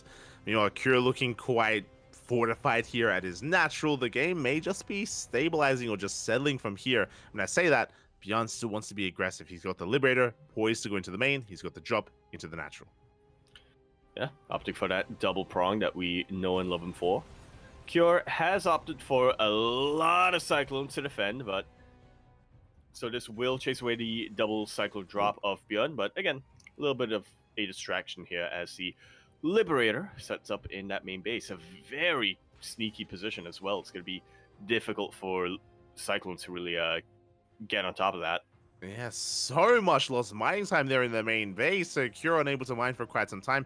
At the same time, though, he's going to be going for a drop into the main base of Bjorn. Bjorn is in position with some Marines, but the Cyclones, they go ham. They do disrupt the production. Yeah, they evade the defensive force here of Bjorn. They opt not to go for the mineral line as they originally intended to. And like I said, just completely disrupt the production and once again, just really delay the additional production buildings here of Bjorn. They do delay, and here we go. Cure pushing right through the center of the map as well. Again, he does have the Cyclone advantage. Can he somehow break through the tank line of Bjorn? Again, that one tank on the low ground looking very exposed, and we're going for the dive. We're getting ready for it. We are getting ready for it. Interference Matrix still a ways off. Cure testing the waters a little bit. Does turn on all these auto turrets, so he knows that he has to get on top of this sooner rather than later. Yeah, the tank goes down. We take control of the natural base. Bjorn, he does have a tank on the high ground, but we have lost control of the natural itself. The base itself may even be focused down. Yeah, I mean, the mineral line was already focused down. Even more auto turrets get thrown down to absorb a little bit more damage. There's no way for Bjorn to get on top of these Cyclones. GG is called, and Cure, look at that massive smile on his face. He knows he had it in him to beat Bjorn. He takes game number 1 of this best of 2 and keeps Team Liquid in this fight. It does keep him in this fight. Here we go now. Cure, a good start here. If he takes another game, that's going to be it, and Team Liquid will win this series. Meanwhile, Bjorn has another chance at redemption. If he wins the game, it will force the Super Ace match. And the way that the Super Ace match works is that you can revive again, but you cannot revive a previously revived player, which means if we go to the Super Ace match, neither Bjorn or Cure can be a part of that. That they cannot. That's when we whip out. That's when we whip out Lambo and Mana. We could. It's possible. I mean, that's the advantage of Team Liquid is that they have like 2 ace players. Like they have Cure and Clem. So if we do end up in the Super Ace match, Clem is going to be available for that, and Shopify will have to rely on another player to try to bring Clem down. And they already tried that earlier. Remember, he was the problem. He was the problem that they could not answer until Bjorn arrived. Yeah, until Bjorn took another stab at him. Yeah. Took another stab at it from a fresh perspective. Exactly. Yeah. Sometimes you got to think outside the box. Sometimes you have to question the box itself. Here we go. And speaking of our map of choice, Bjorn, he's going to be fighting back here on Alkyone. Here we go. A very boxy map. Sure. Alkyone, a bit of a larger map here. I'm curious though, because again, Bjorn was the player that did decide to whip out the Proxy 2-axe. Does he do it again? Is he stuck in that mentality, which we did see earlier against Clem? Is he going to do it 2 games in a row against Cure? You know what? I'm going to say he will. And this time it's going to work. Oh. Okay. I mean, personally, I hope so. I would love to see an ace match. I'd love us to go all the way to that final game, that final like super ace match. But you know, it's on our players to make that happen. It's on Bjorn to make that happen specifically. Really is, yeah. It's on a player to make this happen. As we load into Alkyone, well, over in the top right hand corner of the map, we have a blue Terran player representing Shopify Rebellion. The last hope, the solution, we have Bjorn. And in the bottom left-hand corner, we have for Team Liquid, the red Terran player. It is Cure. Oh, he's doing it. That's 2 SCVs. Here we go. Okay, it's not quite going to be the same. I mean, we're going to keep our eyes on the gases here of Bjorn, but so far, throws down his Raxes in a different position, so yeah, could be different, and he is sinking a gas, so it looks like it's Reapers this time. Yeah, 2x Reaper here from Bjorn. If at first you don't succeed, try again. Now, we are loading into Alcyone, which means, oh, we're going CC first. No shot. Oh my god. Cure checks the area where Bjorn earlier proxied his Reapers. Doesn't see any Raxes. Decides that it's safe. No. I support this. I want our super ace. I support this. This should be a build order win for this is like the stars have aligned. This means a delayed Rax. This means delayed Factory. This means delayed Reaper. Like, this is the ideal for Bjorn. And I was gonna say that because we're on Alcyone, it's very tempting to go for a Rax expand, but Cure took it one step further. Not even Rax expand, just straight up CC first. He's crazy. Absolutely insane. If you'll notice, he actually did check the corners of that natural base just a little bit, because that was where Bjorn proxied against Clem. So it was something that was on his mind. He knows that there's a possibility of a proxy, but he's not really worried about it for whatever reason. I mean, it was CC first delayed gas, which means the first unit isn't even a Reaper, it's Marine, which is going to be that much worse when it comes to defense against these Reapers. We're waiting for the second Reaper, and now here we go. Bjorn is pushing in. I don't think he even was able to scout what was going on. He does get eyes on the Marine, and he goes for the dive. He wants that kill, and he's going to get it. Like so.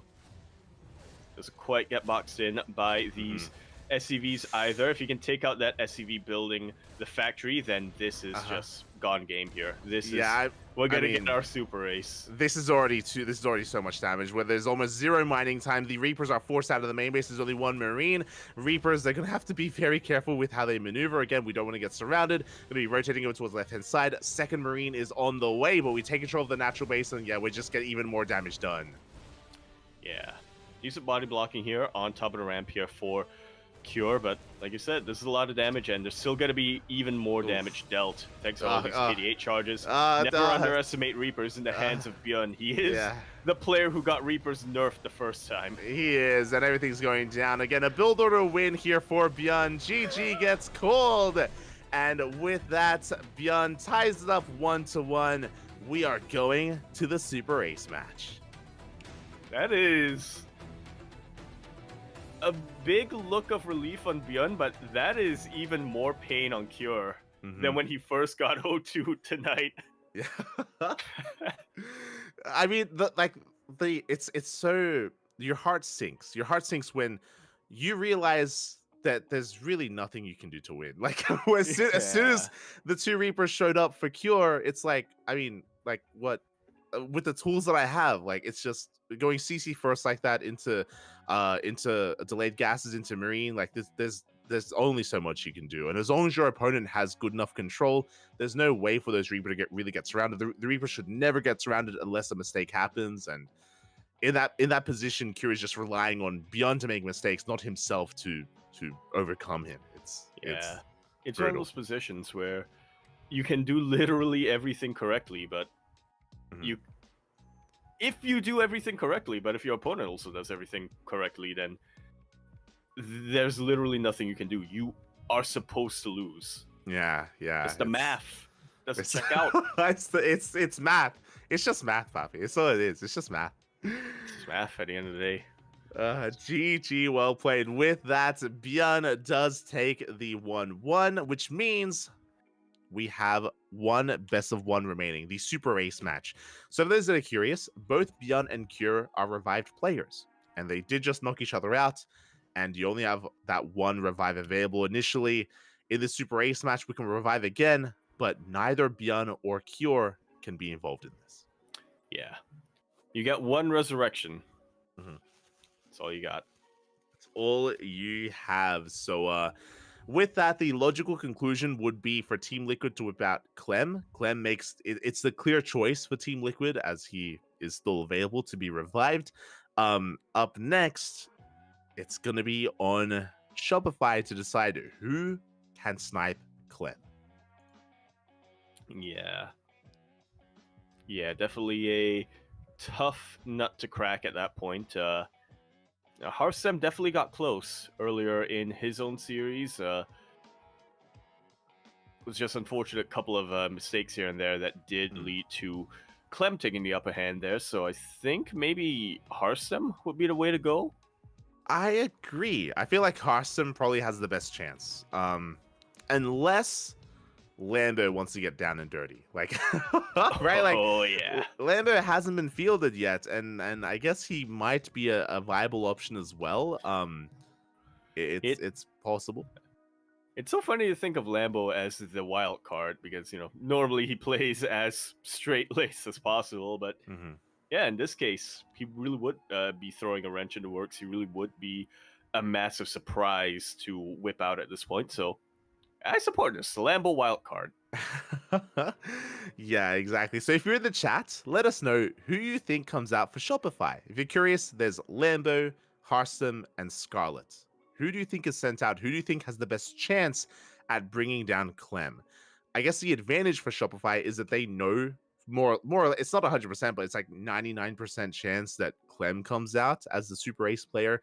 So they have that kind of advantage coming into their player pick because they know who they're playing against.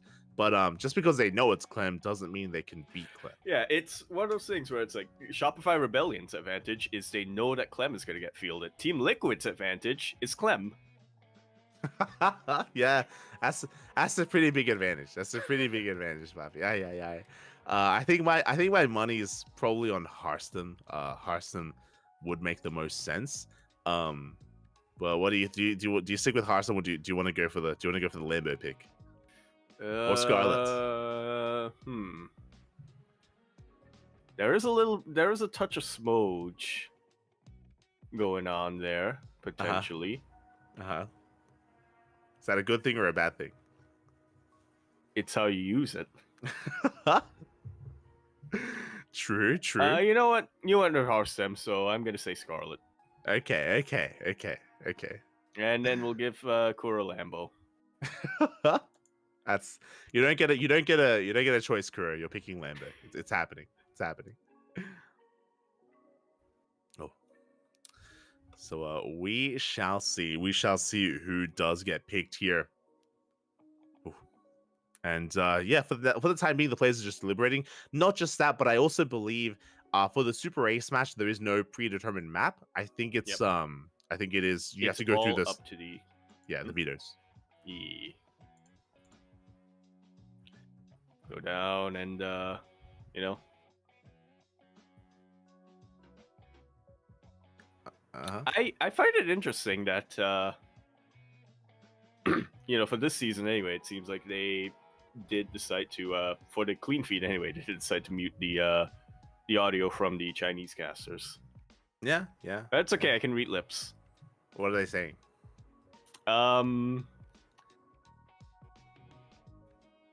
So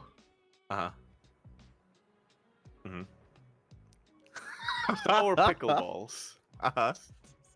I see. They're talking about the food, the challenge that they had last time. Yeah. There you go. I got a big shout out to the WTL casters as well. That's Xiaosan and Maxid that are currently casting. Yesterday XY was casting as well. Yeah, Xiaosan. So they do rotate between all the casters, which I think is really smart because fun fact, we're still not even halfway done. We still We're have not the even DK halfway done for this evening or for the playoffs in general. It's true. It's very true. We still have the DKZ waiting after this. Again, these broadcasts are so long. It's already been 5.5 hours, Papi. Oh my god. Crazy. Let's go all the way. Yep. Also, yo, your brother's in the chat.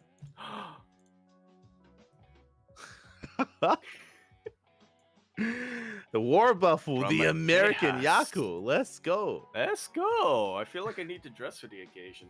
Oh no, you don't. It's okay. Don't. You don't have to. Don't worry about it. It's okay. Oh. We're just getting a bit of a cam shot here of the team. We have Scarlet deep in the smudge, Lambo as well. Harsum suspiciously missing. Yeah, conspicuously. Hmm.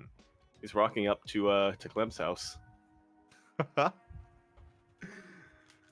appreciate that Lambo is, trying to counteract the smudge, with stage light. Yeah, with a notepad, a Word document. Fortunately, it seems to have gone a little bit too far in the other direction. A little bit. Hopefully it's okay. We can see of course, Team Liquid team, and as you mentioned, there is they're happy. It's all good. There is of course a slight chance that maybe another player other than Clem is picked, which would be crazy. It would actually blow my mind, at least. Yeah. All right, so who we betting on? There are 3 options. Well, actually, no, there are 4 options. Technically, Skillus isn't on the call, but true, he might just get whipped out. Okay, we might whip Skillus out. Yeah, it's possible.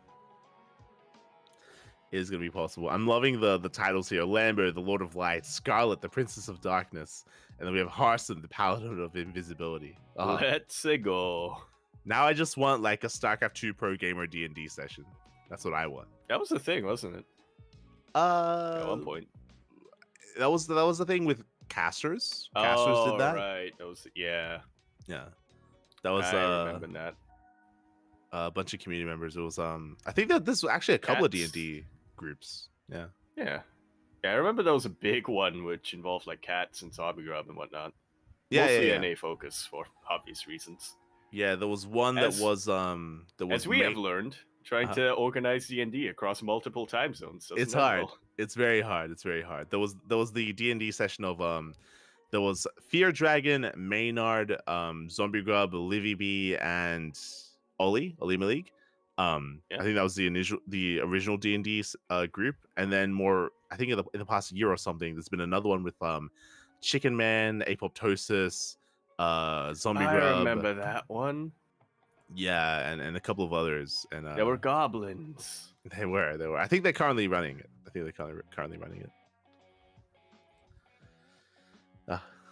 All the D&D. All the Ds and the Ds. Yes. All the Ds and even more Ds.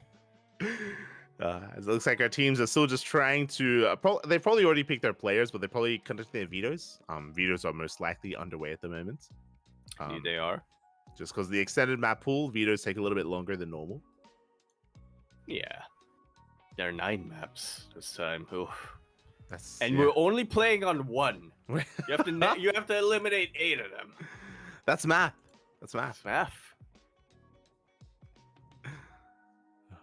There you go. Oh, Harsum, he's back. Oh. It's also very possible that maybe our delay is because Harsum was gone and he's the player. Like, I'm piecing it together. The mystery. Well, no, actually, Harsum was there the entire time. You just couldn't see him. Oh, okay. True. If I'm getting the lore correctly. Oh, and here we go. We have our player out. We're soon to find out. We have our map. Throughout all the vetoes, Alkione. That is the final map here that we will be playing on. All comes down to this. 1 map, 1 life, 1 chance. World, 1 chance, 1 opportunity. 1 is before Mom 2. Spaghetti. And there it is. It is going to be Harsum versus Clem. Here we go. Again, it does make the most sense here based on what we already saw. Harsum had some really good games against Clem, did end up losing 2-0, but a lot of those games were very close. And Harsum, he had his moments, he had his opportunities, and it was not a bad performance. Again, I highly recommend checking out the VODs if you did miss out on them. Harsum versus Clem was live earlier today, and now we're getting into versus Team Liquid. A's. Let's start the game. And let's get it started. Let's finish it. Here on Elkione, in the bottom left-hand corner, we have our blue Protoss player representing Shopify Rebellion. The Paladin of Invisibility, we have Harstem. And sporting in the top right-hand corner, we have his opponent. We have the French Terran player for Team Liquid, Clem, the revived ace. The Yang Mills Existence and Mass Gap. Is that too long for his title? It's beautiful. The Riemann Hypothesis. Shout out to the sponsors, by the way. Shout out to Doyu, Honkai Star, Tidal, and Autoful. Without these lovely sponsors, we could not have this event. Whether it's World Team League, Kung Fu Cup, or Masters Coliseum, a big shout out to the sponsors. Again, they do support StarCraft. They support WTL. Much love here as we are getting into the Super Race match. Those wondering, this is a best of one. One game, as you mentioned, won everything. It all comes down to this. It all comes down. Everything is on the line right now. Neither player really wants to take any unnecessary risks. We don't see any proxies coming out. We don't see anything out of the ordinary whatsoever. Harstem even producing, for a split second, producing a safety zealot just in case. But now that he recognizes that nothing funny is going on, he is going into a much more standard build order. Exactly. Speaking of, Clem is going to be aggressive. He opened up Double Gas. Double Gas opener out of Clem, a delayed expansion on Alkione, which is a little bit surprising to me. We saw that even someone like Cure is willing to go CC first on this map, but Clem is being very, much more aggressive and in a way safer as he does find the probe. And he will take out the probe. Here we go. Also, I love that the Alpha X boys, they found each other in the chat. Oh, no. Not like this. They're reliving old times, back when, the good times. Yeah, the good times. Before Overwatch. Back when we all played StarCraft. It's crazy. Back when Heroes had HGC. Smash. Unironically, I think that, yeah, you're not wrong. Feels bad, man. And here we go. Now, with that double gas opener, we have a faster factory, double cyclone production, reactor cyclone production on the way here from Clem. So he's going to be very assertive, very aggressive here in the early game. Meanwhile, we have our take of choice from Harstem. It is not a Stargate. It is not. There's going to be a very versatile blink opener coming out from Harstem. Once again, not wanting to take any chances whatsoever. Clem, puppet out the Cyclones as we are in the Clone Wars. Hello there. And, I like sand. As he is. That's not the line. That's not. No one likes sand. And here we go. The Cyclones, they have arrived. Again, we spoke about it. Again, the aggressive opener of Clem is just looking to snowball out of control. He's diving on top of the Adepts. Oh. Yeah, questionable choice to lock onto as they actually don't take that bonus damage from Cyclones. Harstem able to take out one of the Cyclones, able to take out the Reaper as well. Reinforcements are rocking up right now for Clem. Yeah, but he would get dealt with. And we're just rallying across the map. 2 more Cyclones have arrived. As you mentioned, it was an interesting decide for which unit to lock on initially, and it feels like Harstem is held. He has deflected this army, and Harstem immediately looking to take a third base. Yeah, he knows he has some map control, so he might as well take advantage of that. Yeah, honestly, like, this is a really good start. Really good start for Harstem. Yeah. It's not often we see Clem on the back foot here after producing these Cyclones, but Harstem has been able to force it out. Meanwhile, he is getting his own tech double forge. That's how safe he's feeling. Yeah, double forge here from Harstem. You could see Clem shake his head after he was forced back as well. So not really happy with the trades of the Cyclones. It wasn't really worth the investment. And it does mean that Clem is going to be a bit of a step behind here as we're trying to recover. Now, Clem did throw down additional Raxes before the starport, so he's building up for a second wave. And what's important is he did keep his Cyclones alive, so he's going to have that much more when it comes to his stim time. Yeah, that's just gonna continue to add on more damage as When it does eventually push out, it's one way of making use of these Cyclones, which don't, I was going to say don't scale too well as the game continues, but if there was ever a player to find a use for Cyclones in the mid game, it would be Clem. Yeah, we'll see how hard he can hit. As again, he's just amassing his army. Stim is done. Combat Shields is on the way. Behind this, we're going for a mass Swarm Toss style. As you mentioned, because of the double forge, we have delayed splash damage. No Colossi, no Storm, no Archons, no Disruptors, just Stalkers and Zealots. Yeah, I do just think that the Swarm Toss style works pretty well against Clem specifically. We saw Harstem use it to pretty great effect in his own series earlier on when he faced Clem. Earlier tonight, he was able to get some really key force fields. He was able to split the bio army of Clem in half over and over and over again, so it didn't really matter so much that he delayed his splash damage. It was more of the fact that Clem was able to survive with a very healthy economy into the late game, where he was able to pick off the splash damage of Harstem and then just collapse on everything else. Yeah, exactly. You know, he just outscaled Harstem over time. But here we go. We are pushing through the center of the map. Harstem picking up whatever he can. We also have a drop going into the main base. Harstem, he should be able to hold on to his third, but does he have the attention to split up and to defend that main as well? Yeah, even if he does have the attention, we'll see if he even has the production to really keep up with that. Good force field over by the third base location, but a little bit of unfortunate aggro, a little bit of misplaced attention here for Harstem. Yeah. Loses 3 of his stalkers pretty unnecessarily, and now it's starting to look like Clem's getting out of control. Yeah, exactly. One mistake like that can cost you the game here. That was what, like 4 or 5 stalkers going down for free. 6 probes go down in the main base. Overcharge is going to be popped. We are overextending here as the Marines. We can just stim on top of the stalkers. That we can, and these Marines do not stop coming. Clem is parade pushing his way all across the map, and Harstem barely has an army to deal with this. He barely has an army. We do have another big warp in of Zealots. 1-1 is going to be kicking in for Harstem, but does he have enough? The Stalkers are being focused down one after the other, but we have reinforcements coming in. Yeah, charge did finish up here for Harstem, so that's definitely going to be helping him out a little bit in zoning away this army.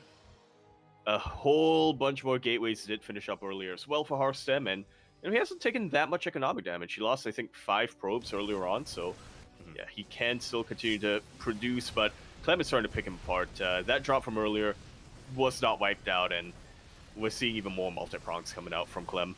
Yeah, even more damage being dealt at this point here. As 6 more probes go down, we are picking apart the army as well, and Harstem, can he keep up? He's struggling here. Immensely, yeah. I mean, just looking at an army supply difference, it really doesn't seem that Harstem can do too much, especially with a Swarm Toss style. If he had a Colossus and maybe a couple of shield batteries, maybe that can make up for this deficit, but that's not the build that we went for here. That's not the game that we have on our hands. Yeah, exactly. We're just heavily reliant on this Swarm Toss style, as you mentioned, and Swarm Toss is so heavily reliant on momentum, and there's no shield battery, there's no overcharge either. A massive minefield behind this. How good are the mine shots going to be? Pretty dang good is going to be the answer to that. Pretty much just stalkers remaining, and they do melt to these marauders. Yeah, exactly. Another mine shot going to be going off as well. Behind this, Clem, he's on 3 bases, an even base count, and a better economy for Clem as well, as he's even on workers, plus mules on top of that. He's running out of steam, he's running out of marauders. Clem has to be confident to overextend. Yes, reinforcements are a little bit delayed, but here they come. Yeah, here come the reinforcements here as we are looking to push on forward, looking to break this position. Again, the Zealots do a great job at soaking damage. 2-2 is done here for Harstem, but we're running out of Zealots. Yeah, we are starting to run out of Zealots, but at the same time, we're starting to run out of bio as well for Clem. He has a much higher army supply, but I didn't realize just how much of that supply was in medevacs. And Medevacs is still coming across the map as well. Harstem, he has snuck out of 4th base, and it is getting up and running. He does have a decent economy behind it. Clem still has a better economy, though. And again, here come the Marines. That's what we were waiting for. And they are really looking to punish this. Harstem sneaking out of 5th base as a gold, so definitely a very ballsy choice here for him. Yeah, very ballsy move here. Widowmine has a Burrowed Mindshot going to be going off on a Stalker. Good split there from Hearthstone, maybe to avoid any kind of splash damage. But we're breaking on through. We shut down all of these Zealots. Once again, getting on top of the Stalkers, and we are losing far too many Stalkers at this point. Yeah, at a certain point, upgrade advantages cannot make up for just being behind on the army supply, especially against stimmed bio. There's some pretty decent force fields, but we have just so many medevacs here for Clem that he is able to pick up and is able to back away. Mines in the main base will be getting even more economic damage, by the way, and we're snowballing. Props to Hearthstone for surviving this long, but in the end, that was too big of a snowball. GG is called. Clem will be taking the Super Ace, meaning Team Liquid will be taking that series that went all the way to the Ace match. GG, well played. Clem snowballing out of control there. Snowballing out of control does break the back of Hearthstone, just pulling him apart left and right. Hearthstone was barely holding on, he was treading water, but treading water is not good enough, especially when you go for this Swarm Toss style. As we mentioned, you don't have a backbone to your army. There are no Immortals or Colossi or Disruptors to really fortify yourself and build up around. You're heavily reliant on your Stalkers. Your Stalker count, that has to build up over time. The Zealots, you can waste them, but the Stalkers need to build up, but we were just bleeding out far too much. Clem snowballs out of control. With that, Team Liquid take the win. Indeed, they do. A very, very hard-fought win at that, though. A win that this might honestly be the closest series that we're going to get in this season of WTL. Which makes a lot of sense, We were kind of mentioning it earlier on as we were getting into the series. Team Liquid and Shopify Rebellion, they do kind of feel like the two teams that are the most similar to each other, and a lot of that can be traced down to the fact that some of our Shopify Rebellion boys were on Team Liquid for a very, very long time as well. But it was just how, in the end, only one of our players, only one of our teams could take that W. Only one. And again, with that, congratulations to Team Liquid. I believe we're going to have a winner's interview. I believe we may have an interview with Cure or Clem, not too sure, but we are going to be setting things up for that. So stick around, of course, if you want to hear from our winning team. And take this moment as well to get some food, get some water, take a quick break here as we are getting ready for our next matchup. 2 best of 7s tonight. And that was the first one. It's almost 6 hours. Almost 6 hours for our first best of 7. We made it. We have one more ahead of us. We're in for a long one. 6 hours left. Only 6 hours. Let's go, Bobby. Let's go. Up next is going to be Team Liquid versus CranKy Gaming. So, on the one hand, you have Team Liquid with 2 ace players, 2 heavy hitters like Cure and Clem. But DKZ is a team of ace players where we have Oliveira, Hero, and Dark. Yeah. A lot of potential going on there. We'll see you when we do start getting ready. We'll see you for our next match, our next series here in World Team League Season 6, Winter. Yo, I see some of the. I'm going to bed. Wait, no. we gotta go all night long, Poppy. All night long. It is almost 3 a.m. here, almost 3 a.m. in Australia, and we're gonna be here at least until 5, 6, maybe 7 a.m., maybe 8 a.m. in the morning. Oh boy, it's yeah. So as you mentioned, we're gonna be going on a short break. We're going to be leaving you with both Maxed and Chauset. They can keep you company. And again, soon we should be getting an interview with the champions. We should be getting an interview with Team Liquid. We're just going to quickly take this moment to rest up here in preparation for CranKy Gaming. Indeed we are. Go to the bathroom and stuff. 感谢我们2位专业解说的精彩分析。那我们的比赛也是在进行当中，这里的话是赛后采访环节，让我们赶紧来连线一下 Clem 选手吧。Hello Clem, Felicitations！ 那么也是恭喜拿到了这一场比赛的胜利，打得很不容易，打了非常久的时间。那想问一下你的第一个问题是，面对逼晕的这个第一把，有没有预测到他当时是野了你2把2兵营？当时你看到他在野兵营的时候，你是如何去应对的一个决策呢？跟我们分享一下。Congratulations on your winning. So our first question is that facing Beyond, who actually did 2 times proxy barracks on you. So did you expect that, and how did you do the countermeasures? Well, first, thank you. And against Beyond, it's a very tricky player to go up against because he does a lot of proxies and also very greedy stuff. Like he does the extreme opposites. Like he plays very greedy, and he does some very aggressive cheeses. So it's always a bit hard to play against, and always a little bit. He feels a little bit. Like gambling in the opening in some way, but he plays it very well. Like he takes very good gambles, so it's always tricky to play against. I knew it was a possibility, but I didn't think he was going to do it the second time as well. Yeah, on the Equilibrium game, I got a little bit fortunate because in my mind I was wondering if I wanted to go for a double gas or a reactor first. Or like just like normal double gas reactor first, and then last second I was like, okay, I'm not gonna do the reactor first, and you would have lost instantly against the double rack sweeper. So there's always some little gambles in the early game. 好的，首先我要说的是，其实Beyond 选手他的这个打法其实是非常的鬼的。那这两次野兵营其实打得非常的猛，也非常的贪。我觉得他给我造成了很大的困扰，但其实我觉得还是有一定的运气的成分。当时我略慌了一点点，但其实稳定之后觉得我是有机会的。虽然第2次的野兵营在我的意料之外呢，但是有一定运气的成分。这个瞬间我还是觉得我跟他拼一下，他进来我就直接冲出去。那么还是抓住这次机会啊，把他反打了。是的，确实 Clem 选手在临场的应对决策上面把握的也非常不错。那其实，在比赛当中有没有感觉到，其实 Haas Team 打你的比赛，他都是对你有非常多的一个制定战术，特别针对你的战术来打你。你在打的时候有没有感觉呢 ？Okay, now talk about Hearthstone. Do you feel that Hearthstone had prepared, especially have prepared many macro plans on you? I think he likes to play pretty macro against me, especially and take very early third bases, because I tend to play Reaper Expand a lot,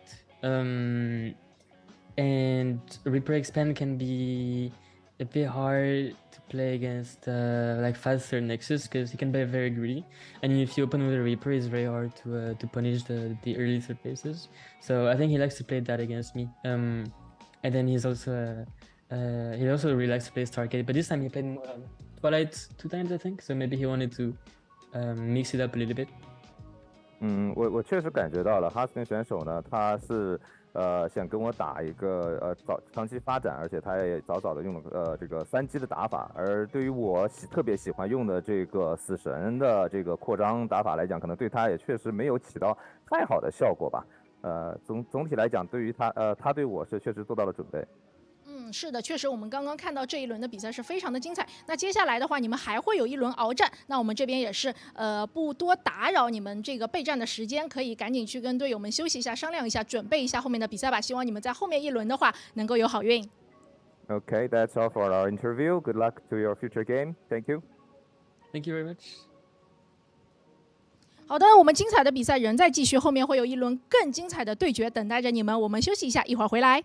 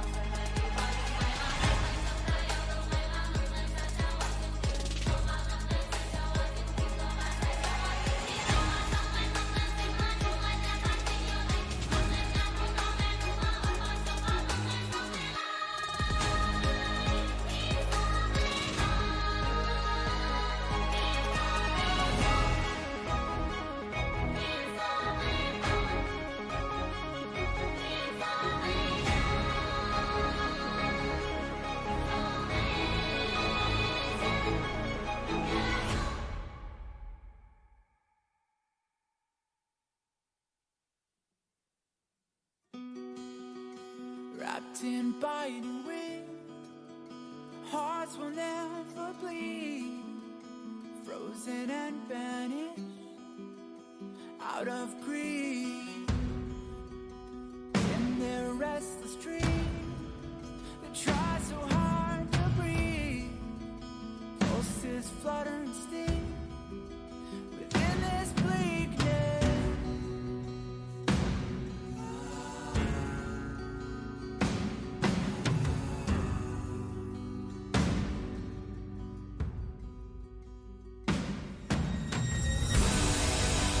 They will come with the blade. They will wake up the despondent crowd in this dormant world somehow. Unsheath the sword not to kill. Unsheath the sword to rend those clouds above the ground. Wake up, it's time to gather now. The only warmth remains in hands clasped so tight. The only fire exists in brave hearts. Seasons that refuse to change over the years will find their way back on track.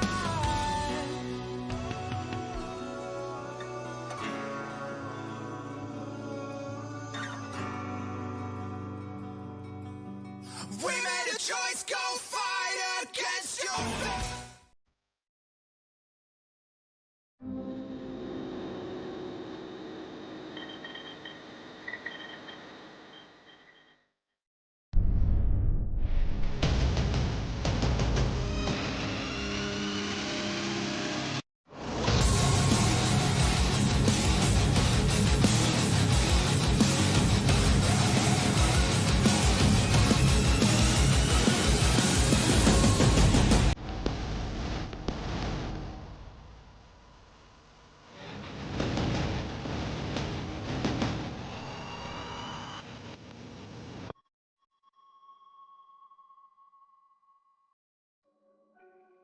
Hello，各位亲爱的观众朋友们，欢迎回来，我是陈小兔。那么下一个要登场的队伍就是我们的 DKZ， 让我们来跟他们的队伍连线一下吧。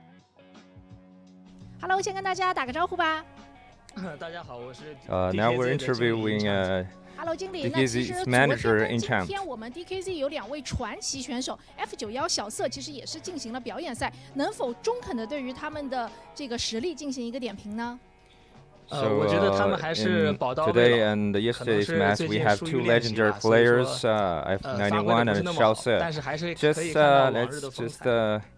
talk about your feeling about their exhibition 传奇选手、 performance. 传奇老将。那其实 And 我们 Chant 都知 said 道， that 这个 DKZ 的前 they're 身 not 是我们的 old. I DPG can 跟 see that they're not KZG， old. 他们 They 都 still 拿 got 过 it. 我们 WTL 的冠军，但是合并了之后，反而上个赛季并没有进决赛。你觉得问题出在什么地 Let's 方？ just say before your 问题 two 出 teams 在 joined 我身上。 together in 就上次季 DPZ, 后赛嘛， both 我 of 们 the 当时刚 teams 从沙 had 特比赛回 had 来， chance 大家都比较累，然后 to win 在 the 石油杯的 championship. 比 But 赛 what 里面，大 happened 家也都 when 没有 you 取得理想的 just 成绩，所 emerged 以 to 说 one 情绪和状态 team? 比较低落吧。 And Chant said that 然后 maybe the 我也没有 problem 帮 is 大 is 家及时 mine 调整 because 回来，所 after 以说 the 我觉得 Saudis 责任在 game, 我。 I think 好的，先把 people 锅给自己揽下， they 不愧是 just 我们的经理。那我们也 I'm 是因为今天比较 rusty 晚了，我 on the 们快速的 management. 最后一个问题来问一下， So, 刚 I 刚有 think 没有看 it's 到 my 你们 fault. 对手的一个表现？觉得今天你们马上要跟他们 The 对 second 战了， question 跟 is, 他们打 have you 几 seen 开？ your opponent's 跟他们 performance? 打应该是 And 6-4 do you 开 have 吧 faith? 我觉得我们可以赢。就是你们是 And 6， Chant 他们 said 是 that 4，是吧？ I think 对。 it's 6这一次好像就是，我 to 记得上一次 4采访你的时候， game. 你 We 是赛 have 前 a 就是立下了 slightly, 豪 we 言 have 壮 a 语的，这 slight 一次怎么感觉 advantage. 保守了 We 一 can 点？ beat them. 上次也是为了鼓舞大家的事情嘛， So 这次 the 是 last 真的觉 time 得 you 6-4开。 were 好的，那么 You're 我 not 也是 that, 期待这一场 you 比 were 赛，两 saying 边 that 队伍和 this 选手可以给我 7-3, 们带来一个精彩的较量。 not 感谢 6-4. 银泰的 So 接受 what 到我 makes 们的 you 采 make 访。 this talking? So they said he said that after that 好的，那么我们的 we 比赛也是 are 马上要开始了，接下来会为 not 大 that 家 confident, 请 but 来 still 我们的午 we 夜 have 人 our 皇鸟哥 confidence. 以及我们的 F91孙哥，为大家带来精彩而又专业的解说。我们把画面交给他们。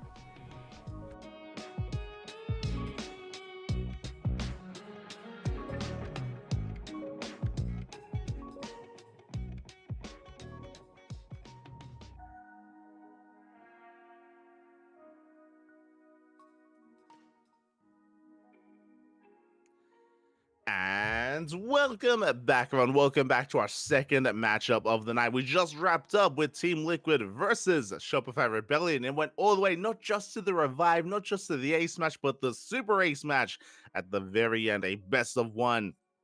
And Team Liquid, they were able to clinch it out in the end and advance on into the next round. And no rest for the Wicked.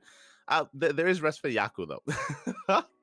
Yaku is going to be getting some food, he's going to be getting some rest, and he may join me partway through the series, maybe halfway through, depending on how long this goes. We may be here for another 3 or 4 hours, so, if that's the case, Yaku may be able to join me later on down the line. For now, though, we have our next best of 7, and it's going to be Team Liquid versus CranKy Z Gaming. And we are having a look at the lineups here. DKZ, a team of champions. We've been talking about how Team Liquid have been terrifying against some of these other teams because they have Cure and they have Clem, 2 world-class players leading the charge.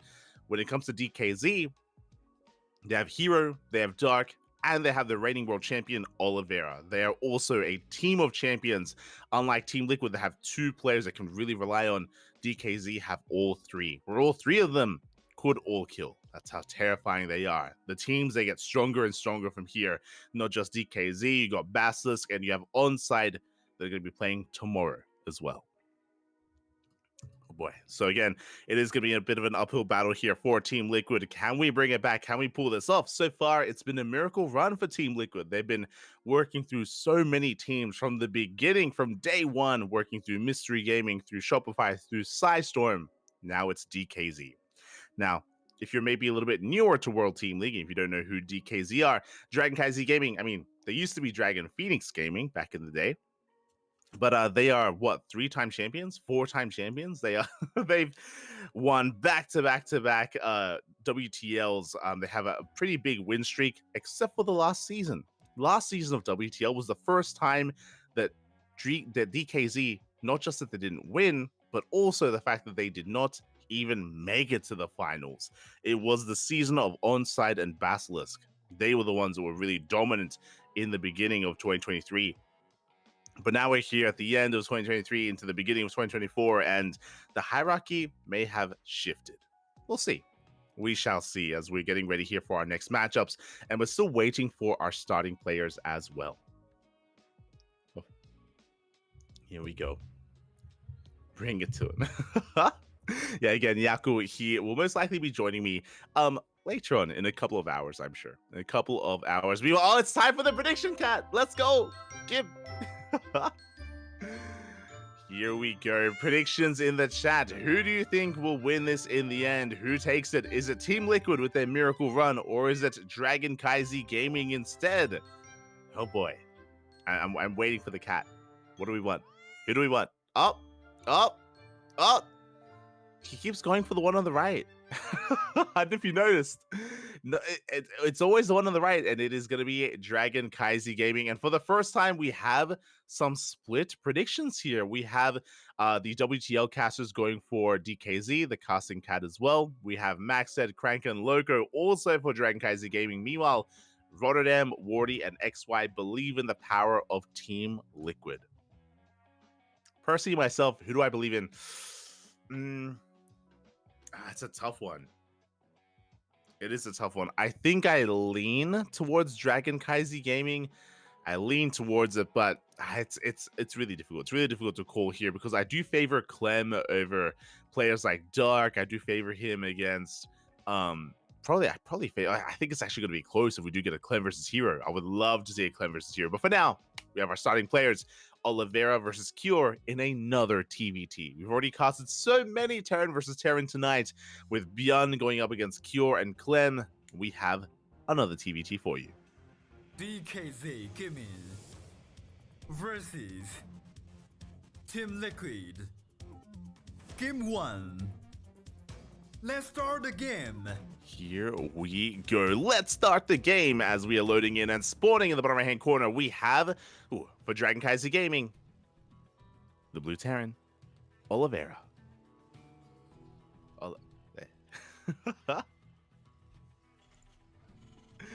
And spawning in the top left hand corner, we have his opponent. We have the South Korean Terran player for Team Liquid. It's is Cure.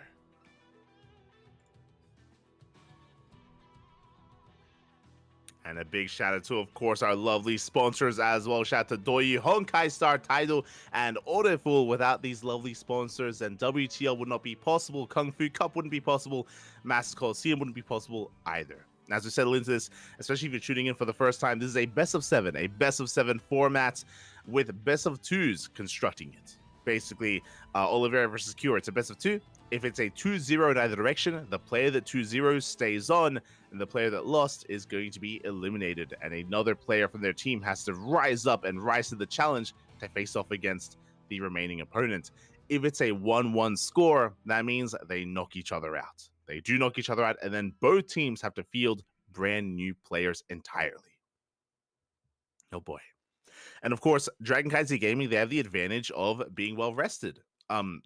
Cure, Clem, Team Liquid, they've already been duking it out for 6 hours. It's already been 6 hours. They've been deep in the trenches here, battling it out, fighting for their lives, going all the way to the Super Ace match, and they've gone the distance. They've gone the distance. Meanwhile, DKZ, they've been chilling. They've been getting some food. They've been watching the stream. They've been, enjoying themselves, enjoying their time. And with that, they are very much so at 100% coming into this. Meanwhile, it's a bit of a stamina or a bit of an endurance test for Team Liquid. The endurance test is real. The cat, meanwhile, here we go. We have our Reaper going to be sent out across the map. Oliveira did go for an economic opener, went for a Rax expand. So far, able to get the first shot off. Oliveira does force Cure back. Meanwhile, Cure went for an aggressive opener. It was a double gas opener from our Red Terran player, which means a faster factory, which means faster Hellions and Cyclones. Cure is going to be the aggressor. Oliveira will have the slight economic advantage. Oliveira will be the defender in this case. As Cure behind this going into a 1-1-1, going to be going for a faster starport into, I imagine, a medevac drop. Initially, the first couple of Reapers are moving out, and Cure, he needs to delay the CC, and it looks like he will. Does get a kill on that SEV. A good start here for Cure. Doesn't lose any Reapers yet. Second SEV is being forced down to the low ground. And again, I'm sure Cure is hoping to pick it off once again, but the CC will finish. Helliot is looking for a dive. The SCV is pulled back, is saved. So far, good control from Oliveira. He does wall off, he does hold. Meanwhile, Cure still has map control, still has control of the low ground even. So even though Oliveira has or is working towards a better economy, towards more SCVs, he cannot make use of the natural, not yet. And behind this, medevac is on the way. Ooh, Reaper does get caught by the Cyclone. Nice catch there from Cure. The expansion has been spotted. Medevac is on the way. Going to be a medevac followed by a Liberator. So again, Cure doubling down on the aggression. With the medevac, he can go for a drop. With the Liberator, he can try to come in at the same time with a bit of a multi-prong attack. Harassing another one of those mineral lines. And again, it's on Oliveira to try to hold on. Here's a Cyclone in the main, a Cyclone at the natural. The drop does slip in. And we're going to get another SCV.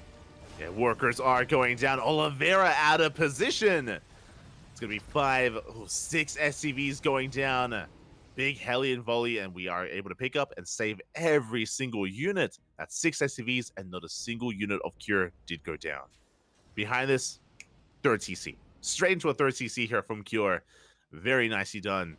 Just taking his lead and extending it.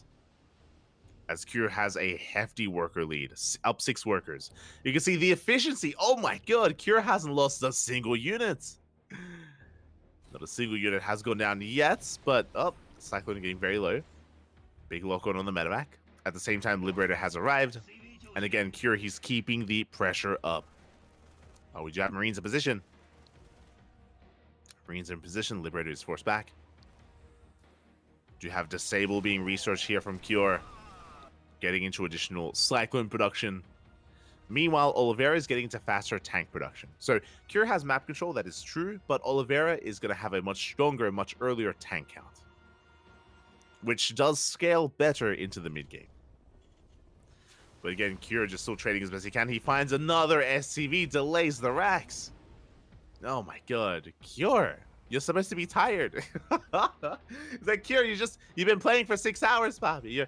You're meant to be slow. You're meant to be fatigued. Oh, no, not for Cure. He is the cure. As here we go. He's reinforcing from across the map, moving out. Stim on the way for both players. Oliveira working on double E-base for double upgrades. Meanwhile, Cure has reinforced with his Cyclones.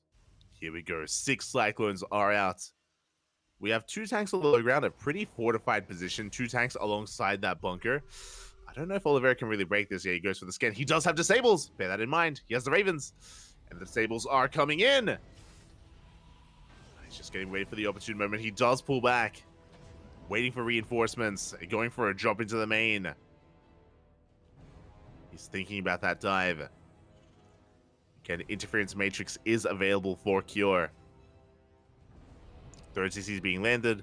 Again, he doesn't have to try to break the natural, but he can. He has the option to. And you can see him controlling those Ravens. Medevac moves out, just giving a bit of extra range. Oh, Raven taking some hits. And again, containing is good enough. Like, I'm just waiting with bated breath. I mean, like, do we pull the trigger? Do we try to break the natural base? The longer this goes on, the more units, of course, are being produced by Oliveira. Yeah, at this point, I don't think we're going for the dive. We're just containing. Just containing our opponent. Additional Cyclones have arrived, though. Uh-oh. That's 3 more. A 3rd tank has arrived, getting in position, getting within range. And here we go. Oliveira looking to break free. And Cure will respect it. Now you can see that as Oliveira takes his 3rd base, he's exposing himself. His tanks are being spread out a little bit further. We're thinning out the tank counts. We are becoming that much more exposed, but Cure will back off. From here, drop into the main. Oh, we do have a turret. Oh! Medivac goes down. A Cyclone as well. Big pick off. But we're still getting worker kills, and Cure still has a massive worker lead. He's been happily mining from 3 bases this entire time. Going to be rotating over towards the 3rd. Doesn't find his way in. Tanks are in position. Upgrades are finishing up. As Cure is going to be pushing, or is going to be pulling back. And the game is going to settle from here. Now, as the game settles, again, Cure has a big advantage. Again, the reason for this is he contained his opponents. He was killing so many workers in the lead up to the mid-game. And he just has a much stronger economy for longer. Still up heavily in workers. That is reflected in the army size. But Cure is out of position. And Cure, Oliveira, he does arrive just in time. Big disables, big anti-armor missile as well. Another disable on another tank. Cure forced to pull the boys. Does he have enough, though? Cyclones are going down, but the boys, they get on top of the tanks. We shut down the entire army of Oliveira. The army will fall. Again, that was a close defense there. Cure, he lost 5 SCVs in the process, but still ahead by 9 workers. Even in upgrades, tank count was reset. Cure has the tank lead. And we're pushing. We're making use of that lead. And Cure, he wants to try to punish a 3rd base of Oliveira. At the same time, Oliveira going for a triple drop. Uh-oh. Things are about to get chaotic here. Oliveira has not much at home to defend. Yeah, he has to give up on the 3rd base. At the same time, going for the Doom drop across the map. Cure, a little bit late there to get in position. Across the map, is it a kill? Oh, it's a kill! A kill on the 3rd CC. Oliveira going for his own drop, but there's just so much to accomplish here. There's so much pressure on Oliveira. He needs to do more than just camp the production. Takes down a Rax. It's nice. Okay, but again, there's only 1 tank. Auto target gets thrown down. The tank is going to be broken. Oliveira dropping towards the 3rd. Trying to squeeze out a little bit of extra value here. Reinforcements are on the way. Going for a stim. And Oliveira, he may be able to take down the 3rd. Trading a base for a base. Yeah, zones away the army, goes for the orbital, and it looks like, can we get a kill? Oh, it's so close. We can. We do get a kill on the 3rd base. Both players are hurting. Both players lose their 3rds, and both players are taking another CC. Another CC here. Cure's is already done. I believe Oliveira's is still in production. So Cure may have lost the base, but he still has a better economy. Still perpetually ahead in that worker count, in that economy overall.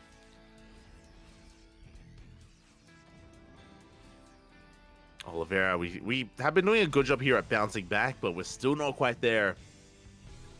There's 2/2s on the horizon, +3 armor already on the way here for Oliveira. I believe he still has a slight tank deficit, but overall looks like Oliveira will be retreating. We'll back off for a moment, rotating around. Cure likewise being very active as well. We have Neo Steel frames on the way. Let's go. I think that was meant to be +3, unfortunately. I don't think that's intentional for Oliveira. As both armies are being active on the map. Oh, Cure going for a drop. Going for a massive drop into the main base. And now it's going to be Oliveira's turn to be caught out of position. Trying to push himself up this ramp. The concave is real. Oliveira taking a tough fight. A rough fight there. Losing a tank. But does force away these medevacs. With these Vikings. Oh my god, we lose the medevac. These Marines are in danger. And Cure, he has to commit. He gets a handful of SCVs, that's true, but he loses every single medevac. A big pickoff. That was a costly trade from Cure. And suddenly Oliveira takes an army lead. Oliveira takes an army supply lead. Still down in workers and down in economy, but he has the army. Is it enough? Now, the reality is that in TVT, even if you are up in army supply, it sometimes doesn't matter because as we restart +3, Neo Steel frames was not meant to be it.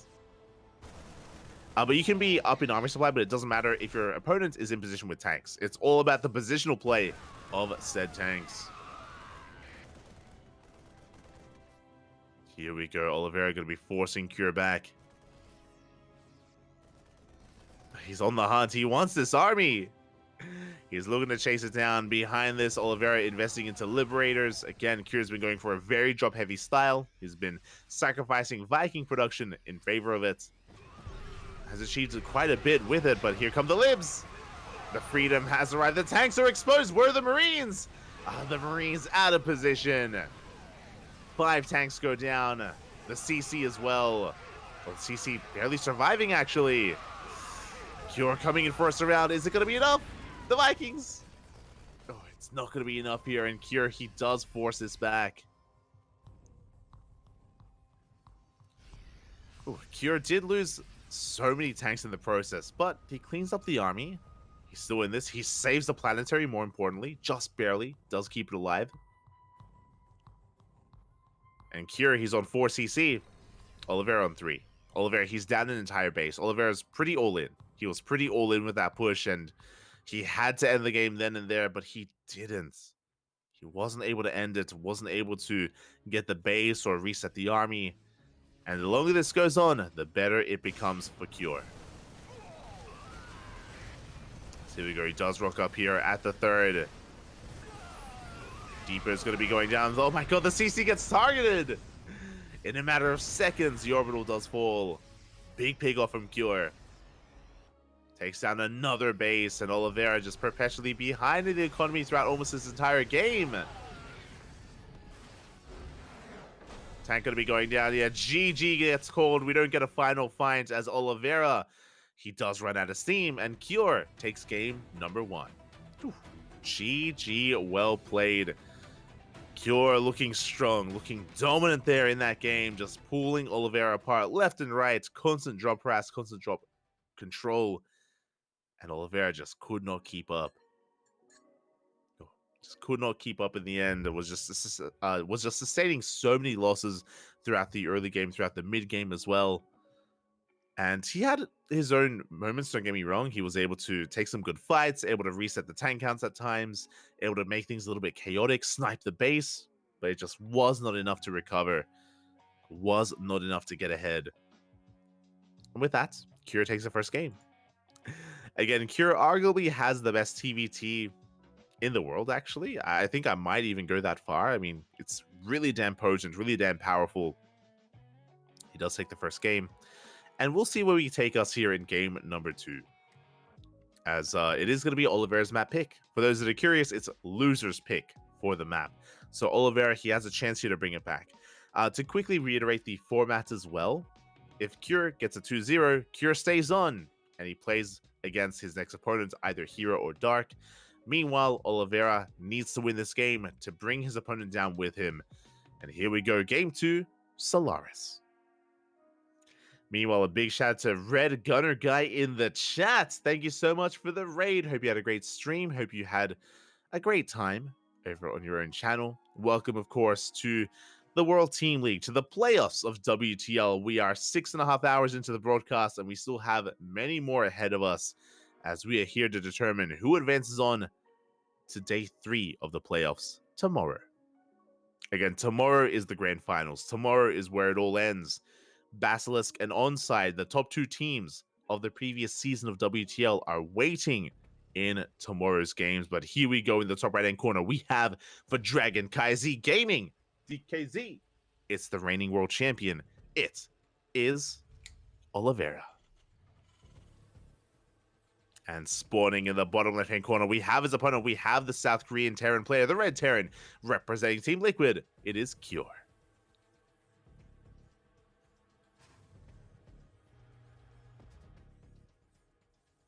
Here we go. So disciplined, Bobby. So disciplined.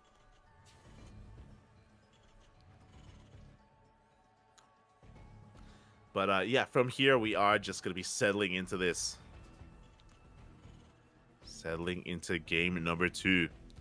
We have Oliveira this time going to be going for a double gas opener. Remember, last game Oliveira went for something more economic. As a result, momentum and kind of map control was very quickly given to Cure. This time, double gas from both players. Both Oliveira and Cure are going to be fighting for map control. Who takes it? We're here to find out. We are here to find that out.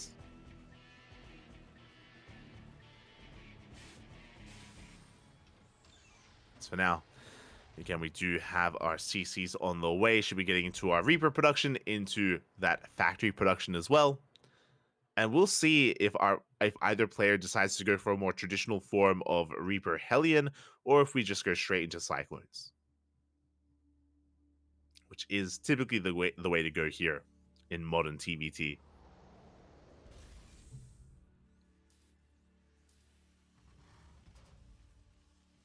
So we go. The factories are on the way. Interesting positioning there from Oliveira. Very interesting. So because the factory is so far back, we're not getting an add-on swap. It's just not efficient to go for that. So we're just going for a reactor on the racks. Factory quite far behind. As we're getting into our CCs on the low ground. Command centers are on the way. You can see Cure starting up his Cyclone production. Oliveira going for some Hellions. Interesting. Again, it is a little bit old school to go Reaper Hellion. We already saw it once today with mixed success. So really interesting to see it again. We don't get to see it too often in a kind of modern day, so I do appreciate it. Meanwhile, Cure, he's just embracing the Cyclone. Embracing it, Poppy. As the Reapers, they do dip into the main base, they do get eyes on the Hellion. Cure knows, Cure's aware. Oh! Bit of miscontrol there. He does get stuck at the Reaper Cliff. That's unfortunate. That is a bug, I believe, on the live version of the map. It is fixed on the ESL version, but yeah, that Reaper Cliff can be a little bit buggy and you can get stuck on it. So very unfortunate for Cure. Very unfortunate. As Cure is going to be racing back home. Marines are on the way. There's that medevacs for the drop play to move out with our Cyclones and Marines. Meanwhile, Oliveira in the center of the map. It's going to be on Oliveira to get a read on the move out and to maybe punish it. It's very possible that as Cure pushes, he could leave his natural base vulnerable and then the Reaper Hellion could dive in. Speaking of, we have 5 Reapers and 3 Hellions. We are so committed here for Oliveira. And this could work. The goal here for Oliveira is to dive on top of the Cyclones. Dive and just focus them down as quickly as possible. And here we go, Oliveira. He does go in. so far does focus on some of those Marines, not quite getting on some of the Cyclones. And not able to, as Oliveira is deflected. His army has been revealed. And Curie is looking quite solid here. Yeah, he is just a brick wall back at home. Disables are on the way, or Interference Matrix is being researched by both Oliveira and Cure. Medevac drop is moving out. And with the arrival of this tank, Curie is safe and sound. Oh, actually, interesting. So Cure doesn't go for the drop. He's actually going to be staying back at home, anticipating a move or even an attack in his main.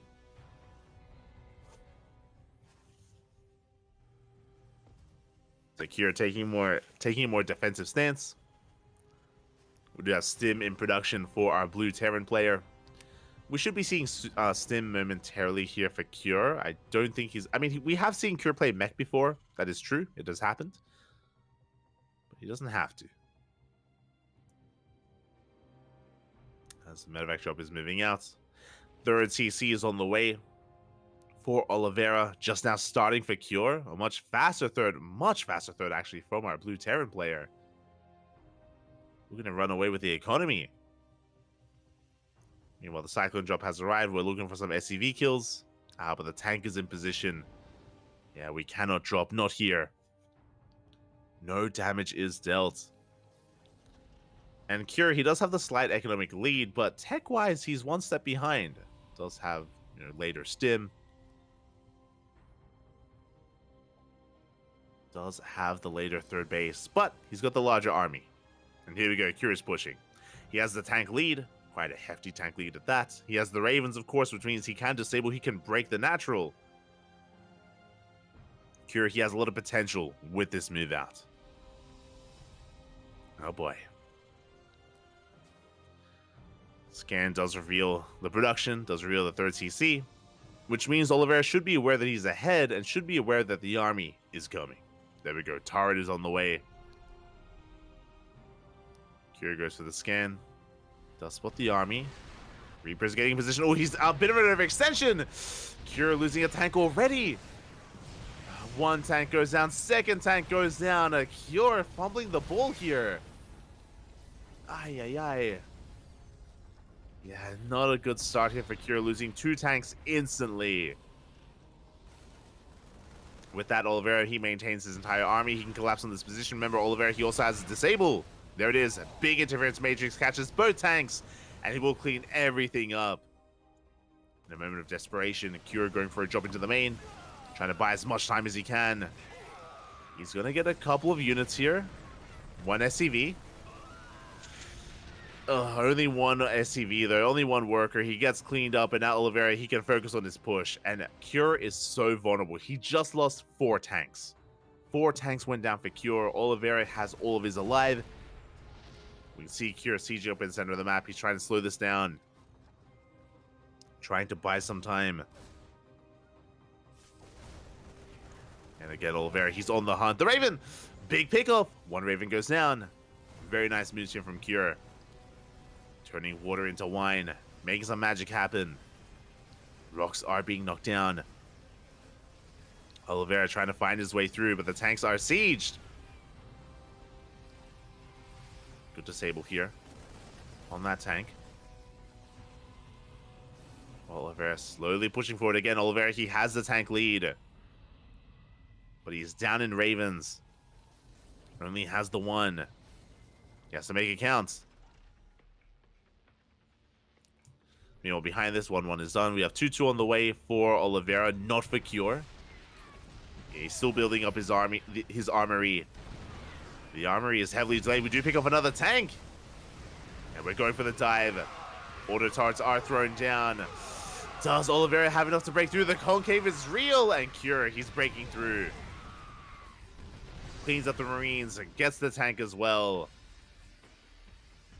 A good trade for Cure. And Oliveira, he's gonna have to back up the tanks. No! Oh my god. Barely are saved. We saved the tanks. Meanwhile, +2 just now starting for Cure. Remember, his armory was heavily delayed, which means his upgrades are that much later as well. Cure moving towards the south. I believe Oliveira hasn't seen the move out. Uh-oh.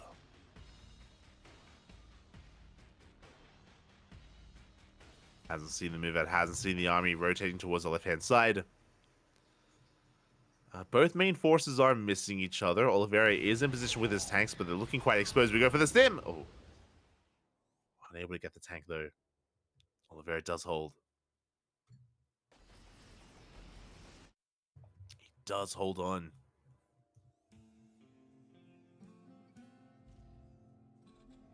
And it looks like from here, the game is going to be settling down. We had quite an aggressive and quite a wild back and forth here initially, but the game is going to be settling from here. We are active with drops, that is true, but the main tank armies are staying back at home for everyone. For everyone involved, both players are working towards their fourth bases, second factory production, 2-2 plus 1 vehicle weapons. Now, I want to give the edge to Oliveira just because of his upgrades. Like, he has these big upgrade timings. 2-2 finishing up in 5 seconds. Can take a fight. Again, he also has a window with +1 vehicle weapons as well. But he's only being active with Marines, which means he's giving Cure the opportunity to catch up. Cure is looking to eventually catch up here. There we go. He is moving out. Everything right through the center. Oh my god. Oliveira's maxed. But the armies are kind of missing each other though. Oliveira, he doesn't see. Uh-oh. We could end up in a base trade. Here we go. Cure is pushing Oliveira. He turns back around. And Oliveira, he's out of position. One step behind. Tanks are sieging. Yeah, big Marine engaged here. Big stim as well. Upgrades are finishing up, and Oliveira, he's slowly trying to break through. Getting on top of the tanks. Yeah, he has the defender's advantage. He has reinforcements trickling on in. He does get on top of the tanks. The Vikings, they land! And Oliveira will clean this up. A big cleanup here from Oliveira. I was worried that Oliveira was the one caught out of position, but hey, he was able to come in from behind. A good surround. Cleans up the army. Tanks were on siege for a moment. Oh my god. Big tank volleys. Here we go. Now Oliveira has a massive supply lead. Still is lacking Marines. Without Marines, he's having a really hard time closing the gap. Marines are in production. Tanks are sieging. And we can see Oliveira just aggressively leapfrogging forward. Just not giving Cure any time to breathe here. Not allowing him to stabilize. A lot of Vikings to get picked off. We can see Oliveira. He still needs a little bit more time to just consolidate his forces. Liberator has arrived. Is zoning back the tanks.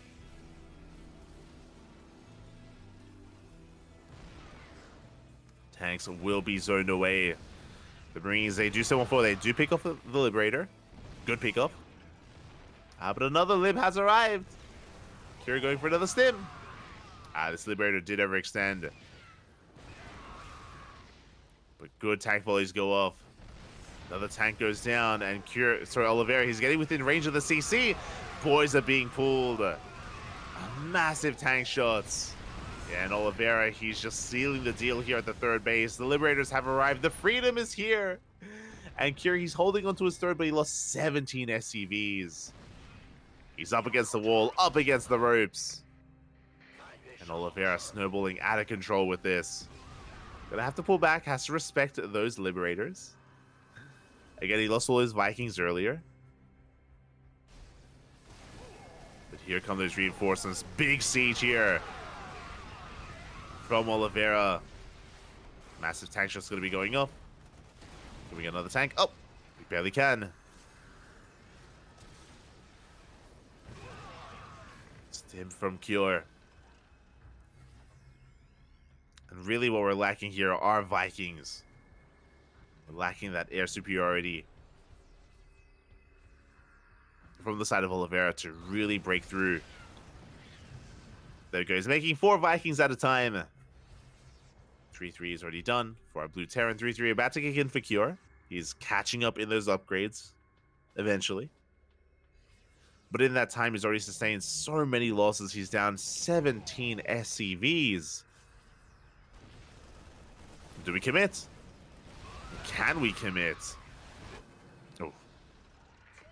Big tank shots. We come across the fourth base. The planetary is exposed. Oliveira, a bit of a miss rally there, but the planetary should be going down. Oh my god! Oh, that's Cure. He walks into the tank fire, into tank range. Bleeding out 2 tanks. And again, Curie's already up against the wall, but he cannot afford these losses. He cannot afford these mistakes. Oliveira trying to wedge himself in between that natural. And the tanks are slowly pushing forward from both ends. Towards the natural and towards the would-be 4th base. Oliveira running out of Marines. There we go. He does come across the CC. And this is the main, by the way. The main base was floated over, and this base is going to be going down. Cure, his only option may just be a base trade at this point. Yeah, Cure is not turning back around. These bases will fall. Oh my god, the orbital just, it melts. And yeah, full base trade mode here from Cure. It's all or nothing. It's his only shot, but we can't even base trade. We've run out of units, run out of Marines. GG gets called. A big pop-up there from Oliveira. Whew. And we tie it up 1-1. Both Oliveira and Cure get knocked out. GG. GG, well played. Cure had a strong start taking the first game, but Oliveira fights back and he brings Cure down with him. Whew. So Oliveira, he does the bare minimum that was needed of him to go toe-to-toe with Cure. And this is a big win as well, because for some greater context, Team Liquid, their 2 big names, their 2 big players are Cure and Clem.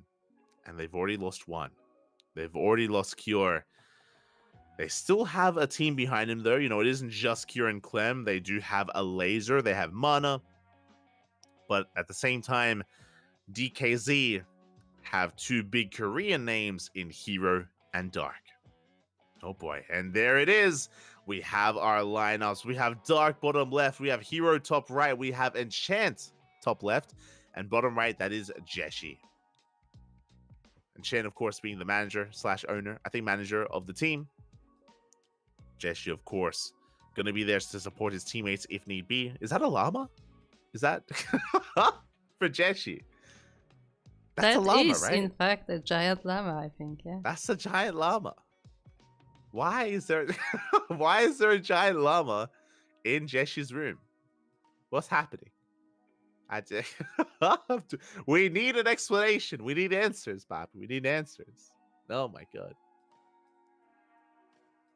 Not like this. It's beautiful, Papi. It's beautiful. But again, essentially, both teams have to field new players.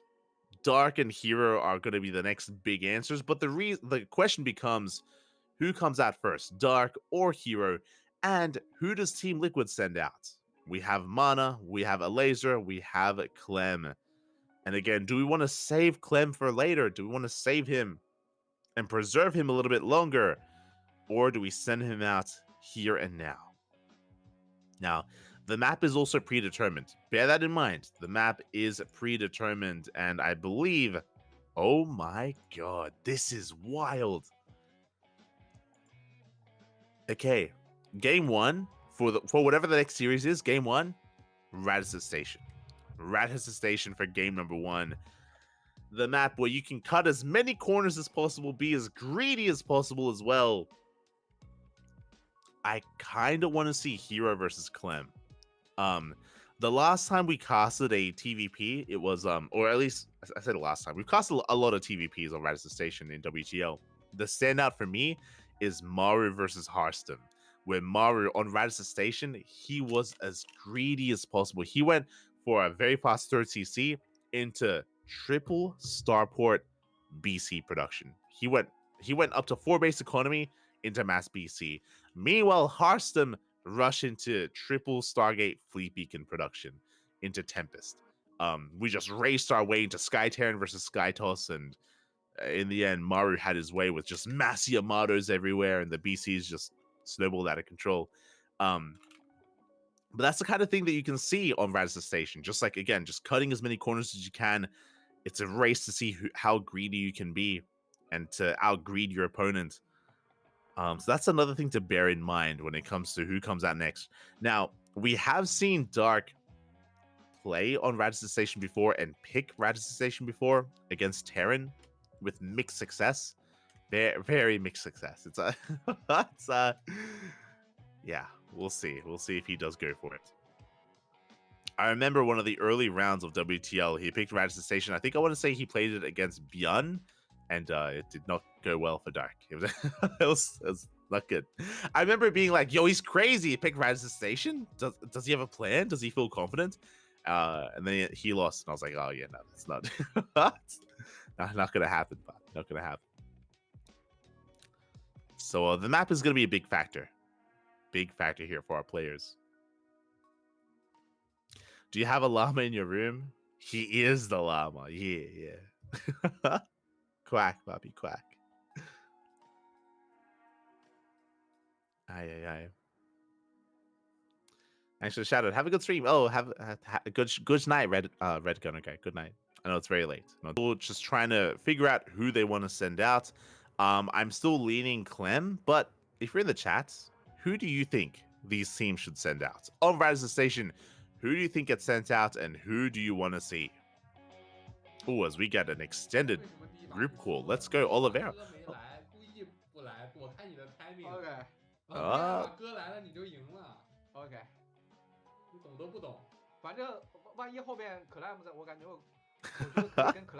Looks like we have Jeshi and Oliveira just discussing the game, potentially discussing the win.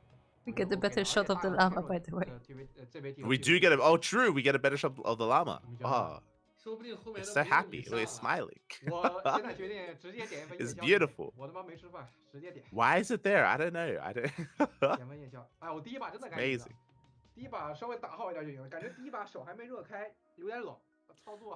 But yeah, we're still just trying to figure out who does get sent out first. I don't think we really have a clear answer yet. Technically, we could send up Jeshi, but I think Jeshi is there more for moral support and maybe some insight, maybe some feedback. 先说一下啊，今天我们聊天还是有可能会被播出去的。I want more Jeshi Llama lore. I do as well. Give us the lore, Pap. Give us the lore. 他那个裁判游戏里私聊我，问我咱们第二个上谁？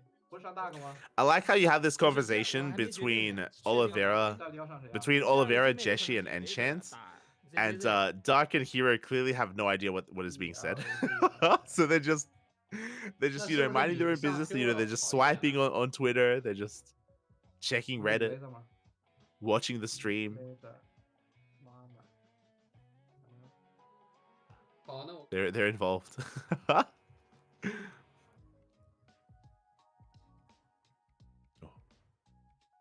It looks like we're still just figuring out who's going to be sent out. Oh, we have a strength. Oh, let's go. He's explaining why he lost the first game. Ah, I see. Thank you so much. Siwan. Thank you. Do appreciate it. Appreciate the translations. Oh, as again, we are just going to be getting ready here for our next one. Still just waiting for our teams to deliberate who wants to be sent out. Again, I do think that there is like good reasoning for Team Liquid to maybe send out a laser first. You don't want to burn Clem too quickly. But at the same time, do we want to send a laser out on Radisson Station? He did pick it. He did pick it earlier today. That is true. Oh, that's Kior. Kior just joined the call.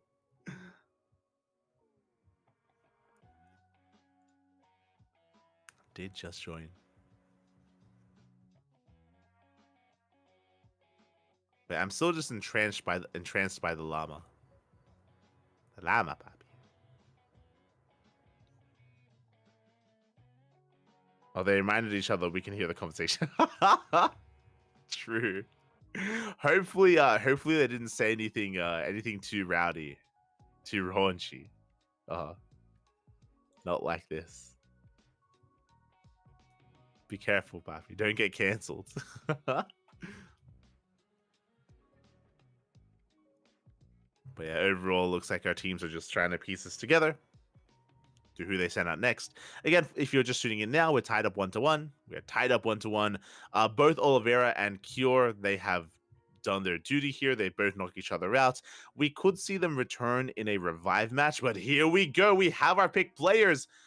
Oh, this I was not expecting. It's going to be a ZVZ on Radisson Station between Dark and a Laser. Oh my god. Okay, so a Laser is what I was leaning towards just because we saw a Laser on Radisson Station before. It was his map pick, so it does make sense to bring him out.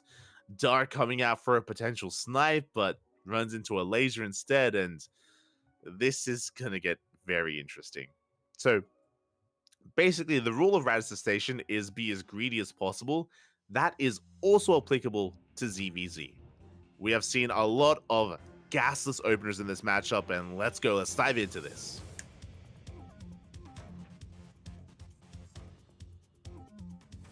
Where's the guy? What? DKZ Gimme versus Team Liquid Game 2. Let's start the game. Let's start the game as we are loading on into Radisson Station, our second matchup. And here we go in the top right-hand corner. We have our South Korean Zerg player representing CranKy Z Gaming, DKZ. It is Dark. And in the bottom left-hand corner, we have as opponent, we have the Polish Zerg player representing Team Liquid, the Red Zerg. It is a Laser. Oh, that's the Team Liquid logo mascot in the background, next to the octopus. All the plushies. I believe he's called Blue. I think that's the name. He's called Blue? But he's white.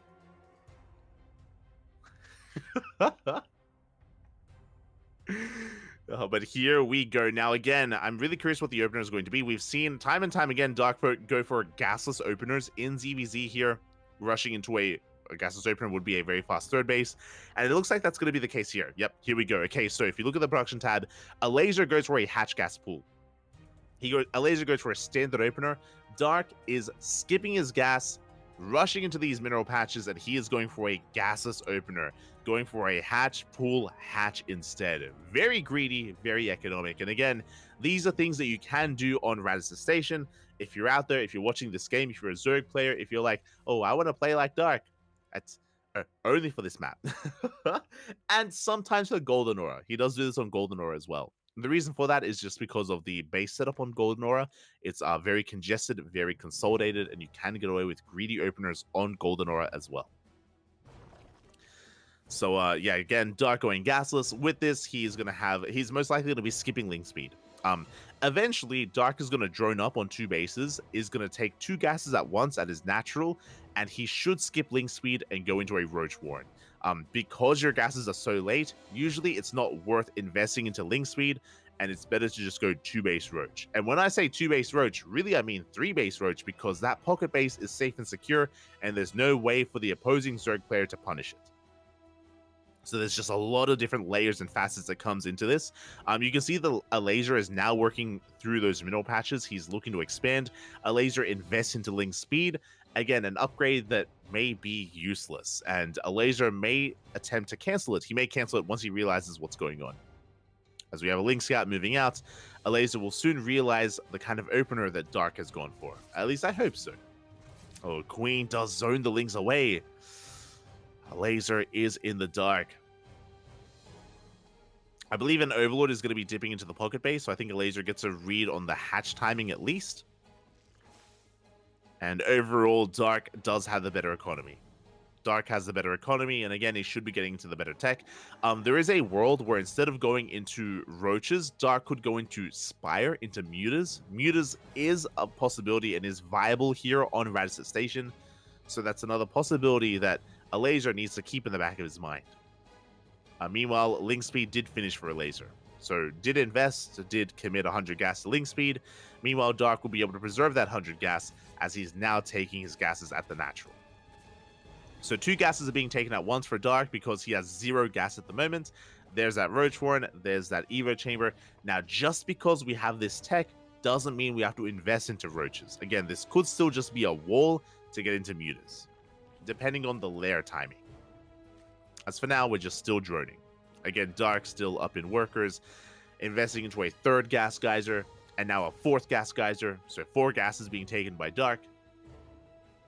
Gonna be droning on up. Lair is already on the way for a laser. Bear that in mind. You know, it isn't just Dark, but a laser as well is going to be skipping the Roach Warren going into the lair. +1 range is on the way. Again, we'll keep our eye on our players here, how they approach this. There it is. Roach Warrens in production. Lairs as well. +1 range from both players. It should be Roach v Roach.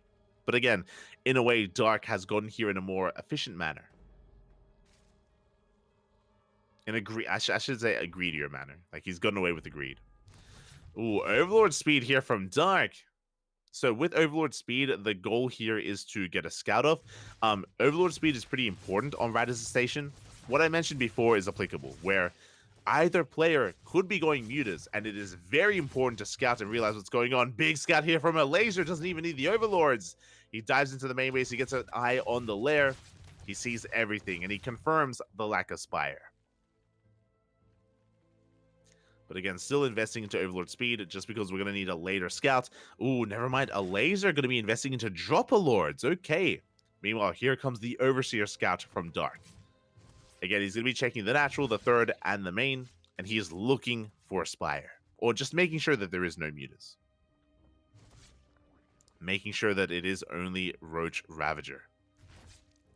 So a big scout here from Dark, just making sure that he's safe and secure. Meanwhile, a laser is going to be pushing. Oh, Dark being greedy. I'm not too sure how I feel about this. Dark is taking up into an Infestation Pit and a Hydra Den. Technically doesn't really need at the moment. Now, to be fair, it is difficult to be aggressive on this map, so it's possible that even though a laser is investing into these roaches, he may not be able to use them, and Dark may get away with rushing into Hydra Lurker. Overseer dives in, a laser, big scout, does get eyes on the Hydra Den, is aware that Dark is skipping ahead in tech, and should be aware that Dark is maybe a little bit vulnerable as a result. Again, Dark already working on the Lurker Den, already on the way. Very fast tech here from Dark. Can he get away with it? Do you have the Roach drop into that pocket base? Drones are going to be going down. Big pickoffs here from a laser. Getting 8 worker kills, and just like that, a laser takes a worker lead. Meanwhile, we have Burrow on the way for a laser. Tunneling Claws as well. He knows that he has to be the aggressor. He knows that he's behind in tech, and he needs to make use of these roaches. And Tunneling Claw roaches are a good way to be aggressive, be assertive, and harass.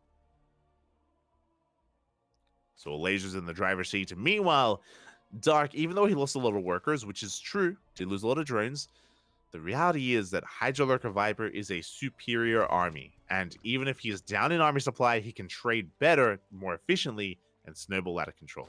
And there's the Hydra Den on the way from a laser. So it looks like both players are looking to get into Hydra Lurker Viper, but Dark will get there first. Now, even though Dark gets there first, remember, a laser is going to be hyper-aggressive with his Tunneling Claw roaches. He can still try to pick Dark apart before he can max out on lurkers. As I say that, the first 2 lurkers are on the way for Dark. They're already in production. Hive is done. Lurker range is on the way, +2 range as well. A laser does have a larger army. He's ahead in army supply, but he has to use it. That's the thing. He needs to be active. Otherwise, I mean, it's just wasted resources. And there we go. Nidus is on the way. Nidus is on the way for Dark. Looking to make use of his lurkers aggressively across the map. Like a laser, he still needs to be active here. He needs to trade. A laser is maxed out on roaches. And we need to make room for the lurkers. Changing scout comes in, gets eyes on the army. A laser is moving out.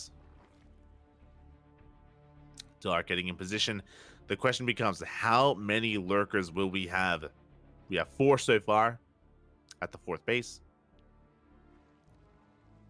Dark moving out as well with his roaches.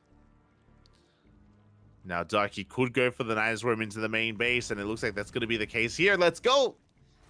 out of vision, out of mind. A laser, he doesn't see the Nidus, and this could be the game-winning move here and now. A laser is not in position. He's across the map with his Roach army. Now, to be fair, this also means that Dark doesn't have lurkers to defend. And we go straight for the main base, straight for the tech as well. Hydra going to be going down. And the laser's committed. There's no turning back. There's no turning around. We have to end the game here and now. We have to push in. We do have one lurker to defend, but laser, he should be able to break through. Yeah, he ignores the lurker. Gets right on top of it.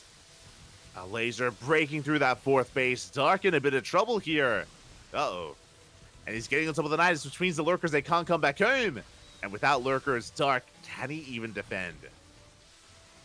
Can he hold on? Can he defend? Boys are being pulled. 23 drones go down. The lurkers, they're still stuck across the map. There's no coming home. Not anymore. A laser trying to push in.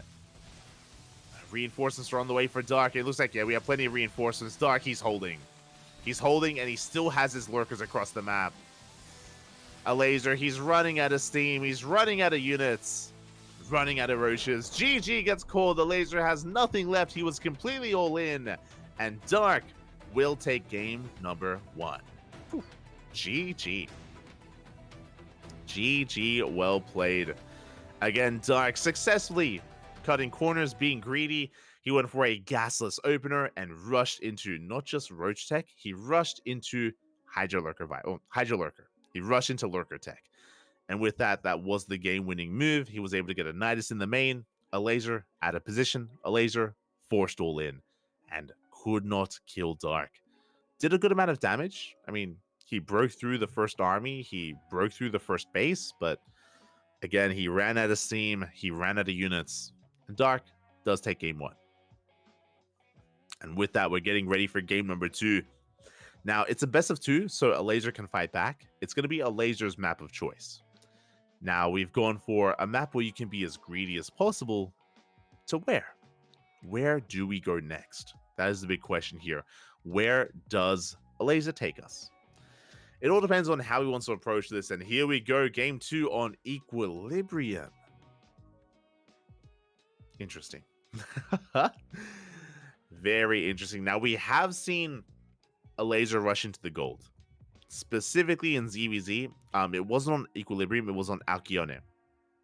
We've seen a laser have these very aggressive all-in builds where he races into the gold base and he goes for a Ling Bane all-in from there. I'm sure that's going to be in the back of a laser's mind. Does he go for the all-in, or does he go for a standard game? Here we go. In the top right-hand corner, we have for Dragon Kai Z Gaming, DKZ, the South Korean Zerg player, the blue Zerg. It is Dark. And in the top left, we have his opponent. We have the Polish Zerg player, the red Zerg representing Team Liquid. It is a laser.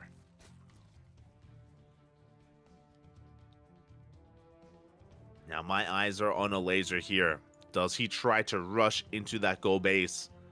Or do we have a much more standard opener instead? Uh-oh. We're going gas first. Okay. A laser is going for a gas pool opener. Very aggressive here from a laser. Now, this could go one of two ways. This could be a Ling Bane all-in, or it could be a Roach Rush. Now, on a map as large as Equilibrium, I imagine this is going to be Ling Bane. Drone is moving out. Are we going to the gold? And if we do, which gold base? There we go. Okay, so it's going to be a gas first, a gas pool into hatchery, and the laser is taking that gold. And again, this is kind of what we expected from a laser. He has embraced this kind of build before. He's doing it again. Meanwhile, Dark is going for a standard hatch gas pool. So a standard opener out of Dark, a very aggressive build out of a laser. Again, prioritizing that gas, should be rushing to really fast Ling speed. And if we stay in gas, we can throw down a Baneling Nest. And we can go for a Ling Bane all in. Oh boy.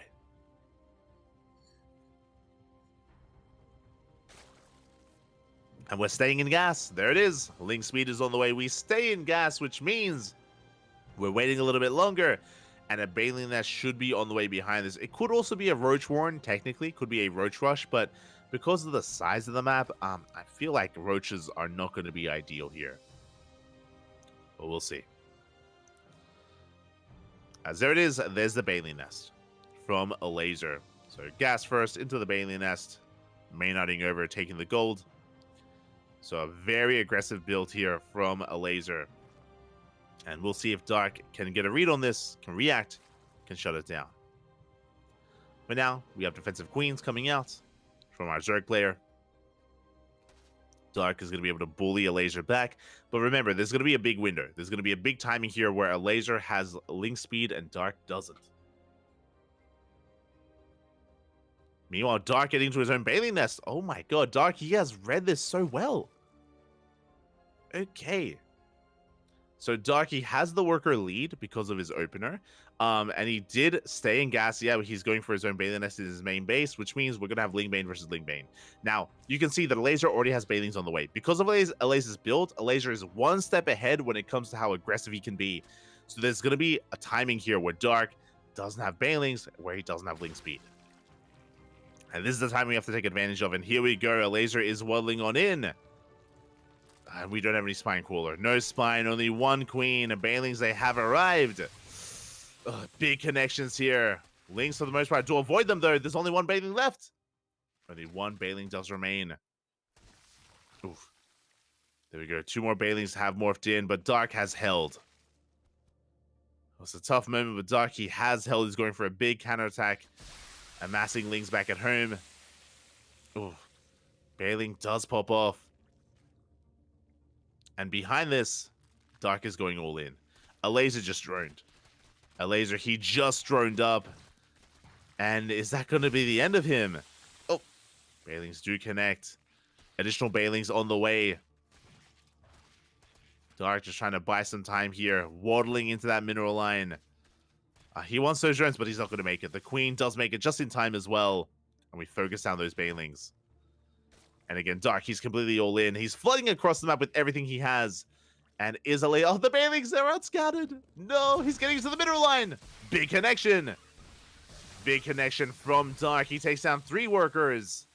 And a Baneling, there's one Baneling left. Oh, he gets baited out. A bit of miscontrol there from a laser. Dark, he's running out of Banelings, though. He's running out of Lings. It looks like he just barely has enough. He breaks through the Lings. 2 Banelings, they waddle into the main. A laser, no reaction. 9 drones go down. Big connection in the main. Dark is popping off. And a laser, he has nothing left. The Queen does fall. It looks like Dark doesn't have enough to break the gold. A laser, can we hold on? Even though a laser's down in workers, the gold base makes up for that. Bear that in mind. The gold has bonus minerals here. So a laser is trying to hold on. Dark slipping into the main. Additional Ling Bane on the way. A laser, can we hold on? Can we survive? Banelings are waddling in. A decent connection. We want that mineral line once again. Oh, but a laser, he does catch some Lings. A much better trade this time from a laser. Oh, the drones are so low. Oh my god, every single worker, every single drone is going to be going down. Big pick off here from Dark. 2 drones survive. 2 drones waddle away. No, they come back too soon. Every worker goes down. GG gets called, and Dark will take the 2-0. GG. You want to be aggressive against Dark, Papi? Aye. GG, well played. Well, again, it came down to the control, came down to the micro, and Dark was able to come out on top there. He was able to pull a laser apart despite the more aggressive opener out of a laser. Wasn't able to break Dark in the end, wasn't able to stop him, and Dark takes the 2-0. With that, Team Liquid are down to their final player. Their final original player. Oh boy. So DKZ, they do take a lead. Dark is going to be lying in wait for his next opponent, which should be Clem. Clem should be up next. And we'll see where this takes us. We'll see where we go. Now, again, technically, Team Liquid could field Mana. Technically. Mana could come out, Skillets could come out, but Clem is the reigning ESL Masters Winter Champion, and Clem should be up next. Now, Clem versus Dark is going to be an interesting one, as the team is just coming together, and I'm sure unanimously agreeing on who should be coming out, on who should be sent out next. Now, the downside here is that DKZ still have 2 players. Clem, he has to work his way through Dark and through Hero as well. Some of the best Zerg and Protoss that Korea has to offer. Now, obviously, Clem is favored. I would 100% say that. Clem has arguably the best TVP in the world and arguably the best TVZ in the world. We spoke about this in the previous series where if anyone were to bring Clem down, it would be a Terran player. And that's what happened. Bjorn took Clem down. Bjorn was able to stop Clem and force a super ace match. But when it comes to Zergs and Protoss, again, I do feel like that's where Clem really thrives, and that's where he's terrifying, and he's just a beast of a player. And I have to worry for Dark and Hero. As Clem is coming out, and even though he's an obvious pick, I would say he's the favorite player. As long as he's well rested. Bear that in mind. That's another factor here. Stamina, endurance. Team Liquid have been playing for 7 hours. I say 7. There was the show match, 6 hours. Team Liquid, they've been playing for 6 hours. They've been competing. They've been stressed, in this like high intense situation in the previous series against Shopify. It's been intense here for Team Liquid. It's been intense. Does Clem have it in him to go for another round, to take down Dark and Hero? Oh boy. It's not going to be easy. Not going to be easy here. And even if I say that Clem is favored, remember, all that Dark and Hero have to do is win one game. All they have to do is win one game, and that is very much so in the realm of possibility. Give us a longer series. Give us a best of 5, a best of 7. I would favor Clem. But in a best of 2, it's different. That's different, Bobby. That's different. And again, can go either direction here, as it looks like we are asking for a small break. And again, Dark just preparing himself for the Clem.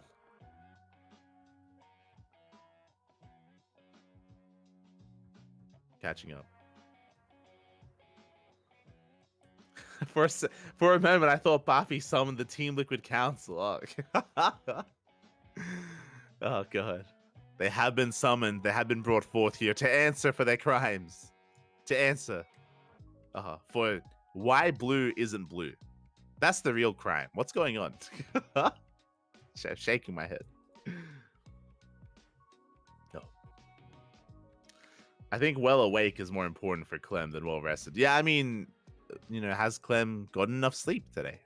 Has he got enough sleep? Is he awake? Is he ready for this? And here we go. There it is.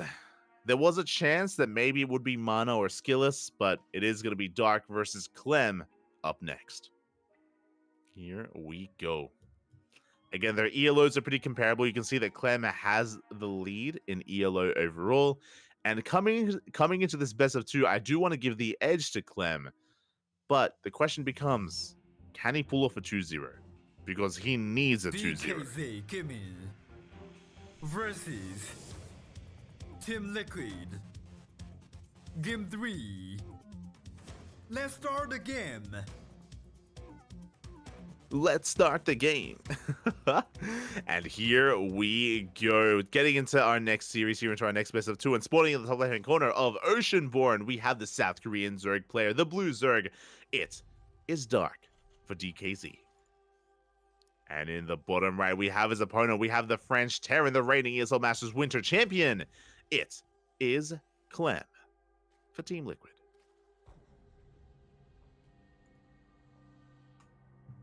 Here we go. 20,000 on a 2-0. I took out a loan. You put the house on it, Bobby. Put the house on it. Aye. Here we go. The Gamba is on. Predictions in the chat are open for the next couple of seconds, so place your bets on who you think or how you think the series will unfold. A 2-0 in either direction or a 1-1 score. Up to you to get your Gamba on. Up to you for that Gamba. As behind this, we do have Clem going for a standard opener, going for a Rax Expand. Likewise, Dark going for a Hatch Gas Pool. Very important to bear that in mind. Dark has been one to go for. Sorry, my apologies. I assumed it was a hatch gas pool. It's a gasless opener. Dark. Going gasless against Terran feels very risky. Blindly going gas. Imagine if Clem went for a 2-racks, by the way. Imagine if he 2-racks Reapered. Dark would be dead. My god. It's crazy. Okay, bold move, Dark, going gasless. I mean, he did it against a laser on Radization, but that's Radization. I feel like I need to do a PSA. Do not try this at home. You will die. You will die doing this. The natural base has been scouted. The third base has been scouted. It is already up and running, or soon to be up and running. Now, with a gasless opener, this means no link speed. No link speed whatsoever here. We're just droning. We're defending with queens. We have a handful of lings. Very greedy opener here out of Dark. Very greedy. Crazy. Reaper's going to be dancing with these units, at least until the queen does arrive. Clem, he hasn't seen the lack of gas, but he can assume what's going on. Good trade so far, getting 2 lings. And there it is. Immediately, Clem going for a 3rd TC. 3rd TC before Starport. Economic opener out of Clem. But again, Dark is kind of beating him at his own game. Beating him at greed. When was the last time I saw a gasless opener in TVZ? So Dark, he does this opener against Terran on Radization. He did it on Near Humanity last season. I've seen him do this on Golden Aura. This is the first time I've seen him do this on Oceanborn. So risky. So basically, in the early game, you have to defend with pure queen. Pure queen to defend is what you have to rely on. He wants the tumor, doesn't get it. Does not get the tumor in the end. Clem are going to be forced back. Hellions are arriving. Starport behind this. Looking like a potential add-on swap.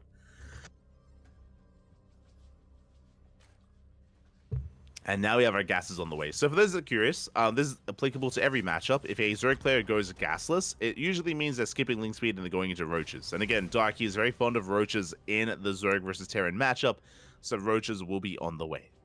Now, later on down the line, we could transition into Lingbane Roach Ravager and reinvest into link speed, but for now, Dark is going to be heavily reliant on queens and roaches. No lings in sight. You can see Clem rotating in between the bases. The Viking has arrived, shutting down the Overlord. Overlord will fall. Now, it looks like there was no add-on swap. With the Viking-based opener, Liberators or a BC opener is very much so on the table, and something in the back of Dark's mind. Dark also knows it's not Banshee. There we go. 9 roaches are on the way. So Dark is going for a 9 roach push. Thankfully for Dark, it isn't Banshee. If it was, these roaches would be completely shut down. There is going to be potential. So Dark is pushing. Now, this is not an all-in. It's just a 9 roach push. It is designed to apply pressure to trade, and you drone behind it. Dark is droning. Hellions are moving across the map. They're not going to be at home to defend. Uh-oh. Liberator does catch wind of the roaches. And the Hellions could go for a dive. We have options. As the roaches have been revealed, and we do bust into the natural. Yeah, we do slip on in. We can focus on as many of these workers as we can. Economic damage is being done. Boys are being pulled. The Ravagers, they're racing back home.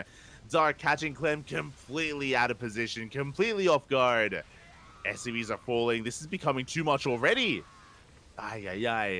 7 SCV kills. Hellions are falling as they struggle to trade against these roaches. There are only a handful of Marines. The Biles! Oh my god, they almost take down the Lib. 1 more Bile is all we need. It looks like the Roach Ravager is being cleaned up, but this was a very good trade for Dark. And look at the drone count. Dark, he's up to 67 drones. Soon to be 69. Nice. He killed 7 workers, killed Marines, Hellions.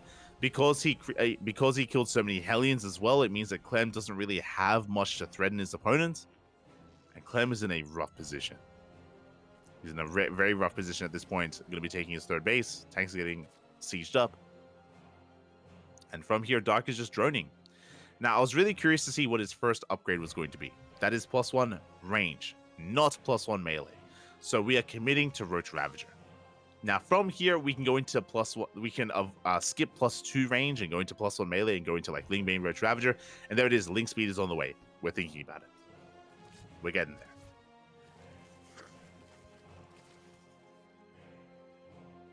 We are getting there as Clem, the onus, the pressure is on him to get damage done. He's going to be coming in with a Liberator, but already taking so much damage here by the Queens.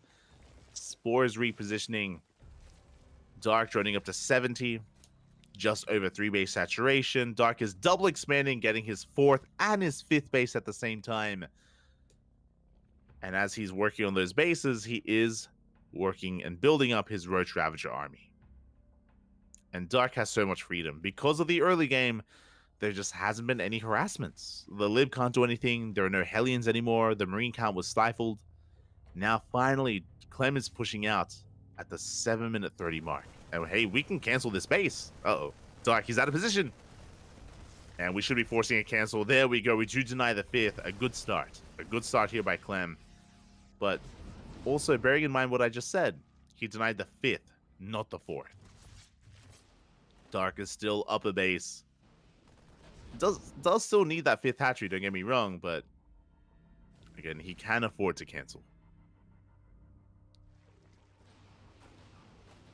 As the double drop does pull back, we have 1-1 soon to kick in for Dark, and he's pushing. He's already maxed out. He's already maxed out at this point. Again, we're on Oceanborn. Short rush distance by ground. The Marines are coming from behind. They take down 1, 2 of the Ravagers. 3 good pickoffs. Very good pickoffs here from Clem. Taking down so many Ravagers ahead of time. And look at the tank line. Look at the tank positioning here. As Dark is trying to force his way in and getting us over these Marines. Big tank volleys off on the army, though. And Dark, oh god, his army is melting. But he's also working his way through these Marines. It's not going to be enough. Clem holds. Clem is holding. He mules. He saves the tanks. But threatening the production. Threatening the factory, at least. Boys are being pulled. Dark, he needs to get more damage done. He needs to get into the mineral line if possible. He's doing what he can. The factory, it may burn down. No, the repairs are too good. Again, there was a potential. Like Dark, he was maxed out. He was up 50 supply. But could not break his opponent. Roach Ravager just doesn't trade efficiently enough. Yeah, a big part of that was losing those Ravagers. Meanwhile, Lings are coming from behind. Lings, they do come in. The first tank does get piled down. And Dark has to transition. He's actually working on 2-2. 2-2 upgrades on the way. Clem has stabilized, though. He has weathered the worst of it. And he's getting his 4th. Dark still doesn't have a 5th, by the way. Dark is pretty all in. Oh, Dark, he's all in, and the longer this goes on, the worse it is for Dark. He's being bullied back. Initially, Dark had a good start, but again, that maxed out Roach push just was not ideal on Oceanborn on the 3rd base. Nice snipes here. We take down another Ravager. And Clem, he's running away with this. We can see Dark forcing back the army for a moment, but the reality is that Clem's army scales well into the late game. Dark's falls off in the mid game. Scan reveals 2-2. Tanks are sieging. A decent position. Dark potentially trying to come in from behind. We'll pull back. He does have a little more Ravagers. That will help. Tanks are pushing forward. Both armies are maxed out. But again, Dark's army is inflated. The soup does lie. Especially when Roaches are involved. Here we go. The tanks are going to be sieging. One of the tanks does get biled. The second tank as well. Good biles. Very nice biles here out of Dark. He is going to be able to shut this down. He does clean this up. Takes down, what, 2, 3, 4, 5 tanks. Ooh, Clem overextending. Big overextension there from Clem. And Dark, he is still in this. But the Ravagers are exposed. Oh, God. The Ravagers are exposed, and so many Ravagers go down here. This was now Dark's turn to overextend. Comes up with reinforcements. He's trying desperately here to force the issue. Files down another tank. Trying to barely get on top of them. Gets a second tank. Soon we'll get a third. And can he get the fourth? Up! It looks like he will barely get the fourth tank as well. He's barely pushing through.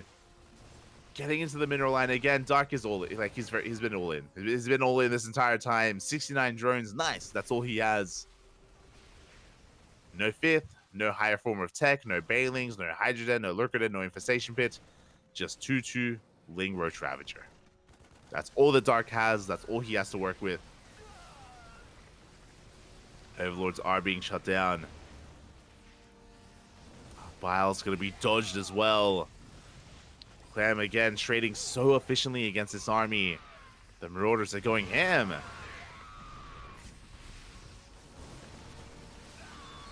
Yeah, as we focus down another one of those Ravagers. And you can see that Clem, he's gaining momentum here.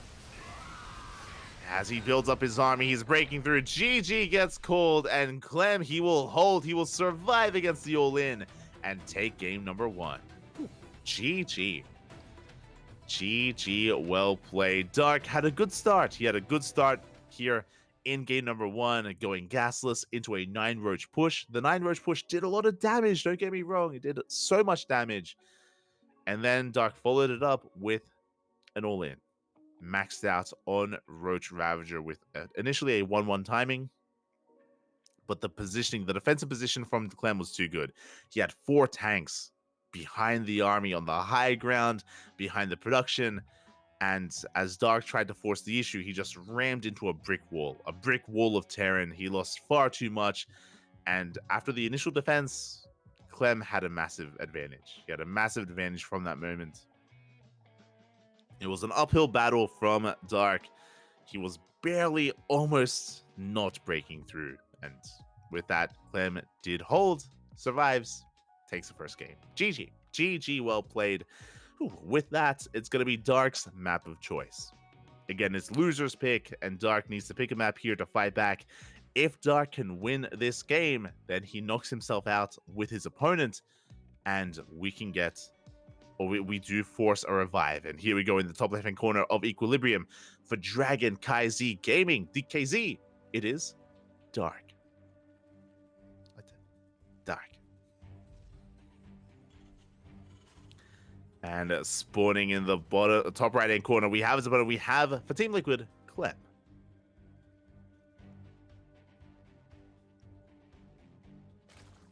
Oh, here we go. I think every series has had Equilibrium so far. True, Equilibrium has been picked quite often from Zerg players, Terran players, and Protoss players as well. We've been seeing a lot of Equilibrium. Picked by everyone. And we have Dark going for a hatch first. Now, I would usually say, it's going to be a hatch gas pool, but there we go. It is hatch gas pool from Dark. I was going to say that based on the previous game, I'm not as confident in just calling that straight away, so I have to wait a little bit here to see what Dark does go for. But again, standard opener. Standard opener out of our Zerg player. Now, we have the goal base that we could take as the 3rd, or we could take it as the 4th. We'll see how greedy Dark wants to be with the gold. Meanwhile, SCV Scout is moving out. Clem trying to get a read on what exactly is going on.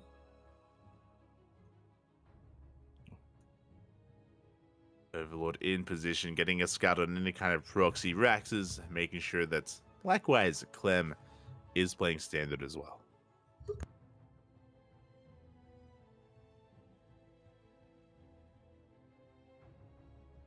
So far, everything's looking as it should. Drone moves out, and I appreciate that Dark isn't tempted to go for the gold. I do think that it's really difficult to pull off the gold base against his opponent. No! Oh, the drone is going to be denied. Oh, for a second. Very quick moves. Oh my god. Very quick moves here out of Dark. Does throw down that hatchery.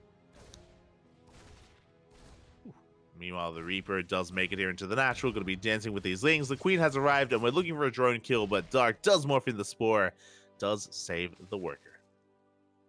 Now, again, I was going to say that it is very tempting to rush into the gold, but Clem is the kind of player that will punish you. 100%. Clem will punish you time and time again if you try to take that goal base. So Dark, he is not going to take the bait. He's going for just a standard hatch gas pull into a third base timing.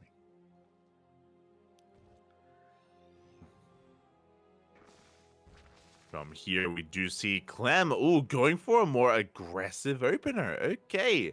That is a 1-1-1. That is a straight up racks into factory into starport from Clem. That means we have a delayed third CC. Delayed third in favor of Banshee production. Tech Lab just finished. We should be going for an add-on swap into Cloak Banshees. The Hellions are going for a dive, though. They do threaten a dive. They barely get into the main base. Boys are being pulled. One drone goes down. Oh, we should get a second. Get a second worker, and we can maybe get a third as well. Oh my god, forcing a big reaction here out of Dark. Going back to mining. Again, this double Hellion Reaper push doing a surprising amount of damage, and we're not done. We have 2 Hellions getting into the natural as well.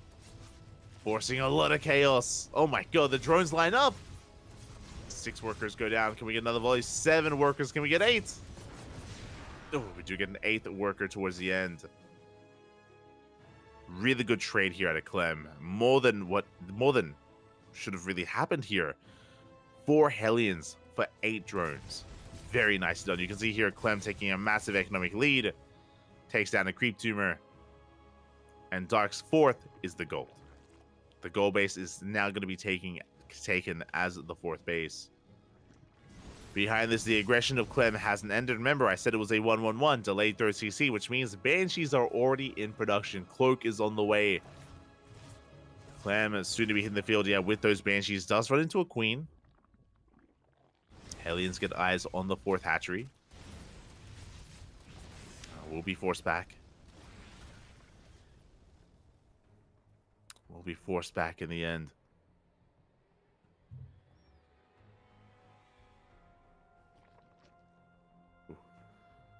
And we'll see what kind of direction Dark wants to take us in. With that double Eva chamber, it looks like Dark wants to go Ling Bane. It's looking like Ling Bane this time. 4th base is being taken. Banshees are amassing. Going to be headed for that main. So a bit of a double-pronged attack here. We have Hellions towards the south. We have Banshees towards the north. And can Dark keep up? Workers are going down. We're going for the dive. Ooh. We think about it. Oh, it looks like we lost a Queen. Yeah, Queen did get picked up in the main base. At the same time, a big link counterattack. Oh my god! A massive link counterattack. This should not have happened. We deny Stim? Stim is denied. 7 SCVs go down. Somehow, some way, Dark, he got into the main. Yeah, the wall was open. The Hellions are racing back home. That's 14 SCV kills. Again, that should not be happening. Meanwhile, across the map, 6, 7 workers go down. The Queens as well. The Banshees are doing some counter damage, but the Lings, they make their way into the natural base once again. But there are plenty of Hellions. Hellions do force this back. So again, these Banshees did deal a good amount of counter damage. 8 workers went down, but that still pales in comparison to what Clem lost. He didn't just lose workers, he also was forced to turn back around and race back home with the Hellions.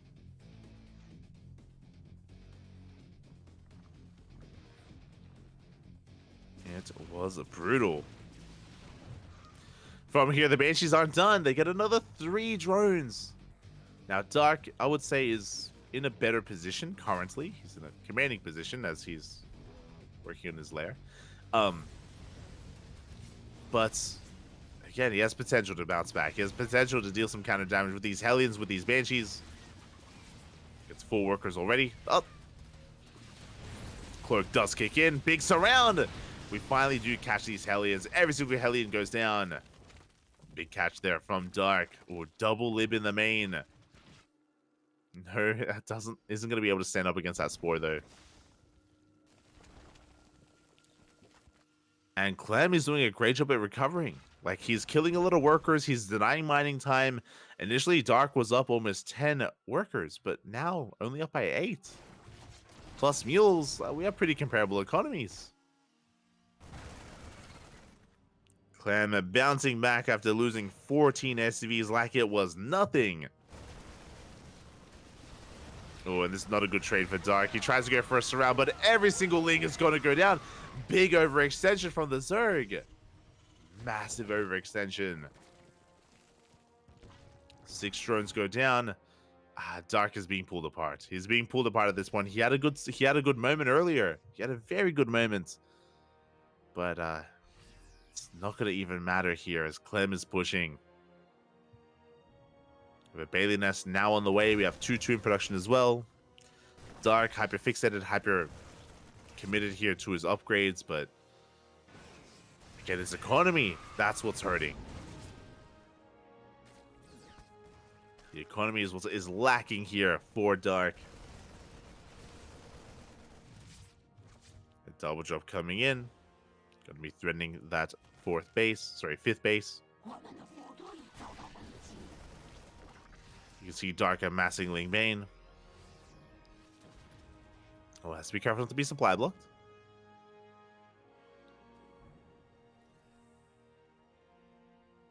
Clem is reinforcing. The double drop, it looks like, yeah, we are forced to pick up, but we have a quadruple drop into the main. Lings are trying to get on top of this. The unload a little bit too late. Oh, decent mine shot. Decent winner mine shot there from Dark. I'm sorry, from Clem. As he does rotate over towards that right-hand side. Ooh, big mine shot as well on the Lings. And just a dirty position here behind the mineral line here. The Ling Bank just cannot engage. Cannot engage there from Dark. And you can see Clem is snowballing out of control. Once he gets momentum going, once the ball starts rolling in favor of Clem, it does not stop. As the Marines, they deny the southern base. It's going to be denied. We have reinforcements coming in towards the north. We have Queens to defend, but that's not going to be enough. Not on their own. We tend to transfuse, but Queens are falling left and right. Big pickoffs here from Clem. Okay, what was that? 4, 5 Queens? Or does it continue to try to stand strong? Oh, big! Oh my God! Big mine shots. Big mine shots as Clem does threaten to dive into the main, forced to pick up. It's forced to pick up in the end.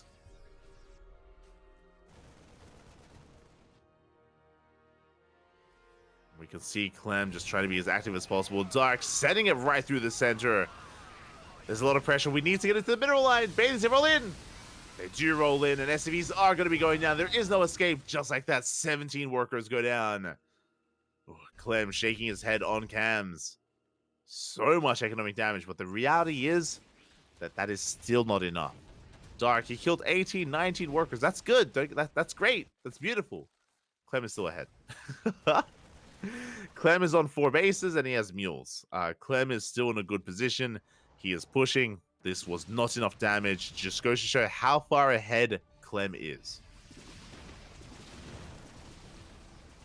Bailing's rolling on in, trying to get a good connection. Shows the mine shots. Oh, decent mine connections here on the Bailings. Oh my God, every single Bailing goes down. Which means Clem can keep pushing. And mine drop here towards the south. Hive is on the way. Getting a couple of drone kills. Dark trying to go for a counterattack. And Banshee's wreaking havoc here, trying to focus down that hatchery. Here come the Bailings. Oh, never mind. As the Bailings will not connect. Banshees finally go down. The Bailings are rolling in. Late reaction. Very late reaction. 8, 9 SCVs fall.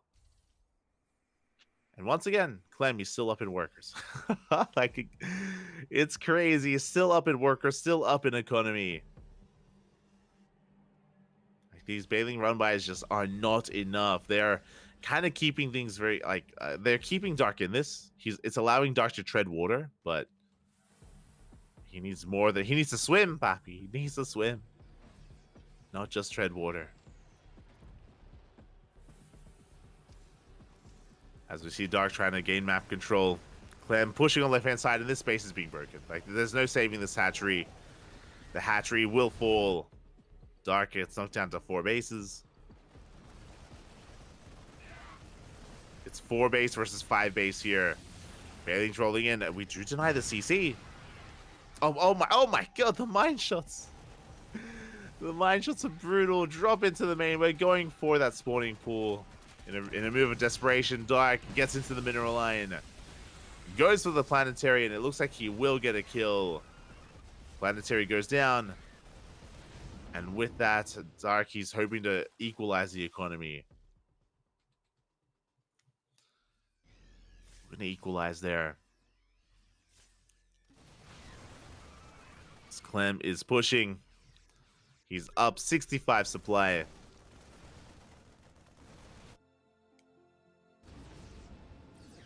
When Dark needs a miracle. He needs a miracle at this point here to try to hold on. But GG gets called. There is no final fight. And Clem will take the 2-0. GG, well played. Whew.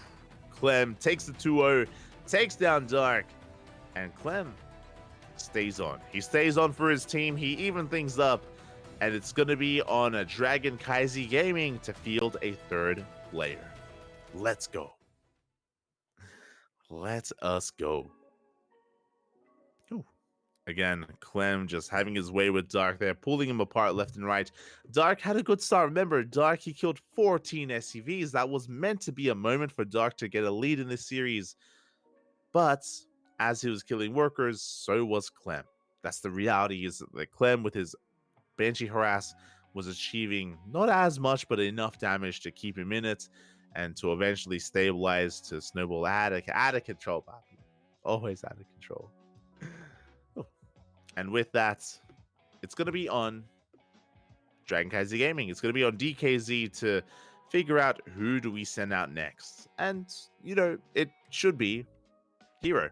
It should be Hero. There's also Jeshi, but Hero is the logical choice here at this point.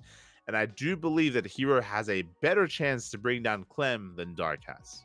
Dark did well in the ZVZ, but again, Clem, he has just renowned Terran versus Zerg. Terran versus Protoss is also very much so the wheelhouse of Clem. Clem has so much practice against max packs, but that's what's important. Clem, he has a lot of practice against max packs. He's favored against max packs, but Hero is a very different kind of Protoss. Very often he comes up with his own builds. Very often he has his own playstyle. Very often, Hero is unique. Very unique in that sense. So this is not cut and dry. And most likely going to be Hero as the player of choice.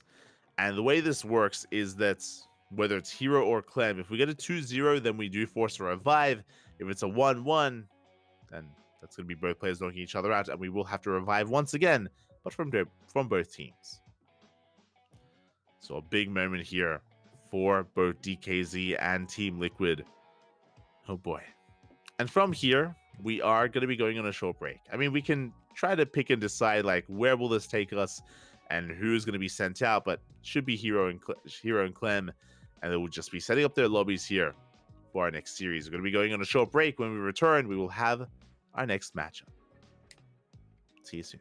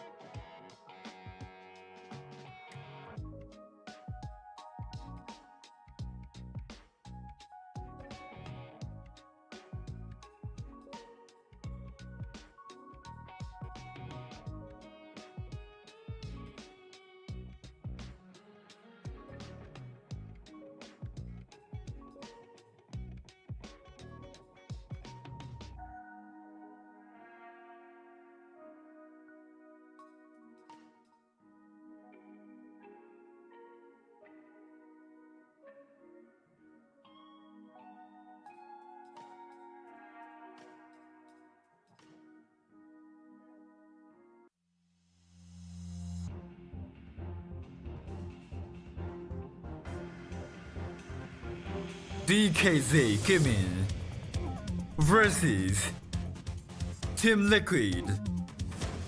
Game 4. Let's start the game. Bring us in. And welcome back, everyone. We are here with our next best of two, and spawning in the bottom left-hand corner, we have for CranKy Z Gaming, DKZ. It is the Korean Protoss player, the blue Protoss, Hero. And over here in the top right-hand corner of the map, spawning all the way to the top right, we have a red Terran player asking for a pause and apologizing. Oh. Tis our Terran player for Team Liquid. It's Clem. Oh. Yes, right?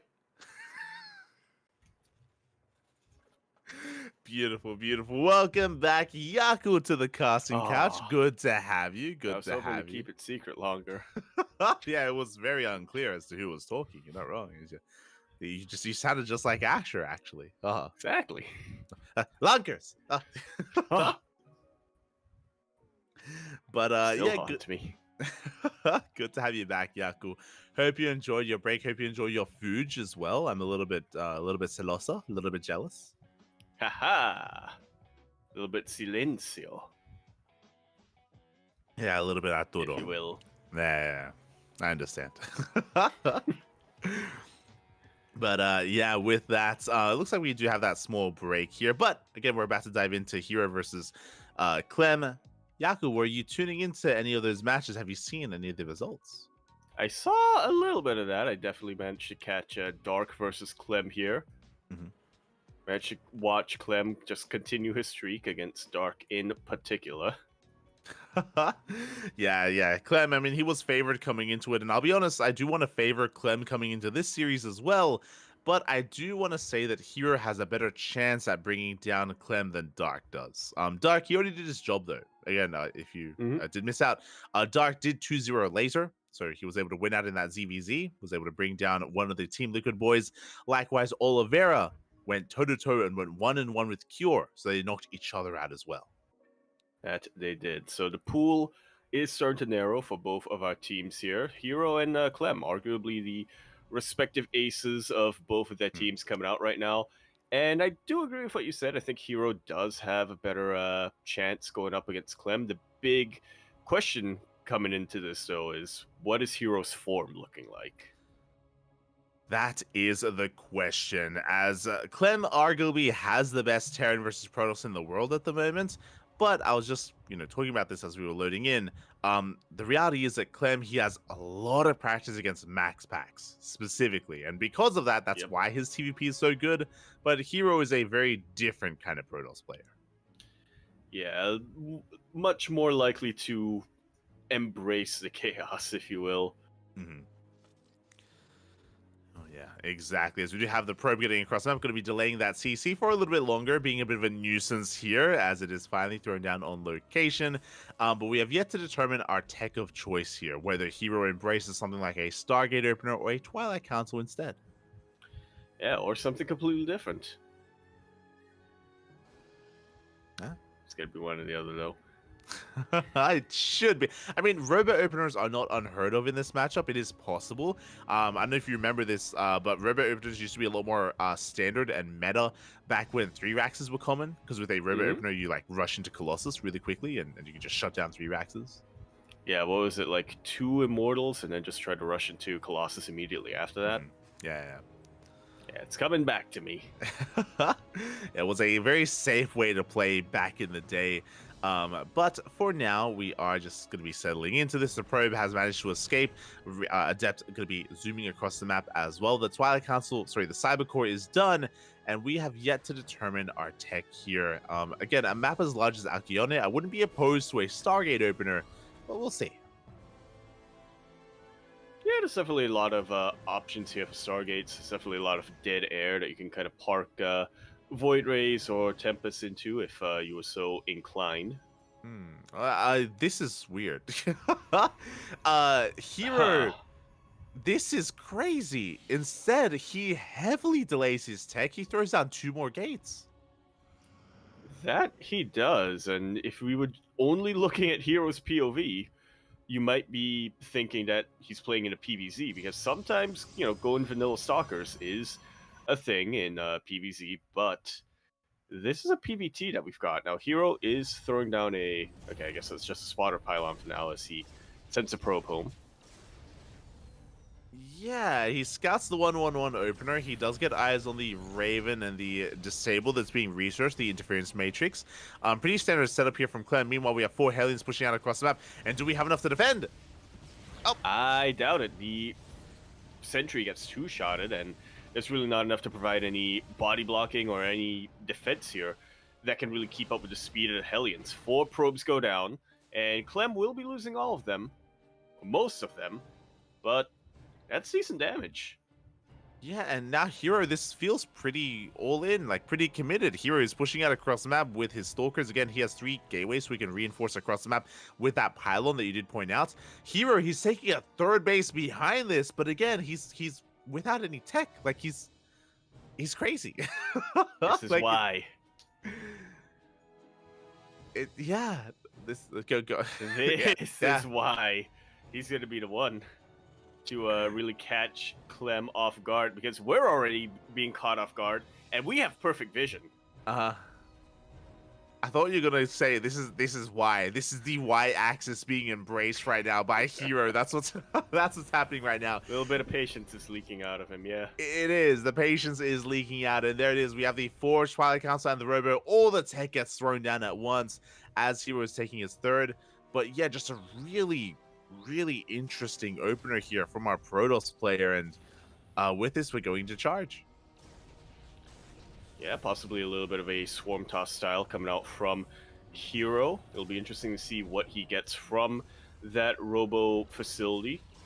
It's very possible that it's just going to be a Warp Prism, and he is just going to be, going for that mass Swarm Toss style as well. If he does throw down a Robo Bay, on the other hand, yeah, Colossus is still a pretty good option. It is going to be a good option. I mean, this does look like Mass Swarm Toss just because of the +1 armor that's on the way. That will help so much when it comes to Zealots closing the distance and getting on top of the Marines and getting on top of the army. There it is. Prism is on the way. 4 gateways in production. I believe it's going to be 7 gates in total. So with 7 gates here on 3 bases, this feels very committed. Hero, he hasn't taken gases at his natural or his 3rd. Only 2 gases, so it's just pure charge lots designed to catch Clem with his pants down. And there it is. There's another gateway. It is an 8-gate setup here from Hero. This is pretty terrifying right now. But Clem has no eyes on it, which is why, as viewers, it's even more terrifying. Now, Clem is scouting along with his Raven, does get spotted by Hero's probe that's just sort of patrolling back and forth here. So it's definitely on Hero right now to try to prevent the vision from getting scouted. Already, with 2 Stalkers, just 2 Stalkers, he's preventing this Raven from getting into that main base, and this is absolutely key right now for Hero. Yeah, I'm loving the hallucination. He does get eyes on the move out. So we have the Prism to go into the main base. We have mass charge lots back at home as well to defend against the counterattack. And Hero, I'm sure, is looking to go for a big warping of Zealots in the main as well. So things are about to pop off. Likewise, Clem is going for his own harass. He's going for a drop towards the 3rd with Widow Mines. His main army is marauding across the map, but here come those Zealots! Yeah, 4 of them do unload from this Warp Prism. Hero, being a little bit cavalier with this Warp Prism, will eventually back off and opt for a different tactic here. Oh, yes, here we go. We go for a mine jump into that 3rd base. Only 2 workers go down. Good reaction, good pull away from Hero. Very minimal losses here as the cannon does shut down those Widow Mines. Meanwhile, he's focusing on his push. Zealots here, a lot of them pushing towards the natural, but Clem hasn't expanded yet. He still has a pretty large army at that natural base. He really, really does. Clem did scout the proxy earlier on, so maybe that's he is expecting Hero to be playing a little bit more aggressively here, so that it might be why he is being a little bit more tentative to move out, and why he is just trying to make sure he covers his bases, getting this Viking here to prevent another warp in. Yeah, as the Viking has arrived, we get a couple of hits in on the prison. We have Widowmine set up as well. We have to be very, very, very careful. And that 8th gateway is going to get depowered, is going to get shut down. Now, Hero still hasn't taken any gases. So he does have one Immortal in the middle of that army, but he's still just amassing pure Zealot. Pretty much. I mean, he doesn't even have Blink. Yeah, he doesn't even have Stalker Blink right now, so it's not going to be able to do much. And there's really no point to him getting gas at the moment. Well, he can get gas in order to get Blink, and then later down the line maybe get Colossus, some more Immortals and whatnot. But for the style he's chosen, for the one unit he's chosen to make in this game, he doesn't need gas. So it's pretty similar to mono battles here. Like the Stalkers that you see were morphed in earlier in the game. We have that one Immortal that we mentioned, and here we go. We're looking to dive on forward here. Big Anti-Armor actually just only graced the army. Not too many Zealots were affected. Yeah, surprisingly. So nice little split here from Hero. But of course that Raven is still alive. It still has plenty of energy on it. Yeah, it really does. Meanwhile, big Zealot counterattack across the map. Widowmine shots are going to be going off as well, trying to force some friendly fire, but they do connect with those Zealots. Meanwhile, Hero focusing on his main push. Can he pull this off again? There is no Ghost, no EMP. Yeah, going to be relying purely on his bio, his Ravens, 2 Ravens actually, and 1 tank in the back line, which he does on Siege for now, as, yeah, I guess a tank isn't going to be that useful against charge lots. Yeah, just 1 tank, no Widow Mines with the main army. Speaking of, we're going for a mine drop here towards that 5th base, or sorry, towards the 4th base even. Zealots are trickling in, but a big overextension from Hero. Yeah, gonna be caught completely between his bases. Massive anti-army missile will coat most of the army, the majority of the army. A couple of auto turrets do get thrown down. Hero's fighting far and far away from missile turret range, or from shield battery range, sorry, as a bunch of Vikings do land and will provide Clem enough additional firepower to break through. Yeah, and Clem is snowballing out of control. I mean, we have a Colossus in production. The boys are being pulled as well, but this mass Zealot style from Hero is just not working out. He was hoping for Clem to be a little bit more active earlier, to move out, to maybe go for a counterattack, but alas, it does not work out. He will be able to break through this army, though, through some of it. Not all of it, though. He'll be able to break through the Marines, but not quite the Marauders or the Vikings. And by the way, we also have reinforcements coming down from Clem. He has doubled the army supply, and this is not where Hero wants to fight. Maybe if he had all those Zealots from earlier, this would be a good position, but it is not the case anymore. Exactly. We still want forward. We take down the Immortal. We take down the Colossus. Only a handful of Stalkers are remaining. And Hero, he's racing back to the safety of his natural base, but there's no shield battery and no overcharge. Colossus goes down, really the backbone of the army. Zealots do get kited back towards Widow Mines, and this is far too much Terran. Yeah, too much Terran to handle. More probes going to be going down. Workers we cannot quite afford to lose at the moment here, as Hero is falling further and further behind in that economy. Good kiting out of Clem, getting even more Zealots and even more probes. And once again, we're just waiting for reinforcements before Clem can have enough to break and fully end the opponents and fully end Hero's natural. It looks like 1 Colossus is going to come out in time. Widowmine shots are resetting, and here come those reinforcements. Yeah, they are here, and they are providing a little bit of a concave here for Hero. Great zoning with the Widow Mines. Thermal Lance is done, but again, at this point, the numbers just are not on Hero's side. The math, it doesn't lie, Poppy. It does not lie. As one of mine shots going to be going off on the main army. Detection finally does arrive, but another mine shot goes off as well. Doing so much to Hero's forces. He's going for a big warping, but that nexus is so low. The boys are being pulled. And the boys are being killed. Yeah, they go down quite swiftly here against this kind of army. The Vikings going ham on the Colossus. The Colossus is going to be falling as well. We are down to only a handful of Stalkers and a handful of Zealots. And it looks like Hero barely forces back the army. But what does he really have left? Well, he has 6 Stalkers. He has 2 Zealots. 3 Zealots, actually, so... True. He's got 3 Zealots, and some of them are going to be going down to those mine shots. Colossi are going to be coming in to reinforce. Clem with the concave, though, coming in from multiple angles, and again, he's going to be able to take a better fight. Zealots are coming in from behind. Hero can maybe... Yeah, he does trade quite well here, forcing this back. considering what he has to work with. Yeah, not terrible kiting coming up from Hero here. But how long can you really kite? How much room is there to kite? As Clem is completely unrelenting. Marauder after Marauder after Marauder is coming out. Widowmine going to connect with the entirety of that army, actually. And the Marauders are going to clean up everything else. GG is called, and Clem will be taking game number 1 of this best of 2. GG, well played. I don't know what the hell we just saw. Remember, this was a wild. It was a gate expand into the cyber core, into 2 more gateways, into a 3rd base, and it was when we were taking the 3rd, that's when finally we had a Forge, a Twilight Council, and a row. But it was so delayed. Like this was a very wonky build out of Hero. Yeah, it's definitely a bit of a questionable build order and timing coming out from Hero. But I think a lot of the failures of this game from the Protoss side really does come down to the fact that Clem never really exposed himself too much here. I mean, you were mentioning it. Hero was going for a massive Swarm Toss style, but he didn't make that many. It felt like he was perpetually behind when it came to the army supply, and I think a big reason for that is because Hero was hoping to catch Clem in the middle of the map, engage him with his main army, and then do a mass warp in from the side or from behind and try to flank him with another round of Zealots and just keep going at him from every angle. But Clem just never really gave him that opportunity, and as a result, it kind of fell on its face. Yeah, I'm pretty sure like the idea for that build of Hero was to hopefully wait for Clem to push, to get eyes on the army, wait for the move out, and then we can go for like these big Zealot counterattacks. We can hit the natural, hit the main base, maybe engulf the army.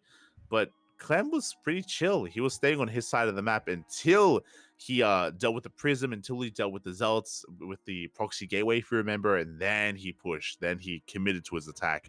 So just very safe play out of Clem overall. Yeah, very, very safe. And then once we got past that safeness, we got the soundness. And Clem just proves once again that he is an avalanche that will snowball everything in his path if you give him that just little bit of room. Yeah, give him an inch and he will go a mile here. So really solid game out of Clem. Despite the unorthodox play from Hero, Clem was able to, again, weather the storm, was able to keep up with him, was able to shut him down. And now it comes down to Hero's second map of choice. It is going to be the map pick of Hero up next. And where do you want to see us, Yaku? Where do you want to go? Dusk Towers, obviously, would be my first choice. But based on the pattern tonight, it's probably going to be Equilibrium. Wait, Dusk Towers. That was a map. That was beautiful. That was a map. It's TY. A good map. It was peak TY action. That's what Dusk Towers things reminds me of. It was. Oh. But it's not going to be either of those maps. It is, in fact, going to be it's great. It's not Dusk Towers. What's going on? Oh my god, it's not crazy. A map that's not in the pool, huh? It's not Catalina. Oh my god, crazy. Okay, let's go. I mean, I guess we'll have to play on Oceanborn. All right, that's okay. It wouldn't have been my pick, but all right. Here we go. Okay, Oceanborn is going to be the map pick here from Hero. A much smaller map, a much shorter rush distance by ground. And here we go in the bottom right-hand corner. We have the South Korean Protoss player representing CranKy Z Gaming, DKZ. It is Hero. Cats. And over here in the top left-hand corner map, starting all the way in the top left, a red Terran player representing Team Liquid. From France, we have the problem, Clem. I forgot that's what we called him. It sounds so weird it still sounds so weird out of context. Oh my god. Imagine if that's what your parents called you. Well, you're the problem. Oh my god. I mean, that would be a step up. It would be nicer. Feels Clem, Bobby, feels Clem. And here we go again. He was the problem that could not be dealt with by Shopify. They almost had the answer. Björn did well but did struggle in the end. And now Team Liquid, they have gone their way all the way into the next round. And Hero, what does he whip out next? Because again, game one was wild. It was really quirky. To put a little bit more emphasis on it, it was just a really, just a really unorthodox It was a build. very patience game. It was a very patience game. As Clem is going to be going for the eBay block. Going to be forcing some inefficiency out of Hero, forcing down all these probes. Yeah, might not be the biggest of deals here, but it does keep Hero on his toes. It does make sure that he's not going to be playing comfortable, and it does mean that he just has to pay that much more attention to the rest of his build to make sure it doesn't get too delayed. Exactly, and Clem wants to take advantage of his opponent. So we can see, even though there was only a single gas geyser, it is not a Rax expand. This is what is done usually when you go for an eBay block. You go for a reactor factory into an add-on swap into cyclones, and this is a good way to, if Hero was forced to take the unnatural natural, if the eBay got close to finishing and Hero was forced to expand elsewhere, this cyclone based follow-up can really just even kill Protoss players without too much issue. So it's a bit of a scary moment here for Hero. Yeah, absolutely terrifying. Which is why it's what we've come to expect from Clem here. Exactly. A nice deviation from Clem. If he did force the unnatural natural, 100% we would have seen an add-on swap. But here, because he knows that it was only a delayed expansion, he is only going for the single cyclone. He's committed to reactored Marines instead. Regardless, he's building up an army that he can use. But just a very different kind of composition. Yeah, not aiming to kill a base right off the bat, just looking to build up and apply a little bit of pressure on Hero. Ideally, try to contain him on these two bases, whilst he macros out back at home. He's getting his natural base on the high ground. He is going to be moving in for a bit of a scout. Yeah, exactly. He's moving out. Meanwhile, Hero going for a Stargate opener into Phoenixes. This is a little bit scary. Phoenixes, they can scale quite well early on, especially leading into the mid-game.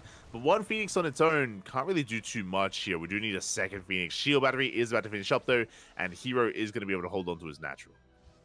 Yeah. How many times has it happened, Light, where you have Protoss players who lift up with all of their Phoenixes, except they have no Stalkers, so...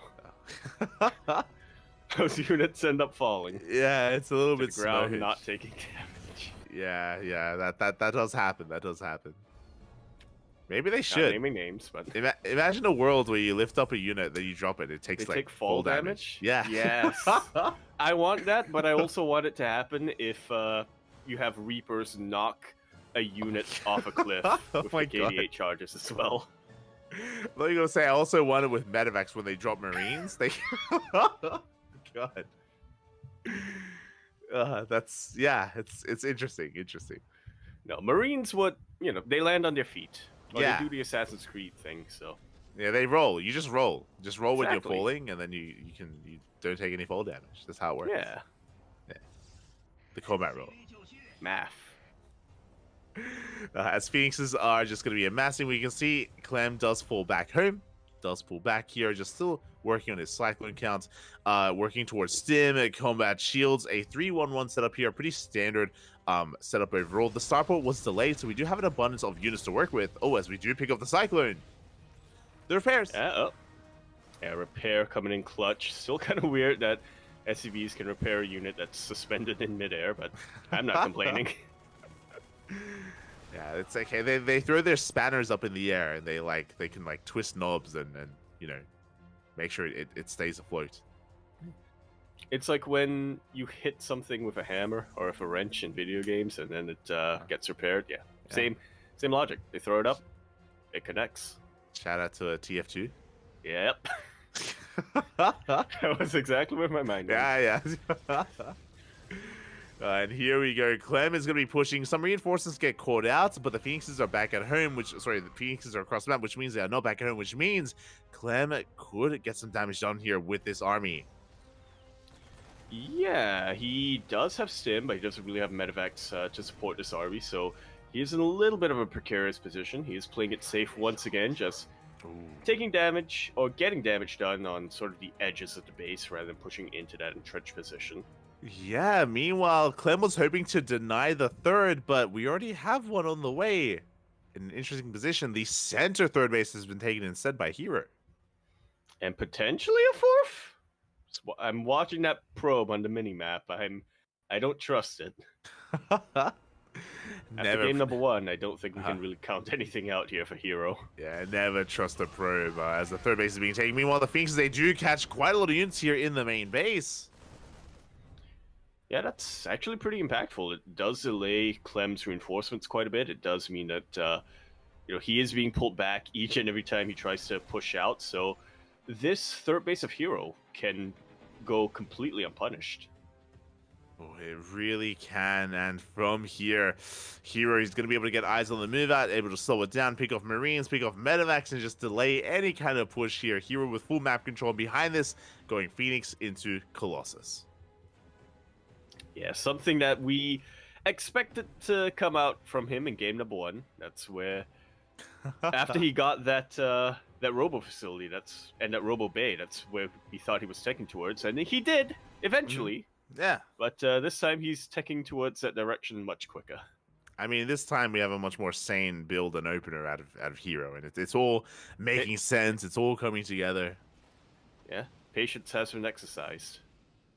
It's my explanation. He has been. We're more on the X or even the Z axis instead here for Hero, as we do see Clem pushing through towards the southern portion of the map. He is spotted by the army. We have plenty of Phoenixes to try to pick away at this army. 2 Colossi are up and running. Only 2 for the time being, though, and Clem could find a better angle of attack. Bearing in mind, he still hasn't scouted the third. He doesn't know where it's been taken.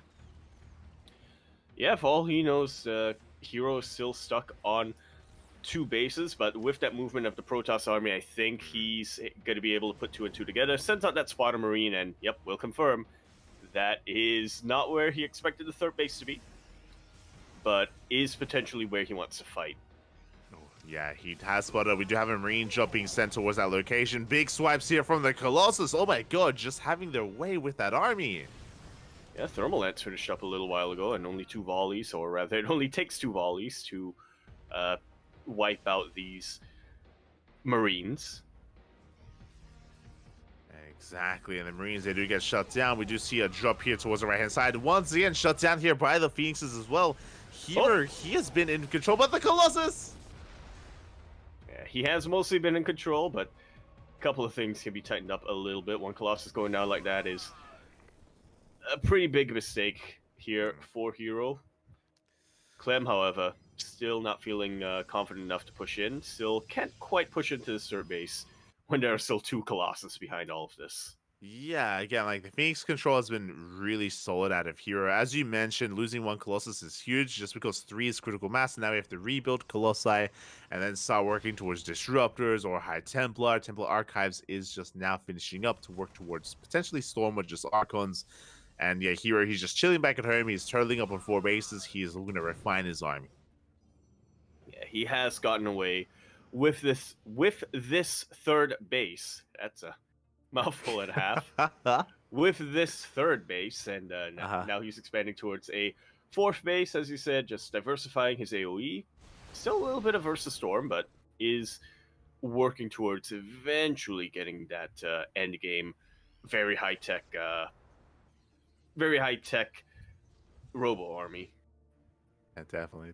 Every now and then, Yaku, there's like a line that it just catches you. And for me, it's always force the force fields. The force fields. There you go. I couldn't even get through it. Yeah, he's forcing the force fields. Yeah. He's forcing the force. Yeah, exactly. Yeah. I've been saying that a lot recently, and it's all blending together in the brain. What does it mean? He forced out the force fields. Yeah, like you bait them out. The force fields, right? Yeah. Right. Wait, what do you think I was saying? You said forcing the force fields. So yeah, you couldn't. Yeah, he's forcing the force fields as well. I mean, that also kind of works. Yeah. But here we go. We do have the Zelts getting caught out here on the right-hand side. 4CC on the way here for Clem as well. Meanwhile, he's also transitioning. Ghosts are in production. Vikings well underway. We have +1 ship weapons, which means once Clem gets his 4th up and running, we should be seeing a fusion core and even some liberators. Indeed. Vikings aren't too common in late game TVP, I should say, and it's interesting just how committed Clem is to Vikings typically. I think a lot of the times Terran players only get maybe 6 at most to deal with the Colossus, but Clem, he knows that you can land the Vikings after the Colossus get taken out, and they make very short work of Stalkers. Oh yeah, they have some added extra value, and especially here because of the Stargate opener, the Vikings have added value because of the Phoenixes. So there's also like other things that they can try to focus down. As we do see Hero just still building up his army. I'm a little bit surprised and concerned. Hero doesn't have any disruptors. Like his Colossi is all he really does have for splash damage. I guess some Archons as well, but is that going to be enough? Because here we go, we're pushing in. Yeah, pushing in on top of this ramp. 1 EMP lands, 2 AMPs land. And these Phoenixes are in a lot of trouble. They are not going to last long against these Vikings without their shields. Clem actually able to snipe a Colossus behind all of this. Really good kiting. I don't know if you noticed, but those Vikings, they went to town on the Colossus and those Phoenixes. You can see that the Archons were trying to keep up, but the Archons, they could not touch the Vikings. So again, just really good stutter stepping overall here from Clem. Yeah, Archons have brilliant splash damage if you can get on top of an air army, but they have a very short range. So just like that, it is quite easy to kite against them if you know what you're doing. And Clem very obviously knows what he's doing. Yeah, exactly. He just has some big EMPs as well on the army. Archons are being knocked down. The Vikings are thinning out, but there's only a single Colossus remaining. Every single Phoenix has fallen. And if the Colossus does fall, that means that the Prism is going to be the next target here for said Vikings. As they're trying to break our way through, pushing towards the 3rd base.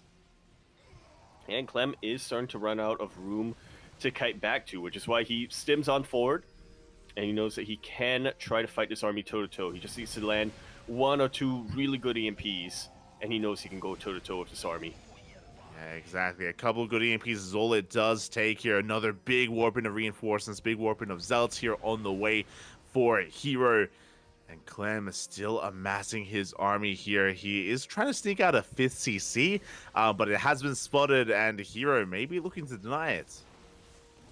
Yeah, he wants it. He wants it so bad, but Clem, he wants to keep it alive even more, and he does have his army in position. He is not going to let Hero take it out. Actually, Hero hasn't scouted it just yet. I would assume that he has suspicions just because of the movement of the SCVs earlier on, but yeah, Hero hasn't really confirmed it just yet. Yeah, he did notice those SCVs. At least I hope he noticed the workers, but we'll see as once again both players have maxed out. 200 supply, 3 3s on the way. Ghosts are well on the way as well for Clem. And here we go, we're pushing in. Big EMPs.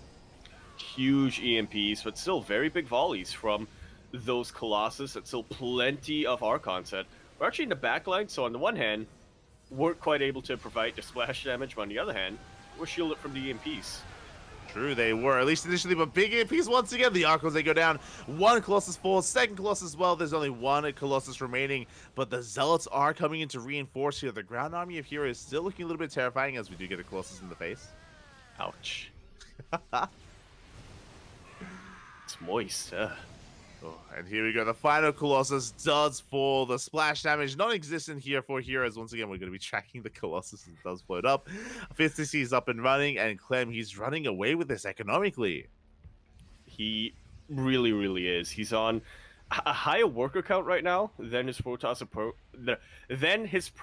opponent, which is unheard of a lot of times here in TVP, and he's on roughly an even base count. So throwing some mules to the equation, he is, like you said, running away with the economy. He has a bit of a questionable army, not gonna lie, Light. He still has a lot of Vikings.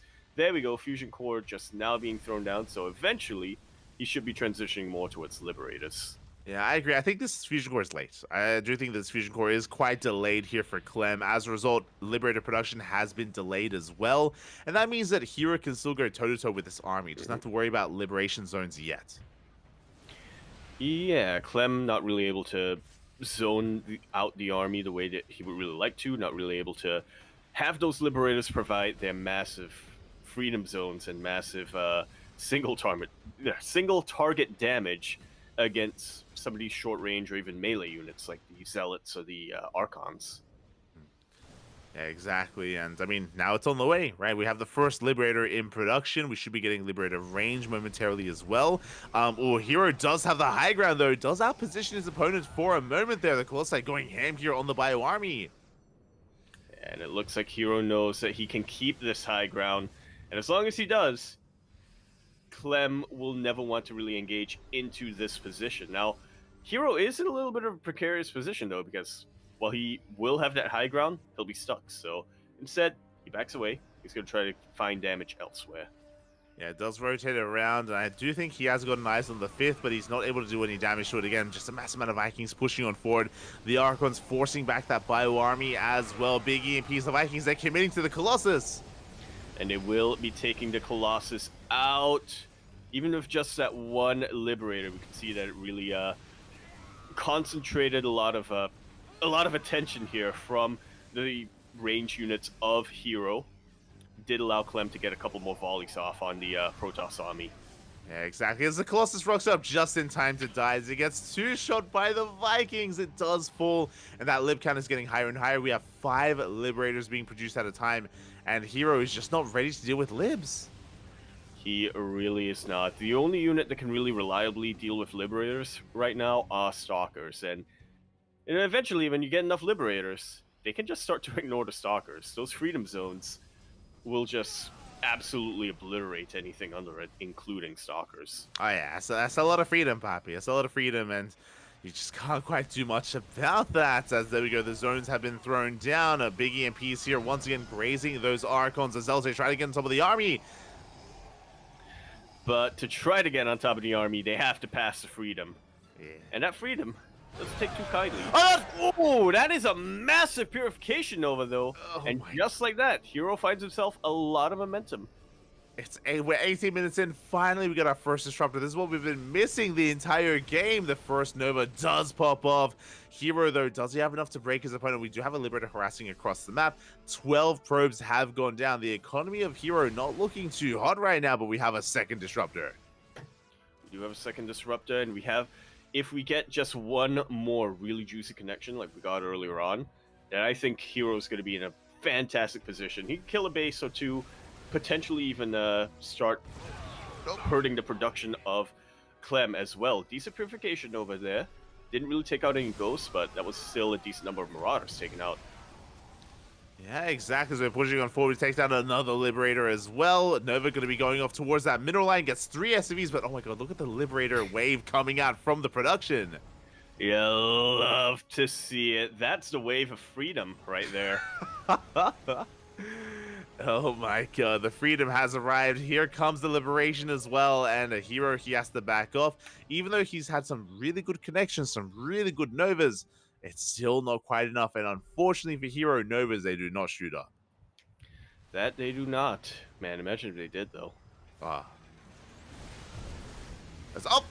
Oh my god. Nova, yeah, almost went off, but yeah, it didn't count on being EMP'd and immediately sniped by the Bioterran army. Yeah, exactly. A bit of a Zealot counterattack here across the map just to try to draw away the attention of Clem. Liberation zones are being set up once again, looking to say lay siege upon this third base. A third, not the most important base here for Hero, but alas, he just cannot touch this army. Yeah, that's way too much freedom.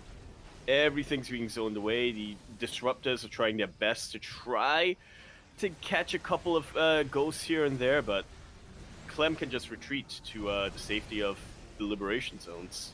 Yeah, exactly. We're just zoning, bullying Hero back. This third base is going to go down. Hero has lost control of the center of the map, and Clem has just too much momentum. It just zoom in on the freedom, Papi, as there's just no answer. There's no answer to these Liberators.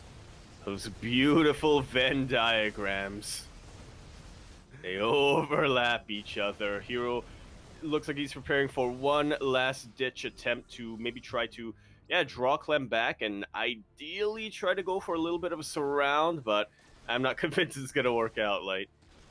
Yeah, like a base trade is the best case scenario here for Hero, but he's running into more freedom zones here. The Prism gets targeted down. We deny the warp in. The Liberation has arrived. The disruption's going to be going off, but they will not connect. You can see Gateway units dying as they start getting warped in. GG is called. Clem will take that series 2-0. and force a revive here out of Dragon KZ Gaming. Double kill has been achieved.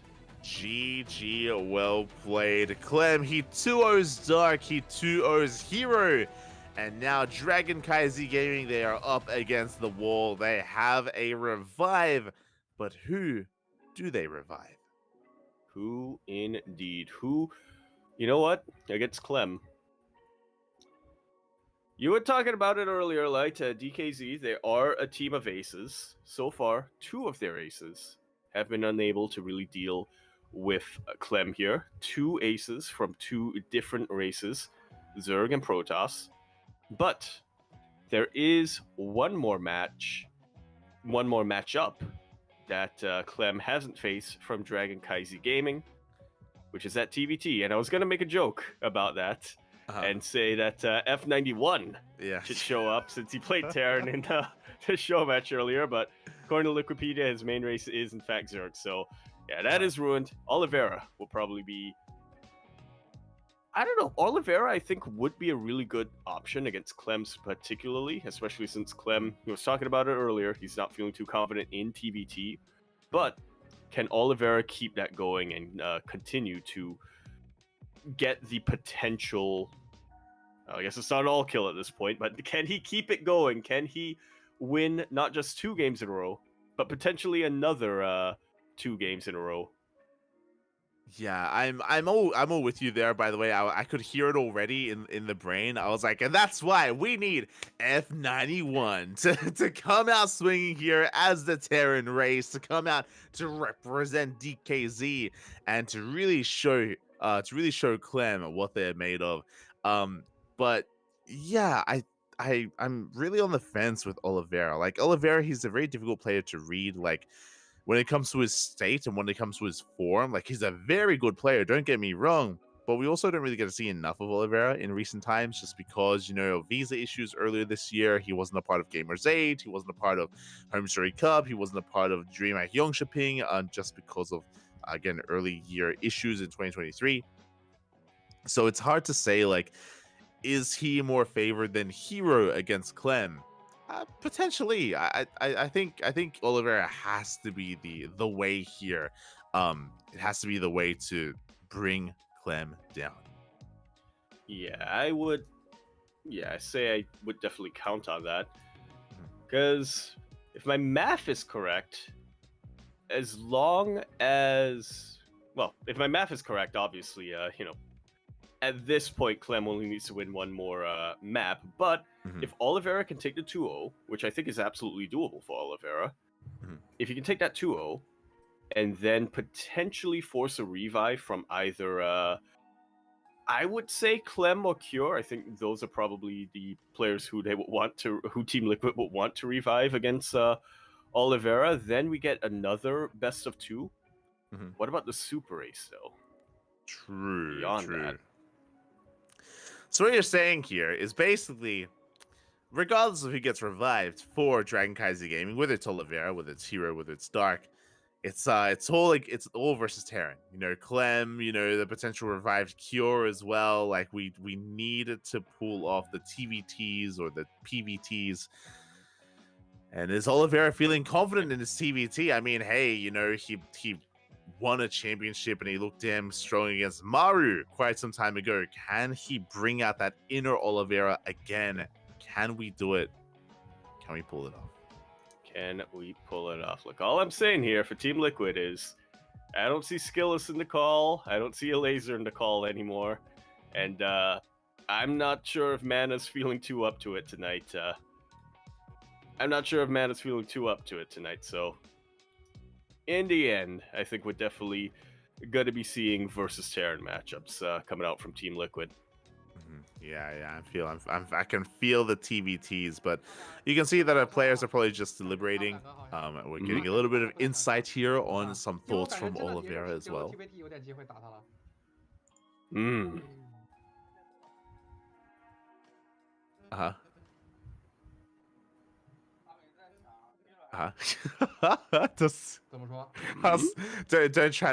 try to change. It's fine. If there's anyone in the chat that is aware of or can give us some translations, let us know what they're saying. Let us know. Obviously, we know what you're saying, but you know, want to make sure that you get people know as well. Obviously. I see a llama in the core, which is the most important, to be honest. True. That's what we need. We need the llama, Papi. We need the llama to play it. We do need the llama.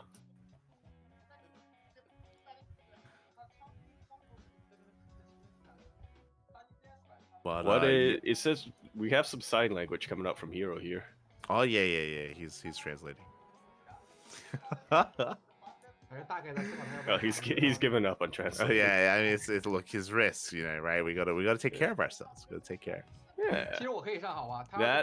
It must be terrible to be a sign language speaker who also has who also is arthritic. You're deaf twice, or no, you're mute twice, not.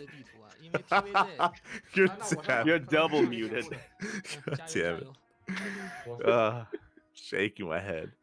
Well, with that, while our players do deliberate, while our teams figure out who we send out, obviously it's going to be Clem versus someone. Oh, we have a cat. We have a cat in the back. We need the cat versus llama. We need the cat versus llama versus prediction cat. No, the cat versus llama, and yeah, the prediction cat can cast. There we go. Yeah. There we go. Do we know Clem's cat's name? Do we know that? Do we? Blem. That's gonna be public information, right? Like this, like people, like Clem streams. Does he stream? Does he? Is that a thing that he does? Not too much. Not to my knowledge. Okay. I don't know. I think he streams like twice a year or something. He streams like twice a year. Okay. If you know what the name of Clem's cat is, let us know. Mlem.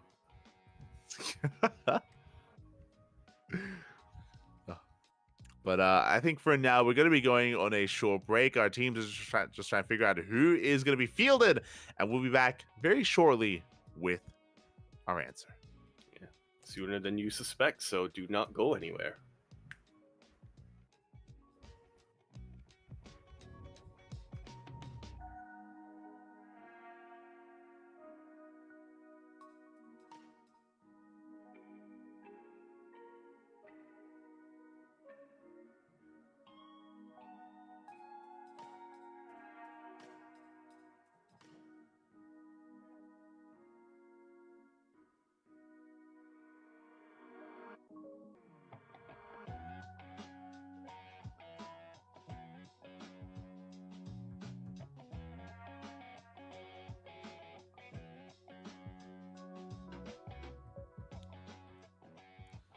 And welcome back, everyone. Welcome back. It is, as we assumed, it is going to be the TVT between Oliveira and Clem.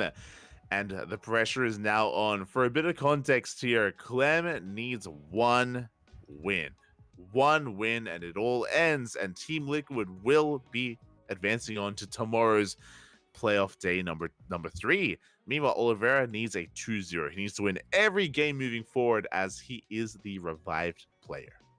Indeed, he does. He needs to get this 2-0 and then another 2-0, and then he can't be revived anymore for the rest of the evening. But for now, we are going to be getting that TVT like we suspected. Nice little bit of symmetry coming down here from Dragon Kaizi Gaming. We started with Oliveira.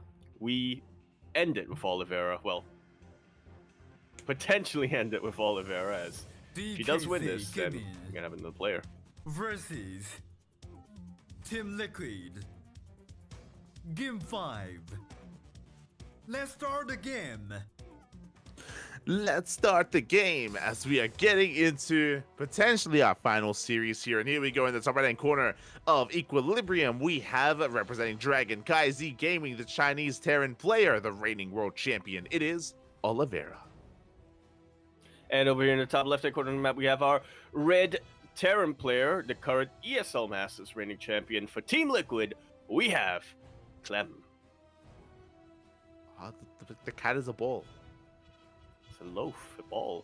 Wait, I don't know cat terminology. I only had dogs growing up. I can confirm that is a loaf. There you go. There you go. Here we go. A big shout out to the sponsors, of course, Doyu, Honkai Star, Taido, and Autoful. Without our lovely sponsors, without our waifus here, then we would not have WTL. So big shout out, much love, much support.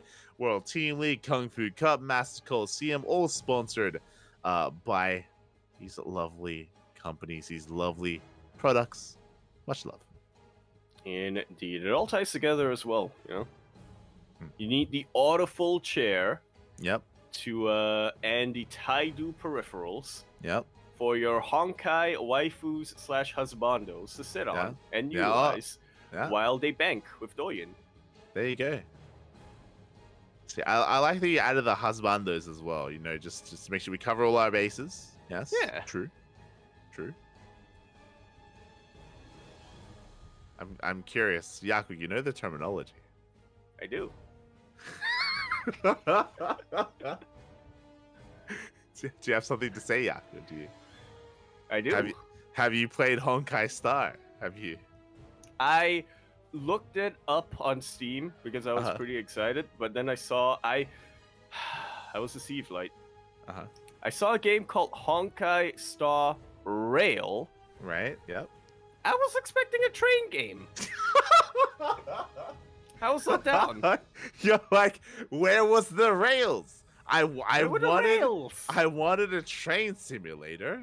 I wanted to ride the train to Honkai.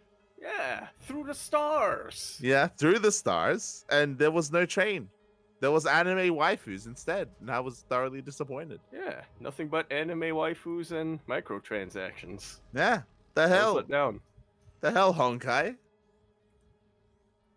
There actually is a train in Honkai, just saying. Well, clearly it wasn't advertised, Kuro. Clearly, the train needs to be front and center. Yeah, you don't play as the train. Yeah, you want to be the train. I wanted. There you go. Beautiful. So we're getting into our TBT. Oh, right. Yeah. Speaking of trains, Cyclone's coming out. Yes, so we do see Clem going for a double gas opener. So Clem going for something much more aggressive here in nature. Clem, of course, being the red Terran player. With this, we have a Hellions and Reapers moving out. Oliveira went for something more economic, went for a Rax Expand. So Oliveira is going to be the defender here in this stage of the game. Marine's going to be going down. One Reaper does fall.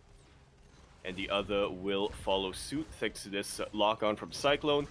Clem gets a decent scout. I don't think he was able to really confirm the production, but you know, at least he does confirm the tech that Oliveira is going for. He does confirm that, yep, he is playing a bit more defensive. Confirms the bunker, confirms the Cyclones and everything, so he knows that Clem, is going to be the one dictating the pace of the game for the time being. Yeah, as you mentioned, not the best trade out of Clem, right? He lost 3 Reapers in the process. He is producing Cyclones behind this, so Clem does have map control. But after Oliveira shut down all those Reapers, he knows that he should be feeling pretty safe, and immediately third CC. Third CC is on the way for Oliveira. He already has an economic lead, and Oliveira is going to extend that lead with a very fast third. Yeah, really might as well here. The onus is absolutely on Clem right now to try to make something happen, to try to break this position and try to get a few more SCV kills, or try to just contain Oliveira on these 2 bases while he catches back up at home. Oh yeah, exactly. As we go for the drop into the main base as well. Cyclones are in position. We're going to be able to zone them away. At the same time, we get a bit of a scatter across the map. Don't really get too much when it comes to that trade, but the Reaper is shut down. Like so.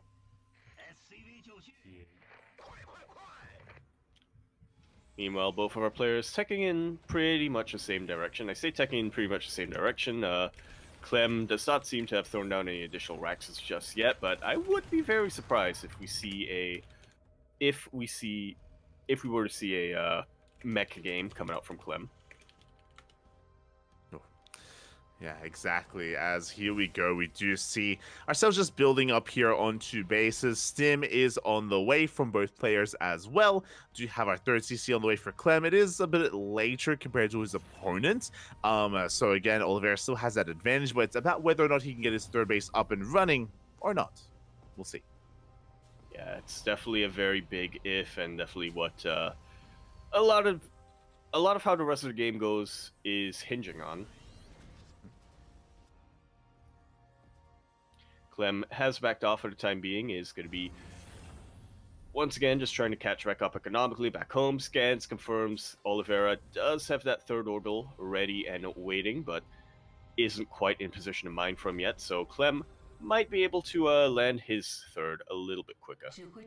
Yeah, exactly. We'll see if he is able to get that up and running. For now, both players, or I should say at least Clem, is looking to push out. There we go, third CC is on the way. The massive amount of Cyclones are looking quite terrifying. It's just a way to really be secure here in the early game. Cyclones can sometimes have a really hard time breaking entrenched positions, especially with a tank line. We'll see. We'll see if Clem can break through. We'll see what kind of position Oliveira will have as he does attempt to take a third. Yeah, the third still not landed just yet. The Cyclones are going to try to make sure that it never lands, but Clem gets eyes on this army, notices that the tank is on siege, will be disabling the tank. Hellions getting a couple of volleys off on the Marines, but it looks like there's just way too much bio here for Oliveira. Yeah, way too much by way too many auto turrets. We saw a sea of turrets thrown down. Oliveira, he does hold on to his third base. Meanwhile, Clem, he goes for a drop into the main base, but he lost so much in the process already. We'll get some SCV kills, though. Already 7 SCVs go down. Yeah, some pretty necessary damage here for Clem to try to make up for his own losses earlier on, as we see in the battle report. Clem losing quite a bit more units, quite a bit more resources, especially in the gas count, so whatever he can do to really slow down Oliveira even further is going to help him out immensely, as both players' third bases are up and running, but Clem will have that slight worker lead. Will have that slight worker lead here after killing those 7 SCVs in the main base. So a nice kind of advantage here that Clem does have. Meanwhile, the onus is suddenly on Oliveira. Defending is not going to be good enough, not anymore. He needs to be the aggressor. And there we go, double drop towards the northern portion of the map. We have a turret, a spotted turret in position to deny the drop, though. Nobody ever suspects it. The spotter turret is there. Meanwhile, Clem going for his own drop as well. We do see Oliveira coming across that turret. Yeah, we go. He's going to be zoned away already. But Oliveira, he does spot the triple drop in the center of the map. Yeah, very ballsy move to try to unload on top of that. And he will get completely sandwiched by the double drop and by the main army of Oliveira. Things have just gone from bad to worse to even worse here for Clem, as that tank does get disabled. Another tank gets disabled. And there is only one tank remaining right now for Clem to really try to defend against all of this. This orbital is going to go down. Oh, it's so close to going down here as it barely does survive due to the repairs. Big save there from Clem. He's going to try and hold on, but pushing into tank range, and he's going to be losing far too much here. Oliveira looking to snowball out of control. He has broken the third base. He's broken the main army. There's still a handful of tanks remaining here, but it looks like Oliveira may just barely have too much. Yeah, it looks like there isn't enough to buffer here. GG's called. Oliveira going to be taking game number 1. GG, well played, and we spoke about it. TVT is where we can stop Clem in his tracks. We saw it happen earlier with Bjorn, and now we see it here with Oliveira. Indeed, we do. Nicely done here from Oliveira. Very aggressive move out. I mean, after getting that sandwich on top of the triple drop from Clem, he smelt opportunity in the water, and he just went straight for it. Kept parade pushing afterwards, and yeah, that was a very solid game number 1 coming out here from Oliveira. Yeah, as you mentioned, right, like Clem did have a slight lead. Like he did find himself in a good position after the drop play, after the push, but after he lost that triple drop in the center of the map, after he got collapsed upon, things very quickly snowballed in favor of Oliveira. He smelled blood in the water. He went for the kill, and he was able to break Clem before Clem could really stabilize and get into a solid 3-base setup and 3-base production. Indeed, he did. Man, there was just one more tank there for Clem, or just a handful more Marines, you know. We would have had a bit of a longer game on our hands, but it was not to be. It was not to be in the end here. It was not to be, and with that, we are going to be getting ready for game number 2. Now, as a reminder to everyone, Oliveira needs a 2-0 here. If he drops one more map, if Clem wins this, then Team Liquid will be victorious here today. They will advance on into day number 3 of the playoffs. Meanwhile, Oliveira, if he gets the win here, he will force the revive from Team Liquid. Indeed. And then we have another best of 2 on our hands there. And then if that goes 1-1, that we have a super ace on our hands. Hey, there you go. That is true. That is all true here. So we'll see if we do end up in that scenario. Again, it's going to be Clem's map of choice going for hard lead.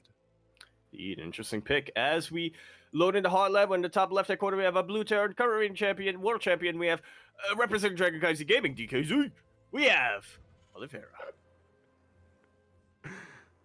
Let's go. And spawning in the right-hand corner, we have his opponent. We have the French Terran player, the red Terran representing Team Liquid. Looking to fight back, it is Clem. And this, I would say, is a pretty interesting map pick from Clem.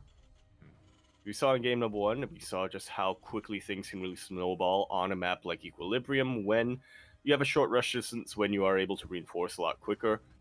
Hot lead is similar, but dialed up to 11. Oh yeah, exactly. You can see a lot of aggression here on hard lead. I'm a little bit jarred just because usually, today, historically, whenever we cast a TVT here, there's like some proxy and some cheese going on. But not this time. There's no Beyond to proxy 2x or anything crazy like that. Yeah, I guess, technically today is history, so. There you go. Was with it that. technically yesterday for you? True. Unironically true. It was technically yesterday for me, so. Yeah. What time is it? Is it 3 a.m.? 3? It is not quite 3. It is 2:39. Oh, let's go. It's 5:39 here in Australia. The sun is rising. I can see the sun rising over the horizon. It's there. I forgot it's summer over there. Yeah, it is. Is it not somewhere in Singapore? It's summer all the time and also never. 5:30 is way too early for the sun to be rising here. Okay. It's still pitch darkness. I wish. 6:30, and you can see a little bit of something on the horizon. Mm-hmm.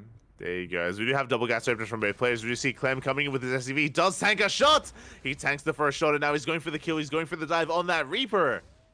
We'll be able to get that Reaper. We'll be able to get a full scout on the main base. We'll confirm what's going on. We'll even delay that natural base. Very nicely done here for Clem. Looking to delay it even further, but spots the tail end of that Reaper and will back the hell away. Yeah, a nice start here for Clem. Now we have the second Reaper. Remember, because Oliveira lost one, he is down a Reaper, but the Hellion does arrive just in time. Oliveira should be able to hold on here. He will fend Clem off. Again, a slight lead here for Clem overall. And with that, Clem, going to be able to take a slight worker lead. Just the efficiency. So good. It's beautiful. Hasn't lost a unit just yet compared to whereas he was able to kill 2 units from Oliveira, so efficiency. As double Reaper Hellion is starting to rock up. Both players throwing the Spider-Man meme at each other. Yeah, so far we are mirroring each other here. We do see the army rocking up, but the Cyclone has arrived. With the help of the Cyclone, Oliveira should be fine. Oliveira, he should be able to defend against this without too much issue. Clem can always potentially rotate around with his Reapers and dip into the main. And there we go. He's splitting up his army, 2 Reapers into the main. Hellions here towards the right-hand side. This is designed to get some damage done, but also to scout the production more than anything. Yeah, that's really the main purpose of this build. But, bonus points if you are able to get a delay on tech like Clem just was able to.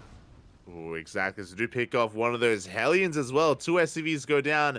Once again, Oliveira, his economy is hurting here. I mean, sure, Clem, he may be losing some of these Reapers, but Reapers do get outscaled as the game goes on. Yeah, they do get outscaled in favor of Cyclones. Once again, one of, if not Clem's favorite unit this patch. Has been going for Cyclone openings quite a lot in all 3 matchups. Oh, yeah, I mean, they have their place. They have their place here in our matchups. Since we do have a drop into the main, it's going to be 2 Hellions and 1 Cyclone slipping into the main base. And Oliveira not in position. Yeah, those SCVs starting to line up quite a bit. Oliveira sending everything across the map right now. SCVs lining up once again. These are 2 Hellions, which are makes it even riskier for Oliveira to try to tank a couple of shots and keep his Marines alive. Yeah, exactly. So much damage being done as the He's all in. SCVs line up. 10 workers go down. The economy is crippled. And Oliveira, he is all in. He has to commit. He has to try to end the game with this army as he sends everything across the map. And he does have the army advantage here when it comes to the front lines. Clem obviously does have a lot of production, though. He is pumping out 2 cyclones at a time from these reactors. Clem starting to bleed a little bit when it comes to the worker count, but nowhere near as much as Oliveira. Oh, you can see that sigh. And you can see, I mean, Clem is still killing damage. He's still killing SCVs across the map as there's still a cyclone. We pick off a mule. We pick off even more SCVs, 21 workers in total. And eventually this will be shut down. The cyclone does fall, but the damage was dealt. Clem has a massive worker lead. Yeah, almost double the worker count of Oliveira right now. Both of them are on even bases, so it's not really feasible right now for Oliveira to try to catch back up. I suppose he can try to play greedy, but even then, that's still a massive, massive risk, because if Clem catches wind of that, you know for a fact he's going to try to punish that greed. Oh, yeah, exactly. As we do see Clem rocking up here on the front lines with the mass cyclone, he's going to be out trading his opponent. Good juggling so far. The Raven does go down, but it throws down the Auto Tower just in time. The boys are being pulled. More SCVs are going down, and Oliveira, these are losses he just cannot afford. These are losses he cannot afford. These are losses Clem can afford, but he doesn't lose them anyway. That juggling on those cyclones, man, he keeps every single one of them alive. Oliveira, once again, just doing whatever he can to try to slowly but surely catch back up, but again, it's not quite enough. When these 3 SCVs of Clem went down, Oliveira also lost another 3 of his own.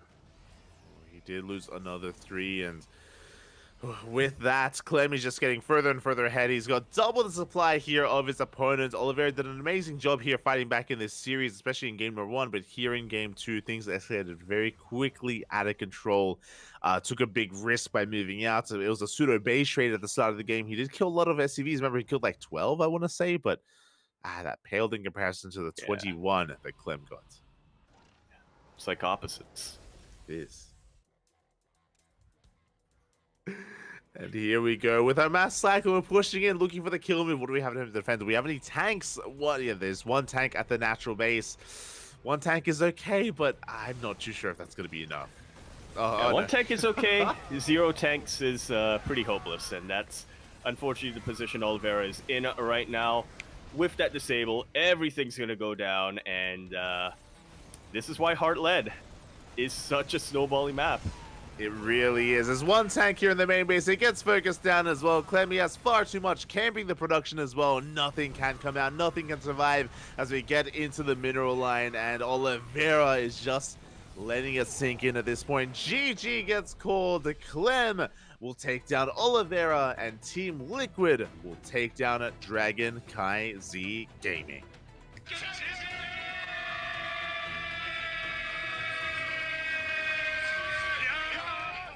GG. Very well played here by our boys, by Team Liquid, by CranKy Z Gaming as well, but by Team Liquid especially, for they are the winners. They are the champions here. I mean, again, a big shout out to Oliveira. He achieved what Hero and Dark could not. Oliveira took a game, right? He did take a game off of Clem, and if he wasn't a revived player, that would have been enough to bring Clem down with him. If only, we weren't that far into the series already. Exactly. Oliveira was able to come up with a bit of an equation here for the Clem problem, but by the time he did, it was a little too late, to say the least. It was too late, and with that, Team Liquid will be making it through here, not unscathed. They had to really work for it. Winding back, if you missed out on the series, I recommend checking out Team Liquid versus Shopify earlier. It went not just to the ace match, it went to the super ace match, went down to the wire. It could have gone either way. It could have very much so gone either way in favor of Team Liquid or Shopify. It was so close. Yeah, absolutely. It's one of those matches where I think if just one series was swapped, or if one player was swapped in the sequence of players that were sent out, we could have seen a completely different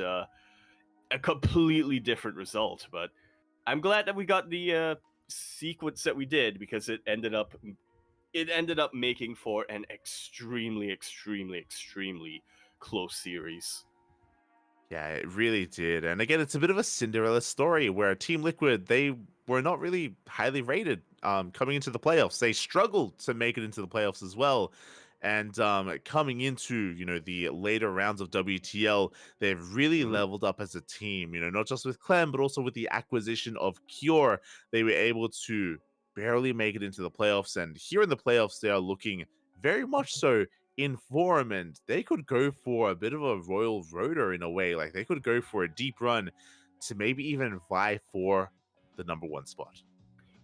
Yeah, it's looking, as the playoffs continue, it's looking like it's going to be more and more of a possibility for Team Liquid. Obviously, the final two bosses left are literally the two top teams based on score right now, based on individual players' performance and results as well. So it certainly is not going to get any easier for Team Liquid here.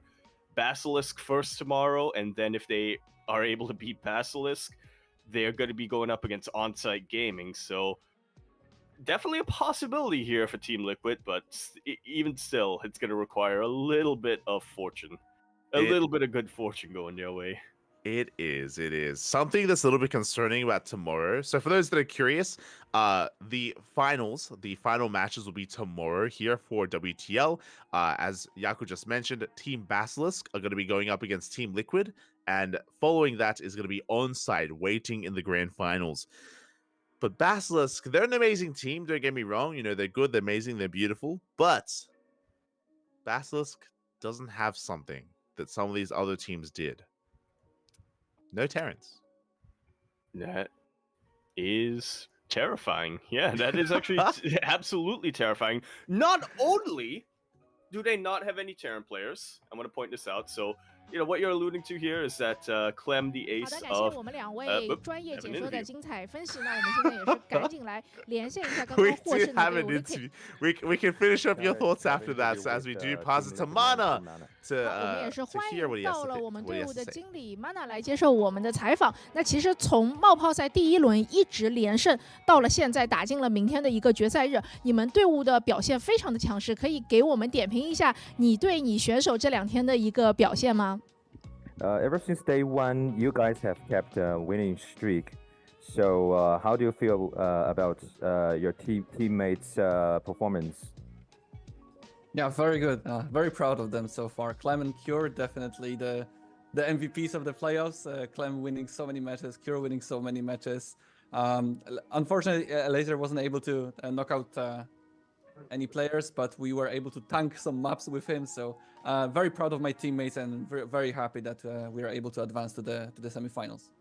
当然我是非常的高兴，也是非常的为我的队员们感到骄傲。我们看到了 Cure 赢了很多的比赛，当然还有 Clam 也是为我们赢了很多比赛。虽然说Laser 没有赢什么比赛，但是呢，作为我们的这个队伍当中的一环，他充当了一个坦位，帮我们顶下了很多的这个轮次，所以我现在非常的高兴。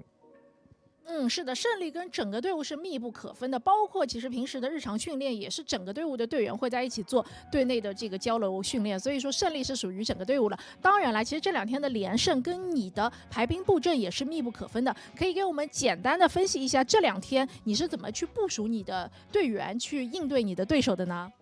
Of course, the victory is to the team. So, talking about that, is the roster order have anything to do with the winning streak? Is that part of your strategy?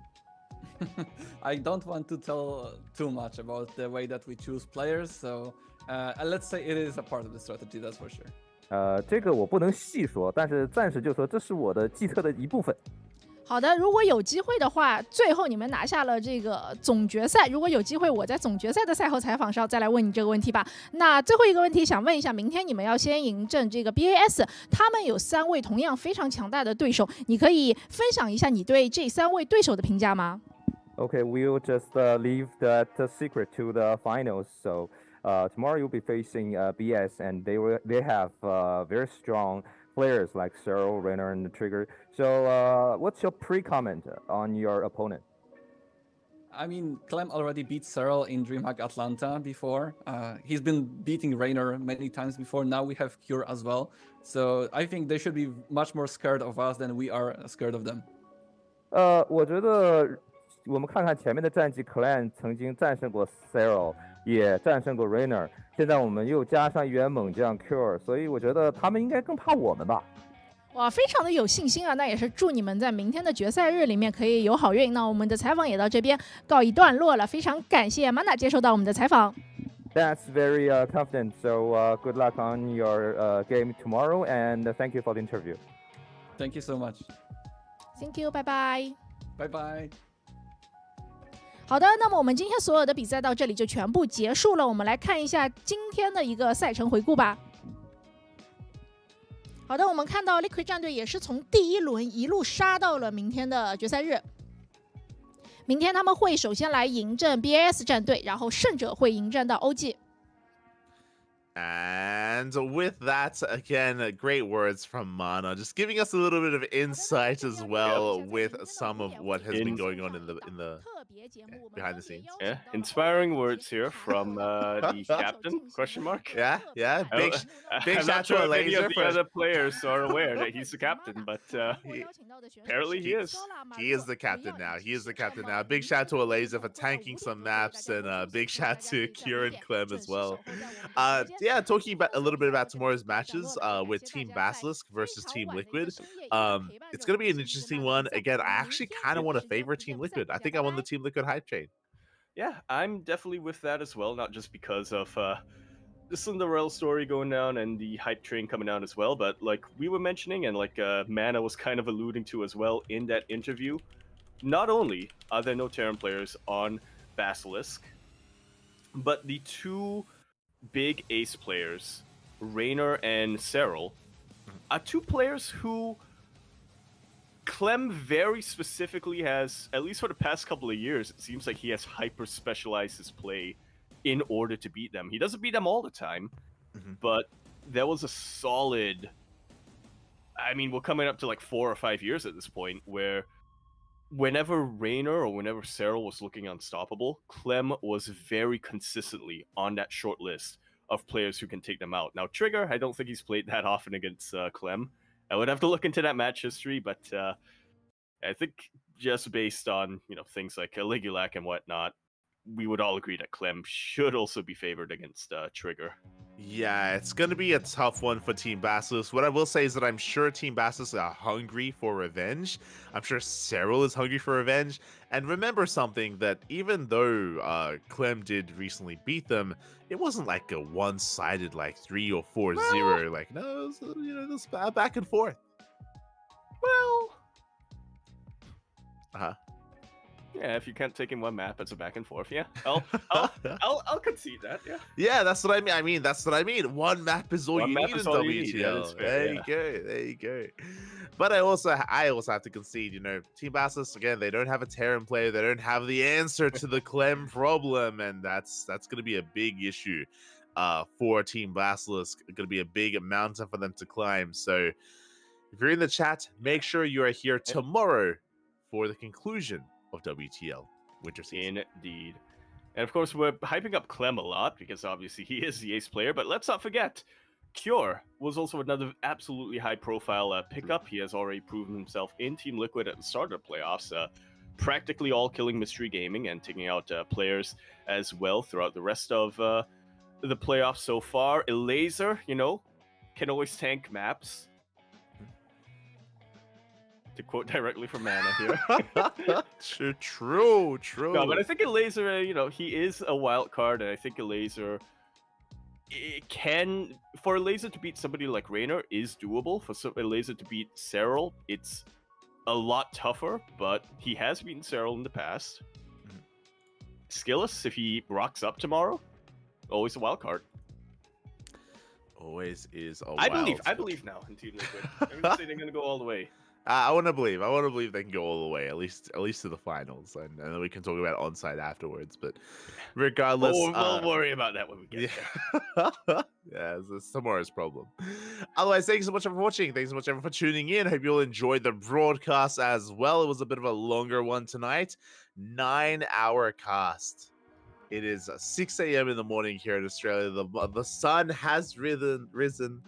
It's time for veg, papi. It's time for veg. Let's go. And thank you so much, Yaku. Thanks so much for joining me today. I really do appreciate it. Thank you so much. And yeah, I mean, we might see you again tomorrow for the finals. Potentially. Probably. Oh, wait, we'll see. I think Asher said he might jump on earlier. He might. There we go. We do need the Cassie Cat coming in here. Yeah. We need to balance off the prediction cat. Exactly. It's gonna be good stuff. So we'll see. Potentially Asher tomorrow. And again, thank you so much, Yaku, for joining me tonight. Thank you so much. Big shout out to Kuro as well, who's been handling the production on the other side of things. Yeah. Not just handling the production tonight, also fact checking us. True. Which I appreciate personally. There you go. With that, thank you so much for watching, and thanks so much for the support. Stick around. We're going to be giving another StarCraft streamer a raid. Shout out to everyone in the YouTube chat as well. Much love. Much love. Thank you so much. Hope you all enjoyed yourselves, and we'll see you guys tomorrow.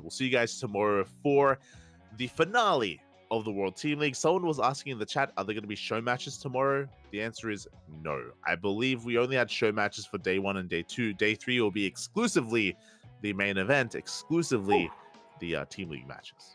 Indeed. Well, we might have a pre-show challenge. But we'll see. We shall see. Outside of that, thank you so much for watching, and thanks so much for the support. !! Socials, follow us on Twitter, follow us on Instagram, YouTube, Discord, all things CranKy. Ducklings, our VODs are uploaded to YouTube on a daily basis as well, so make sure to check them out. Otherwise, we'll see you guys tomorrow for some more World Team League action.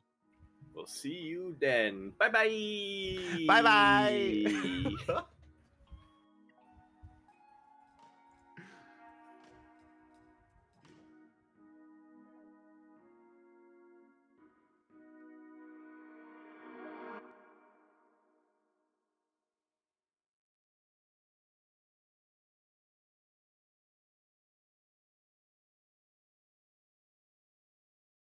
you